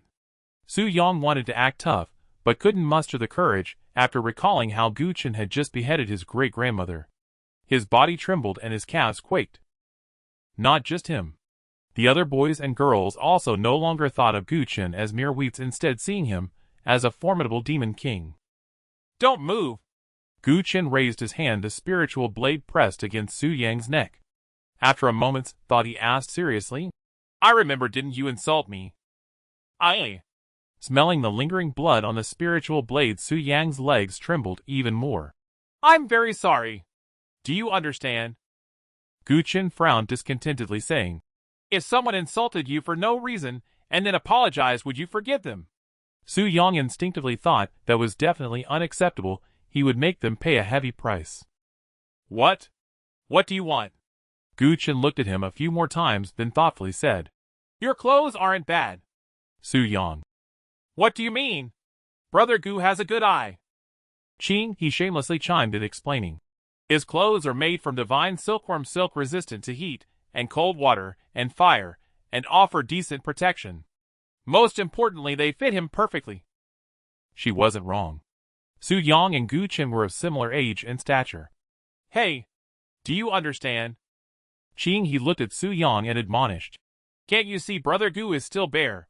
Gu Chen had an expression of speechlessness, secretly thinking, how am I bare? Can you tone it down a bit?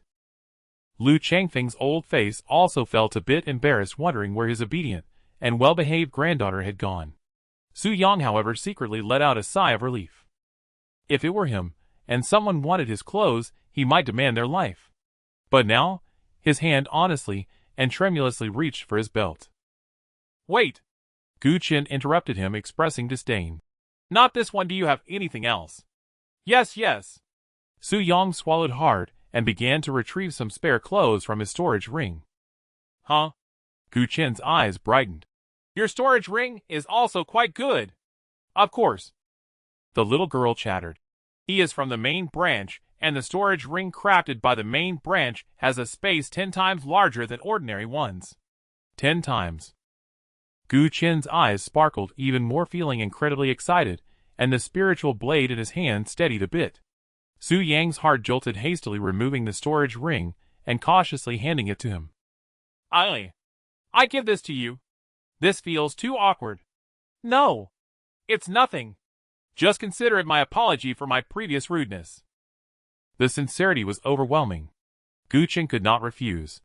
Accepting this apology gift with a sense of righteousness, he patted Su Yang's shoulder, reassuring, You have earned my forgiveness. Su Yang felt a pang in his nose, as if he had survived a disaster. Thank you. Gu Chen ignored him and turned to the others. You all. We apologize too. These younger individuals with even more fragile hearts reacted worse than Su Yang, not waiting for Gu Chen to finish speaking before directly offering up their storage rings. Gu Chen's mood finally brightened a bit. After sheathing the spiritual blade, he turned to leave, but suddenly thought of something and looked back at Su Yang.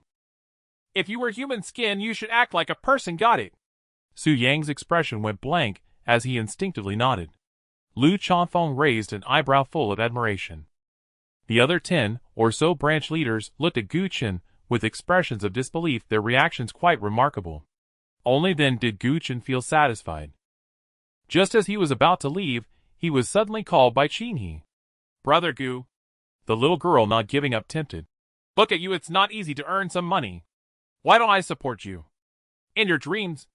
Gu Chen secretly chuckled, thinking that she was trying to corrupt his iron-willed heart on the path of Tao. The little girl was too cunning. The little girl stood there in a daze, envying how he had just effortlessly swung his blade to behead a dog. Brother Gu. Unable to hold back, she called out again. What now? Gu Chen paused but did not turn around. If you were me, what? What would you do? Take back what belongs to you, kill those who should be killed, and then establish a separate family tree. Watching him fade into the distance, the others had previously thought him rustic and somewhat wild, but after that strike he appeared so grand and heroic. Establishing a separate family tree. Qinghe lingered on these 4 words, her eyes shining slightly. Then, as if sensing something, she glanced at Su Yang, with disdain, frowning and distancing herself. It stinks. Su Yang suddenly reacted. Seeing the strange looks from the group of younger siblings nearby, he instinctively looked down. And then, he suddenly understood why Gu Chen did not want his clothes. He had wet himself. Stunned for several breaths, his emotions suddenly spiraled out of control, and he began to wail loudly. Lu Chanfeng shook his head secretly. Gu Chen had already become Su Yang's inner demon nightmare. Grandpa. Qinghe approached, watching Gu Chen gradually become a distant figure, softly asking, Will I see him again? You will. Lu Chanfeng stroked her head, quite certain. Moreover, it will be soon. Remembering the pressure he had just felt, and looking at the headless corpse of the old woman, he suddenly found it quite ironic. These people viewed Gu Chen as weeds. But, in front of someone stronger, how were they not weeds ready to be reaped? Returning to face Yi Hanjing, Gu Chen had already changed into a new outfit. The blue robe made of divine silkworm silk fit him perfectly, accentuating his perfect physique and combined with his strikingly handsome face. In a place like the Hahuan sect, he could at least rely on his looks for a lifetime. How does it feel? Yi Hanjing, who had put on a conical hat at some point, had his entire face covered. It feels exhilarating. Gu Chen's eyes were bright. You are indeed impressive. He naturally wouldn't be naive enough to think that the old woman had stood still for him to kill. She had been scared stiff by him. As long as you're satisfied. Yi Hanjing said no more, nodded, and prepared to leave. After a moment's hesitation, Gu Chen suddenly called out, Uncle Yi, since you're such a talented alchemist, could you teach me alchemy? No way. Yi Hanjing continued walking, rejecting him decisively. Why? Gu Chen froze upon hearing the question and instinctively asked, Is it because my talent is insufficient? He had heard Qinghe mention it before. Alchemy, artifact forging, talisman crafting, formation arrays. Each path was distinct, and each demanded innate aptitude. Yi Hanjiang suddenly turned back, studying Gu Chen for several moments with quiet contemplation. Your alchemical aptitude cannot be said to be lacking. A flicker of delight rose in Gu Chen's heart. So I actually possess alchemical talent. Could I truly be a prodigy? Yi Hanjiang added. Rather, one might say it simply does not exist. Gu Chen. He shot the other man a deeply aggrieved glance, bristling with frustration. Of course. Yi Hanjiang paused, then continued. My refusal to teach you alchemy bears no relation to whether or not you possess alchemical talent. Gu Chen stared blankly, silently protesting that relationship couldn't possibly be more critical. There's no need to console me. I once swore a solemn oath. Yi Hanjiang cut him off, his voice deepening into somber gravity. Should I ever take another disciple in this life, I shall die unburied without even a grave to call my own. Gu Chen blinked, then sank into sudden dejection. He did not know what tragedy had compelled Yi Hanjiang to swear such a dire vow, But he knew with chilling certainty that his dream of amassing wealth through alchemy had just shattered beyond repair. You needn't despair so deeply. After having been buried by him once, Yi Hanjiang's demeanor toward him had softened considerably, rarely offering more than a few extra words. Better to master one art profoundly than to dabble in many superficially. To forego alchemy entirely and focus solely on cultivation may yet prove a blessing in disguise. Oh, I wish I could. Gu Chen sighed again, his expression clouding with melancholy. But I'm desperately short of funds. Funds. Yi Hanjiang paused, visibly startled, apparently unprepared for such stark worldly motivation behind Gu Chen's desire to learn alchemy. I have an old man at home. After a moment's hesitation, Gu Chen recounted the elder's story. Betrothal gifts. Yi Hanjiang looked genuinely taken aback. The old man is simply too naive. Weariness and sorrow etched themselves across Gu Chen's face, the weary resignation of one perpetually burdened by both the senile and the immature. Even if he's utterly unworthy of Antly, still who prepares such an extravagant dowry for a mere wedding? This is nothing short of robbing me. Not entirely. Yi Hanjiang spoke suddenly, his tone growing even more subdued. What? Gu Chen gaped at him, though the wide brim of the other's bamboo hat concealed his expression entirely. Only profound love, only passion burning to its absolute zenith, could compel such words. Yi Hanjiang sighed softly. Perhaps you underestimate him. Gu Chen curled his lips skeptically. Did the old man love Antly? Undoubtedly. He had persisted for over a decade, enduring her scathing rebukes and villagers' scornful glances, even enlisting Gu Chen as a lookout while sneaking peeks at her bathing. As for Antly, he found something strangely unsettling about her. She was undeniably beautiful, yet remained unmarried all these years. And yet, somehow, every time she bathed, the old man always managed to find her. Even though she cursed his lewdness each time, she nevertheless mended his tattered clothes stitch by careful stitch. Surely there must be some affection there. This entanglement was impossibly intricate. His thoughts churned until his teeth clicked in exasperation. Turning to Yi Hanjiang, he asked flatly, By your logic, then, is the old man a hopeless romantic? Without knowing the full truth, judgment would be premature, though this notion is indeed rather unrealistic. Yi Hanjiang shook his head and countered. You have already entered the cultivation world. You are no longer who you once were. Must you still fulfill his wishes? What else am I to do? Does attaining cultivation erase who I am?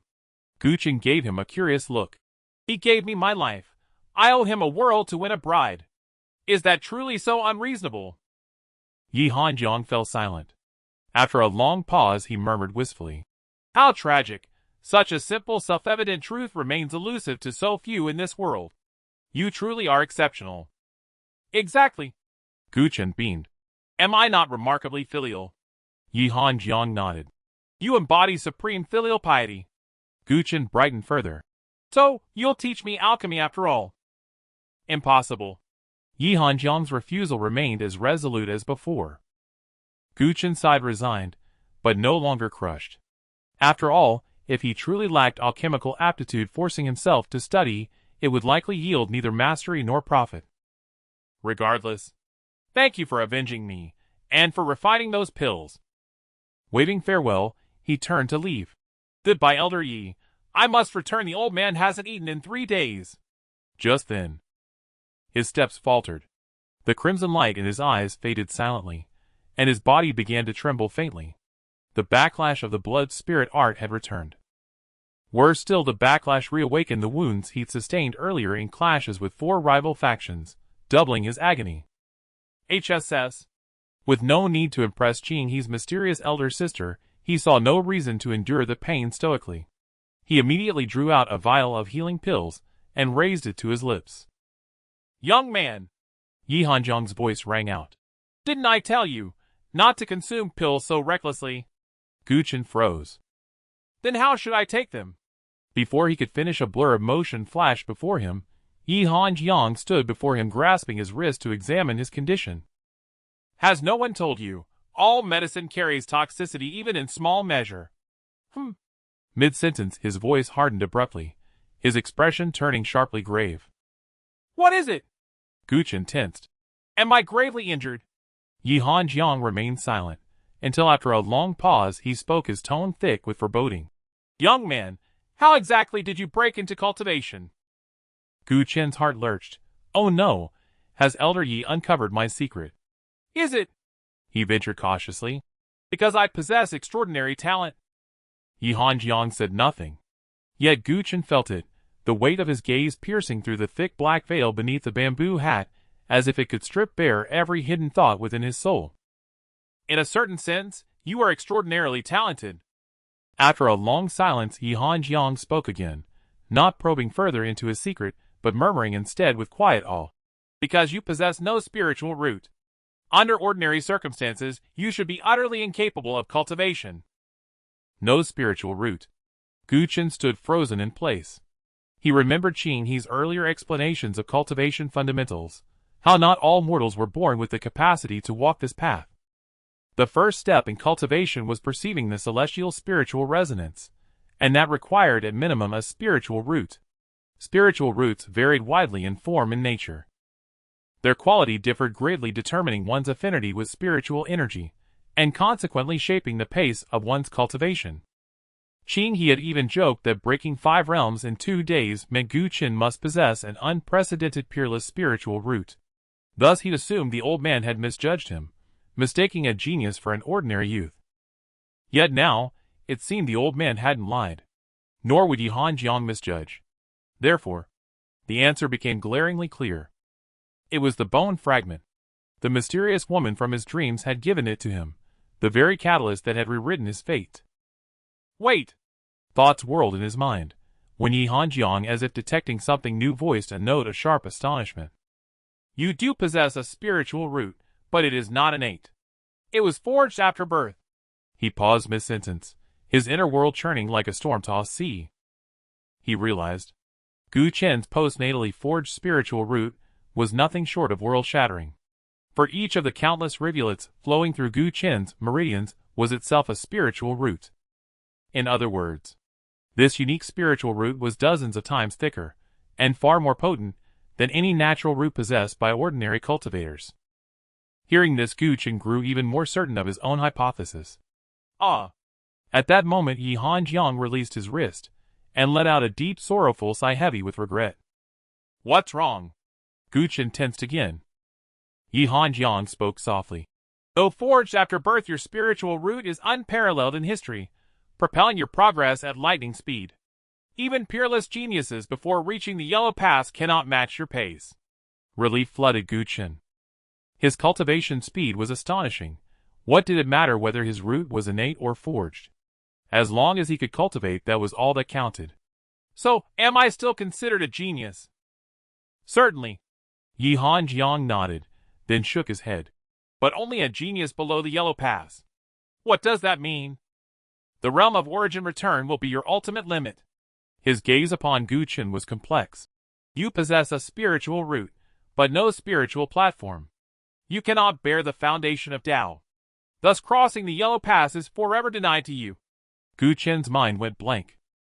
Unable to establish a foundation. Don't dwell too heavily on this. Yi Hanjiang placed a reassuring hand on his shoulder. Elder Yi, you have a solution. Gu Chen's eyes lit up with desperate hope. I have no solution. Yi Hanjiang replied, shaking his head. I merely believe it is better for you to remain where you are. Gu Chen, I've scoured auspicious feng shui sites for you. I've offered tributes. I've done everything. And you curse me like this. After half a heartbeat's hesitation, Yi Hanjiang chose to reveal the truth. I say it is best you halt here, because the deeper you advance, the more despair you will face. Why? Even if you somehow force your way to foundation establishment, you lack the mysterious embryo and thus cannot transcend the mysterious pass. Even if you miraculously cross that, your life bridge is severed, rendering passage through the earth pass impossible. With every word, Gu Chen's heart grew colder. So my cultivation path is broken. No, Yi Hanjiang corrected gently. It is shattered into several irreparable fragments. Gu Chen suddenly fell silent. Yi Hanjiang gently patted his shoulder and sighed. I know you have had fortuitous encounters, but fortuitous encounters often do not bring good outcomes. In his view, Gu Qian's cultivation path had become such that there was no hope of traversing it. Even if he could barely cultivate, he would face an even greater despair. For instance, right now, after having witnessed the wonders of the cultivation world, how could anyone be willing to stop and not move forward? Perhaps, if he had simply lived as an ordinary person from the start, he could have lived a carefree life free from many troubles. Sigh. Gu Qian suddenly let out a heavy sigh. Yi Hanjian also sighed quietly and reached out to comfort him again. If I can't even establish my foundation, won't it be even harder to make money? Gu Qian looked up at him, a worried expression on his face. If that's the case, the old man's betrothal gift will be even more uncertain. Yi Hanjian's arm froze in the air, thinking to himself how serious this problem was, yet he was only worried about this. He looked at Gu Qian and noticed that the latter's eyes held disappointment, frustration, and sorrow. But there was no trace of despair or pain. This reaction seemed a bit off. Aren't you in despair? I'm furious. Gu Qian suddenly clenched his fists, his eyes blazing with fire, nearly exploding with rage. Yi Hanjian explained. He understood that the reason Gu Qian lacked a spiritual root and a foundation, and why his cultivation path was so fragmented, was all related to that broken 9-source agreement. In other words, these things he was supposed to have were simply borrowed, no stolen by 9 people. Just as he thought of these 9 thieves, he suddenly realized something, and his expression became quite intriguing. I understand now. Previously, when he met Qing He's mysterious sister, he felt a kind of familiarity with her, but couldn't recall where it came from, and she even criticized his way of approaching her as clumsy. But now, he suddenly reacted. Qing He's mysterious sister felt very similar to one of those thieves. It was not the last woman who gave him the bone fragment, but one of the other 8. He was certain there must be a close relationship between Qing He's sister and that thief. Qing He. Thinking of this, he no longer hesitated and immediately wanted to go down the mountain to chase after Qing He. She has already left. Though puzzled by his reaction, Yi Hanjian spoke. You want ketchup? She left. Gu Qian stood there in shock, filled with regret, almost wishing to slap himself twice. What nonsense about not eating soft rice! What iron will! What integrity greater than the heavens! Is there anything more important than catching a thief and reclaiming what belongs to him? The Su clan Qing He's sister. He clenched his fists, nearly sparking with determination, silently resolving that when he had the opportunity, he would definitely visit and find Qing He's sister to uncover the identity of that thief. Dare not speak. He'll hang you up and beat you. He gritted his teeth, his eyes redder than when using his blood spirit technique. Yi Hanjian shook his head, thinking that the young man did not know the benefits of soft rice. He had simply experienced too little. Uncle Yi. Just as he thought of this, Gu Qian looked up at him again, a bit nervously. Did you just say my spiritual root was reshaped postnatally? Indeed. Then what about the spiritual platform, the mysterious womb, the bridge of fate? Can these also be reshaped? Still not giving up. Yi Hanjian was somewhat surprised by his tenacity. Gu Qian asked curiously. If a person is not dead, why should the heart die first? Yi Hanjian paused, meeting his expectant gaze, and after a moment of silence he nodded. In theory it is possible, he explained. In the cultivation world, there are indeed many who can replace and reshape their spiritual roots. It's just, you must reshape not just the spiritual root, the spiritual platform, the mysterious womb, the bridge of fate. With each barrier you break through, the difficulty of reshaping these things will increase tenfold or even dozens of times. He paused. He emphasized. Until a certain point you will find it utterly impossible to continue so. This is also a dead end. Gu Qian's eyes instantly brightened. Indeed, there is a way. Yi Hanjian. This child, did he miss the main point? Have you thought about it? He suddenly said. If one day you cannot continue, the despair you will bear will be 1,000 times that of now. Gu Qian suddenly lowered his head. I know. After a moment, he quietly said. But, Uncle Yi, in the end, I am still unwilling. Slowly raising his head, his eyes had lost their brightness, replaced only by calmness and determination. But I still want to give it a try. Yi Hanjian suddenly fell silent. The scene buried deep in his memories, which he seldom cherished or dared to look at, quietly surfaced. At that time, he was not much older than Gu Qin. Back then, he too was like Gu Qin, not believing in heaven or fate. At that time, he had also said this to someone. I want to try. Watching Gu Qin, who had already left his back, gradually disappearing from view, he suddenly felt the two figures began to overlap. Then shall we try again? Under the bamboo hat he suddenly smiled and spoke. Kid, what is it? Gu Qin stopped in his tracks and looked back at him. Do you want to make money? He exclaimed. Do you want to learn my alchemy? Gu Qin's eyes brightened but then dimmed again. Forget it. He waved his hand weakly. I have no talent, afraid I'll lose my family fortune. Yi Hanjin laughed. Learning my alchemy might help you establish your foundation. Before he finished speaking, the wind in the forest roared. In just 2 breaths, Gu Qin had returned to him, his gaze wild and bright. What's the process? Do I need to bow? Pay respects? Bring a gift for my master? No need. Yi Hanjin shook his head. I said I don't take disciples. Then, I only teach alchemy, nothing else. You wouldn't be deceiving me, would you? Gu Qin asked suspiciously. I have no talent at all. Can I really learn alchemy? You certainly cannot learn ordinary alchemy. Even if you barely manage to learn it, it will be hard to achieve great success. Yi Hanjian's tone changed, suddenly filled with a hint of pride. But my alchemy, how can it be ordinary? Gu Qin was taken aback. He thought to himself that alchemy was just alchemy. What could be different? Ordinary alchemy is divided into 2 types. It seemed he understood his thoughts. Yi Hanjin said lightly. There is literary alchemy and martial alchemy. Literary alchemists control fire with their minds and refine pills through reason. Martial alchemists fuse herbs with strength and create pills through force. Yi Hanjin said. Literary and martial alchemy have existed since ancient times, each with its own emphasis, difficult to distinguish superiority. However, fundamentally both are merely techniques, and even at their peak it is hard to reach the great Tao. Gu Qin understood this sentence. Whether literary or martial alchemy, no matter how well pills are refined, it may elevate one's status, but provides no substantial help to cultivation.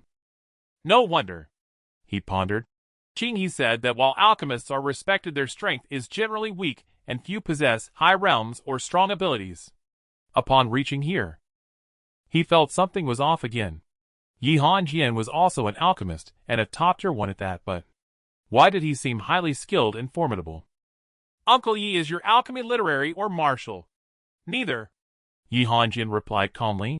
Or rather, I once explored both but later abandoned them. Abandoned? In the eyes of the world, alchemy is ultimately a minor path.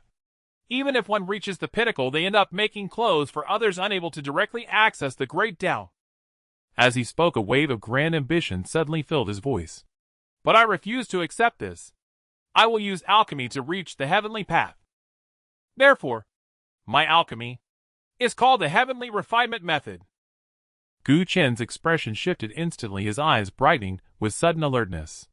Just the name alone, this alchemical art was already extraordinary. What is the heaven forging method?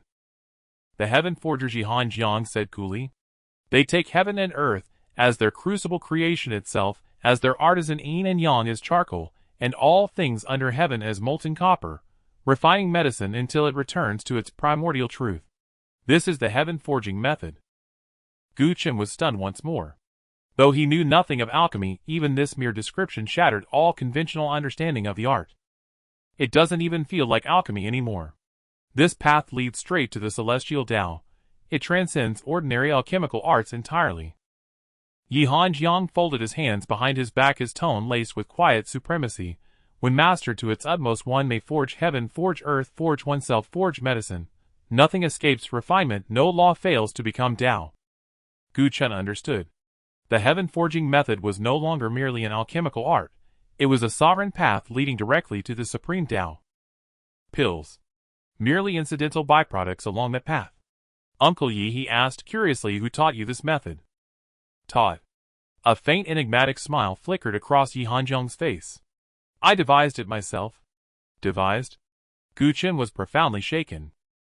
He had heard from Qing He how throughout history those who pioneered a new path, forged an original art, or established an entire Tao, were invariably peerless geniuses whose brilliance eclipsed entire eras, beings beyond mortal comprehension. By comparison, even the creators of the Nine Heavens sword cannon and the great wilderness soul-seizing true art now seemed unremarkable, utterly indistinguishable among the crowd. So, Uncle Yi, you're truly invincible. Far from it. Yi Hanjiang shook his head, sighing softly. The Tao of cultivation knows no end. Though I originated the heaven-forging method, many steps beyond remain untested. I have yet to verify them, and flaws still linger. A trace of melancholy crossed his face. Alas, I have no time left to refine it further. Gu Chen froze. Why? After a long silence, Yi Hanjiang replied quietly, I am dying. Gu Chen fell silent. Since first meeting Yi Hanjiang, he had heard those words several times, but had dismissed them before. Now hearing them again, a strange ache stirred in his chest. Rest easy, Yi Hanjiang smiled. I keep my word. Before I die, I shall transmit the heaven-forging method to you.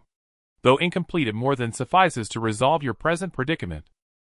Of course, he added, shifting tone, there is one condition. What is it? You must accompany me. I will not linger here long. I must still journey to one final place before my end. Go. Gu Chen paused, startled. Though he had refused to rely on Qingyi's patronage, he had already glimpsed the splendor of the cultivation world, and thus naturally harbored a longing to depart, to venture forth, and carve his own legend. His only lingering concern. Uncle Yi, could you wait for me? Half a day, Yi Hanjiang interrupted, as if anticipating the plea. I shall wait no longer than that. Agreed. Without hesitation, Gu Chen leapt. His form vanished in a single rise, and fall swallowed by the dense thicket. Yi Hanjiang watched his retreating silhouette fade into the distance. Suddenly, Yi Hanjiang coughed several times, lightly pressing his palm against his chest. His gaze flickered, lost inscrutable deep in thought. Roar. Parting temporarily from Yi Hanjiang, Gu Chen had intended to return home to visit the old man, yet halfway there a roar pierced the air, unmistakably familiar. Less savage than before, more lucid, more resonant, imbued with newfound intelligence and clarity. Brother Lizard. Gu Chen blinked, then surged with delight. Instantly, he altered course, racing toward the source of the roar. Within the remnants of that battlefield, Jiu-Gu lizard swayed its massive head, gazing at the discarded husk before it, deeply satisfied with its transformed state. Compared to its pre-metamorphosis self, its body had shrunk to barely 10 feet tall. Its severed tail had regrown its scales, and dorsal bone spines now shimmered with a subtle jade-like luster. Now it bore none of the feral ferocity of a mere spirit beast, instead exuding an aura both ancient and profoundly intelligent, steeped in mystery. Brother Lizard. A voice, familiar beyond measure, sounded suddenly behind it. Roar. Its human pet. Jiu-Gu Lizard instinctively turned, and beheld a striking youth clad in azure robes. It froze. How had its human pet grown so dignified? How had Brother Lizard grown so dignified? Coincidentally, that was also Gu Chen's first thought upon seeing Jiu-Gu Lizard. Roar. In the next instant, Jiu-Gu Lizard launched itself forward, jaws wide, lunging to bite. Excellent. Gu Chen's eyes blazed with wild exhilaration. He surged forward, pupils blazing crimson. Instantly he reactivated the blood-spirit art. Spiritual energy, once a gentle stream within his meridians, surged into a torrential flood, and with a thunderous fist, he struck. Boom! Crack! Their clash lasted but a heartbeat, then they recoiled. One arm hung limp, shattered, the other staggered, shaking its great head, and spitting out 2 bloody, broken teeth. HSS. Brother Lizard, you've grown formidable indeed. Gu Chen gritted his teeth against the pain, offering genuine praise. Roar. Jiu-Gu Lizard curled its lips upward in a grin. You're not half bad yourself. TSK. Gu Chen marveled inwardly. So the 9 divine beast transformation was truly this extraordinary. The lizard wasn't just growing wiser, it could laugh. In the blink of an eye, the two were reunited, man speaking human tongue, beast uttering beast speech, communicating flawlessly, effortlessly. Brother Lizard, I've come to split the spoils. Gu Chen wasted no time. He laid out every acquisition, including the storage rings taken from Su Yang and his companions. Everything useless to Jiu-Gu Lizard went to him. The rest was divided 7-3. 3 parts for Gu Chen, 7 for the lizard. His generosity left Jiu-Gu Lizard utterly dumbfounded, jaw dropping to the ground, doubting whether it dreamed. Roar. Are you truly the same treacherous, heartless, despicable human pet I knew, the one even lower than beasts? Brother Lizard, I must leave. Having distributed the pills and resources, Gu Chen sighed deeply, his expression clouded with sorrow. After brief explanation he rose and added gravely, I don't know when I'll return. From now on the old man is in your care. Once I strike fortune and wealth, I'll never forget you. Having offered tangible rewards and sketched a grand vision for the future, he departed with peace of mind.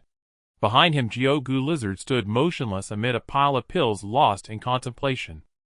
Not because the bounty overwhelmed it, but because faintly it recalled, it too knew an old man. Farewell to Gu Lizard. Gu Chen raced without pause back to Xian village, to the dilapidated shack where he and the old man had lived side by side for years. Yet, inside the house stood empty. The old man was nowhere to be found. He's definitely sneaking peeks at Andy Lee's bath again. Gu Chen scoffed, making no move to search. If the old man found out, he might not let Gu Chen depart so easily. After a moment's thought, he picked up a piece of charcoal and scrawled a few lines on the rickety three-legged table, then carefully placed the bottle of life-extending pills atop it, satisfied. Yet, just beyond the threshold, he paused, then slipped back inside, stealthily retrieving the bottle of Harmony Union pills. And as an afterthought added a small line beside the earlier message, unfailing vigor. Half a pill per use. Only then did he truly exhale, stepping outside, casting one last glance at the humble, weathered cottage where he'd spent over a decade. A surge of bold resolve swelled in his chest. Old man, wait for me. I'll return and wed Annie Lee to you in glory. With those words he blurred, leaping, bounding, vanishing into the horizon. Moments later a limping figure shuffled into the small courtyard. Watching Gu Chen's departing figure, the old man said nothing, only letting out a soft sigh before returning to the house, where he immediately noticed the words left by Gu Chen on the table. The meaning was simple and clear. Old man, you and Aunt Lee should live peacefully at home for 200 years, while I venture out to earn the bride price for you. That little brat. His gaze shifted, landing once more on the 8 characters, the golden spear never falls, half a pill at a time, and he couldn't help but snicker and curse. Alas! Picking up the longevity pill, a flicker of comfort passed through his murky eyes, as if he remembered something, and he sighed heavily. One hurdle after another. The challenges are tough. What awaits you ahead is not just simple despair. Enough. Going out to have some adventures is fine. If I hit a wall, I'll know to come back. He caressed the pill bottle. A hint of reluctance flashed in his eyes, and he sighed in quiet melancholy. Where did that old fool go? Just as he was feeling sentimental, a sudden shout rang out from the small courtyard. Lee family girl. The old man's eyes immediately lit up, completely forgetting Gu Chen, his face beaming as he limped out. In the courtyard stood a woman, a stunning beauty. Around 30 years old, with willow brows and apricot eyes, her delicate face was enchanting, and her figure was voluptuous and curvy. Though not as exaggerated as the leader of the Huan sect, she was just right. Sister, what brings you here? Your clothes. Aunt Lee irritably shoved a pile of clothes into the old man's arms, causing his impressive chest to heave, making his heart race, and his eyes became glued to the clothes. Do they look good? Aunt Lee coldly laughed, deliberately puffing out her chest. The scenery here is simply wonderful. The old man's eyes sparkled, staring intently. What a character. Aunt Lee rolled her eyes, causing the old man to become infatuated, and she swayed her waist as she walked away. Sister. The old man felt a sense of loss. Where are you going? To take a bath. Still at the old place. Bah. Aunt Lee turned her head and shot him a fierce glare. Wanting to scold him, she suddenly softened, recalling that she had beaten him just a few days ago. With a huff she said, You old fool. Don't you have anything to say to me? Sister, rest assured. The old man said, feeling guilty. I promise I won't peek this time. You? Aunt Lee was furious, ready to explode, but when she saw the bruises on the old man's face, she suddenly sighed, feeling somewhat resentful. You want to have the heart of a thief, but lack the courage. How old am I now? Am about to be left unmarried. The old man said nothing, only chuckled. Aunt Lee walked away in anger. The old man, however, continued to gaze at her alluring silhouette until she disappeared from sight, then sighed, in melancholy, stroking the patched clothes in his arms, his expression somewhat dazed. Having owed a beautiful woman 3 lifetimes, how could he dare to misjudge you in this life? Silently a large head peeked into the small courtyard. It was the 9-bone lizard. Though it loved to take small advantages, it was rare for it to be loyal. Having accepted Gu Qian's money and entrusted with his request, it naturally kept the matter of taking care of the old man in mind. After coming down the mountain, it hurried over to check in. However, upon seeing the old man's frail appearance, its heart sank, suddenly feeling something was off. Why does he look a bit familiar? Who told you to come back? Just as it thought this, the old man suddenly looked over, cursing loudly with vigor. Get lost. Get out of here quickly. If you scare my Li family, girl will flay you alive. The 9-bone lizard fled in a panic. Not because the old man cursed fiercely, but because his voice reminded it of a childhood memory. Back then, it was just a tiny lizard about 3 inches long. Roar! Roar! Suppressing its fear, it rushed into the mountains, not knowing how many towering trees it had crashed into, only wanting to distance itself from the old man. It didn't know how long it had been. It straightened up, finally returning to the vicinity of its old nest, only to bump into a few beautiful women dressed in bright clothing. Roar! The 9-bone lizard was taken aback, not quite reacting. The sight of it made the women tremble in fear, their faces paling, as they were directly scared silly. They were the group of junior sisters that Meng Hai had brought that day. Because Meng Hai had left alone to pursue Gu Qian, he left them there to wait. However, after waiting for 2 days without seeing their senior brother return, they ended up encountering this big guy. Roar! The 9-bone lizard's mind raced.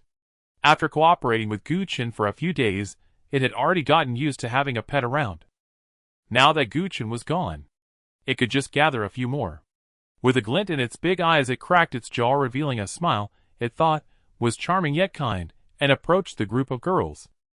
Roar! Don't be afraid, don't resist, just submit to me.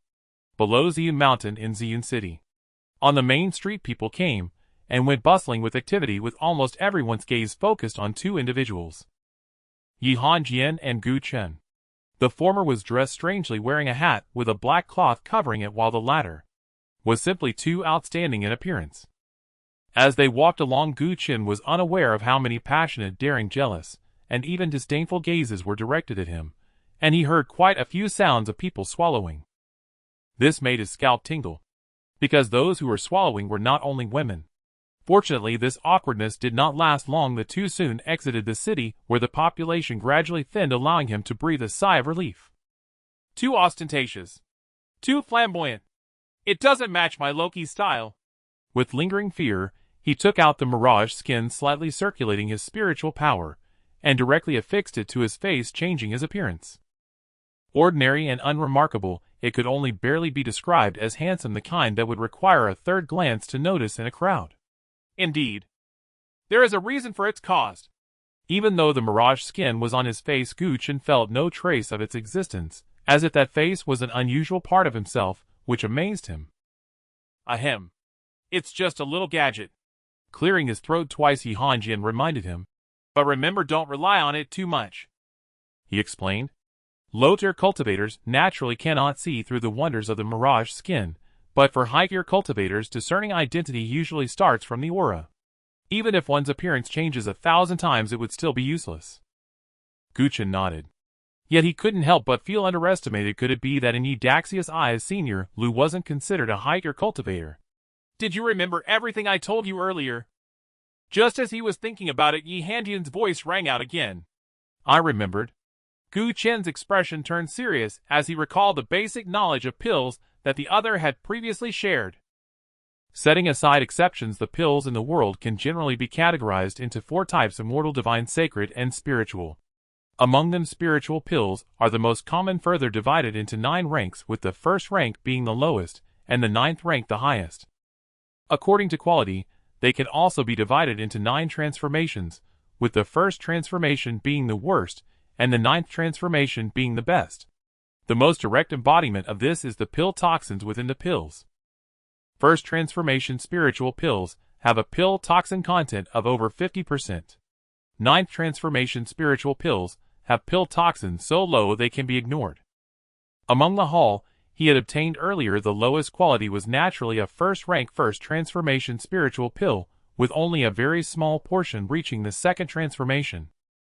What delighted him was that in Suyang and the other storage rings there were quite a few second-rank 8th transformation spiritual pills, with exceptionally high quality. No wonder. Pills are truly not something I can consume so recklessly. Thinking of this, he felt a bit of dread. Ordinary people when taking pills naturally wouldn't dare to be too reckless as they still needed time to expel the pill toxins. As for his method of consumption, the lighter consequence would be a blockage of the acupoints and meridians, while the heavier consequence could erode the foundation, leading to a disruption in the path of cultivation, a very serious outcome. Thus, after receiving the warning from Yi Hanjian, he no longer dared to recklessly consume pills along the way, yet the operation of his Lingxi technique did not cease. Like money, strength is something you can't have without cultivation. The spiritual stream flowed gently within his meridians. His cultivation was steadily approaching the peak of the easy marrow realm at a slow and steady pace. This technique of yours is quite interesting. Sensing the incredibly clear sound of the stream, Yi Hanjian commented. Gu Chen hesitated to speak. If you don't want to speak, then don't. I want to be curious. Yi Hanjian seemed to know what he was thinking, speaking calmly. In this world full of beings, there are far too many who have extraordinary encounters. For ordinary people, finding silver coins is an extraordinary encounter, and for cultivators, gaining resources is also an extraordinary encounter. Extraordinary encounters can be big or small, countless in number. If I were to investigate each one, would I still have time to cultivate? Gu Chen strongly agreed.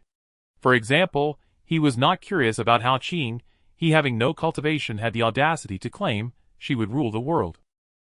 In comparison, he was more curious about the background of the other party's sister. He must interrogate her with severe punishment. After secretly making up his mind, he became increasingly immersed, the stream flowing gently within his meridians, causing his steps to quicken. Often with a single step, he would cover a distance of 10 feet, once again entering a state of oblivion. As day turned to night, and night turned to day, in just a short day, the two had already traveled hundreds of miles, arriving at an unfamiliar area. Ahem, we've arrived. A light cough startled Gu Chen from his trance. He glanced ahead and was taken aback. What is this place? Not far ahead was a vast plain spanning thousands of feet, bustling with cultivators coming and going amidst the sounds of shouting, cursing, and arguing. It was quite lively. This is a market, Yi Hanjian said calmly. If you want to cultivate that heavenly refining method, the first step begins here. Just as he spoke, a man in black approached, glancing at the two before saying, Are you two here to participate in this Heiyu market? Yi Hanjian nodded. The man said no more and immediately stated, The entrance fee for the market is 1,000 low-grade spirit stones per person. Yi Hanjian looked at Gu Chen. Pay up, Gu Chen said, puzzled. The market? Seeing the bustling cultivators peddling their wares, Gu Chen had a rough idea of where he was. However, he had never encountered the rule of paying before entering. If I don't pay, I can't go in, he retorted. There was no overly dramatic, disdainful behavior. The man in black, noticing it was Gu Chen's first visit, patiently explained a few things. Other markets don't require this, of course. But this Black Feather Market is established by our Black Feather Merchant Association. By paying, your personal safety within the market is absolutely guaranteed, preventing any unpleasant incidents. Moreover, this market is backed by the Black Feather Merchant Association, so the variety of items for cultivation is naturally comprehensive. He continued to explain. Even if something cannot be found in the market, as long as the payment is made, the Black Feather Merchant Association will source it from a nearby branch. If there is none available, they will draw from the main association. In short, as long as the payment is sufficient, the Black Feather Merchant Association guarantees to deliver the items to you. Gu Chen listened, greatly amazed. Once again, he experienced the importance of wealth and connections. Money always comes first. He painfully paid the fee. He and Yi Hanjing then entered the market. In an instant, a lively atmosphere surged towards them. Little brother. Premium purple spirit fruits. 300, just 300 low-grade spirit stones, how about it? Don't go. 200. Just 200. Forget it. Since it's our first meeting, let's make a friend. I'll give it to you for 80. Hearing the persistent shouting behind him, Gu Chen's mouth twitched, and he quickly quickened his pace. 80. He suspected the other party was just passing off wild fruits from the mountains. Meanwhile, Yihanjing remained calm and composed, seemingly accustomed to this. Here his attire became less conspicuous as there were many in the market who didn't want to reveal their identities and dressed even more bizarrely. Oh, this little brother. Just a few steps and Gu Chen was stopped by an elderly cultivator. The old man looked disheveled, yet his eyes sparkled with brilliance, exuding the demeanor of an extraordinary master. He extended a hand, offering a dark shard of unknown origin to Gu Chen. I see your extraordinary bone structure and exceptional talent at such a young age, possessing the demeanor of a dragon and phoenix. Your future achievements are immeasurable. Get to the point. Gu Chen's face darkened. This item was obtained by our sect's ancestor in a fierce 3-month battle with a vile serpent by the Eastern Sea 1,000 years ago. It is a shard of an ancient divine weapon possessing immense power. The old man rambled on passionately. Gu Chen's expression grew increasingly grim. He thought to himself, though it was indeed his first entry into the cultivation world, he wasn't a novice to the ways of the world. Not interested. I'll buy it. Just as he was about to push the old man aside, Yihanjing's voice suddenly reached his ears, faint, as if only he could hear it. Little brother. The old cultivator was still persistent, swearing. Take another look. Just take another look. I swear on our sect's ancestor's character, this is definitely a divine weapon shard. Gu Chen remained speechless, examining the unknown object in his hand. It was surprisingly heavy. How much? Not much. The old man perked up immediately. For just 88,000 low-grade spirit stones, this divine weapon shard can be yours. Gu Chen maintained a blank expression. 80. The old man shivered, thinking, where did this fool come from? Are you bargaining or threatening me? A mere 80. Does that do justice to my eloquent words? If you don't sell it, forget it. Gu Chen shoved the object back into the old man's hand and turned to leave. The old man was torn. This broken item was something he had picked up, left to gather dust in his hand, and while 80 was a bit low, even a mosquito's leg is meat. Add a bit more. If you add a bit more, I'll give it to you. Gu Chen didn't look back. The old man suddenly stamped his foot, gritting his teeth. 80 it is, I'll give it to you. Gu Chen suddenly felt he had priced it too high. Soon the transaction was settled. Gu Chen grew curious about how the old man might have earned back the 1,000 spirit stone entrance fee. Just as he thought of this, he saw the old man stop a young man again, pulling out a jade stone shard, and began to eloquently introduce it. Of course, with flattery as the main focus. Soon the young man was flattered to the point of joy, and bought the item from the old man for 7,000 low-grade spirit stones. Gu Chen couldn't help but sigh. He thought to himself, although I am new to the cultivation world, I am definitely not a fool. Catching the young man's gaze, his expression turned cold, as he said faintly, What are you looking at? Gu Chen immediately withdrew his gaze. Little did he know the young man approached him, refusing to relent, his expression unfriendly. What was that look just now? Are you looking again? In a flash, Gu Chen's anger flared up, coldly staring at him. So what if I looked? Heh. As expected. The young man sneered. My falling dust sect has indeed fallen, allowing any cat or dog to provoke me. Falling dust sect. Gu Chen was taken aback. Wasn't that the sect of the old man that Yi Dashio had glared at? Sir, don't forget the rules here, no trouble allowed. Just as the young man approached to make trouble, the black-clothed man appeared again, blocking his way. Gu Chen frowned deeply. The man in black, like a ghost, leaned in and explained. His name is Lu Tsong, the chief disciple of the Falling Dust sect. Since this is the territory of the Falling Dust sect, he tends to be a bit arrogant and overbearing. Chief disciple. Gu Chen scoffed. Just a fool with money. Not quite. The man in black shook his head. Lu Tsong is skilled at picking up bargains. You think he is a fool, but he believes he is getting a great deal. Picking up bargains. Gu Chen was taken aback, instinctively looking at Yihanjing. The bargains in your hands are not the same as his. Yihanjing transmitted sound again, causing Gu Chen to see things with clarity. Where in the world are there that many bargains? The man in black sighed. As far as I know, he picks up bargains 10 times. 9 times it's just forced transactions.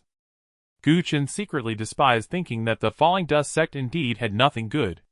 Just as he thought of this, he saw the black-clothed man step forward, suddenly blocking the old man's path, extending a hand. Have you forgotten the rules? Forgotten? How could I forget? The old man looked embarrassed, handing over 708 spirit stones, sneaking away. Guchen had a strange expression. In the Blackfeather market, all transactions our Blackfeather Merchant Association takes a 10% cut. The man in black specifically explained. Guchen immediately thought it isn't without reason that the Blackfeather Merchant Association starts with black. Little brother seems to have a misunderstanding about our Blackfeather Merchant Association. The man smiled lightly. I assure you every spirit stone you spend here is worth it. Just as he said this, a commotion suddenly erupted not far away. Dare to push my price down. It'll wipe out your entire family. A burly man seemed to have a price disagreement with someone, and on the spot, he raised the spirit artifact in his hand to strike at the other's forehead. Then, there was no then. Before he could strike, another man in black directly came over and tossed him out. Along the way, he didn't even collect the other party's spirit artifact. This is a fine. Seeing Gu Chen's strange expression, the man in black explained. Of course, the fine is not the goal, it's just to make everyone realize that even in a small market, as long as it is under the jurisdiction of the Blackfeather Merchant Association, there are rules to follow. He paused and then added, in other markets, disputes leading to violence or even murder for profit are quite common. Gu Chen said nothing. Black, extremely black-hearted. Greedy, extremely greedy. This was his first impression of the Blackfeather Merchant Association. It seems like it's your first time in a place like this, little brother. The man in black asked curiously. Though there are rules here, beneath those rules it's a mixed bag. If you want something, or wish to sell something, you might not be very familiar. What are you trying to say? Gu Chen looked at him warily. Do you need a guide? The man in black got straight to the point. Gu Chen grew even warier. Does it cost money? Yes, 1,000 low-grade spirit stones plus 1% of your transaction amount here. Gu Chen. He frowned and said, I can't afford it. Yi Hanjing interrupted. Pay him. Gu Chen. He gritted his teeth. Another 1,000 low-grade spirit stones gone. In an instant, the man in black seemed like a different person, his tone extremely warm. As expected? I never misjudged a person. Little brother, your demeanor is extraordinary, clearly from a prestigious family. For the next 12 hours, I will be your guide. Whatever you need, just tell me. Gu Chen's mouth twitched. He looked down at his own attire, suddenly realizing why the other party kept trying to get close to him. This outfit made of divine silkworm silk was too eye-catching. Still too ostentatious. He thought to himself. They were led deeper into the market. In an instant, the noisy atmosphere fell silent, and a grand 4-story small building appeared before Gu Chen's eyes. Here is the temporary branch of the Blackfeather Merchant Association. Gu Chen was taken aback. Temporary? This branch was moved here by the elders of the association using their great powers. Gu Chen. This is possible. Little brother seems unaware. The man in black smiled. Our Blackfeather Merchant Association's principle is wherever there is a need, we will go there. Gu Chen retorted. But what if there is no need? Then. The man in black thought for a moment and said, we create the need. Gu Chen. He suddenly felt that the Blackfeather Merchant Association's greed was in a way understandable. Prepare some things for me. Yi Hanjing suddenly spoke. 5 elements of innate qi. Except for gold qi, I need 1 of each of the other 4. Additionally, I also need 2 talismans to the northern underworld continent. Gu Chen's expression brightened. The heavenly refining technique was about to be formally practiced. The first step of the heavenly refinement technique is to absorb the 5 primordial energies into the 5 organs, nurturing a wisp of body-tempering fire, which can be used externally for alchemy and internally for refining the body. The 5 primordial energies are derived from the elements of metal, wood, water, fire, and earth. The primordial energies are rare and precious, either hidden in mountains and rivers or concealed within the natural world. Gathering them all individually would undoubtedly take a considerable amount of time. Therefore, Yi Hanjing chose the quickest method to buy them. Esteemed guest. The man in black seemed incredulous, tentatively asking, do you truly want the primordial qi? Is it available? Yi Hanjing's tone remained calm. Yes. Yes, yes. The man's eyes instantly lit up, and his breathing became noticeably heavier. Gu Chen was quite familiar with this gleam in the man's eyes. It was the spark that came from seeing money. The matter of the talisman is easy to discuss. The man in black nervously rubbed his hands, even changing his address, but esteemed guessed the price of the primordial qi. Let's not discuss the price. Yi Hanjing slightly leaned back calmly, stating, I never inquire about prices when purchasing items. Thump thump thump. The man's heart raced wildly. Rich and extravagant. This was true wealth. Stealing a glance at Gu Chen, he became increasingly certain of his judgment, and even more grateful for his choice. This young brother appeared to be completely clueless, yet was actually quite profound. Could he perhaps be a second-generation heir from a prominent family? He struck it rich. This time he was truly prosperous. He understood the value of primordial qi, which could be hard to obtain even with money. A 1% commission may not seem much, but it also depends on the total amount. The benefits from 4 primordial qis would ensure he wouldn't have to worry about cultivation resources for the next decade. Please wait a moment, esteemed guests.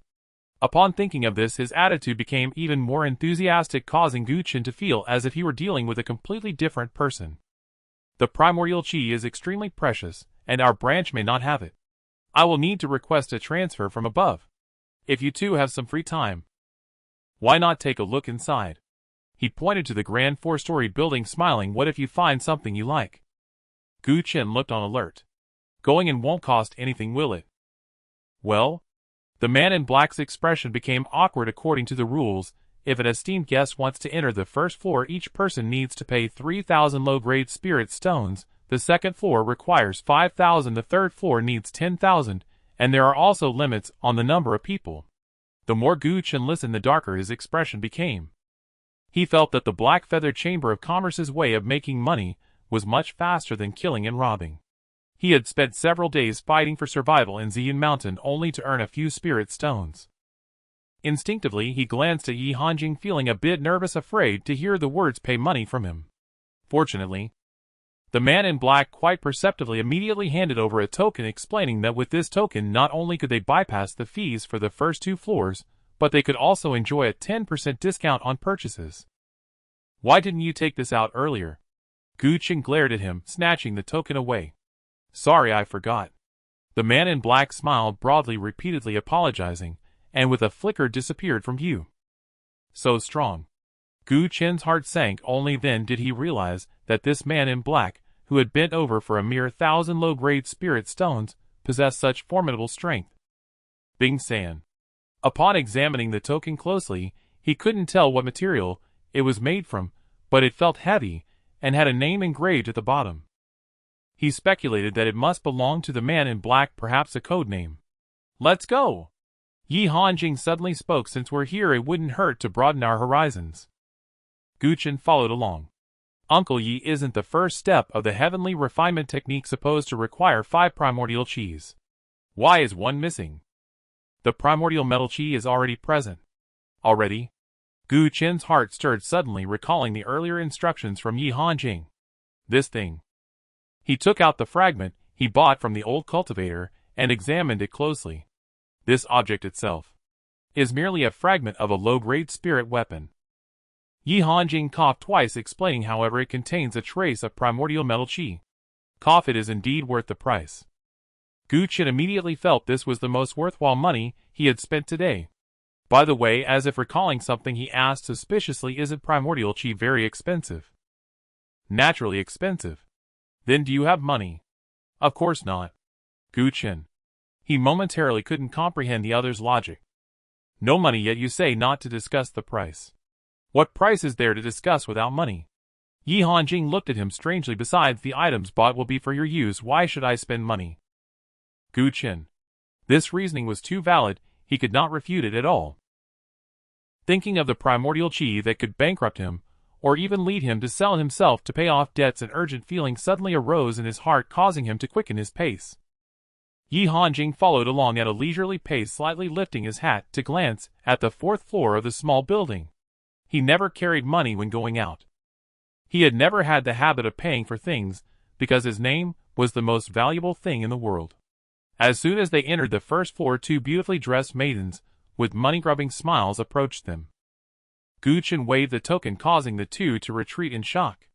The first floor was not large, but it was bustling with people, mostly young men and women.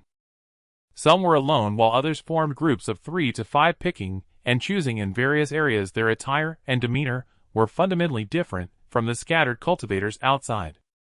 In summary, they either had money themselves or came from wealthy families. A glance around.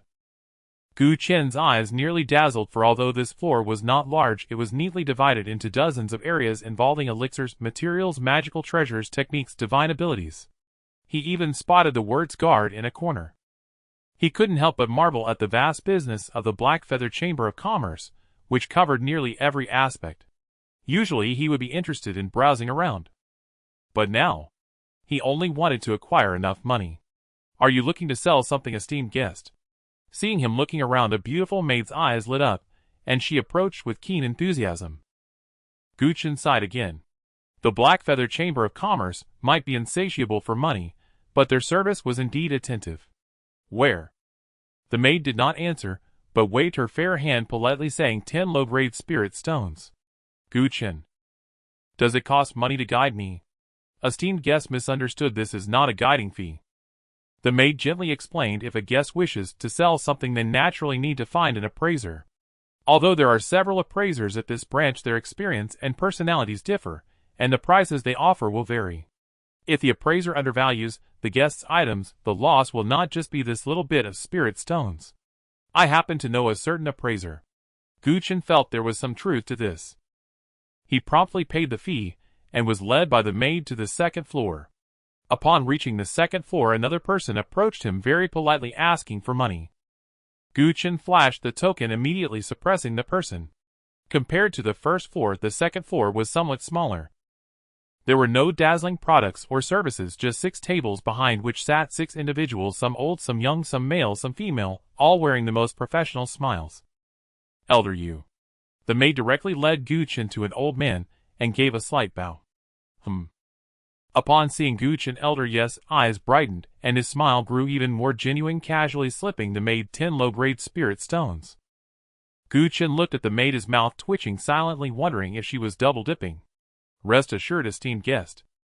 The maid leaned in, slightly lowering her voice, "Elder Yu is the most experienced and honest appraiser here. Choosing him is definitely a wise decision." A fragrant breeze wafted over. Gu Chen's nose twitched, and he quickly took a couple of steps back, instinctively sizing up Elder Yu. With white hair and a sincere face, he appeared quite reliable. "You seem rather nice." Just as he was about to compliment the maid, he saw another maid leading a group of elegantly dressed young men and women to another table, introducing them as they walked. "The esteemed guest can rest assured. Although Elder Wu is the youngest, he is undoubtedly the most discerning and straightforward appraiser here. Choosing him is definitely a good choice." Gu Chen. He suddenly realized that this maid with her flower-like beauty was actually quite familiar. On the contrary, Elder Yu seemed unperturbed by such matters, accustomed to them, and warmly said, "This young brother, you spent money. If you don't seek me out, wouldn't it be a loss?" He paused. He emphasized again, "Young brother, rest assured, although the Black Feather Chamber of Commerce loves money, we obtain it through just means.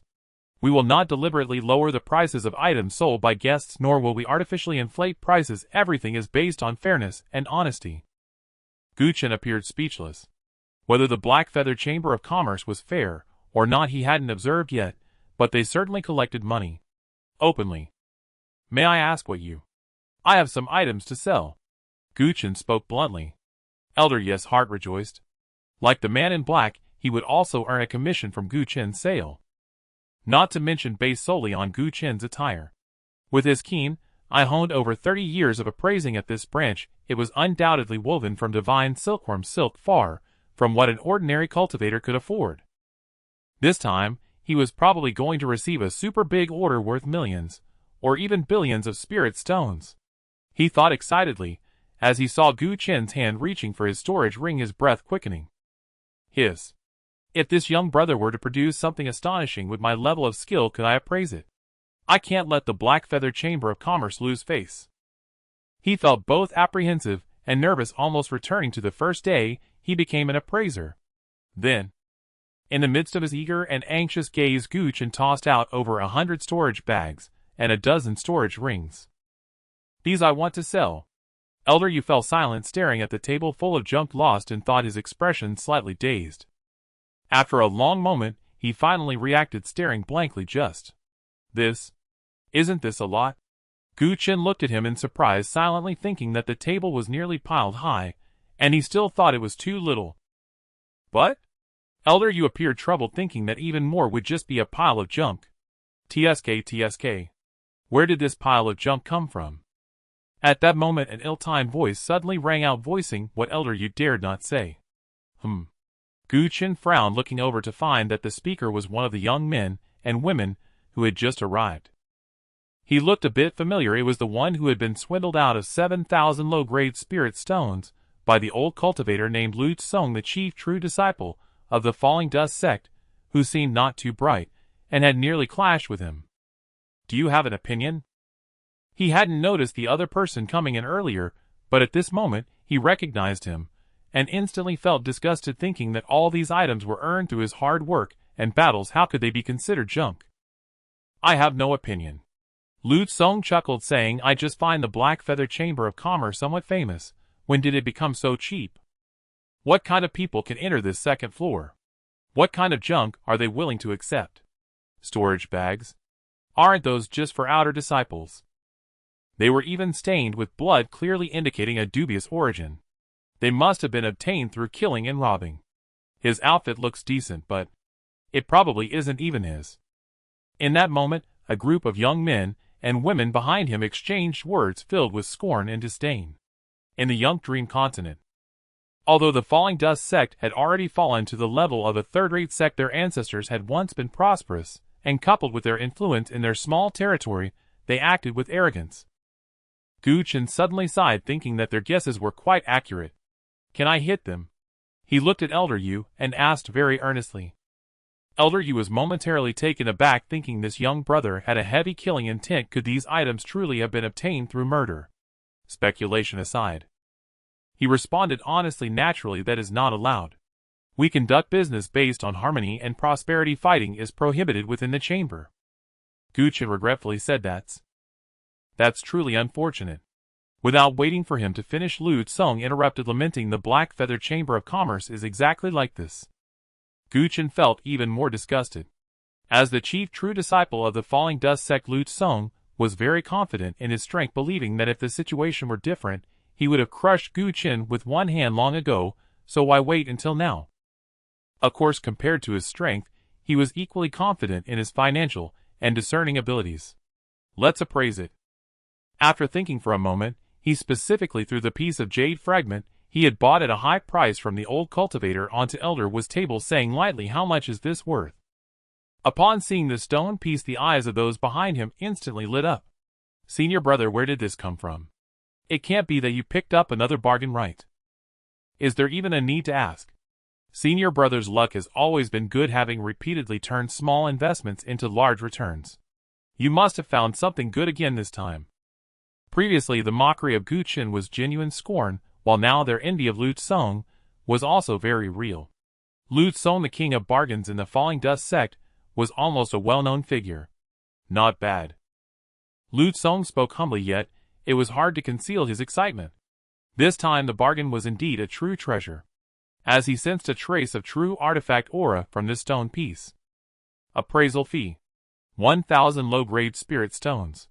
Elder Wu glanced at the stone piece, fully embodying the money-grubbing style of the Black Feather Chamber of Commerce, speaking very politely. Appraise. Lu Tsong's expression remained calm, as he laid out 10 medium-grade spirit stones on the table. After receiving the money, Elder Wu wasted no time, a jade light flashing over his hand, landing on the stone piece, as he began to sense it carefully. After a moment, he withdrew his hand, looking at Lu Tsong with a strange expression, hesitating to speak. How is it? Lu Tsong merely stared at Gu Qin, not noticing his expression, and laughed. Is this a fragment of a true artifact? This item. Elder Wu struggled to find the right words. It does contain a trace of spirituality. It should be a fragment of some spirit weapon. What do you mean? Lu Tsong was momentarily stunned, turning back to glare at him, saying unceremoniously, Look closely. There is clearly a trace of true artifact aura on it. I can't possibly misjudge. How can you be an appraiser with such a perspective? Upon hearing this, Elder Wu instantly became angered, thinking that he had been in the industry for over a decade without making a mistake or misjudgment, and as the head appraiser of this branch, how dare you question me? Having the aura of a true artifact does not mean it is a true artifact. His tone turned less polite. Essentially, it is just a fragment of a low-grade spirit weapon without any value. If you don't believe me, you can have it appraised elsewhere. If I misjudge, I will pay you 10 times the appraisal fee. Lu Tsong's body suddenly trembled. The appraisers of the Black Feather Chamber of Commerce had a great reputation and rarely made mistakes. It was highly probable. He realized he had been cheated by that smooth-talking, flattering old cultivator. How much is this worth? Just as he was about to explode with anger, Gu Chen's voice suddenly rang out inappropriately. This? Elder Wu felt a bit awkward, thinking, aren't you just stirring the pot? How could this pile of junk even qualify for an appraisal? Seeing him silent, Gu Chen looked again at Elder Yu, curiously asking, can I buy it for 80 low-grade spirit stones? This? Elder Yu awkwardly replied, you can buy a pile, but they won't be of much use. The thought suddenly struck Gu Chen. In an instant, Lu Tsong was nearly driven to madness, and the group of disciples behind him wished they could dig a hole to hide in. You old thing. I will peel your skin off. Lu Tsong shouted furiously, ready to charge down the stairs to settle accounts with the old cultivator. Wait. Gu Chen pointed at the stone piece, kindly reminding him, don't forget to take your junk with you.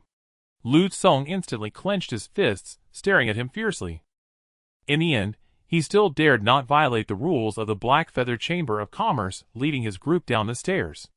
However, that resentful glance he shot before leaving made Gu Chen frown. Did he harbor thoughts of killing me?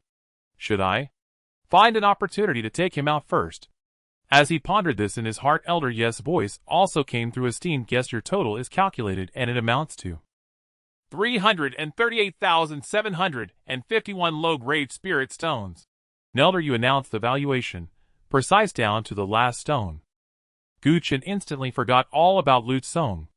And so fast. Elder Yu hesitated, silently thinking, a pile of worthless junk.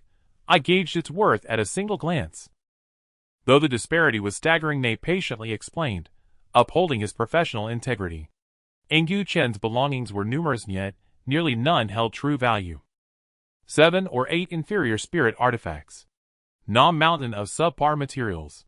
Na dozen vials of mediocre pills, and several rudimentary cultivation techniques, already catalogued by the Black Feather Guild. When mentioning the techniques, he paused, for embedded within those jade talismans were unmistakably the foundational cultivation manual, and a secret art of the Luochen sect. No need to ask. And he already knew deep in his heart where these things had come from. And of course, knowing was one thing. In the Black Feather Guild's code was absolute no questions asked about origins or destinations. He would say nothing more. Among this heap, the most valuable items were the storage rings from the Su clan, their craftsmanship and internal spatial capacity far surpassing any ordinary market-issue ring. Having finished his explanation, Nei paused, half a breath, then cautiously probed. Anything else?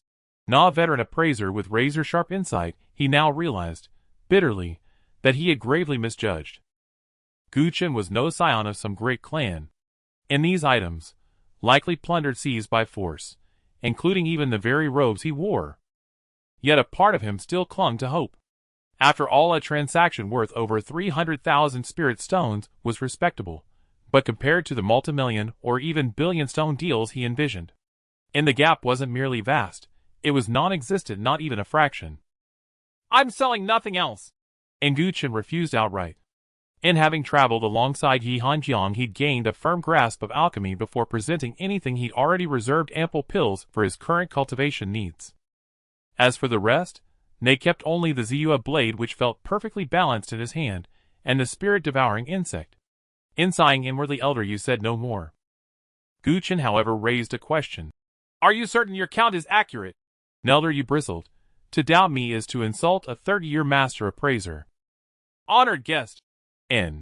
Ahem, the price is fair and reasonable. Nei Hanjiang's voice rang out unexpectedly. And Uncle Yi. Gu Chen turned, and there stood Yi Hanjiang silently behind him. And how did Uncle Yi get up here? He doesn't even have an access token. I paid. Nihon Jiang seemed to read his thoughts. And Guchen froze. But you said you had no money. Nihon Jiang replied calmly. I took it from your storage ring. And Guchen, instinctively checking, he found the 70-odd mid-grade spirit stones acquired from Elder Ma had vanished. He had no idea how Yihan Jiang had taken them, only that his heart bled. And how could such a suave handsome man steal from a penniless youth like me? A lead has emerged. And hardly had the thought formed when Yihan Jiang spoke again, his gaze fixed upon the entrance to the 3rd floor. In moments later Bing San reappeared before them. Esteemed guest. And Bing San looked at Yihan Jiang, reverent yet hesitant. And the token you seek will cost 3% more than usual. As you know, the Sacred Academy of the North Sea continent opens soon, so demand is high. In Sacred Academy. A spark flickered in Gu Chen's mind. What is that place? And price is irrelevant. Yihan Jiang cut in. And Bing San's heart leapt, truly noble-blooded. No haggling, just sheer authority. Also, Ni's demeanor grew even more deferential. And we've located the other items you requested, but they must be dispatched from headquarters. And how long? And at most 10 days. And too slow. Nihon Jiang spoke coolly. 3 days, no more. And this. And Bing San hesitated, then said, 3 days is possible, but it requires. And more payment. Nihon Jiang remained as magnanimous as ever. And excellent. Excellent. Excellent. And Bing San's eyes gleamed. Such nobles truly treat wealth as dust. How admirable. However, and he carefully added the items Yihan Jiang sought were extraordinarily rare. No deposit would be required. And pay up. Nihon Jiang glanced at Gu Chen. And pay up. And Gu Chen shot Elder Yu a sharp accusing look. Bing San blinked, then noticed the table overflowing with storage pouches. His lips twitched. And so it's true, nobles do have eccentricities. This young master collects trash. Young master. They smiled reassuringly. For primordial chi fragments, and 2 tokens, and 30% deposit 1,000 supreme grade spirit stones. And Gu Chen flinched violently. How much? Elder Yu's hand trembled too. And this boy wants primordial chi. Gu Chen mentally tallied what remained in his storage ring plus the pile on the table, roughly 400,000 low-grade spirit stones, and not even enough for half a single supreme grade stone. He had every reason to suspect Nihon Jiang's extravagance was a ruse, a setup, a robbery in disguise. Just as he wondered whether Yihan Jiang would strike openly, or poison quietly, no commotion erupted downstairs. Lu Song had returned, with reinforcements. One extra person joined them, a white-robed youth serene and composed as bearing calm and transcendent, utterly unlike the rabble around him. Compared to before, Lu Song's expression had darkened further. Nade scoured the entire market outside, yet failed to locate the old cultivator. And now he understood the elder had slipped away entirely. Losing a few spirit stones was trivial, but losing face. Especially losing face before Gu Chen's pile of junk. And that was unforgivable, worse than death itself. Seeing Gu Chen still there, a surge of fury rose in his chest. All because of this brat. And had it not been for him, even if he'd misjudged and bought fakes, he wouldn't have suffered such utter humiliation. Cousin! And he turned to the white-robed youth. And how many times must I tell you? Cultivation begins with the heart. Your temperament is unstable, rash and impetuous. How did you become chief disciple? And the youth cast him a glance, then sighed. It seems the Luochen sect truly has declined. And Lu Song flushed crimson, but dared not retort. Didn't you say better the head of a chicken than the tail of a phoenix? The white-robed youth ignored him completely. And he stepped forward twice, stopping before Elder Yu's desk, and eyed the heap of junk with a faint frown. Whose is this?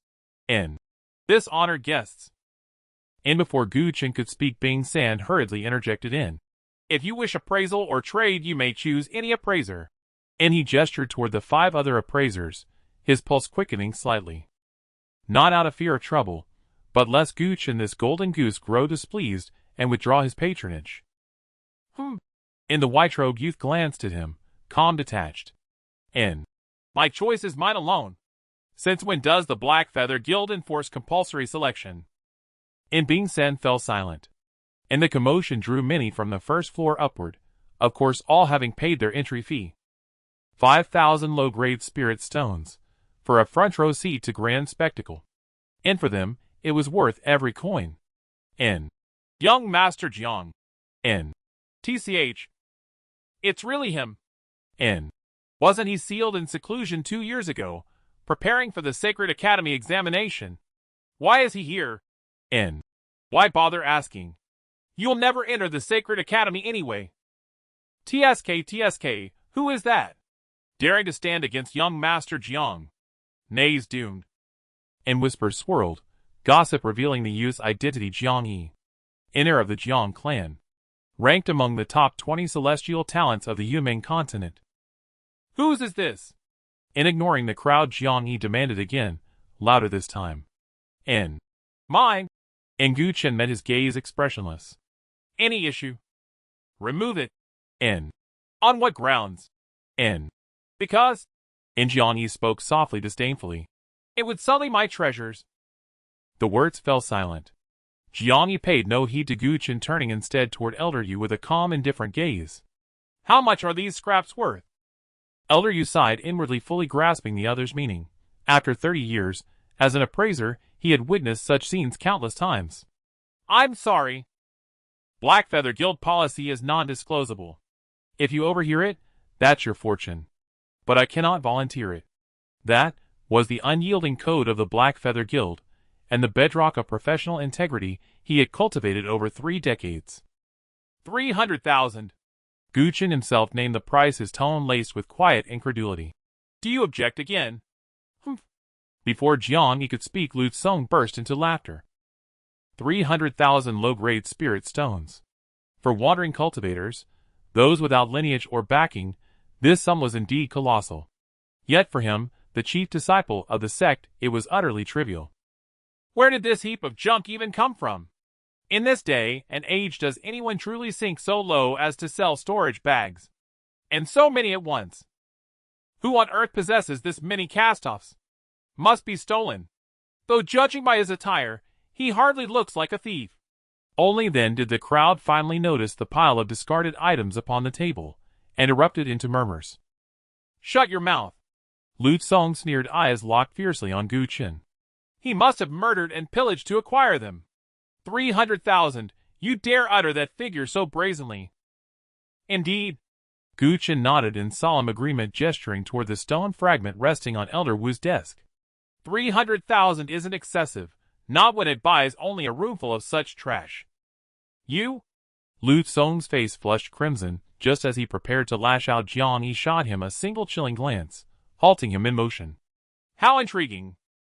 He cast Gu Chen a sidelong glance, uttering no further demand to remove the junk, and tossed something carelessly onto the table, with a resonant clang pinning the entire pile of storage bags beneath it. Appraise it. It was a slab of deep azure material. Gu Chen frowned. So now he's slapping me across the face.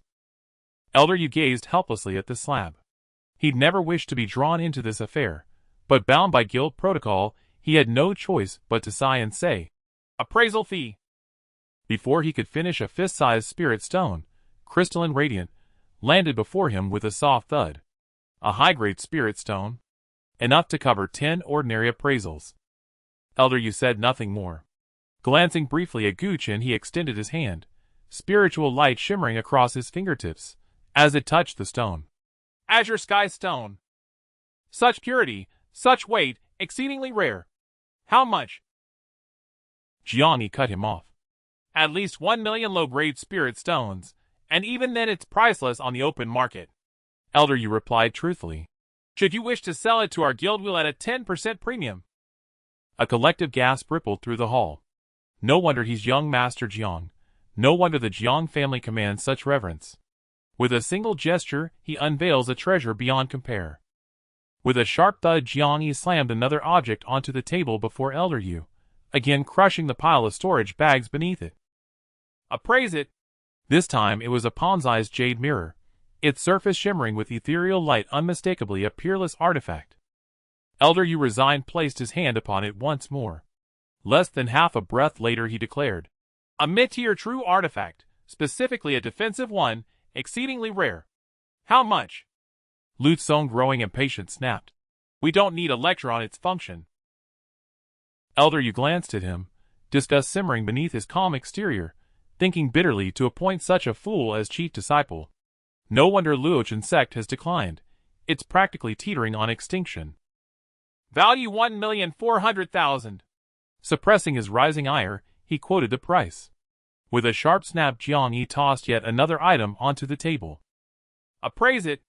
9-bone mystic spirit grass, a 6-franc spirit herb, worth 1,800,000 low-grade spirit stones." Before he could finish, another object landed before him. "Appraise it. 3 7-treasure soul-forging pills. Though merely 4th rank first transformation spirit pills, they replenish soul force, an exceedingly scarce effect. Each, roughly 700,000 low-grade spirit stones." "Appraise it. Millennium Thunderstruck sunken wood, exceptionally high grade. Value, 2 million low-grade spirit stones." "Appraise it. 9-curve spirit ginseng, a 7th rank spirit herb. Value, 2,200,000 low-grade spirit stones." By the time he announced this figure, a faint sheen of sweat glistened upon Elder Yu's brow. His exhaustion was palpable, while the 5 other appraisers watched awestruck with envy. Appraising rare treasures. The quality of each item dictated both the spiritual energy expended and the corresponding appraisal fee. 1,000. Merely the baseline. In their estimation, Jiang Yi's 6 items alone would cost nearly 100,000 low-grade spirit stones in appraisal fees, nearly half of which would go to Elder Yu. Silence, absolute suffocating silence. 6 treasures in succession, each rarer, each more valuable than the last, leaving the crowd too stunned even to whisper in awe. Even with their noble lineages, none among them could casually produce such artifacts. Yet Jiang Yi, truly worthy of the title Young Master Jiang.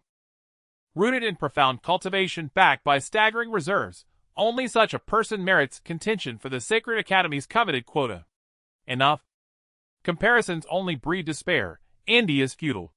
Whispers fluttered like moth wings, eyes alight not with jealousy, but with pure unfeigned admiration. The chasm between them was simply too vast. Bing San grew anxious, glancing instinctively at Gu Qin, only to find him staring silently at the treasure's eyes reddened, deepening his own dread. "Say something. They've already struck you full across the face. Will you stand there mute? Does your heritage as a scion of a great clan mean nothing?" "What is the total value of my items?" At that moment Jiang Yi turned once more to Elder Yu. "This." Elder Yu hesitated, then sighed. "Altogether, 10 million. His heart churned with complex emotion. He'd hoped to close a 10 million spiritone deal with Gu Qin, yet fate had delivered it instead through his rival. A chorus of sharp intakes of breath filled the hall. Though magnificent as artifacts, their monetary value struck with far greater force. 10 million low-grade spirit stones. Not even their clans, let alone themselves, could readily assemble such a sum. "Fine treasures." Gu Qin suddenly exhaled, his eyes burning brighter still.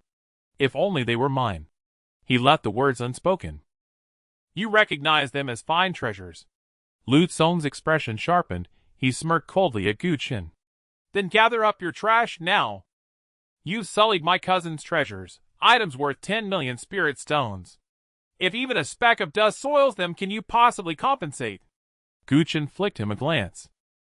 "Back where I'm from, only 2 kinds of creatures bark so loudly. One is a dog, the other a monkey. Which are you?" "You? I'll kill you." Lu Song's face flared crimson. He nearly lunged forward. Gu Qin straightened, turning his gaze to Bing San. "He threatened me. Is there a fine for that?" "Well," Bing San stammered awkwardly, "only if he strikes first." Gu Qin's expression fell, deeply disappointed. "How many times must I tell you to remain composed, to exercise restraint?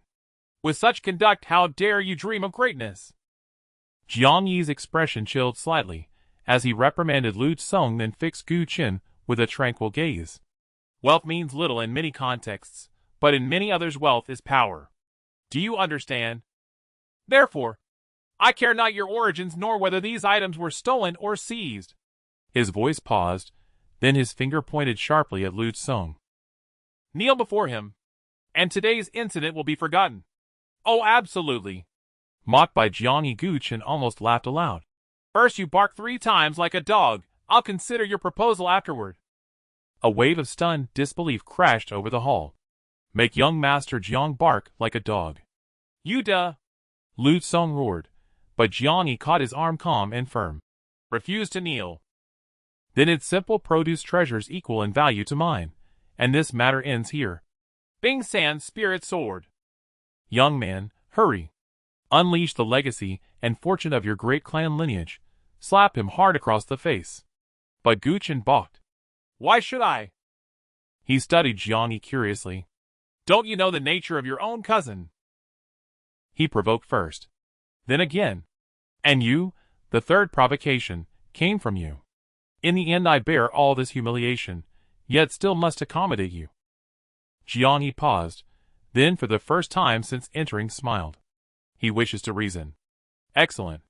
In this world those who cling to logic are invariably powerless, and the powerless are always easy to crush. Then, let us crush you properly. Very well. He mused then smiled. If you succeed, I'll make him kneel before you offer formal apology. Cousin! Lu Tsong panicked, though the odds were minuscule. What if Guchen actually produced them? Jiang waved him silent, then met Guchen's gaze once more adding. Moreover, all these items become yours. All eyes snapped to Guchen. Thoughts racing. Young Master Jiang has spoken thus openly. This youth won't merely suffer misfortune today. He may well vanish entirely. Just looking at that pile of junk, no one believed Guchen could match it. Elder Yu and the others sighed inwardly. They've long since read Guchen standing from that pathetic heap, knowing those 300,000 low-grade spirit stones likely represented his entire fortune. Only Bing San remained oblivious, staring at Guchen with eager anticipation, thinking now is the moment, the time to unveil your identity as a great clan scion and blind them all with glory. Guchen's eyes burned even redder. 10 million low-grade spirit stones. How many life or death battles with a 9-bone lizard would it take to earn that? Cough, cough. At that moment Yi Hanjiang's voice sounded softly behind him. That item, you may retrieve it now. Guchen's pulse quickened. He understood instantly what was meant. But would it work? Though Yi Hanjiang had spoken highly of it, he'd yet to test it himself, and doubt gnawed at him. Just bring it forth. Yi Hanjiang urged once more. Huh? The crowd froze, bewildered. Could this turn yet? Jiang Yi's brow furrowed, a faint tension tightening his chest. Could this youth truly be hiding his strength? Under the weight of every gaze, Guchen stepped forward, bracing himself, and withdrew the item Yi Hanjiang had named. Then, ha ha ha! A roar of mocking laughter shook the hall. Amidst the laughter, Guchen took out a pill bottle, an old worn-out bottle from an unknown era, its surface riddled with pits and dents. Lu Tsong laughed heartily, and pointed at the pill bottle, saying, With all this junk on you, are you still not convinced? This thing is even worse than those storage bags. Do you have a particular fondness for collecting trash? Guchen glanced at him expressionlessly and replied, Even if it's junk that costs nothing. Lu Tsong immediately fell silent. Jiang also stared at the pill bottle, his gaze flickering, lost in thought. Bing San felt a bit pain, casting a glance at Guchen, wanting to say something but holding back, secretly thinking, little brother, by bringing these things out, are you just asking to be beaten? Or do you actually enjoy this kind of attention? At that moment a voice sighed, drawing everyone's attention. Oh, the ignorance! It was Elder Yu who spoke. How could this bottle be a mere item from a common merchant association's pill shop with such damage? With an expression that suggested everyone else was too superficial to recognize its worth, he pointed at the pill bottle earnestly, saying, It must have come from some ancient ruins or a primordial cave. What? Everyone's expressions changed suddenly, unable to laugh anymore. Because this possibility was not without merit and quite significant. In my view. Elder Yu stroked his beard, shaking his head, as he continued to analyze.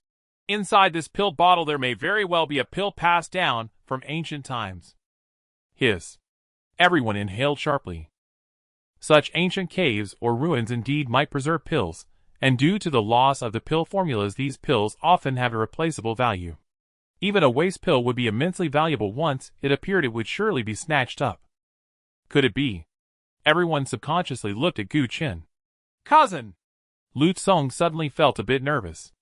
Jiang Yi remained silent, his heart also tightening, wondering if he had genuinely misjudged and encountered a wolf in sheep's clothing. Gu Qin remained expressionless, marveling at Elder Ye's vivid imagination as he passed the pill bottle over. Identify it. He paused. He added, The appraisal fee will be deducted from the money I just gave you. Elder Yu had already forgotten about the appraisal fee. He rubbed his hands together, both excited and nervous, thinking, what if there really is a holy pill or even a divine pill inside? With my skills, can I identify it? What if I can't identify it? Losing face would be minor, but what if I ruined the reputation of the Black Feather Merchant Association? With a face full of anxiety, he carefully took the pill bottle, glanced at it cautiously, and then froze in place. Empty. Huh? Everyone was taken aback, not quite comprehending.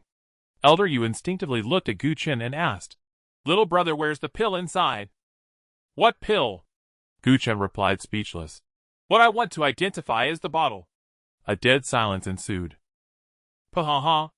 In the next instant, everyone burst into laughter again, the sound much louder than before, nearly shaking the roof off.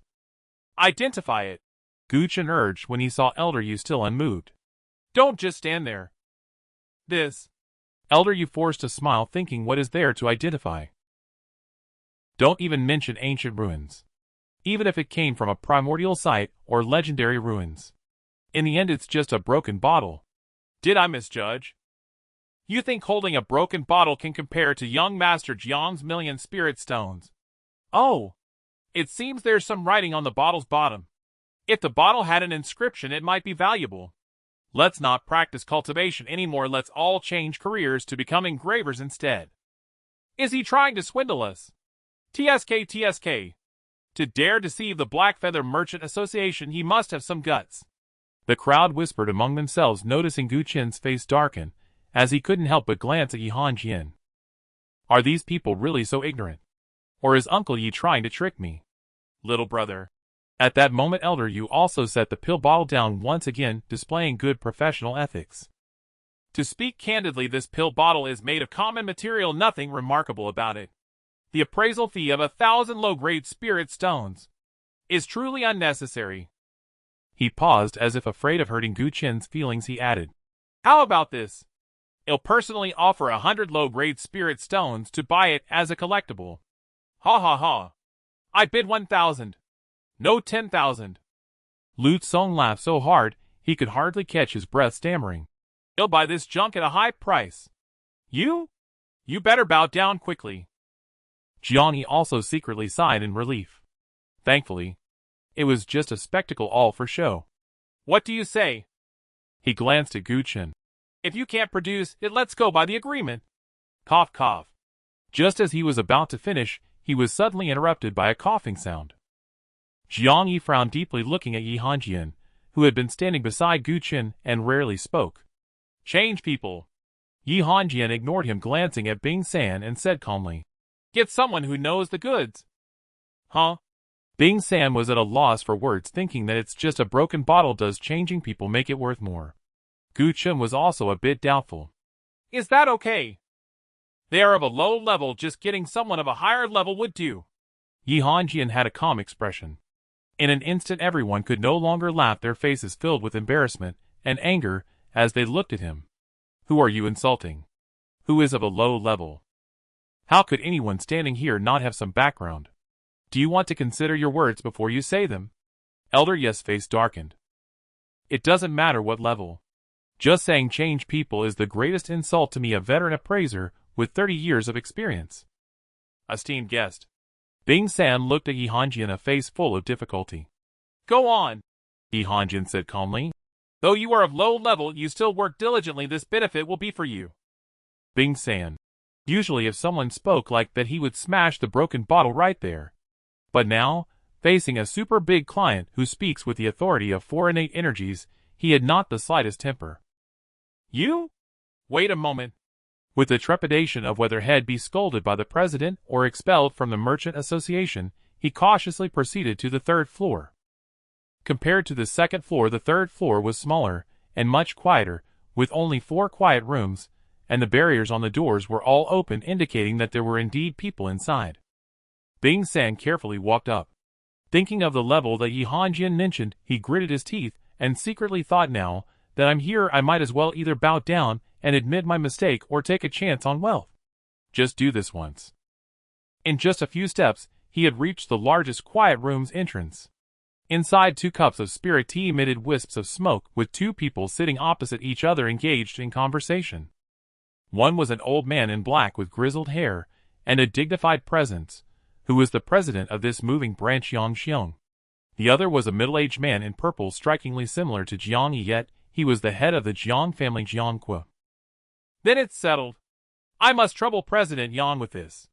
At this point, as the conversation neared its end, Jiang Kuo put down the spirit tea in his hand and smiled, saying, with the Sacred Academy opening soon and limited spots, please do ensure that you help Ear find this item.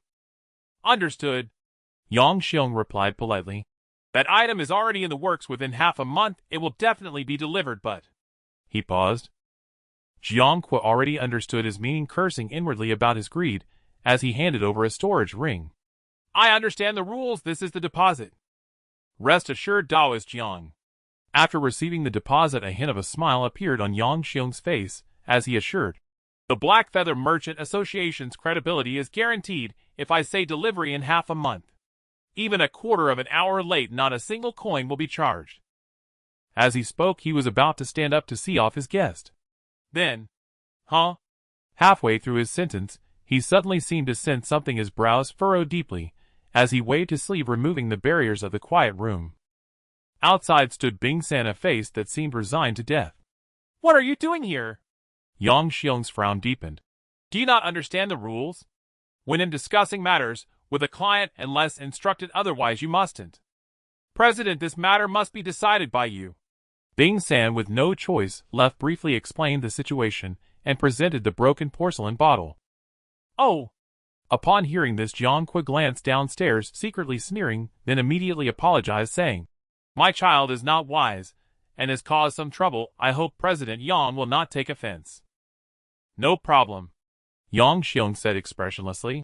As long as your young master does not disrupt the rules here, everything is negotiable. As he spoke, he casually took the pill bottle in hand, glancing at it carelessly, and suddenly laughed coldly. Are you blind? Or is Elder you blind? You actually want to show me something like this? What innate energy! If you can't produce it, then forget about discussing anything else. He was about to crush the pill bottle in his hand. However, before he could exert force, he suddenly seemed to have heard something, and his expression turned respectful. Moments later, his face grew serious, disregarding Jiang Kuo, as he immediately headed to the 4th floor. Halfway there, he suddenly turned to Bing San and said, Don't let those 2 leave. Compared to the 1st, 2nd, and 3rd floors, the 4th floor seems to be a place not for selling goods, as it only features a hall that is luxuriously decorated yet not gaudy.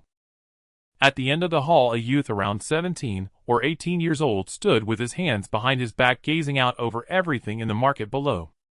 Behind him stood a young man about 20, who was handsome, but wore a dejected expression resembling a child who had done something wrong. With a sudden sigh, the youth slowly turned around, his voice unexpectedly weary and congruous with his age. The young man straightened up. The youth looked at him and sighed. Young master, do you realize your mistake? I was wrong. The young man hurriedly nodded, his attitude very earnest. I shouldn't have come here without telling you. The youth remained silent, simply looking at him, his slightly peculiar eyes filled with deep and profound meaning. The young man could no longer endure it.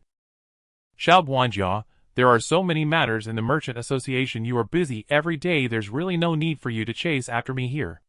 Why don't you head back first? What about you, young master?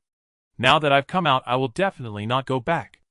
At this point, the young man's attitude became surprisingly resolute.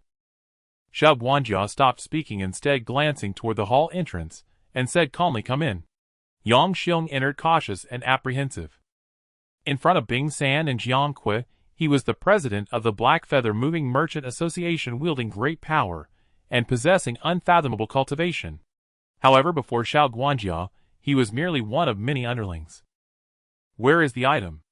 Xiao Guanjia glanced at him, and spoke indifferently. Here. Here. Yang Xiong hurriedly stepped forward, and handed the shabby Dan bottle to him. What is this? The young man asked, curiously, leaning in for a closer look, and remarked in bewilderment, Xiao Guanjia, what's so special about this broken bottle? Beside him, Yang Xiong lowered his head in silence, not daring to look more or ask further. Xiao Guanjia offered no explanation, his fingers stroking the shabby Dan bottle, a hint of surprise flickering in his unusual eyes. Those two individuals, what do they want? After a moment, he looked back at Yang Xiong and spoke again. They. Yang Xiong recounted Yi Hanjing's demands. Just some pre-heavenly items. Xiao Guanjia sighed, and immediately instructed, give them what they want. Yes. What about the talisman? Also give it to them. Xiao Guanjia casually replied, then emphasized, give them the talisman from Jia. This? Yang Xiong hesitated. Due to the opening of the Sacred Institute, the talismans from Jia have already been reserved. Xiao Guanjia interrupted him, give them the talisman from the Luo family. Luo family. Yang Xiong was startled and quickly realized understood. The Luo family is a superpower in the Yunming continent, and if one were to discuss their background, they would rank among the top 3 in the continent, far superior to the Jiang family. Naturally, some outstanding juniors from the Luo family had intended to go to the Sacred Institute, thus reserving some talismans in advance. However, 2 days ago, the Luo family mysteriously vanished. In the literal sense, the Luo family, numbering tens of thousands, was wiped out in an instant by a hand that descended from the heavens. This incident caused immense panic among the upper echelons of the Yunming continent. I have also heard about this matter.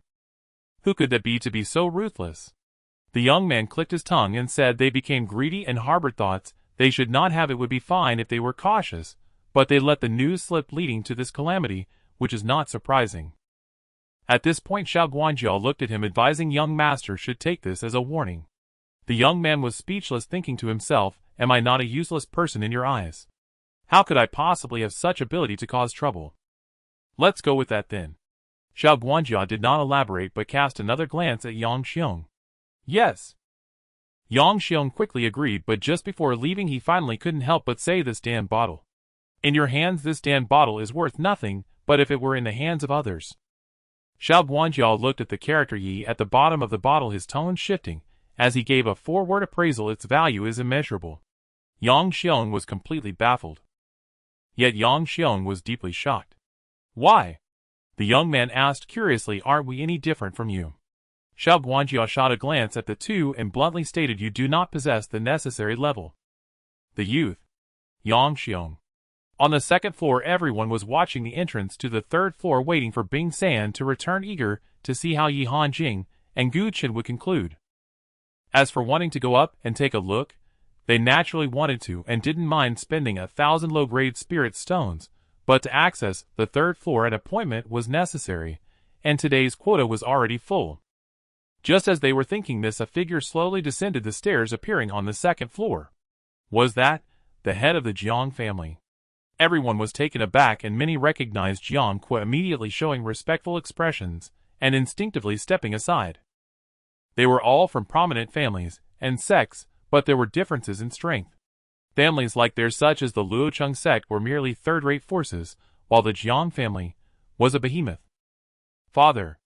Seeing Jiang Kui, Jiang Yi was slightly taken aback, but not surprised. Uncle. Lu Zong's expression brightened even more. Once again, it's you who has caused trouble. Jiang Kui had already heard the general outline of the situation from Bing San. He first shot Jiang Yi a cold look, then turned to Jiang Yi and smiled. That item is on its way and should arrive within half a month. Is that so? Jiang Yi was instantly overjoyed, feeling that with that item his chances of entering the Sacred Institute were secured. In the future, avoid engaging in meaningless matters. Jiang Kui suddenly frowned, glancing at the items on the elder's table, and admonished, competing with petty creatures will only lower your own standing as a person, especially as a cultivator. You must harbor the ambition of a dragon or tiger. The Sacred Institute is your goal. After this speech, everyone nodded silently, deeply agreeing. Look! This is the demeanor and vision of a family head, truly a model for us all. Gu Chen was speechless, looking at the father and son as if they were a pair of fools. I'll remember your teachings, father. Jiang Yi nodded in agreement, casting a casual glance at Gu Chen and said indifferently, however, at times one should also allow the petty creatures to realize their own status to prevent them from crawling out of small ditches and causing discomfort. Jiang Kuo was filled with satisfaction, feeling that his son's awareness was a reward for his years of hard work in nurturing him. Rest assured, even if you don't take action, the Black Feather Merchant Association will not let them off easily, brandishing a broken-down bottle to scam others. He naturally remembered Yang Xiong's words before going upstairs, advising Gu Chen and the others not to leave. Clearly, they have stirred up a great trouble. Before he could finish his thought, a sudden rush of footsteps echoed down the stairs. Huh? Everyone was startled and looked toward the sound. Coming down was Yang Xiong, followed by Bing San. I apologize for disturbing the two of you. As soon as he reached the bottom, Yang Xiong wore a broad smile and repeatedly apologized. Jiang Kuo was taken aback. He thought to himself, my son is bullying someone, how could there be any disturbance? This old fellow has been stern since earlier when he collected money, why is he so happy now? Puzzled as he was given the other's enthusiasm, he couldn't lose his composure. No worries, you're too polite. He also cupped his hands and approached Yang Xiong. Then, Yang Xiong directly brushed past him, heading straight to Gu Chen and Yi Hanjing, his demeanor warm and attitude excellent. Esteemed guests, please come upstairs. Jiang Kuo's smile instantly froze. The hall was enveloped in silence, with everyone staring at Jiang Kuo's slightly twitching face, which seemed to have grown larger than before. The Jiang family was vast and Jiang Kuo was strong. However, the Yuming continent was even larger, and the number of powerful figures was countless, so there were many who dared to show Jiang Kuo no respect. Just so, Yang Xiong was one of them. President Yang. Jiang Kuo suppressed the anger in his heart and forced a smile. How do you have the leisure to? Huh? Jiang family master. You're still here? Yang Xiong seemed to have just noticed him, and immediately said, Rest assured, as promised, in half a month I will definitely not be late. His politeness made Jiang Kuo feel a bit better. However, he was just about to extend his hand to chat for a while, when Yang Xiong suddenly turned and looked at Yi Hanjing and Gu Chen. Gentlemen, please come upstairs. In his politeness, there was also a trace of warmth. At this moment, everyone noticed the subtle difference in Yang Xiong's attitude and looked at Jiang Kuo with strange expressions, finding that his face seemed to have grown larger again. You can leave too. At this time, Lu Song suddenly spoke, glaring at Gu Chen. As per our agreement, you must bow your head. First. Bow down. Everyone was taken aback, finally realizing that there was a bet between the two parties. Yang Xiong glanced at Lu Song, his brows furrowed slightly, thinking to himself that the Luochen sect was truly declining year after year, producing something like this as their chief disciple. Did they want to die faster? Dismissive, as he was, both parties were guests, and as long as their dispute did not violate the rules of the Black Feather Chamber of Commerce, he naturally could not intervene. Ahem. At this moment, Yi Hanjing lightly cleared his throat and asked him, Have the items been appraised? Naturally they have. How are they? Well, Yang Xiong was somewhat at a loss for words, as even now, he could not see what was valuable about that broken pill bottle. Is there even a need to ask? Lu Song sneered. As long as you're not blind, anyone can see that your broken bottle is worthless. Yang Xiong's expression darkened. Whether or not the bottle was valuable, aside saying such a thing, was the greatest insult to Lord Xiao. Simply absurd. He shouted in a deep voice, subtly using his cultivation, causing the rooftop to buzz and shocking everyone. Lu Song's face turned pale, and he was rendered speechless. Such a treasure is worthless. Involving the vision and reputation of Steward Xiao, Yang Xiong rarely added a personal stance when he spoke, staring at Lu Song and bluntly saying, Even if you strip the Luochen sect bare, you won't find such a treasure. Pausing, he emphasized, Even if you go back 1,000 years, you wouldn't be able to produce it. Everyone's expressions changed. 1,000 years ago, the Luochen sect was still a colossal force. Gu Chen's eyes lit up as he pointed to the pile of treasures belonging to Jiang Yi on the table. Isn't this more valuable? You just honored guest. Yang Xiong didn't really understand But it didn't stop him from pretending to understand, and he did so quite skillfully. Just some ordinary items. Glancing at the treasures on the table that had almost blinded everyone's eyes earlier, he casually remarked, What are they worth? This remark directly left the group of young men and women from various prominent families in an uproar, and even the elders and appraisers were stunned. The former had never expected. That broken and worn-out pill bottle, which had been buried in the ground for who knows how many years, was actually worth so much. As for the latter, he had already begun to doubt his professionalism as a gold medal appraiser, questioning whether he was still fit to remain in this position. You lost. Gu Qin didn't care to think much, glancing at the grim-faced Jiang family duo, and said seriously, The item is now mine. First the Tianqing stone, then the defensive true artifact, and the 9-bone mystic herb. One item after another diminished, all going into Gu Qin's storage ring. Jiang Yi trembled slightly, his fists clenched tightly. Those within the family knew their own matters. While these items seemed to be casually taken out by him, they were all treasures the Jiang family had spent a great deal to procure for his exams. But now, one careless move, and everything was lost. Compared to him, Jiang Kui showed no expression, but his fingers twitched slightly. Master Jiang. Yang Xiong sensed his intent, and faintly reminded him, Don't forget the rules of the Black Feather Chamber of Commerce. Jiang Kui said nothing but did not make a move. If it were him in this situation, even with a bet in place, even if it were embarrassing, he would have disregarded everything and snatched those items back. After all, Jiang family had truly bled heavily to obtain these items for Jiang Yi. But right now, he really did not dare to act. Because he remembered clearly that hundreds of years ago, a force much stronger than the Jiang family had caused trouble at the Black Feather Chamber of Commerce and injured several of its managers. And then, this force, which was quite famous in the Yunming continent at the time, simply vanished overnight. Naturally no. These few words were almost squeezed out between his teeth. As soon as he spoke, everyone instantly reacted. Is it true? He actually won? It's just a broken bottle, can it really be worth that much? Saying this is the greatest insult to the Black Feather Chamber of Commerce, and the greatest challenge to President Yang's vision. TSK. I was too shallow. We just mocked him. Are we not instantly made fools? It's fine. Aren't the Jiang family still here? Who would care about us? Discussions erupted, and Yang Xiong felt inwardly speechless, but he still maintained an appearance of calm. Behind him, Bing Sang clenched his fists in secret, occasionally glancing at Gu Qin, and Yi Hanjing filled with admiration and exclamations. This was no longer a noble family, this was simply my fortune god. 10 years of cultivation resources. I will have no worries. Jiang Kui's heart was bleeding. It was not only because of the tremendous losses today, but also because the humiliation faced today would likely be remembered on the Yunming continent for 100 years. Come back with me.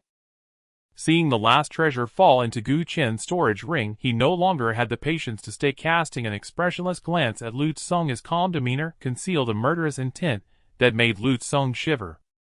Wait! Just as he was about to leave, Gu Qin, who had just made a windfall, suddenly called out to him. Is there something else? Jiang Kui coldly glanced at him. He must bow his head.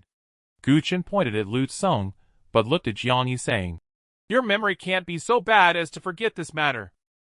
Jiang Yi's fist tightened even further.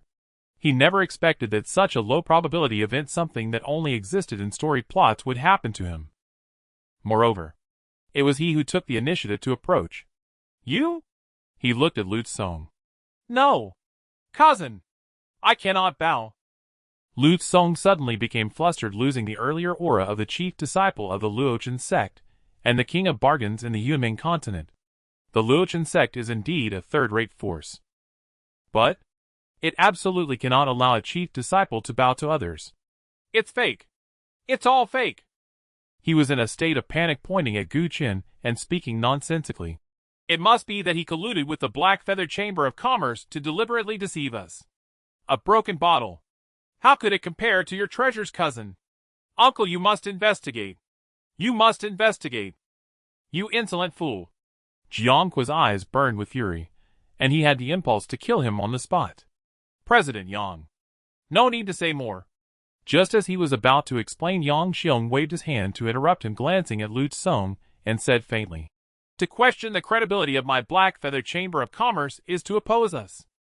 As he spoke, he glanced at Bing San and commanded, "Spread this matter to the other branches. I propose, from today onward, to completely sever all business ties with the Luochen sect." As soon as these words were uttered, the hall fell into a deathly silence. If another merchant association were to make such a harsh statement, they would only scoff and disregard it, but the Black Feather Chamber of Commerce was rumored to be a force even larger than a colossal entity, let alone a small Luochen sect. Even the top forces on the Yunming continent would not dare to offend them easily. The Luochen sect was doomed. Lu Tsong was finished. Everyone instinctively thought of these two thoughts. Looking at Lu Tsong, it seemed that only at this moment did he realize the magnitude of the trouble he had caused. He stood there, his face pale, and his body swayed unsteadily. Behind him, the men and women from the Luochen sect were also in a daze, their faces blank, utterly terrified. They had merely taken advantage of their power to bully others. They had done such things frequently in the past, and had been quite successful. But today, why was it different? "Bow!" In the midst of silence, a voice suddenly sounded, appearing somewhat out of place. The speaker was Gu Chen. Whether the Luochen sect was finished or not had nothing to do with him. Whether Lu Tsong lived or died was a matter for later. As for now, he just needed the other party to fulfill their promise. "Kid." Jiang Kui took a deep breath and said lightly, "You've made a name for yourself, so why must you be so aggressive? Remember to spare others when you can." "That won't do." Gu Chen shook his head. "Just because I am kind does not mean I am easy to bully." Everyone was taken aback, inwardly thinking, when did you show kindness? We didn't see it. Gu Chen did not explain, secretly sneering, thinking to himself that outside, he would definitely want to beat Lu to death right now. Just making him bow and admit his fault. Wasn't that kindness? Looking at Jiang Kui, he said seriously, "In everything one must follow a sequence." "What do you mean? If a dog bites you, you cannot pretend it never happened. So this head must be bowed." Jiang Kui instantly squinted his eyes. Just as he was about to speak again, he saw Jiang Yi move suddenly, coming to Lu Tsong's side, grabbing his neck and pushing him down. Bang, bang, bang. Several loud thuds rang out, shaking the second floor slightly. Lu Tsong's face was also covered in blood like a puppet. "Are you satisfied?" Jiang Yi, holding Lu Tsong like a dead dog, expressionlessly looked at Gu Chen. He glanced at Lu Tsong's bloodied head, then at the still smooth floor, and Gu Chen pondered thoughtfully. "Is the floor of your chamber so hard?" "Everyone. Isn't your focus a bit off?" But indeed the floor is quite hard. After all, Lu Tsong was at the peak of the divine refinement realm. To make him bleed like this, at least it had to be of true artifact level. "Honored guest has a good eye." Yang Xiong smiled smugly, secretly lamenting that, "Honored guest, it seems you still do not have a clear understanding of the financial strength of my Black Feather Chamber of Commerce." Seeing Gu Chen like this, the Jiang family, who had lost both face and substance, no longer had the intention to stay, dragging Lu Tsong along, followed by a group of dazed Luochen sect disciples, and left on the spot. But before leaving, both father and son looked at Yi Hanjing and Gu Chen together. Gu Chen frowned. Seeing the expressions of the two, they would definitely not let this matter rest. A solution must be found. "Gentlemen, since the matter has been resolved, would you like to come upstairs and discuss some business?" Yang Xiong extended the invitation once more. "Let's go." The seemingly uninvolved Yi Hanjing finally spoke. President." Just as the three were about to leave, Elder Yu, who had endured for who knows how long, could no longer hold back. As a gold medal appraiser for 30 years, he had always been confident in his appraisal skills, rarely doubting himself, but he never expected to fall so hard over a broken pill bottle. "This won't do. I must find out. Otherwise, as an appraiser, I won't be able to continue. What was so special about that pill bottle?" Thinking of this, he voiced the question that was on everyone's mind. Yang Xiong was inwardly speechless, thinking to himself, "If you want to know, I want to know too, but Lord Shao isn't saying anything." "Don't ask." He turned back, giving Elder Yu a deep look, his tone mysterious. "If your level is sufficient, you will be able to discern the treasure's uniqueness. If not, no matter how much I explain, you won't understand." Watching the three ascend the stairs, it was not until some time later that Elder Yu reacted, suddenly feeling that his heart wasn't so uncomfortable anymore. It turned out, it wasn't that my appraisal skills were lacking, but rather that my level was insufficient, so that was fine. Not only him, but most of the people in the hall also had a realization of my level is too low. I still need to improve. As for the few who were already considering whether to learn the art of carving, on the 4th floor, seeing Steward Xiao examining the pill bottle from every angle, with a look of fondness, the youth grew more curious. Steward Xiao, to be honest, it's just a broken bottle. Have you not touched enough yet? You don't understand. Steward Xiao carefully tucked the pill bottle away, sighing. You have never been out in this world, so you naturally do not understand the weight of this pill bottle. What weight? The youth asked with curiosity. In my early years during my travels in the Boundless Star domain, a legend circulated about a person. This person was gifted with an extraordinary talent in alchemy. It is said that when he refined pills, he had a habit of carving his surname on the pill bottles. The pills he created were often difficult to obtain, and would typically exceed their original value many times over. So amazing! The youth was astonished. His greatness cannot be explained in just a few words. You only need to know that someone like me doesn't even have the qualification to see him once. Steward Xiao lamented. It's just a pity that he stopped the habit of carving his name on the pill bottles later on, and those early pill bottles became rare treasures, scattered across various realms, each with unimaginable value. Once I was fortunate enough to see him, but I was unable to obtain one. Speaking of this, he took out the pill bottle again, rejoicing. I never expected to fulfill my wish here. The youth became increasingly curious. He knew of Steward Xiao's abilities, a person even Steward Xiao was unqualified to meet. Who exactly is this person? After a brief silence, Steward Xiao slowly spoke, revealing a name. The Pill Saint Yihan Jing. Dan Sheng. The young man's expression was shaken. He couldn't truly understand the weight of these two words, but he knew the significance of the Steward Xiao's words. According to your words, this elder, you must be an extraordinarily talented person. Extraordinarily talented, huh?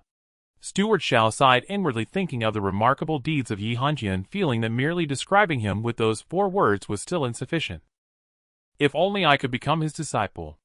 The young man looked longingly, and suddenly said enviously, At the very least, being by his side to gain some experience wouldn't be bad either.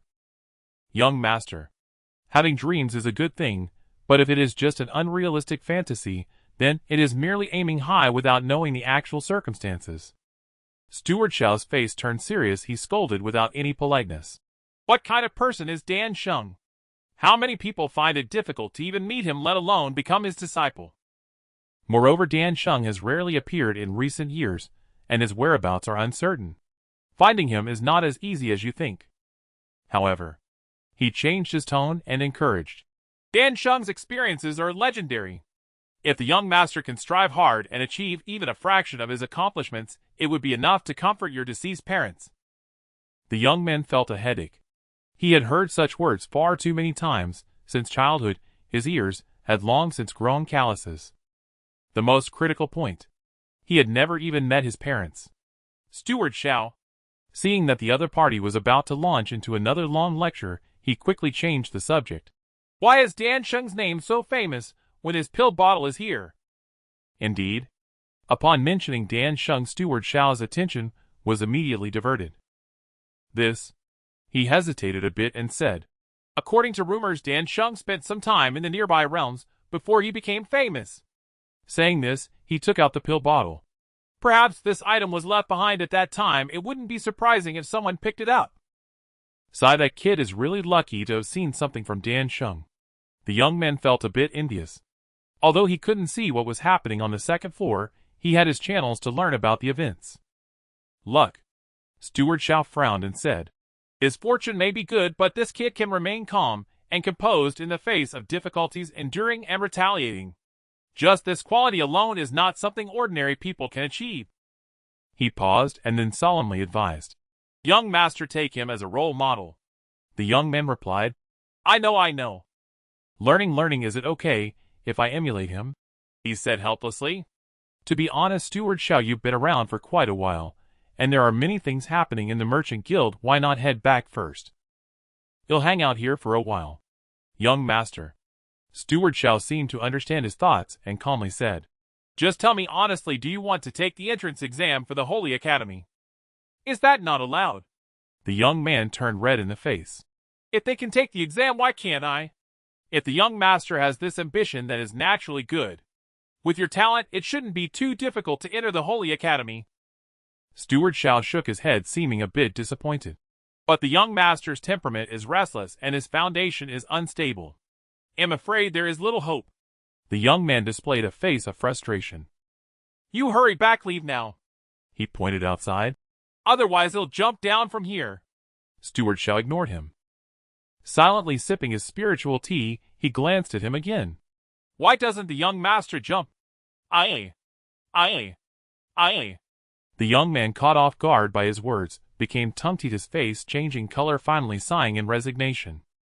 Steward Xiao, I beg you, please give me another chance. I promise it will be the last time. Actually, I didn't come just for the young master this time. Steward Xiao tapped his fingers on the table, not responding to his question, simply saying, Some troubles, if dragged on, will only become more troublesome. They need to be addressed early. The young man was taken aback. Are you saying, this time I will accompany Yunzhou to the northern ocean continent? Steward Xiao did not elaborate, calmly stating, Along the way I will supervise the young master. I hope the young master can be diligent and hardworking. This way, you might have a chance to enter the Holy Academy. Might have hope. The young man's eyes suddenly brightened. No, Steward Xiao said expressionlessly. You might completely give up hope. The young man. Steward Xiao stopped speaking, seeming to sense something, his gaze shifting to the third floor. On the third floor, in the largest quiet room, the spiritual tea on the table had long been replaced with a new one, and the spiritual mist swirled, emanating a refreshing fragrance. In just a short while, Guchen had consumed 5 cups, one of which belonged to Yihanjian. Yang Xiong watched with his eyelids twitching, thinking that this little guy was indeed a treasure. When he acted, yet he was so stingy. He was even trying to take advantage of a few cups of spiritual tea. Guchen, however, did not care about that. Only he knew how poor he was. This spiritual tea was rich in spiritual essence, and also had the effect of refining the body. Although in terms of pure medicinal power, it couldn't compare to the Xianbing Yuan he consumed, it was free. I'm really thirsty. After finishing the 6th cup of spiritual tea, he stared at the empty cup, feeling a sense of loss. Yang Xiong's mouth twitched, and he waved his hand, prompting a maid to come over and refill the tea. Then, she placed 2 tokens in front of the 2 men. Esteemed guests, this is the Yunzhou token. This world is not a complete landmass, but is divided into many continents. Between the continents there may be natural barriers, or absolute lands or oceans separating them, creating vast distances. For ordinary people, traveling back and forth is naturally extremely difficult and fraught with dangers. A moment of carelessness could lead to death. Thus, Yunzhou has become the first choice for traversing continents. Firstly, it is extremely fast. Secondly, Yunzhou has strong protective capabilities. Thirdly, it is supported by the power of the merchant guild itself. Naturally, this makes it much safer. The token also serves as a ticket to board Yunzhou. After downing the spiritual tea, Guchen picked up the 2 tokens to examine them. He saw that the tokens were palm-sized, and he didn't know what material they were made of. They were as transparent as crystal and felt extremely heavy in his hand. On the front of the token, the emblem of the Black Feather Merchant Guild was engraved, a dragon lurking in the mist, its claws fierce and exuding a menacing aura. On the back of the token, there were only 2 characters. Jiashang. Guchen's heart stirred as he read. The cabins of Yunzhou are naturally classified into different grades. Generally, from Jiashang to Bingxia, there are 9 types with different sizes and comfort levels, and the concentration of spiritual essence inside also varies. As for the price, it increases according to the grade and distance. The higher the grade, the longer the distance. Naturally, the more expensive it is. This was what Yihanjian had just communicated to him. The token for Jiashang already qualifies him as a VIP on this Yunzhou. Of course, the price is also very steep. Traveling from Yumeng continent to Northern Ocean continent requires 5,000 high-grade spirit stones. This is the usual price, but given the special timing now, it is even more expensive. These were the details he had just inquired about. Is Uncle Yes bottle worth this much? he thought to himself, glancing again at the teacup in front of him. It was empty again. Yang Xiong was at a loss for words. He simply decided not to let the maid leave, and served tea for Gu Chen instead. Gu Chen took the opportunity to drink freely, causing the maid to look at him oddly, silently wondering if this esteemed guest was perhaps a reincarnated glutton. In half a month, he continued, the Yun Zhou of my Black Feather Merchant Association will set sail for the northern underworld continent. You just need to arrive before the scheduled time.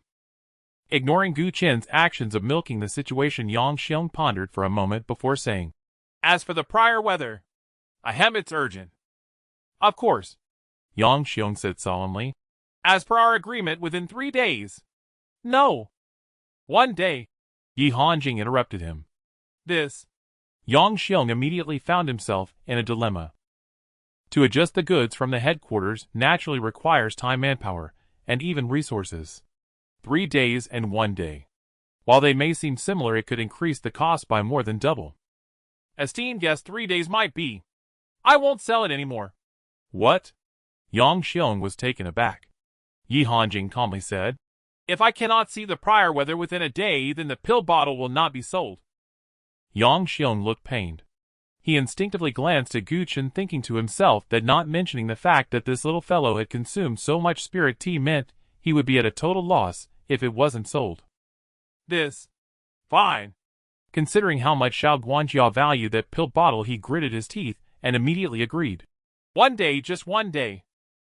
Additionally, Yi Hanjing said, I also need some spiritual herbs. Esteemed guest. Yang Xiong's expression turned sour. That pill bottle isn't really, he rambled on. With the cost so high and the situation seemingly hopeless, Gu Chen couldn't help but find it amusing while he observed. If one were to encounter prey that made a fuss and constantly displayed their might, it would indicate fear, leading them to retreat. Sure enough. After speaking for quite a while, Yang Xiong felt parched and noticed that Yi Hanjing remained unmoved, refusing to budge. Anger surged within him, and he immediately picked up the teacup to moisten his throat. However, the teacup was completely empty. Where's the tea? He angrily scolded the maid. The maid looked aggrieved and instinctively glanced at Gu Chen, thinking, why are you yelling at me? He drank it all. Get a new pot. Yang Xiong suppressed his anger and issued the order. The maid carefully retreated. Yang Xiong glanced at Yi Hanjing again, suddenly sighing, realizing that the other party had him firmly in their grip. Not to mention the true value of that pill bottle. He could guarantee that if he were to demand that bottle now, Xiao Guanjia would surely tear him apart. This guy. How can he be so certain that we will definitely buy? Inwardly puzzled, he forced a smile, saying, "I esteemed guest, whatever you need, just say it." Yi Hanjing did not hesitate. He immediately listed a large number of names of spiritual herbs, almost 100 types. Yang Xiong was taken aback.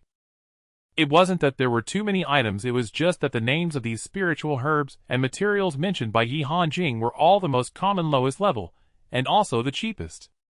Not to mention hundreds of types. Even thousands or tens of thousands would not amount to much. Compared to the 4 prior weather conditions, they weren't even worth mentioning. Rest assured, esteemed guest, I'll have someone prepare it right away. He seemed afraid that Yi Hanjing would change his mind.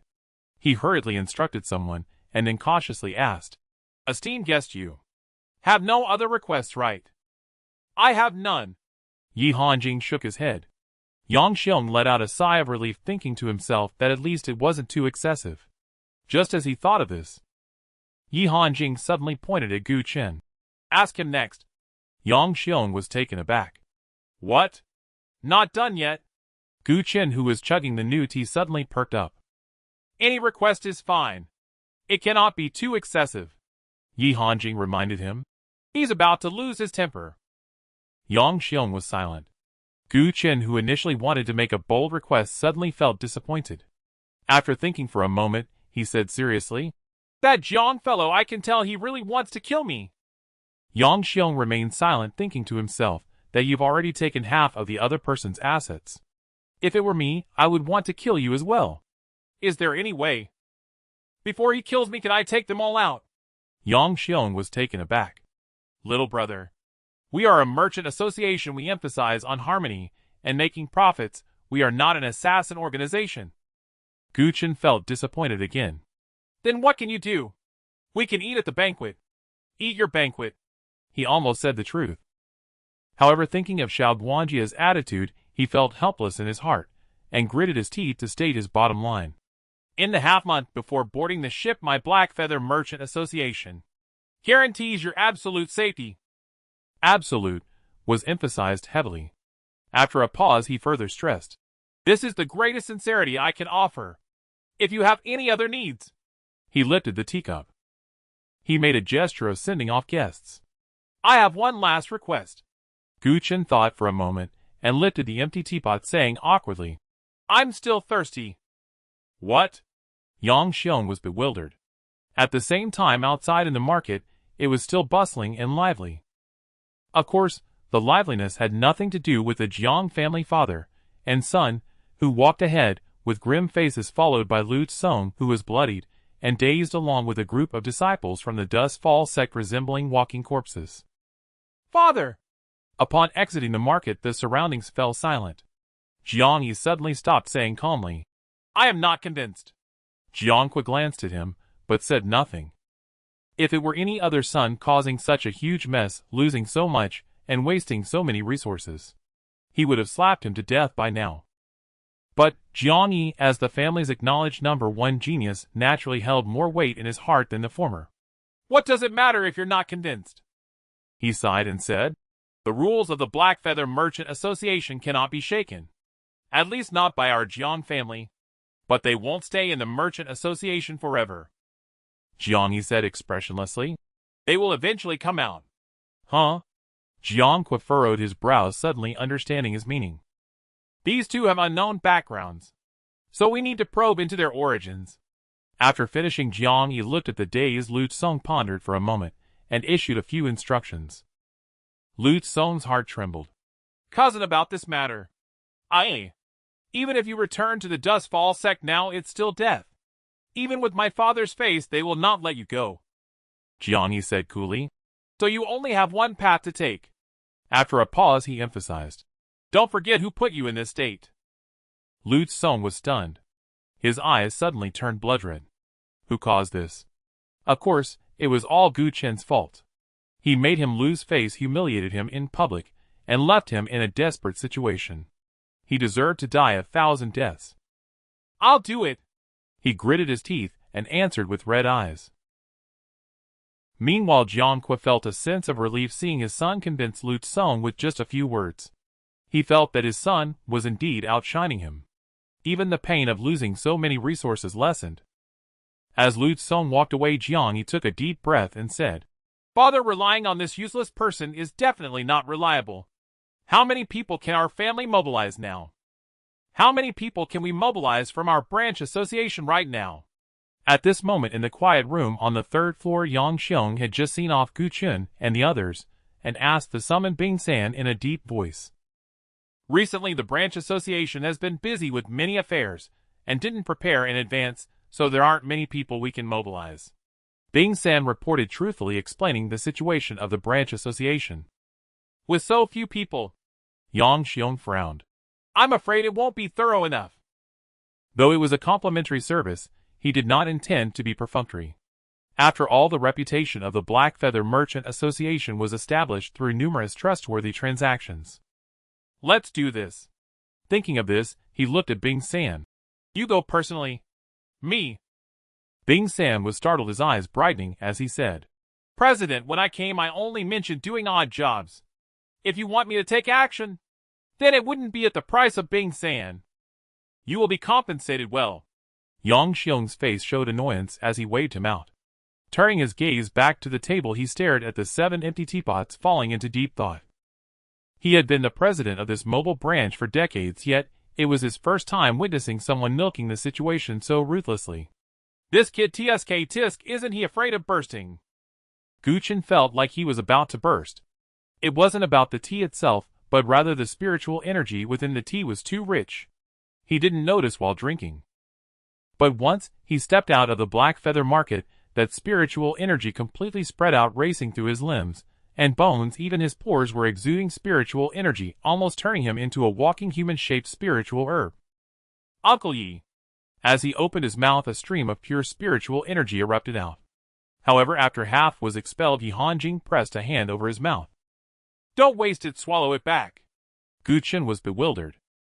For Gu Chen, who had endured a life of hardship since childhood, every grain of food was not to be wasted. As for spiritual energy, that was even more precious. Although this spiritual energy was freely obtained, once it entered his belly, it became his own. Suppressing the discomfort within, he swallowed back the pure spiritual energy that had almost reached his lips.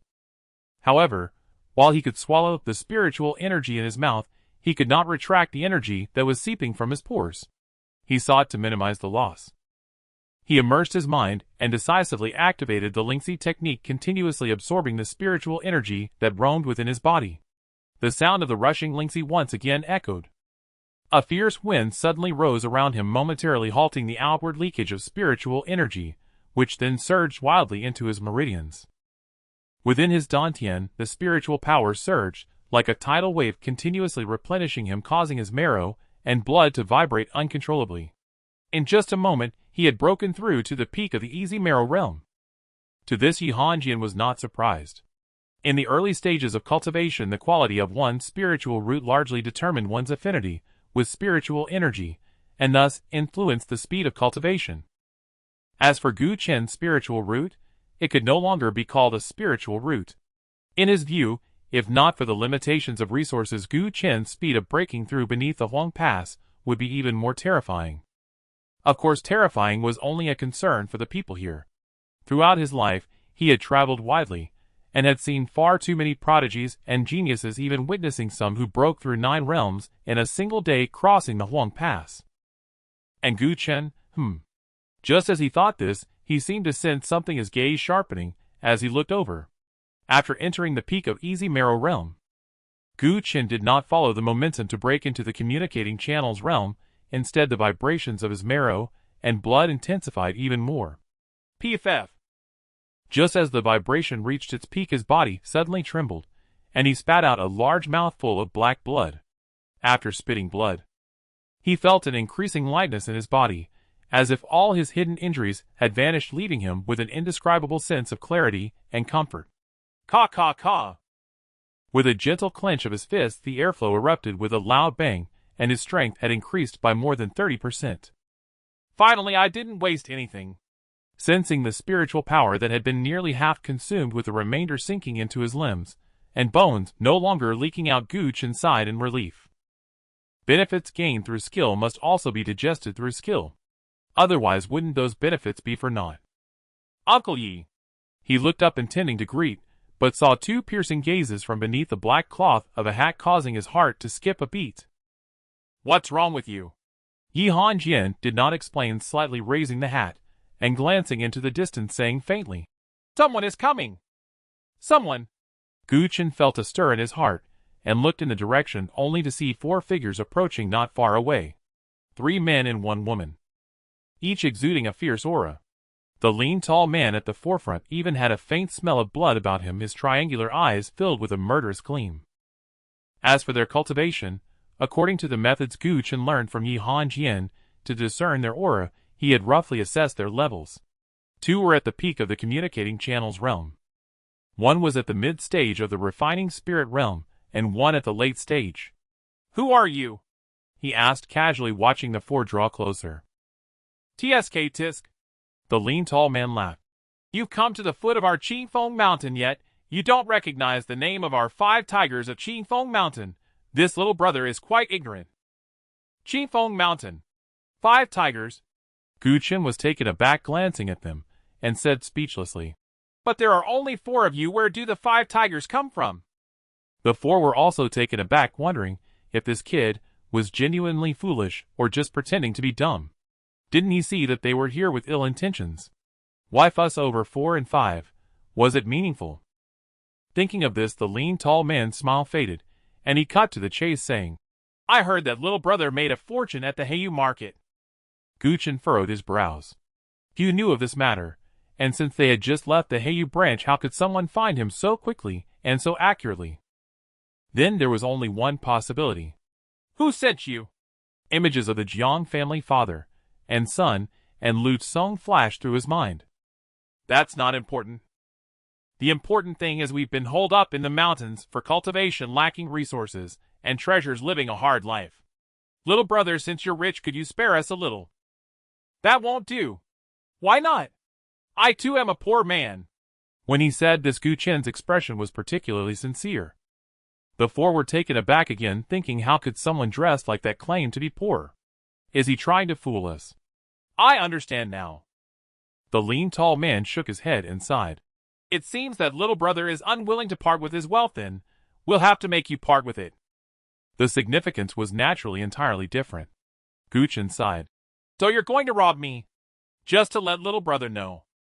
The lean, tall man stepped forward, revealing his latest stage, refining spirit cultivation, and said lightly, We of Qifeng Mountain are very poor, so we only engage in risk-free business. With a bang.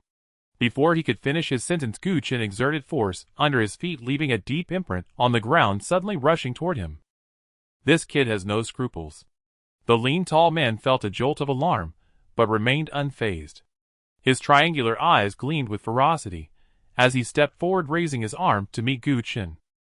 In an instant, the smell of blood on him intensified several times, and amidst the intertwining blood light on his palm there echoed the sounds of tortured souls. The 10,000 souls technique. It was a method he had obtained from a demonic sect's ruins, exceedingly sinister, requiring the souls of the living for refinement. The more souls, the greater the power, and it specifically targeted the soul.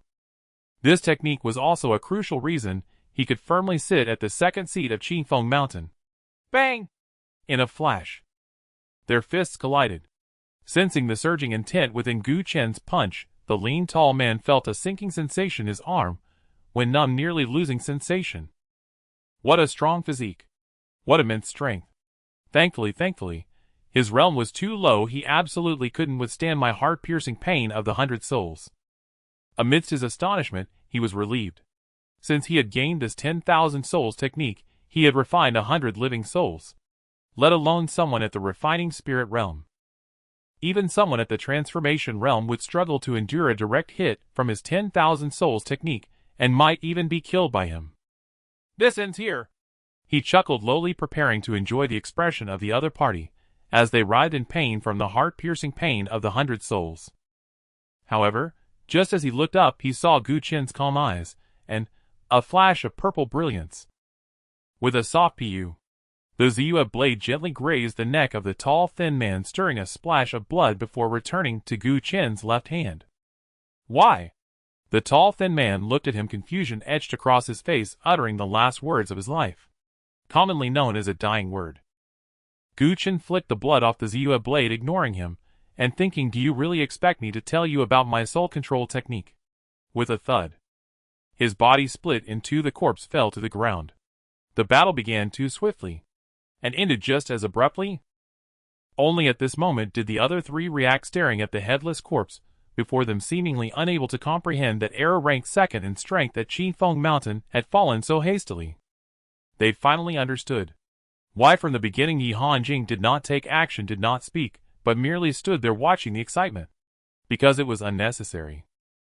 That Lu is deceiving us. Even ere Gu has been killed, this kid is too formidable. He is definitely not an ordinary Sui realm.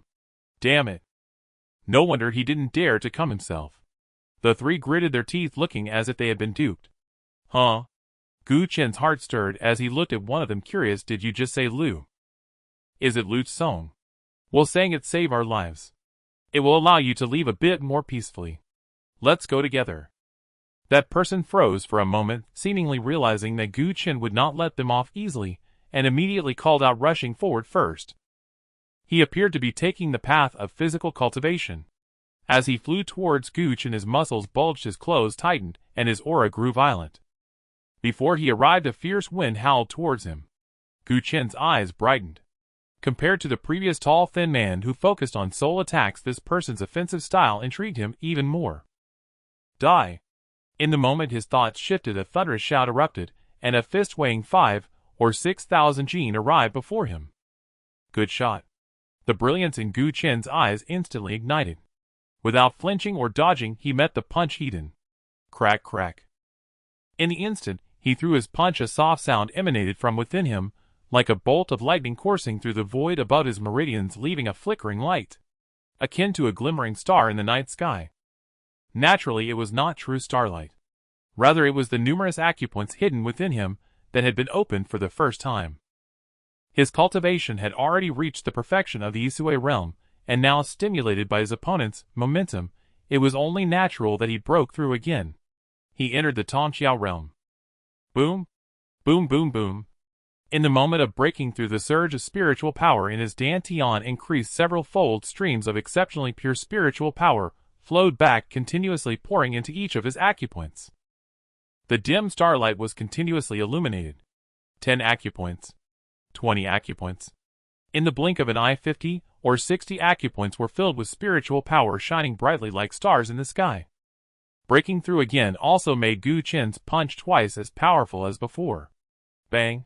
In the explosion of energy, a large and small fist collided heavily together. Ah!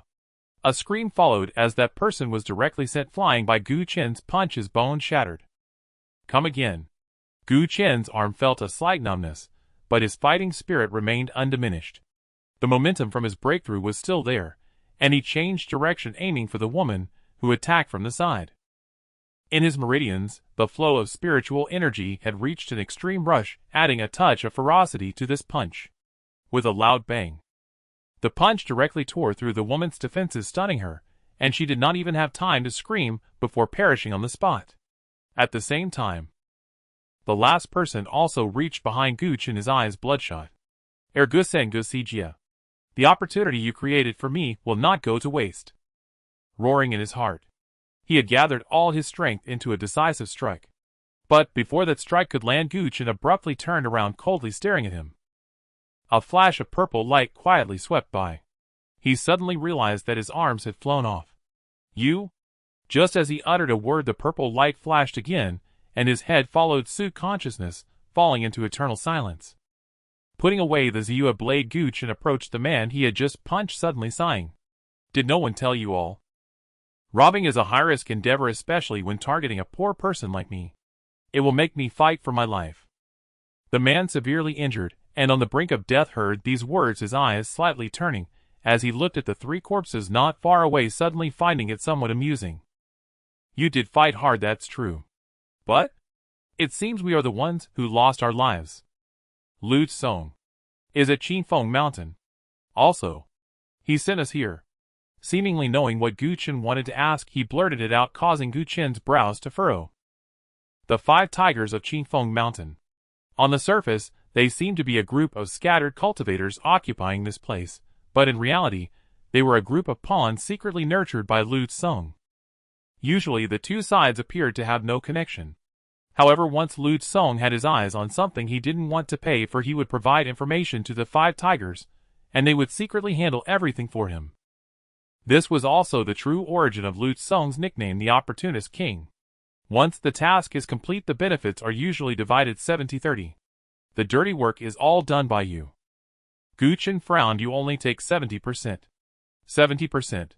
Cough cough, that's Lu Song's. Gu Qin. Absolutely despicable. So, he must not be allowed to live. The man's eyes turned red again, seemingly harboring a hatred for Lu Song that far exceeded that for Gu Qin, and he spoke fluently. He has deceived us so cruelly, you must kill him. I will try. No. You must not just try. He stared intently at Gu Qin, enunciating each word. You must. You must kill him. As long as you can kill him, I will tell you the greatest secret of Qinfeng Mountain. What secret? Gu Qin's eyes brightened, instantly intrigued. In my elder brother's hands. After saying this, the man seemed to have exhausted all his life force, his gaze completely lost, and he fell silent. Gu Qin felt a bit regretful. He had been too focused on the thrill of the fight earlier, and had struck too hard. A secret? What secret? It seemed Lu Song might not know about it. Thinking of this, he looked towards Yi Hanjing. Uncle Yi. If you want to go, then go. Yi Hanjing coughed lightly twice, calmly stating, remember, do not delay your training of the heavenly refinement technique. I definitely want Gu Chen's expression brightened. Without hesitation he slightly leaped and soared towards the direction of Qifeng Mountain. Behind him Yi Hanjing followed at a leisurely pace. On the surface, he appeared calm, but within his heart a ripple of unease quietly arose. Previously, when he checked Gu Chen's pulse, he had already discovered that Gu Chen had perfected the 4 realms of Qi induction, meridian opening, Qi Si, and body refinement. Now adding these to a realm, he had reached the 5th perfect realm. In front of those top-tier powers, achieving perfection in various realms during the early stages of cultivation was not that significant, but in this remote world it was indeed quite remarkable. 5 realms. He coughed lightly twice, instinctively touching his chest, his gaze flickering for a moment. Still, it was not enough. Just as Yi Hanjing thought of this, he saw Gu Chen rushing back in a frenzy. Changed your mind? Alas. Uncle Yi, you're great at everything, but there's one thing that's just like the old man. We're still dirt poor. While muttering, Gu Chen swiftly removed the storage rings from the 4 of them, and set off again. Yi Hanjing remained silent for a brief moment beneath the bamboo, had his cold face suddenly softened. Several complete rounds. It seemed not that important. Not long after the two left, a figure in black silently descended onto the scene. It was unexpectedly Bing San. Looking at the 4 corpses on the ground, he stroked his chin and frowned, muttering to himself. In just half a month, this little brother. He shouldn't have caused me any trouble, right? He then dismissed his own speculation. How high could this little brother's cultivation be? Even if he tried to stir trouble, could he really turn the world upside down? He realized he had become timid and overly anxious after years of inaction. This job is much easier than the usual back and forth. The rewards are also greater. How about this? This time when I return, I'll discuss with the president about spending some time at the Black Feather Guard. His thoughts swirled. He followed leisurely. Qifeng Mountain. It was about 30 miles from the Black Feather Market. Along the way, Gu Chen did not rush, instead circulating the Lingxi technique while checking his own changes. After breaking through to the aperture opening stage, the spiritual energy he had previously absorbed from 7 large pots of spirit tea was already exhausted. What was once a dark void was now illuminated by hundreds of flickering apertures resembling stars. This was the aperture opening stage. As the name suggests, it involves opening all the apertures throughout the body. As the final phase of the 3 stages of energy, its significance is substantial. Firstly, it allows for the storage of more spiritual energy, preparing for the initial refining of the soul. Secondly, after opening the apertures, the distribution of spiritual energy becomes more uniform and detailed, enabling better secondary refinement of the body and increasing strength. Gu Chen observed silently. The 50 or so slightly brighter apertures were filled with spiritual energy, while the remaining dim ones were just beginning to manifest, not yet fully opened. At this moment, his meridians flowed gently, the sea of Qi surged with spiritual power, and the void apertures shone brightly. The 3 were subtly interconnected, forming an almost perfect cycle. Now I should be in the initial stage of the aperture opening. He recalled Qing He mentioning that the human Buddha's apertures correspond to the number of heavenly cycles, and the number he had lived was just within the initial range.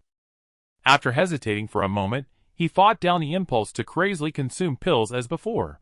If you want to eat, then eat. Yi Hanjing's voice came from afar. Gu Chen was startled. He thought, didn't you say that pills contain poison and shouldn't be consumed like that? Ahem. Yi Hanjing seemed to fully understand his thoughts, coughed twice, and then said, Compared to a little pill poison, what you need more now is strength, and given the uniqueness of your spiritual root, it's a pity not to consume pills in the early stages of cultivation. The further one goes, the lesser the advantage of the spiritual root will be. It would become much harder to consume pills for cultivation. He didn't say this out loud. Gu Chen's eyes brightened at this, and without hesitation he immediately downed 3 bottles of pills to savor the flavor. Above his meridians, phantoms of pills appeared. They then transformed into a fine spiritual rain that fell, merging into the cycle, becoming the primordial force for opening apertures. Combining what Yi Hanjing and Qing He had said, Gu Chen finally understood why others were cautious about consuming pills, while he could do so at any time, and why such phenomena occurred in his meridians. His spiritual root. It was his meridians, his foundation, and his advantage. With the enhancement of the pills, and the dark void stars were lit one by one. While his cultivation rapidly increased, he finally reached his destination. Qifeng Mountain. Although named after a mountain, it wasn't very large, only about 10 miles in circumference, and compared to Zian Mountain, at most it was just a small hill. The reason for its notoriety naturally came from the reputation of the 5 tigers of Qifeng Mountain. For years, the 5 tigers gathered scattered cultivators and consolidated their strength. Now they have grown to a scale of over 100 people, becoming a force in the scattered cultivator community within hundreds of miles that no one dares to provoke.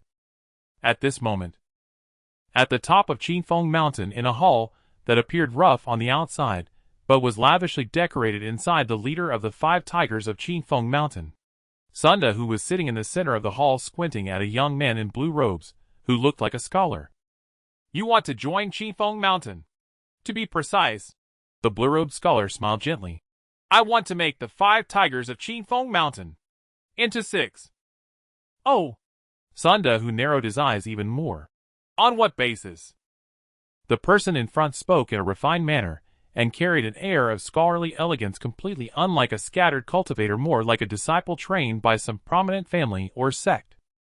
Just based on. The blue-robed scholar smiled slightly, revealing his peak cultivation in the spirit refinement stage. Huh? Sunda's eyes widened instantly. Although Qifeng Mountain had a great reputation, he was well aware of its actual strength. If it weren't for support from behind, it would have been wiped out long ago. Among the 5 tigers, aside from him being in the mid-stage of the transformation realm, there were 2 in the spirit refinement stage, and 2 in the aperture opening stage. As for the other 100 or so people, their methods were ruthless, their temperaments toxic, but when it came to cultivation strength, most of the time, they could only maintain appearances. Peak aperture opening. Enough to elevate Qifeng Mountain's strength to another level. I came this time not only with my cultivation, but also with a grand plan to take Qifeng Mountain to the next level. Seeing that he remained silent, the blue-robed scholar added more. Suddenly Sunda, who couldn't sit still, and stood up, eyes wide. This statement of the other party hit the most sensitive spot, which was his lifelong dream. To establish a sect. To grow strong. Elaborate? The blue-robed scholar smiled without speaking. This matter. Sunda, who frowned, his expression fluctuating. My 4 younger siblings are out running errands. It's better to stay over there. How about this? Wait for me a moment. While speaking, he hurriedly left the main hall and went to the side hall. He wasn't completely convinced by the other's words, but this was Qifeng Mountain, his territory, and he didn't think the visitor would dare to deceive him. Heh. As he left, the blue-robed scholar's gaze slightly flickered, secretly relieved. Leaving the main hall after walking a dozen or so steps, and passing through a screen, a young man appeared in Sunda's line of sight. It was Lu Tsong. Staring at the steaming spirit tea before him, he had no inclination to taste it, appearing completely absent-minded. He wasn't stupid. How could he not see that his cousin was using him as a pawn? But, given the situation as Jiangyi had described, he had no way out. Fortunately, though Jiangyi used him as a pawn, he also had his own weapons. Qifeng Mountain. The 5 tigers were his weapons. Over the years, the 5 tigers had done a lot of dirty work for him, opening up an additional source of income and helping him secure his position as the true successor of the Luchen sect. Of course, he also reciprocated. For example, this time, he hadn't revealed the truth. Young master. Just as he was lost in thought, Sunda, who suddenly burst in, startling him. It's you. Seeing the visitor, he quickly suppressed his unease and asked, Is the matter handled? Not yet. Sunda, who shook his head, and reported that someone wanted to join. Lu Tsong was so angry, he almost smashed the teacup at him. If it's not done, then continue to handle it. He forced down his temper, and waved his hand, looking stern. As for the other matters, you decide. Yes, yes, yes. Sunda's face was full of smiles, but inwardly he was cursing. You damn Lu. Do you really think of me as your dog? Just wait. Once I grow strong, I'll be the first to deal with you. Young master. Thinking of this, he also forced down his anger, squeezing out a smile, while tentatively asking, So is it the usual arrangement this time? What arrangement? 70-30. You can't touch this badge. Lu Tsong glanced at him coldly, emphasizing, Not even a spirit stone can be touched. Sunda's heart instantly sank, cursing even more fiercely inside. You damn dog. I do all the dirty work for you, and while you feast, I can't even have a sip of soup. Just wait. Once I grow strong, I'll be the first to deal with you. Those things are my cousins. Lu Song's next sentence instantly left him speechless. Cousin. Jiang Yi. The Jiang family. That powerful clan capable of wiping him out 100 times with a flick of a finger. Those things are too hot to handle. Even if given to him, he wouldn't dare to take them. Don't worry. Lu Song glanced at him, suppressing his disgust, and said, Once this matter is handled, I will allow you to establish a sect here and provide you with covert support. Great. Wonderful. Wonderful. Sunda, who was momentarily stunned and his heart soared with joy, nearly wanting to bow to him. Establishing a sect was just around the corner. Becoming strong was right in front of him. Young master, please rest. Once the matter is settled, I will be the first to notify you. He left joyfully.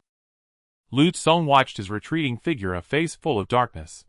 In recent months, rumors had already spread that the infamous Qingfeng Mountain was connected to him. The 5 tigers cannot be left alive. Once this matter is settled, you will contribute one last time for me becoming my merit points. Returning to the main hall, Sunda, who was radiant, full of spring breeze, walking lightly, with only one thought in his mind. To establish a sect, it should have a name right. Qifeng's stronghold. No, that won't do. Too bandit-like, it might expose the old profession. Qifeng sect. No, that won't do either. Not domineering enough, and it would easily attract the attention of those with ulterior motives. Seeing him so delighted, the blue-robed scholar smiled and said, So is the matter settled? You first tell me the plan. Sunda, who waved his hand, sitting down, with a commanding presence. If I am satisfied, then we will discuss other matters. The blue-robed scholar smiled, and immediately shared part of his grand plan. Assessments, promotions, rewards, and punishments. All clearly structured and detailed, revealing a complete framework and rules for a sect. The more he listened, the brighter Sunda's eyes became, secretly thinking, could it be that heaven saw me struggling for so many years, and sent me an opportunity? Looking at the blue-robed scholar again. The more he looked, the more he felt that the other party might truly be a descendant of some major sect or family. A fallen disciple. Ha ha! Thinking of this, he burst into loud laughter, leaping from his chair filled with ambition. From now on, you are the 6th tiger of Qingfeng Mountain. The blue-robed scholar smiled slightly, cupped his hands in greeting, and said, Greetings, big brother. No need to be formal, 6th brother. Sunda, who clapped him on the shoulder, sighing. With a talent like you coming here, our Qingfeng Mountain is destined to grow strong. Just as he said this, a sudden commotion erupted outside. Bastard! Sunda's face darkened as he shouted. What's with all the noise? It's ruining my mood. Soon a person rushed in a panic. Big brother. Not good. A kid came down from the mountain seemingly seeking revenge, and has killed many of our brothers. Upon hearing this, the blue-robed scholar's expression changed slightly, as he immediately asked, What does he look like? Sunda, who paused for a moment, feeling somewhat gratified, thinking to himself that the 6th brother has just arrived, and is already taking charge here. When he heard that the visitor was a 15 or 16-year-old boy, the blue-robed scholar let out a sigh of relief. A bunch of useless fools. Sunda, who exploded with anger. How could you not stop a wild kid from coming in? We couldn't stop him, the person described with a mournful face. The boy had merely reached the aperture opening stage, yet his strength was immense. Most of the time, he could take down one with a single punch, and sometimes even 2 or 3. Nearly all of Qifeng Mountain's 100 or so people were beaten to death. Oh, is that so? The blue-robed scholar's brows twitched slightly upon hearing this, and he said coolly, Take me to see 6th brother. Sunda, who frowned and said, This kid likely doesn't come in peace. Don't worry, big brother. The blue-robed scholar replied with a faint smile. He might just be following the path of body refinement, but in the end, he's still just an aperture opening stage cultivator. While speaking, he gradually stood up and cupped his hands, saying, Today, as a newcomer to the mountain, I will take his head as a gift for you, big brother. Casting a glance at the minion, he asked, Where is that person now? He's about to come over. Lead the way. Yes. Yes. Big brother, please wait. The blue-robed scholar looked at Sun Da-hu and calmly said, I will return in a moment. He had already let the person lead him to the outside. Inside the hall, Sun Da-hu felt somewhat uneasy, as Lu Tsung's target this time seemed to be a youth as well. Could it be a coincidence? Just as he thought of this, the voice of the sixth tiger of Qifeng Mountain, the very brother he had just acknowledged, came from outside. Where did this brat come from to cause trouble in my Qifeng Mountain? Since you've come, don't leave, just leave your life behind. No. Impossible. How can you still move?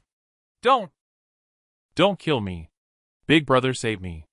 Suddenly Sun Da-hu stood up. Bang. A severed head flew in from outside, landing at his feet. In the time it took to go and return, it was less than a moment. Old six. Sun Da-hu's heart sank, and he was horrified. A figure then walked in. Dressed in blue divine silkworm robes, he had a handsome and refined face, bright eyes, and an implicit wild aura. It was none other than Gu Qin. Isn't Qifeng Mountain supposed to have only 5 tigers? Where did the 6th tiger come from? Looking at Sun Da-hu's bloodshot eyes, he felt a bit confused. You killed my 6th brother. Sun Da-hu suddenly looked up, staring at him with intensity. He wasn't genuinely concerned about the blue-robed scholar's life or death, rather the frameworks and rules proposed by the other were precisely what he, a scattered cultivator for many years, needed the most. If the other party died, his plans to grow strong would face additional obstacles. Do you know how important he is to me? Gu Qin was taken aback. Seeing the hint of pain in the other's eyes, he paused for a moment and comforted. The dead cannot be revived. You take care of yourself. Sun Da, who was momentarily stunned, suddenly feeling at a loss. This kid had killed my 6th brother, yet he was rather kind. Is Lu Tsung here? Seeing him lost in thought, Gu Qin frowned and asked again. Sun Da, who was once more taken aback. What do you want with the young master? Gu Qin thought for a moment and said, I want to kill him. A single remark left Sun Da speechless, secretly pondering how this young brother not only had a kind heart, but was also so straightforward. Even if you wanted to kill someone, at least try to cover it up a bit. Is he here? Gu Qin asked calmly once more. Sun Da remained silent, instinctively glancing towards the side hall. Thanks. Gu Qin instantly understood and walked toward the side hall. It was only at this moment that Sun Da finally realized Gu Qin's identity. You are that fat sheep. Gu Qin was most likely the no-background mediocre in strength, but had made a fortune by luck in Heiyu Square, the fat sheep that Lu Tsung mentioned. Gu Qin's face darkened. He paused, turned, and walked toward him. Sun Da's heart trembled. Clearly he was at the early stage of the return to Origin Realm, much stronger than Gu Qin, yet, at this moment, he was intimidated by the other's aura, and involuntarily took a step back. What? What do you want? Gu Qin ignored him and directly walked to the corpse of the scholar in green, skillfully stripping off the man's storage ring. Sun Da's heart trembled again. This action. Damn, he was more adept than I am. Clearly, he is an old hand at killing and looting. Did Lu Tsung send you to kill me? After gathering the spoils, Gu Qin glanced at him and suddenly asked.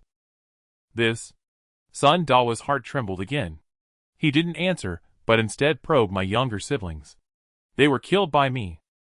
Sun Da was not only trembling in his heart, but even felt a tingling on his scalp. Little brother. He swallowed hard. There must be some misunderstanding here. There is definitely no misunderstanding. Gu Qin interrupted him, curious. However, one of your brothers said before he died that there is a great secret about Qifeng Mountain that is in your hands. Even Lu Tsung doesn't know. What is it? Sun Da's expression stiffened. He was already cursing in his heart. Damn it. What a bastard. How could you disclose such a secret that is crucial to the strength of Qifeng Mountain to outsiders? While cursing in his heart, he forced a smile. Yes. Yes, yes. If the little brother is interested, I'll personally take you to see it later. So straightforward. Gu Qin exclaimed in surprise. Are you willing to give it to me? Little brother, you have misunderstood. Sun Da's expression became serious, shaking his head and speaking in a scholarly tone. There are countless opportunities in the world, only the virtuous can seize them. You are kind and straightforward, clearly a person of great virtue, so this secret belongs to you. Then you. Rest assured. I absolutely won't run away.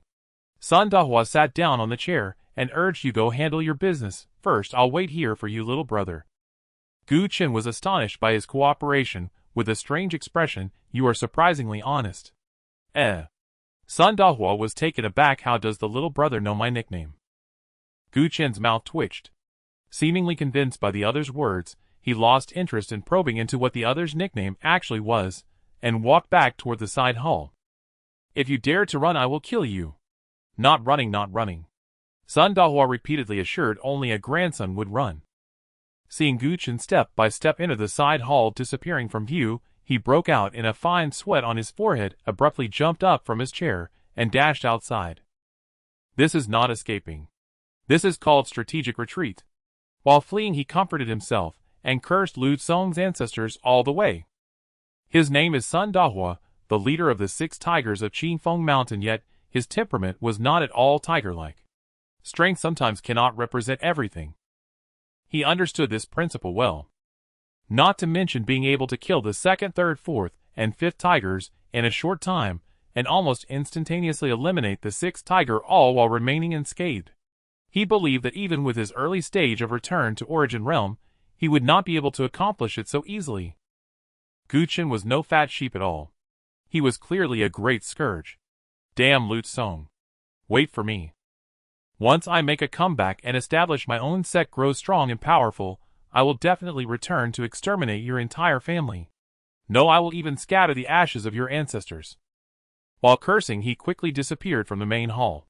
As Gu Chen stepped into the side hall, he saw the cup of spiritual tea still steaming on the table, but Lu Song was already nowhere to be seen. He ran away. He frowned slightly, seemingly not expecting that despite his haste he still arrived a step late. He should not have gone far. He looked thoughtfully at the cup of spiritual tea, pondering where Lu Song might have fled to. Behind him, about 10 feet away, a figure quietly emerged from behind the screen, stealthily approaching him. It was Lu Song. He had actually witnessed everything that had transpired outside, even the scene of Gu Chen killing the scholar in green with a few punches. He knew he was wrong. He had misjudged Gu Chen's financial power, miscalculated Gu Chen's desire for revenge, and even more so misjudged Gu Chen's strength. He was terribly wrong. But he still did not flee. Returning to the Falling Dust sect would certainly mean death. If he did not return to the Falling Dust sect and failed to complete Jiang Yi's orders, he would still die. He had no way out. The only chance for survival was to kill Gu Chen and retrieve Jiang Yi's belongings. His thoughts kept turning. He quietly approached Gu Chen from behind, feeling as if there was an invisible abyss behind him, constantly forcing him forward, leaving him no room to retreat. Forward, forward, even closer. Almost there. 3 zhang, 2 zhang, 1 zhang. He suppressed all sounds and had already entered the distance to definitely kill Gu Chen. His cultivation, operating at full power. His methods, without any reservations. The soul-devouring technique, directly activated. At this moment, he felt that his cultivation, blood potential, and even spirit were all boiling and burning. Since there was no retreat, then charge forward, then live by dying. His eyes turned slightly red. He raised his hand, gathering his strongest strike into a palm, and struck down toward Gu Chen's back. At the moment of launching the attack, he suddenly realized. He understood the essence of combat and killing. He comprehended the nature of breaking through realms. He felt that his entire being had been elevated. I ultimately am a chief disciple. Die for me. After his complete elevation, the speed of his palm strike fell was 3-fold faster. However, just as his full-powered palm was about to fall, halfway, Gu Chen, who had been standing still and seemingly lost in thought, suddenly turned around. There was no astonishment in his eyes, no surprise, not even the slightest embarrassment of being ambushed, only calmness and a blood-red glare. With a raised hand, he reacted faster, his spiritual power swirling around, and he firmly grasped Lu Song's surprise attack. With a bang, the spiritual power exploded, the force scattering, causing the tables and chairs in the side hall to be shattered. Lu Song felt something was amiss. I have already burned and transformed myself. I have completely metamorphosed. How could you still detect me? As if seeing through his thoughts, Gu Qin did not explain. His gaze slightly shifted, landing on Lu Tsong's shoulder. Lu Tsong instinctively looked over. On his shoulder, a small insect about the size of a thumb was quietly perched, subtly emanating a golden light as it devoured Lu Tsong's spiritual energy. The spirit-devouring insect. He recognized it at a glance. This insect was typically used to pursue enemies, and was a rare find even in the Falling Dust sect. He vaguely remembered. Elder Ma from the sect seemed to have one. It looked quite similar. A thought flashed through his mind, and he found the reason for the exposure. But it was already meaningless. The spirit-devouring art. A secret technique of the Falling Dust sect that unleashed a strike far surpassing the original realm's strength at the cost of boiling spiritual energy and damaging one's foundation. Its power was formidable. Yet the risks were great, and its duration was extremely short.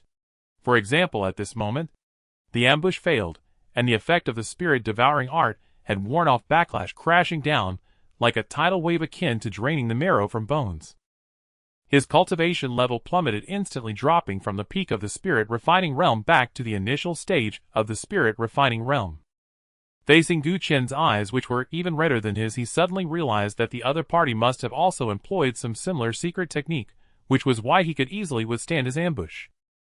But what kind of secret technique could possess such immense power and terrifying durability? You? Driven by curiosity, he originally intended to ask for clarification, but as the words reached his lips, they suddenly transformed into another sentence. Could you not kill me? First answer me a question. It was instigated by my cousin. Seemingly aware of what Gu Qin was about to ask, he replied without a second thought. The resources you want are his greatest reliance for entering the Holy Academy. He wants you dead even more than I do. Gu Qin sighed, somewhat surprised but not excessively. Why didn't he come himself? He is very cautious, and wanted me to probe your bottom line first. What a beast! No, you're wrong. I've done many evil deeds over the years, and consider myself a beast as well, Lu Tsong said with red eyes. But he even betrays his own cousin. Worse than a beast. Don't worry. Gu Qin looked at him and assured, I will definitely help you kill him. Let you rest in peace. Lu Tsong. Bang! Without waiting for him to continue, a fist struck him in the chest. Fast. Accurate. Ruthless. Moreover, it was heavy, very heavy. His meridians were severed and his vitality quickly faded. 2 streams of hot tears suddenly flowed from his eyes. He had thought he was already boiling and burning, reaching the pinnacle of enlightenment, and should have been unafraid of life and death. But, under the threat of death, he became even more afraid of dying. I want to live. Why won't you let me live? He wept bitterly, gazing at Gu Qin, murmuring.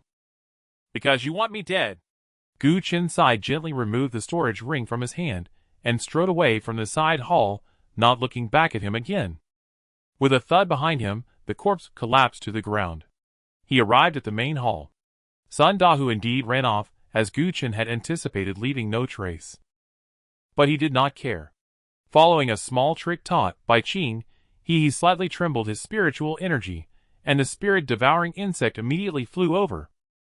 Lingering in the hall for a while, its golden wings fluttered slightly, and it flew towards the outside. Gu Qin hurriedly followed. However, as he passed by the corpse of the young scholar in green, he couldn't help but glance at it.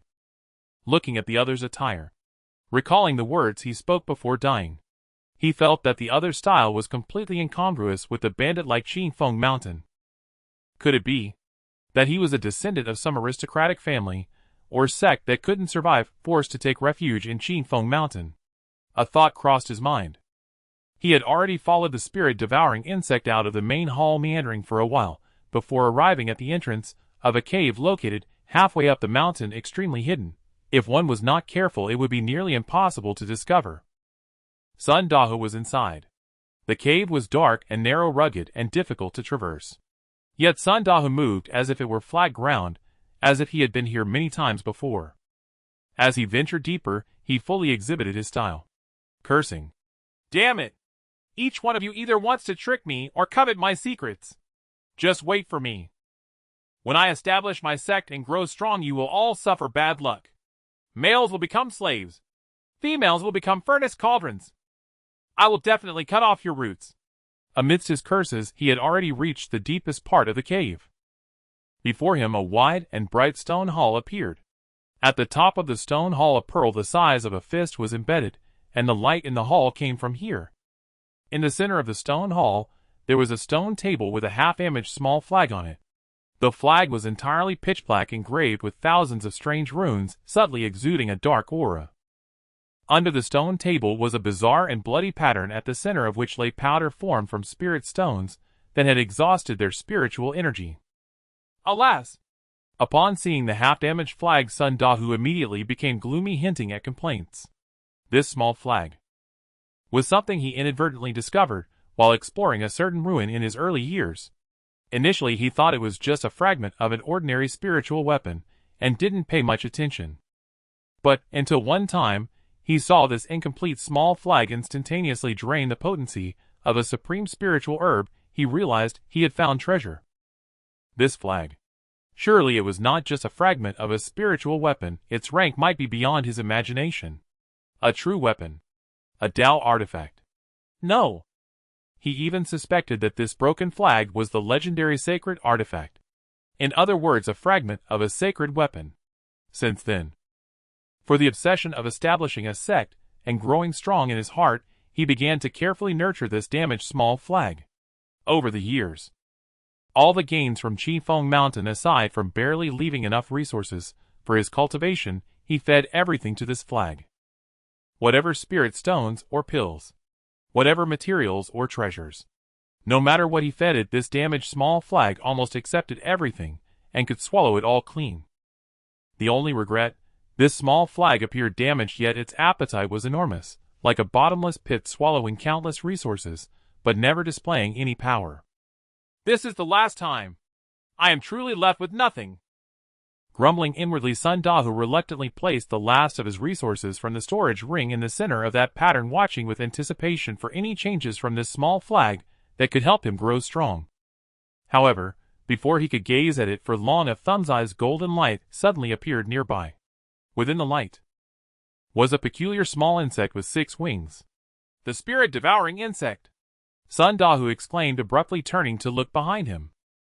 Just as he turned around, the resources within that pattern quietly transformed into a handful of powder, while the half-damaged small flag he had nurtured for many years trembled slightly, as if a burp sound came from inside. Sun Dahu did not notice anything unusual. He only focused on Gu Qin, who had followed the spirit-devouring insect, his expression shifting between light and dark. Where is Lu Tsong? I killed him. Sun Dahu immediately fell silent. He was aware of Lu Tsong's cultivation level, although he was merely at the peak of the spirit refining realm within their circle of loose cultivators. He was a tough opponent who could walk through the transformation realm. But now, how long had it been? He was killed. He suddenly realized Gu Qin might be a tougher opponent than he had imagined. Little brother, sighing, he said earnestly, I'm just a loose cultivator. Why must you make things difficult for me? You want to kill me. That was just a misunderstanding. You want to kill me. It's someone else's request. I have no choice. You want to kill me. You? Seeing Gu Qin repeat this phrase, Sun Dahu's expression stiffened, and he suddenly cursed. Damn it. I already said it was a misunderstanding. Are you deaf? Can't you understand human speech? You want to kill me, yet you're still alive and well. Is it necessary to keep pursuing me? He cursed. However, Gu Qin's gaze had already passed over him, landing on the stone table behind him. More precisely on that damaged small flag. Is this your secret? As the #1 figure of Newfound Mountain, which was established through robbery and murder, seeing Gu Qin not yield to threats, Sun Dahu, in a fit of rage, grabbed the damaged flag in his hand and threatened. Little thing, you are still young. You may not know how powerful this thing is. Before he finished speaking, a faint blood light suddenly flashed across the flag, sweeping past him. In the next moment, Sun Dahu's tone paused, and he suddenly fell backward with a thud, never to make a sound again. The flag in his hand also fell to the side. Gu Qin was taken aback. He just laid down. This thing is so powerful. Burp! Accompanied by a clearer burp than before, the blood light silently spread, quickly approaching Gu Qin. Kekekek. Amidst the bloodlight there was even a faint eerie and strange laughter. With a snap just as the laughter sounded, a hand suddenly landed on Gu Qin's shoulder. Cough, cough. A familiar hacking sound echoed nearby. Uncle Yi. Gu Qin glanced oddly at Yi Hanjiang, who had suddenly appeared behind him, wondering yet again how Uncle Yi always materialized so mysteriously. It's getting late. Yi Hanjiang offered no explanation, speaking coolly. Now that the matter is settled, let's leave at once. That object seems strange. Gu Qin nodded, then pointed silently at the half-shattered banner. Something about it felt deeply off.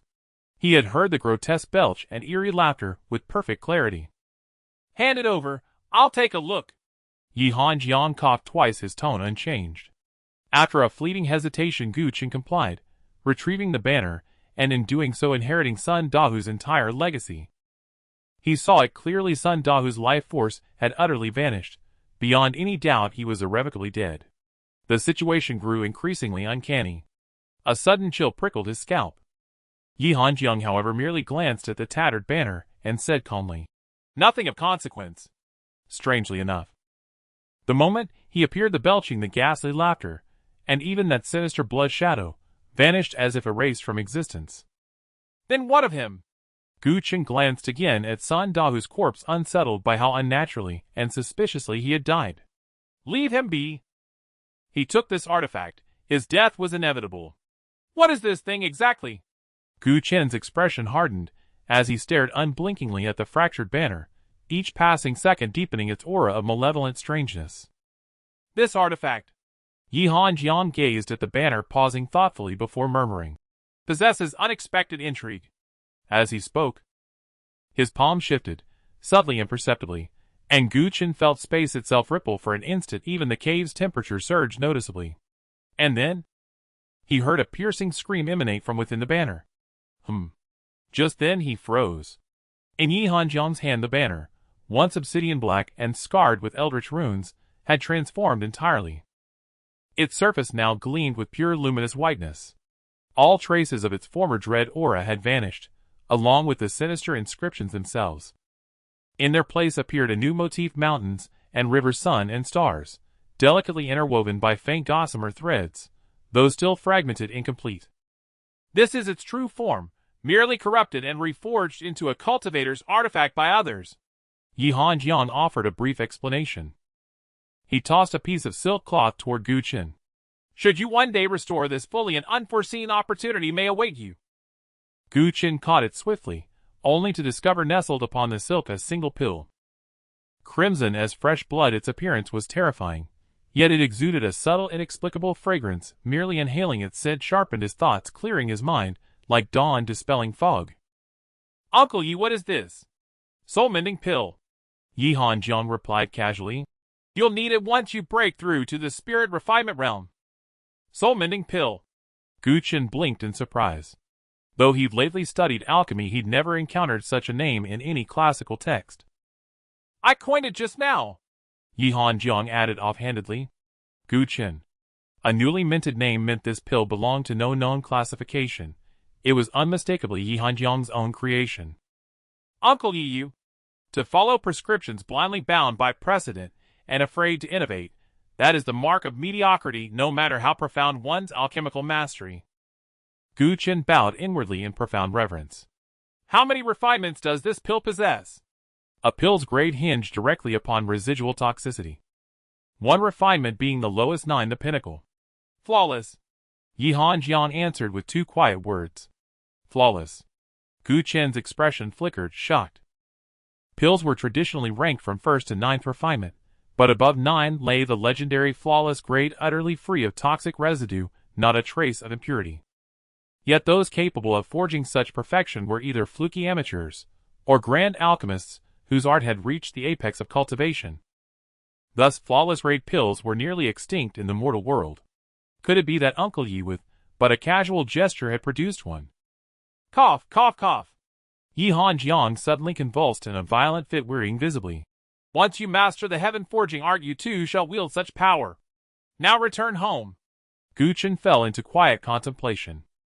It struck him then, the same technique Yi Hanjiang had used to refine his 2 longevity pills last time. Was this the heaven-forging art?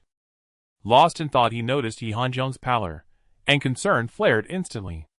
Uncle Yi, are you all right? It's nothing. Nothing. Yi Hanjiang paused, then murmured softly, almost wistfully. I'm not dying, not yet. Gu Chen's worry only deepened. Uncle Yi. After a heartbeat's hesitation, he asked, gently for the first time. Is there any way to heal your condition? Yi Hanjiang remained silent. Beneath his conical hat his calm eyes flickered, briefly, with irony and warmth. Go home. He offered no further explanation, only urged Gu Chen onward, then turned and strode toward the cave mouth. Yet, just before departing, he paused, glancing back toward Sun Dahu's corpse. More precisely, toward the grotesque blood-soaked sigil etched upon the ground. Long after they had departed, that very sigil pulsed with a feeble dimmer crimson light. The light trembled, then rose, coalescing into a translucent, near-invisible figure. He sensed me. Why didn't he strike? His voice wavered with uncertainty, utterly baffled by Yi Hanjiang's origins. A grave miscalculation. Never imagined such a master would dwell in this remote, insignificant realm. Before he could finish, his form quivered, and grew yet more insubstantial, fading by a third. He had always been cautious, sealing his main soul within the banner, while siphoning a sliver of consciousness, a fragment soul, to lurk undetected within the blood array. Now that his primary soul had been refined away by Yi Hanjiang, this fragment, bereft of anchor, was dissolving. No! I must seize a vessel, immediately. Sensing his own rapid unraveling, he abandoned all curiosity about Yi Hanjiang's intent. His form dissolved into a streak of blood light, and shot from the cave, seeking a body to possess. Yet, moments later, he returned, hovering over the blood array, teeth clenched in fury. Inside Qingfeng Mountain, over 100 bandits, great and small, lay slaughtered to the last, not a single survivor left standing. Who dares defy me with such monstrous cruelty? His curses rang hollow, growing weaker with each breath. His fragment soul frayed further, on the verge of total dissolution. With no choice remaining, his gaze fell upon Sun Dahu's still warm corpse. Still warm. The blood shadow gritted his teeth in silence. If there were a second living person on Qingfeng Mountain, he would never choose Sun Dahu, who he deemed foolish, clumsy, wicked, and ugly. Enough. Though he's ugly, I might as well make do with him. With a gritted jaw, he closed his eyes, and a flash of blood light gently flickered before it drilled into Sun Dahu's 7 orifices. After a moment, Sun Dahu, who was already dead, trembled slightly, and suddenly stood up. A glimmer of blood light flashed in his eyes, making him appear entirely different from before. This physical body is truly terrible. HM. While inspecting the state of this body, his expression stiffened, and his gaze momentarily lost focus. Sun Dahu was dead. However, it seemed that due to having just died, there was still a trace of lingering obsession and soul remnants. Under his carelessness, they fused into him.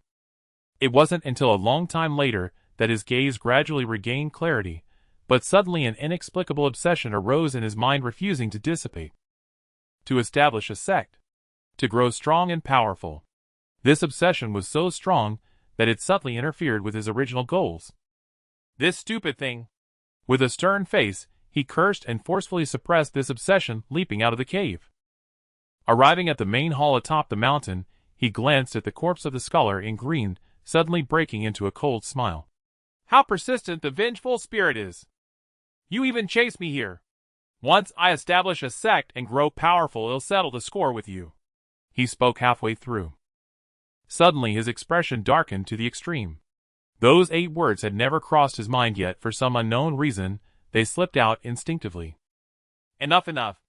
Suppressing the displeasure in his heart, he immediately thought of leaving. His fragment of a soul was already extremely weak, and in his view Sun Dahu's cultivation was even less than an ant. Staying here was very dangerous. After all, the presence of the scholar in green here proved that Qingfeng Mountain had been exposed or was being watched. Then, after wandering around Qingfeng Mountain, his curses suddenly rang out in the mountains. Damn it! Where did this poor ghost come from? Haven't they seen resources before? Once I establish a sect and grow strong, he'll make sure you pay for this.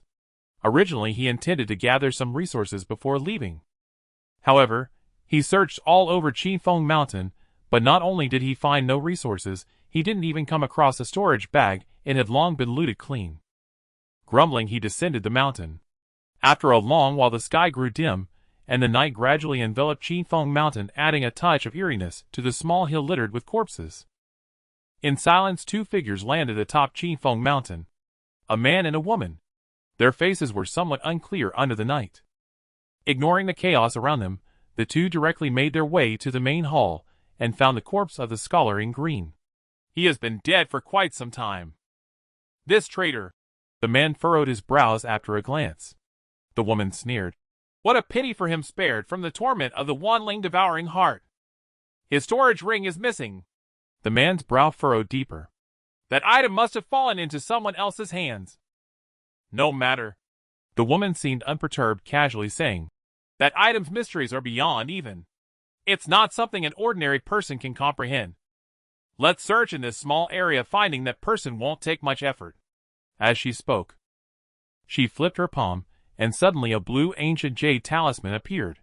A surge of spiritual energy flowed through it, causing the talisman to tremble slightly, and it instantly responded with a general direction.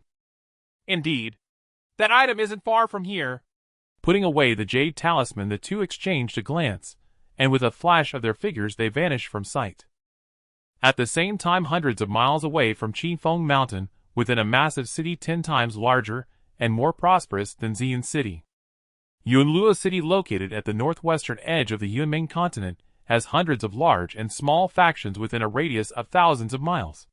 This city was established by the 10 strongest families working together. Among them, there is the Jiang family, ranked 4th.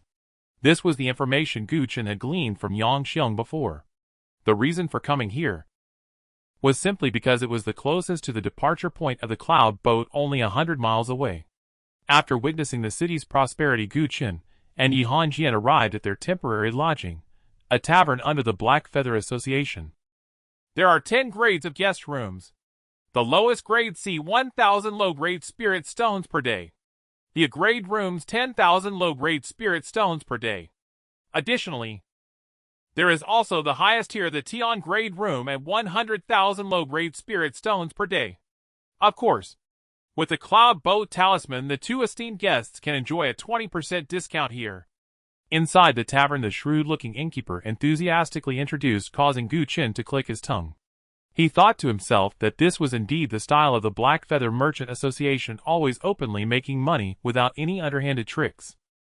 Two esteemed guests. After the introduction, the innkeeper looked at them amiably and said, I wonder if you, just after making a fortune.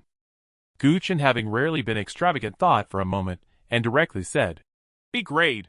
Tian grade room. Before he could finish, he was suddenly interrupted by Yi Hanjian. Gu Chen. Yi Hanjian ignored him, and added, Half a month. Gu Chen. Uncle Yi. Pay up. Gu Chen suddenly covered his storage ring. The Tian grade room. For half a month would require 150 high-grade spirit stones, which he could manage. After winning against Jiang Yi earlier following Yi Hanjian's suggestion, he had long since sold off the unnecessary items to the Black Feather Merchant Association, and his storage ring was filled with spirit stones. However, no matter how rich he was, he couldn't spend it like this. Uncle Yi, he emphasized quietly, we're very poor. After a brief moment of contemplation, Yi Hanjian unexpectedly showed understanding and directly said, Fine, I'll pay. With a flick of his hand, 120 fist-sized high-grade spirit stones piled up on the table before him. The guest is generous. The innkeeper's eyes lit up, and with a wave of his hand, the spirit stones on the table instantly disappeared fast enough that Gu Chen couldn't even react. Please follow me upstairs. After receiving 2 big clients, his attitude was much more enthusiastic than before. Gu Chen suddenly had a bad feeling. Uncle Yi, when did you get money? Cough, cough. Yi Hanjian coughed twice, calmly saying, I have no money, and I don't like to carry money. Gu Chen. He swept through his storage ring, and suddenly discovered that his assets had decreased significantly. Uncle Yi, you stole my spirit stones again. He looked at Yi Hanjian with a pained expression, like a puppet, as the innkeeper guided him to the most luxurious Tian grade room. Upon entering, a rich and thick spiritual energy rushed toward him, almost drilling into his body through every pore. He quietly compared. The concentration of spiritual energy here was dozens of times greater than that of the spirit tea he had previously consumed. And this was merely the foundation. Amidst the rich spiritual energy, there was also a faint medicinal aroma that not only helped calm the mind and focus, but also provided excellent healing effects, alleviating the backlash pain he experienced after using blood spirit art. Without further ado, he sat cross-legged, operating the Lingxi art to its utmost, wholeheartedly beginning his cultivation. I must recoup my losses. At the very least, I must minimize the losses. He felt that saying even one more word would be a desecration of those 120 high-grade spirit stones. Yihan Jian did not intervene. He quietly sat beside him, his eyes deep and mysterious, just watching him. It was unclear how much time had passed. A trace of pain suddenly flashed across his brow, and his originally handsome face quickly turned a shade of blue. He didn't seem surprised either. He slowly took out a foul-smelling medicinal pill that Gu Chen had seen before, and swallowed it, gradually adjusting his breathing. Time slowly flowed by. In the blink of an eye, the sky had brightened significantly. Only then did Yihan Jian's complexion gradually return to normal, as he sighed silently. Time really isn't much left. Glancing at Gu Chen, seeing him still frantically recouping his losses, a rare smile appeared in his eyes. If only it had been this child back then, how wonderful would that have been? As this thought crossed his mind, he suddenly sensed something unusual, and glanced outside, his brows slightly furrowing. At the same time, outside the tavern, a man and a woman stopped, both looking toward the inside of the tavern. The man and woman were the same two individuals who had appeared at Qingfeng Mountain the previous night. At this moment, as dawn broke, their appearances were finally revealed. In their 30s. Unremarkable. The kind that could hardly be found in a crowd. Extremely inconspicuous. This is the place. The woman seemed unaware of Yihan Jian's gaze. Glancing at the jade talisman in her hand, she said lightly, "He should be inside. I'll go pull him out." Just as she was about to move, the man beside her stopped her, saying, "It's not wise to act here. It could attract the attention of those with ulterior motives, bringing us a lot of trouble." "What are you afraid of?" The woman frowned and said, "If anyone gets in our way, we'll just kill them. In such a desolate place, what kind of expert could there be? The more people we kill, the greater the commotion we'll cause." The man shook his head and said, "Killing here is a minor issue, but if we expose our intentions, and those old fogies find out, it won't be easy for us to escape again." He paused and emphasized, "That's secondary if that thing goes wrong. Can we bear the consequences?" Upon hearing this, the woman's expression tightened, and she immediately abandoned her reckless thoughts of slaughter. "Then what should we do?" "Wait," the man said calmly. "He can't stay inside forever." The woman was taken aback. After thinking for a moment, she realized this was indeed the safest option at present. "Then we'll wait for him to come out." The two only paused for a moment before leaving. As the sun rose, it cast a golden hue over the already vibrant city. The streets became more crowded, filled with cultivators, but mostly mundane people. Clearly existing in the same world, yet both sides did not disturb each other, as if they belonged to two different realms. Before long, two figures stopped outside an inn. Jiangyi and Jiangque. "They are inside," Jiangque said, scanning the inn and frowning. Had it been another inn, he might have rushed in at once, directly killing the people inside and retrieving his belongings. But here he dared not. This inn belonged to the Black Feather Commerce. Although Yunluo City was controlled by 10 major powers, half of the resources needed by these 10 families were firmly held by the Black Feather Commerce. What a well-chosen location! The feeling of being unable to act, while the enemy was right in front of him, made him very uncomfortable. "There's another matter," Jiangyi said, after glancing around, his expression suddenly becoming serious. "Last night news came from the Luocheng sect that Lu Zong's soul lamp has gone out." He was somewhat surprised by this outcome, but not overly so. He felt a sense of relief for having sent Lu Zong to probe the way, just as he had expected. Though Gu Chen's approach was reckless, it seemed far from simple. "It seems not acting rashly was the right choice." Jiangque spoke in a chilly tone when mentioning Lu Zong. "As for that waste, if he's dead, then he's dead. We can just pick another person from the Luocheng sect." "But He then looked back at the inn, his frown deepening. They've been inside for a long time. It might be difficult to take action. No worries. Jiang Yi thought for a moment and said, They can't stay inside forever. What do you mean? I've found out that those inside need a Yunzhou talisman. Talisman? Jiang Quo's eyes brightened slightly as he said, The Yunzhou is set to depart in less than half a month. Exactly. Jiang Yi nodded expressionless. In half a month, they will definitely emerge. At that time, it will be our opportunity. These two are not simple.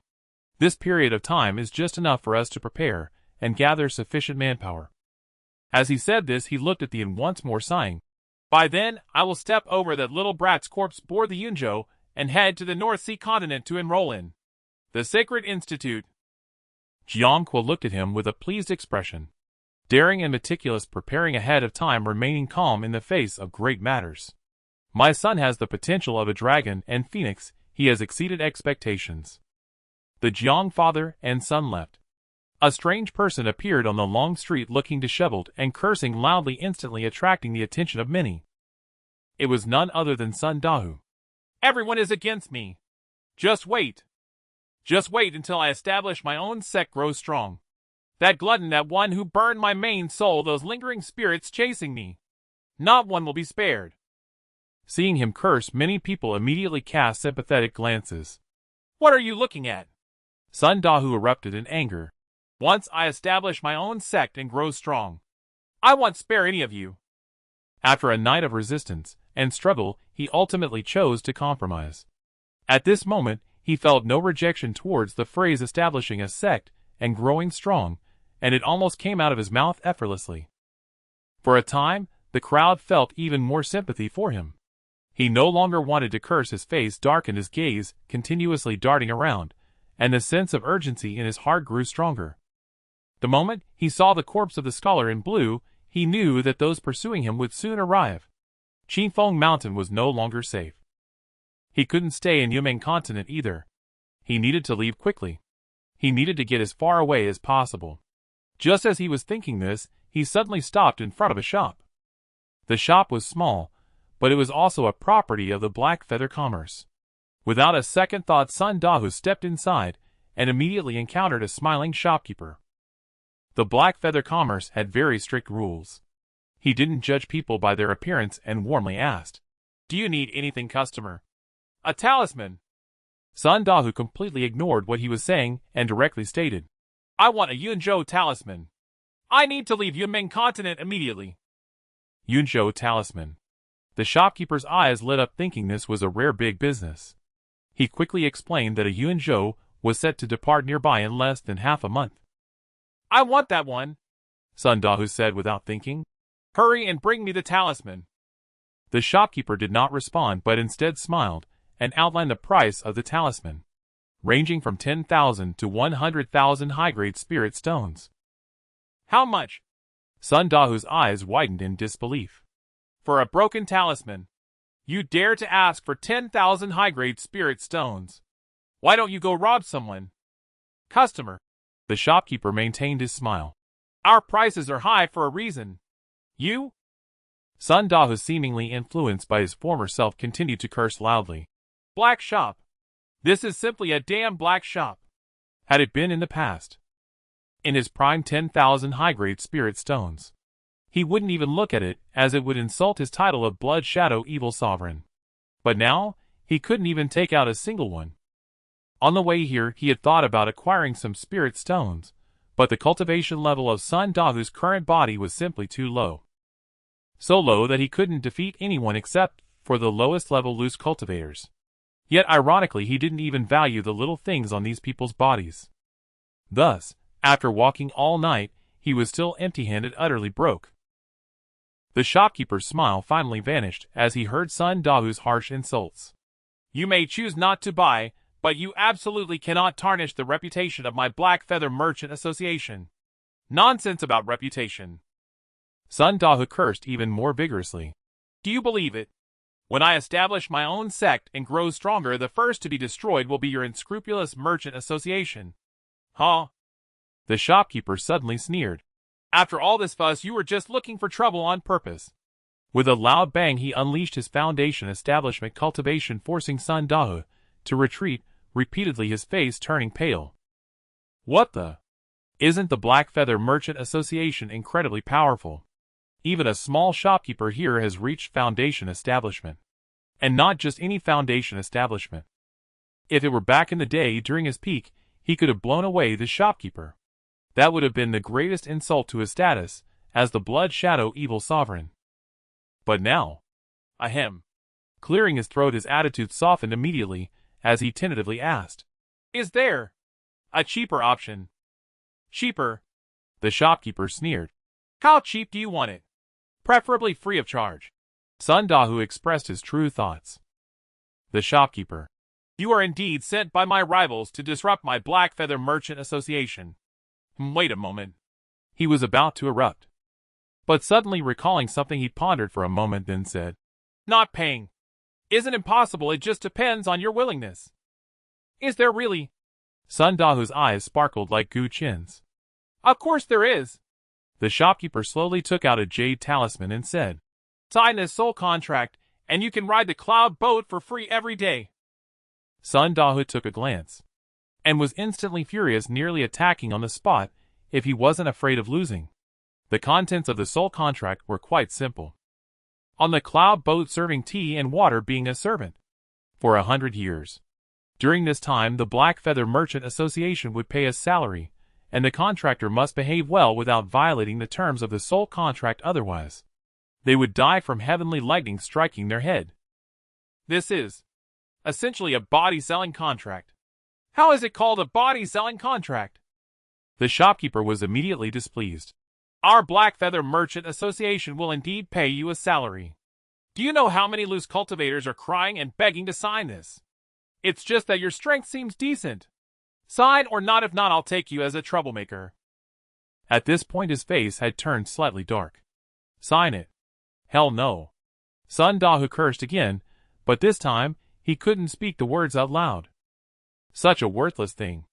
Only a fool would sign. He turned around. He was about to leave, directly considering other ways. After all, although he had lost his cultivation, his main soul was gone, and he had lost his reputation and status. But as the Blood Shadow Evil Sovereign, he still had his dignity.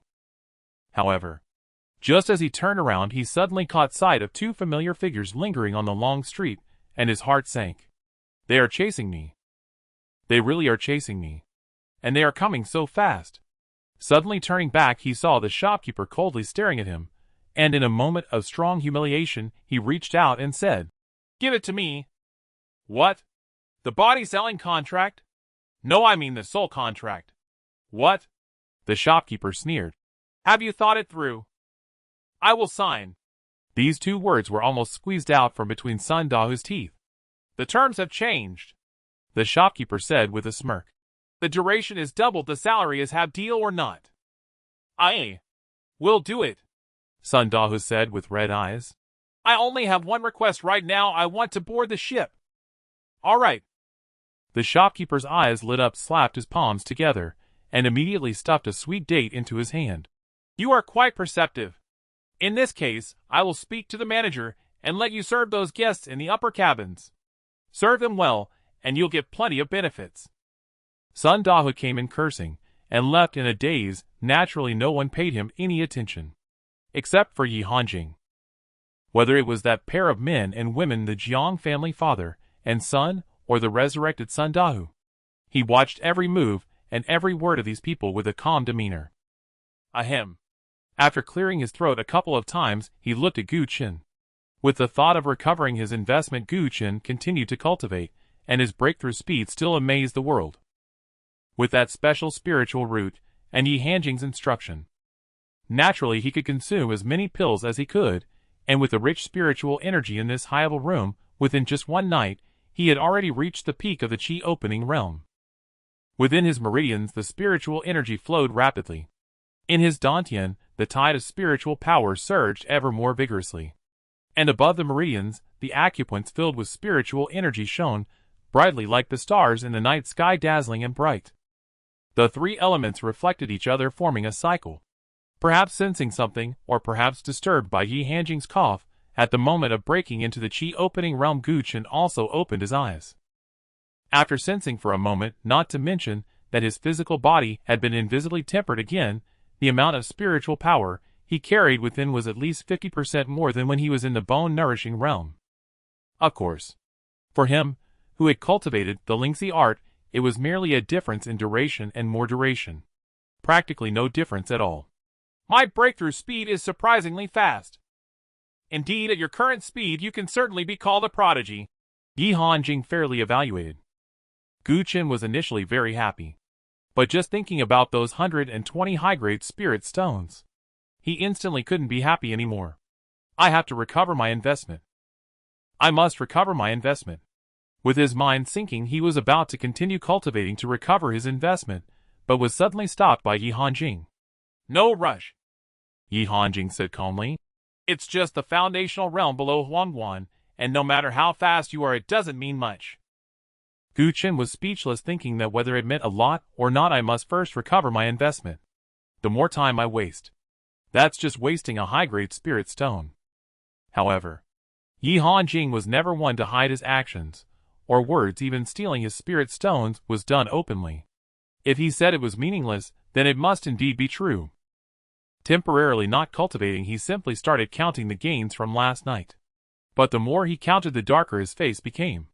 He had huffed and puffed to collect a pile of storage bags, but these people were far poorer than the 5 disciples from Xian City. No magical treasures, none. No heavenly materials or earth treasures either.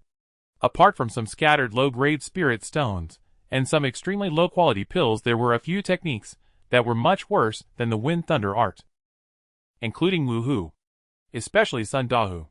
As the helmsman of Qifeng Mountain, he was the poorest one, and aside from a low-tier technique in his storage ring, he didn't even have half a spirit stone. Gu Chen felt that Sun Dahu had reached such depths as a bandit. He might as well change careers. Fortunately, he wasn't actually without gains, as there was still Lu Tsong's storage ring from the chief true disciple. Compared to Jiang Yi, Lu Tsong's possessions were much less, but after Gu Chen's inspection, he found that the items in Lu Tsong's storage ring could at least be worth over 100,000 low-grade spirit stones. About enough to cover half a month's lodging costs. Suddenly, his eagerness to recover his investment wasn't so urgent anymore. The last thing he checked was the storage ring of the scholar in green, whom he had killed with just a few punches. Not that he overlooked it. It was just that the other party's storage ring was a bit special, as the person's cultivation was ordinary, but the restrictions on the storage ring were particularly robust, and it took him a considerable amount of time to break through.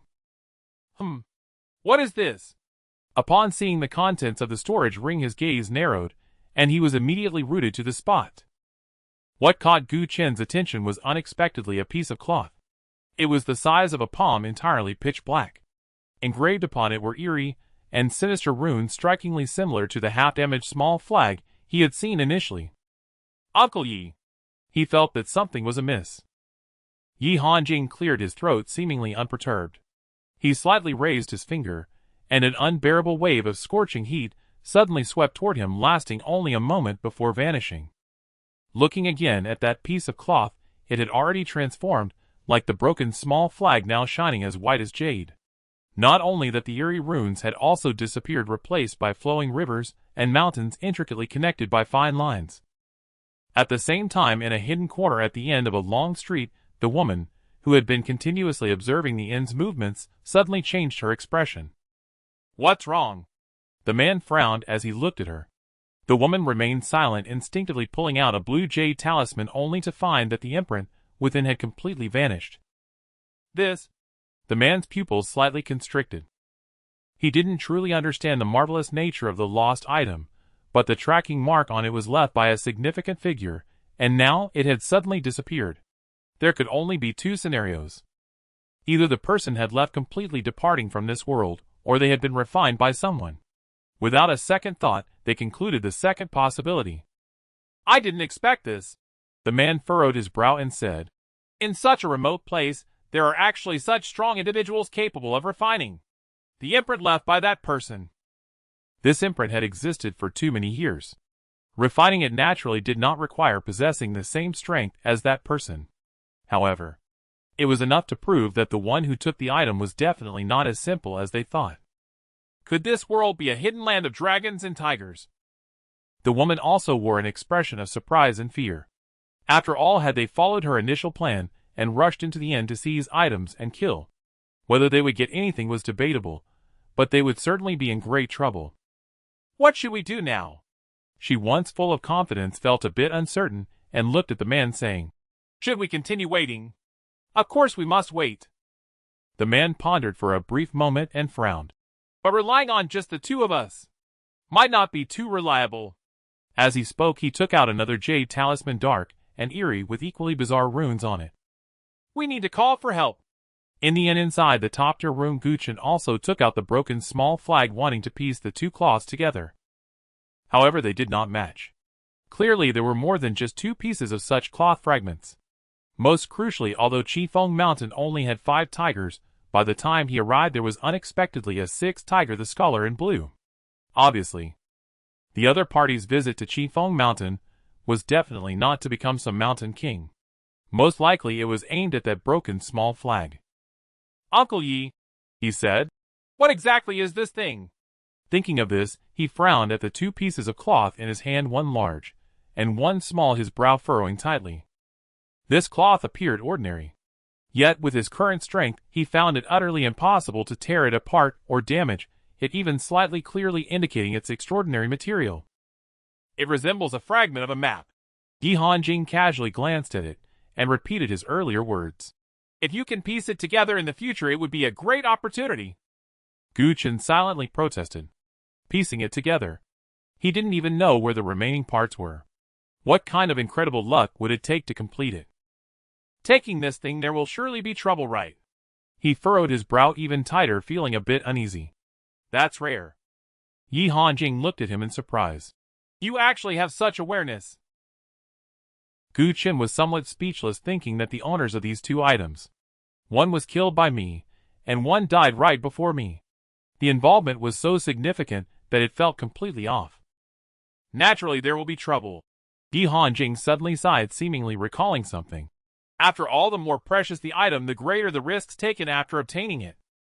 So, Yi Hanjing did not explain further but cautioned. Before you have enough strength to protect yourself, you must never reveal this item in front of others, or it will lead to catastrophic disaster. Do you understand?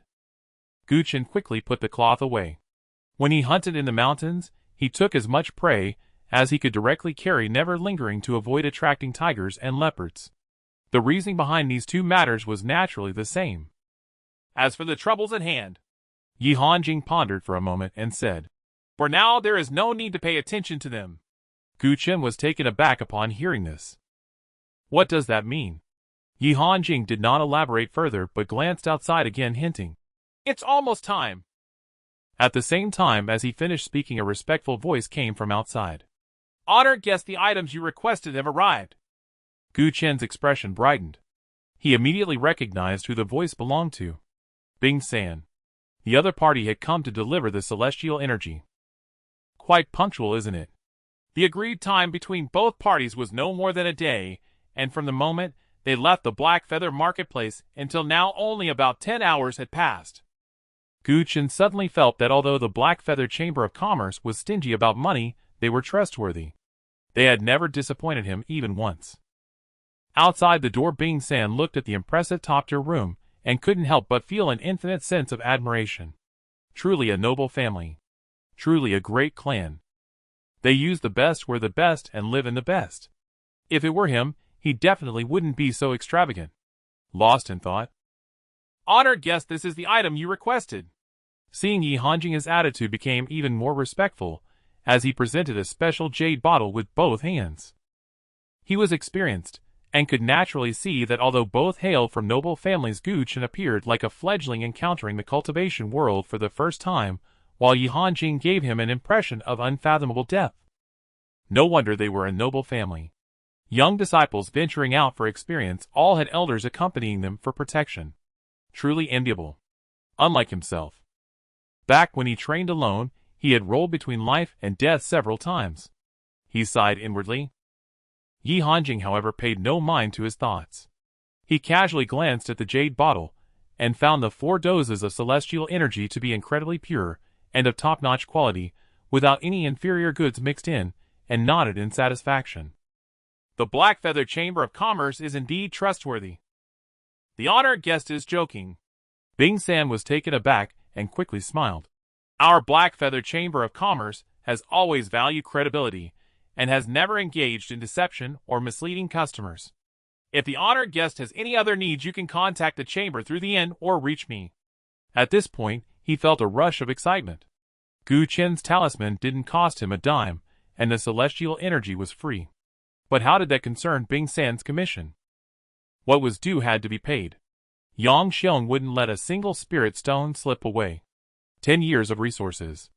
This time he struck it big. After performing all the necessary courtesies, he was about to take his leave when Yi Hanjing suddenly called out to him. Does the honored guest have more matters? Previously you promised us. Yi Hanjing coughed twice and directly asked. During this period you will guarantee our absolute safety, right?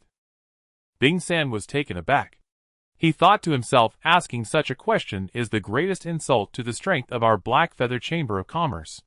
Esteemed guest, you may have a misunderstanding of our Black Feather Chamber of Commerce's capabilities.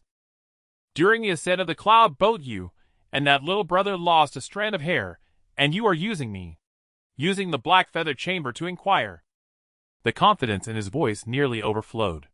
Yet Yi Hanjing did not respond. After fiddling with the jade bottle for a moment, he added, although your level is low, you are quite decent. I'll give you another piece of advice. Bing San's lips curled. Esteemed guest, please speak. Call more people. Yi Hanjing stated directly. I fear that when the time comes the scene will be too large and am afraid you won't be able to handle it. Bing San was puzzled. He felt a bit humiliated. He thought, esteemed guest, you saying this is the greatest humiliation to me, Bing San. No to my iron floating tower. I will remember that. Of course, feeling humiliated aside, he still had to give face to a big client. Yi Hanjing did not speak further. Once the door closed, only Bing San remained lost in thought. He actually understood Yi Hanjing's good intentions. But let alone a mere Luocheng sect, even the Jiang family. He hardly took them seriously. However, years of experience taught him to remain cautious. What if there really was a big scene? Lost in contemplation, he took out a jade talisman and sent a message to Yang Xiong. Since it is a mobile chamber of commerce, it naturally won't stay in one place for too long. At this moment, the Black Feather market had already dispersed. Both buyers and sellers were satisfied, and Yang Xiong began to prepare for the chamber's migration, getting ready to head to the next destination in a while. While busy, he received a message from Bing San. After a glance, he couldn't help but laugh in anger. Having been in business for many years, he was very experienced. Although Bing San's message seemed to merely express concerns about the reputation of the Black Feather Chamber of Commerce, he could read the 3 other words hidden between the lines. Need to pay more. It should be noted that the guards of the Black Feather Chamber naturally have different ranks. The higher the rank, the more dangerous, and thus the price is higher, and the remuneration for the guards rises accordingly. What big scene? It's just the Jiang family at most adding a mediocre Luocheng sect. What kind of scene can that be? Moreover, I have already given you the iron floating tower's price. How much more do you want? While secretly complaining, he promptly replied to Bing San, exuding confidence. It doesn't matter, I will take action. After replying, his anger subsided significantly. Once the anger faded, his expression suddenly became awkward, and he felt a bit embarrassed. In the chamber, his status was indeed much higher than Bing San's, but in the cultivation world, although he had remained silent for decades, the name of Iron Floating Tower was naturally far from comparable. He had sat as the president of the branch for decades without making a single mistake, naturally having a cautious personality. It's commonly said that he thinks too much. What if there really was a big scene? A scene that Bing San, no iron floating tower, couldn't handle. Could I really manage it? Thinking of this, he subconsciously glanced towards the 4th floor of the chamber. Should he, just to be safe, mention it to the Lord? The commotion outside. The relationship with Gu Chen was not significant. As night fell in that top-tier room in Yuluo City, 5 strands of innate qi hung before Gu Chen, some sharp, some vigorous, some gentle, some blazing, some heavy.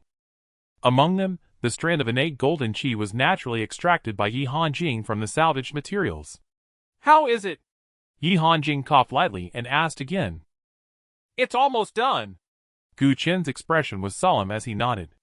The first step of the heavenly refining method is to absorb the 5 innate qis into the 5 organs, nurturing a wisp of body-tempering fire, which can be used for alchemy externally and body refining internally. Throughout the entire day, Yi Hanjing had been explaining and demonstrating the various changes of the heavenly refining method to him. The content was profound and obscure, vast and profound, and included many unconventional ideas that were beyond common understanding, which he simply could not comprehend in a short time. Fortunately, he needed to grasp the initial 1,000 changes to get a glimpse of the approach. Then let's begin. Seeing that he had mastered those 1,000 changes proficiently, Yi Hanjing said no more. Gu Qin nodded slightly, raised his arms slightly, and gathered his 5 fingers to draw the 5 innate qis into himself and into his 5 organs. In an instant, an indescribable pain, dozens of times stronger than the backlash from the blood-spirit technique, suddenly surged in, with a temperament as resilient as his. He also trembled, sweating profusely, and even a trace of blood appeared in his 7 orifices. The 5 qis were innate. The 5 organs, however, belonged to the acquired. To absorb the innate with the acquired. Even though his body-tempering realm had reached perfection, and his 5 organs were stronger than those of the same realm cultivators, it was still somewhat difficult to bear.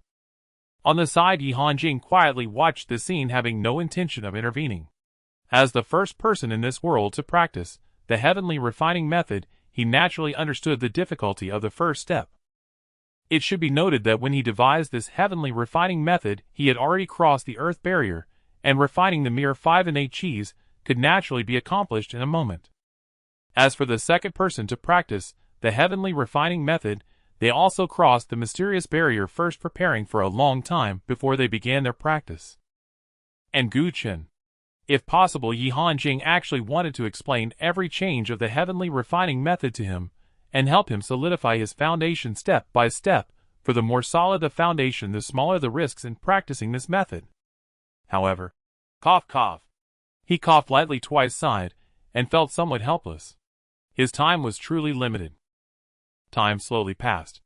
Under the rampaging innate qi, Gu Qin's injuries worsened, but relying on the healing abilities of the top-tier room, he still gritted his teeth and held on. To enter the heavenly refining method, it naturally required more than just the 5 innate qis. The needed spiritual energy was also unimaginably terrifying. Calculated. It could almost make Gu Qin, who could become rich overnight, instantly turn into a pauper, and even owe a mountain of debt. The room was filled with howling winds. Dense spiritual energy surged, like a tide, constantly gathering towards Gu Qin, gradually forming a vortex of spiritual power. A day passed. 3 days passed. 7 days passed. Gu Qin gritted his teeth, his 5 organs shattered, and then repaired, and then shattered, and repaired again, gradually able to bear the domineering 5 qis, and began the most critical step. However, downstairs the innkeeper began to panic. 7 days. A full 7 days. The resource consumption speed of that top-tier room was at least 10 times that of usual. No, even more than 10 times. In fact, he could no longer remember how many times he had filled a gathering spirit array with resources. In any case, the value had already far exceeded 120 high-grade spirit stones. These 2 guests, are they here to ruin my black feather chamber of commerce? Seeing the gathering spirit array once again issuing a warning of insufficient resources, the innkeeper was completely stunned. He suspected? No. He was absolutely certain that Gu Qin and Yi Hanjing were definitely the first guests since the existence of this top-tier room who could make the inn lose money. No, who could make the inn lose everything. Gu Qin was naturally unaware of the innkeeper's complaints. Of course, if he had known, he would have laughed out loud on the spot. At this moment, he was completely immersed in his thoughts, forgetting the passage of time and everything else, following the steps of the heavenly refining method to encompass the innate qi within his 5 organs, seeking to merge the 2 completely. The process was naturally excruciating. Even with a profound foundation, his 5 organs shattered and healed repeatedly. Whenever he felt he could not hold on any longer, Yi Hanjing would flick his fingers, and a healing pill would dissolve and enter his body. Coupled with the special nature of the heavenly room, his feet would constantly rise and fall before the gates of death, refusing to cross over. Time passed swiftly. It had reached the 10th day. Seeing him on the verge of collapse again, Yi Hanjing prepared to dissolve the last healing pill to prolong his life. However, with a slight movement of his finger, he seemed to discover something, and suddenly halted his actions. It worked. A barely audible sigh escaped, filled with relief, admiration, and appreciation. At this very moment, Gu Qian's 5 organs had undergone inhuman torment multiple times, no longer resembling their original forms, now covered in 5 layers of innate treasure light, white, blue, black, red, and yellow, like 5 differently colored gems, deeply embedded within his body. This meant he had thoroughly integrated and refined the innate 5 qi, and the strength of his 5 organs far exceeded their previous state by several folds. Consolidate. In his mind, a voice that only he could hear suddenly called out, and the 5 strands of innate treasure light trembled, beginning to spiral and collide around each other, chasing one another in an extremely profound rhythm, achieving a perfect cycle in an instant. With a whoosh. At the moment the cycle was completed, a warm and intense essence surged from his body, causing the spiritual energy in the quiet room to ripple slightly. Looking inward, Gu Qian immediately saw that outside his Dantian Qi Si, in the center of the chaotic void, a flame as thick as a thumb, both real and illusory, was quietly hovering and gently swaying. The core of the flame was transparent. The periphery, however, radiated a halo of red, blue, yellow, white, and black, cycling endlessly, as if containing a miniature world of the 5 elements. 5-element fire.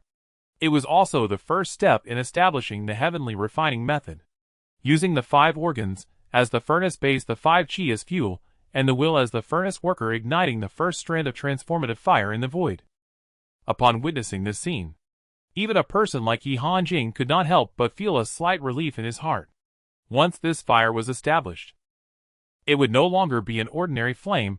It was born from within and intertwined with Gu Qian's life. With a thought, it could be commanded as easily as an arm and a finger.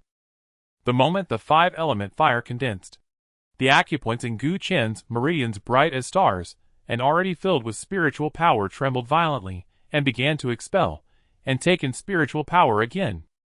Human acupoints, corresponding to the number of the heavens.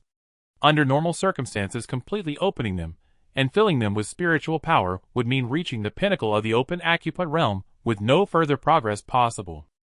However, this was merely the usual situation.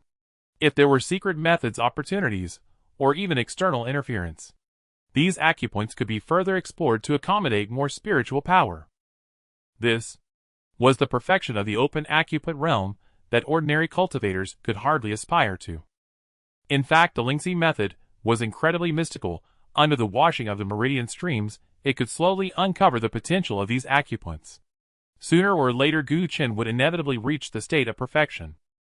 But now, because of the initial success of the heavenly refining method and the birth of the 5-element fire, this process was greatly accelerated.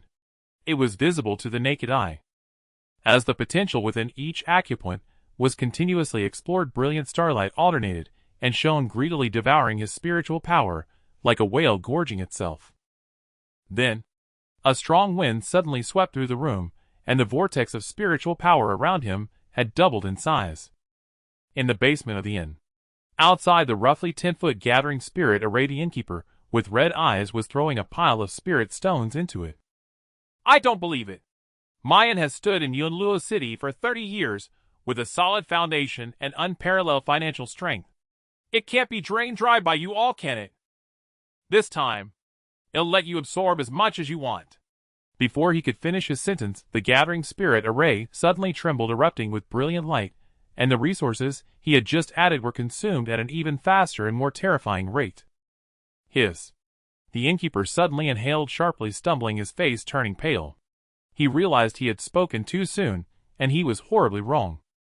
Gu Qian and Yi Hanjing were not here to leave the inn bankrupt. They are here to drive the inn to bankruptcy. He could already imagine the scene of the merchant association telling him to shut down and get lost after discovering the inn had suffered such great losses. In the end, Gu Qian was still kind. After gorging himself for a full half hour, he stopped his cultivation and reopened his eyes, leaving the innkeeper a glimmer of hope. Of course. Mainly because he could no longer absorb any more. Uncle Yi, I have succeeded. Feeling the fi-colored divine flame outside his dantian, he had an inexplicable feeling of unreality. It worked. Yi Hanjing too changed his usual calm and indifferent tone, expressing with some emotion. Strictly speaking, you are the third person in this world to successfully cultivate the heavenly refining method. The third. Gu Qin's heart stirred. He knew that Uncle Yi was the creator of the heavenly refining method, so he must be the first to succeed. Then, who is the second person? Not bad. Yi Hanjing fell silent for a moment, without answering his question, merely praising. With your cultivation level, being able to master the heavenly refining method in 10 days is quite commendable. 10 days! Gu Qin was first taken aback, then felt pain. He was shocked by how deeply immersed he was in his cultivation, and the immense pain he endured, completely unaware of the passage of time. But the pain came from. Did 10 days really pass without him realizing? Will I be able to recoup my losses? After the shock and pain, curiosity filled his heart. Uncle Yi, how long did it take you to enter the heavenly refining method back then? Yi Hanjing said nothing, simply extending a finger. 1 day. 1 hour. Seeing him remain unresponsive, Gu Qin was horrified. You can't be saying it was just a quarter of an hour. Yes, it was 1 breath. Yi Hanjing revealed the correct answer. Gu Qin.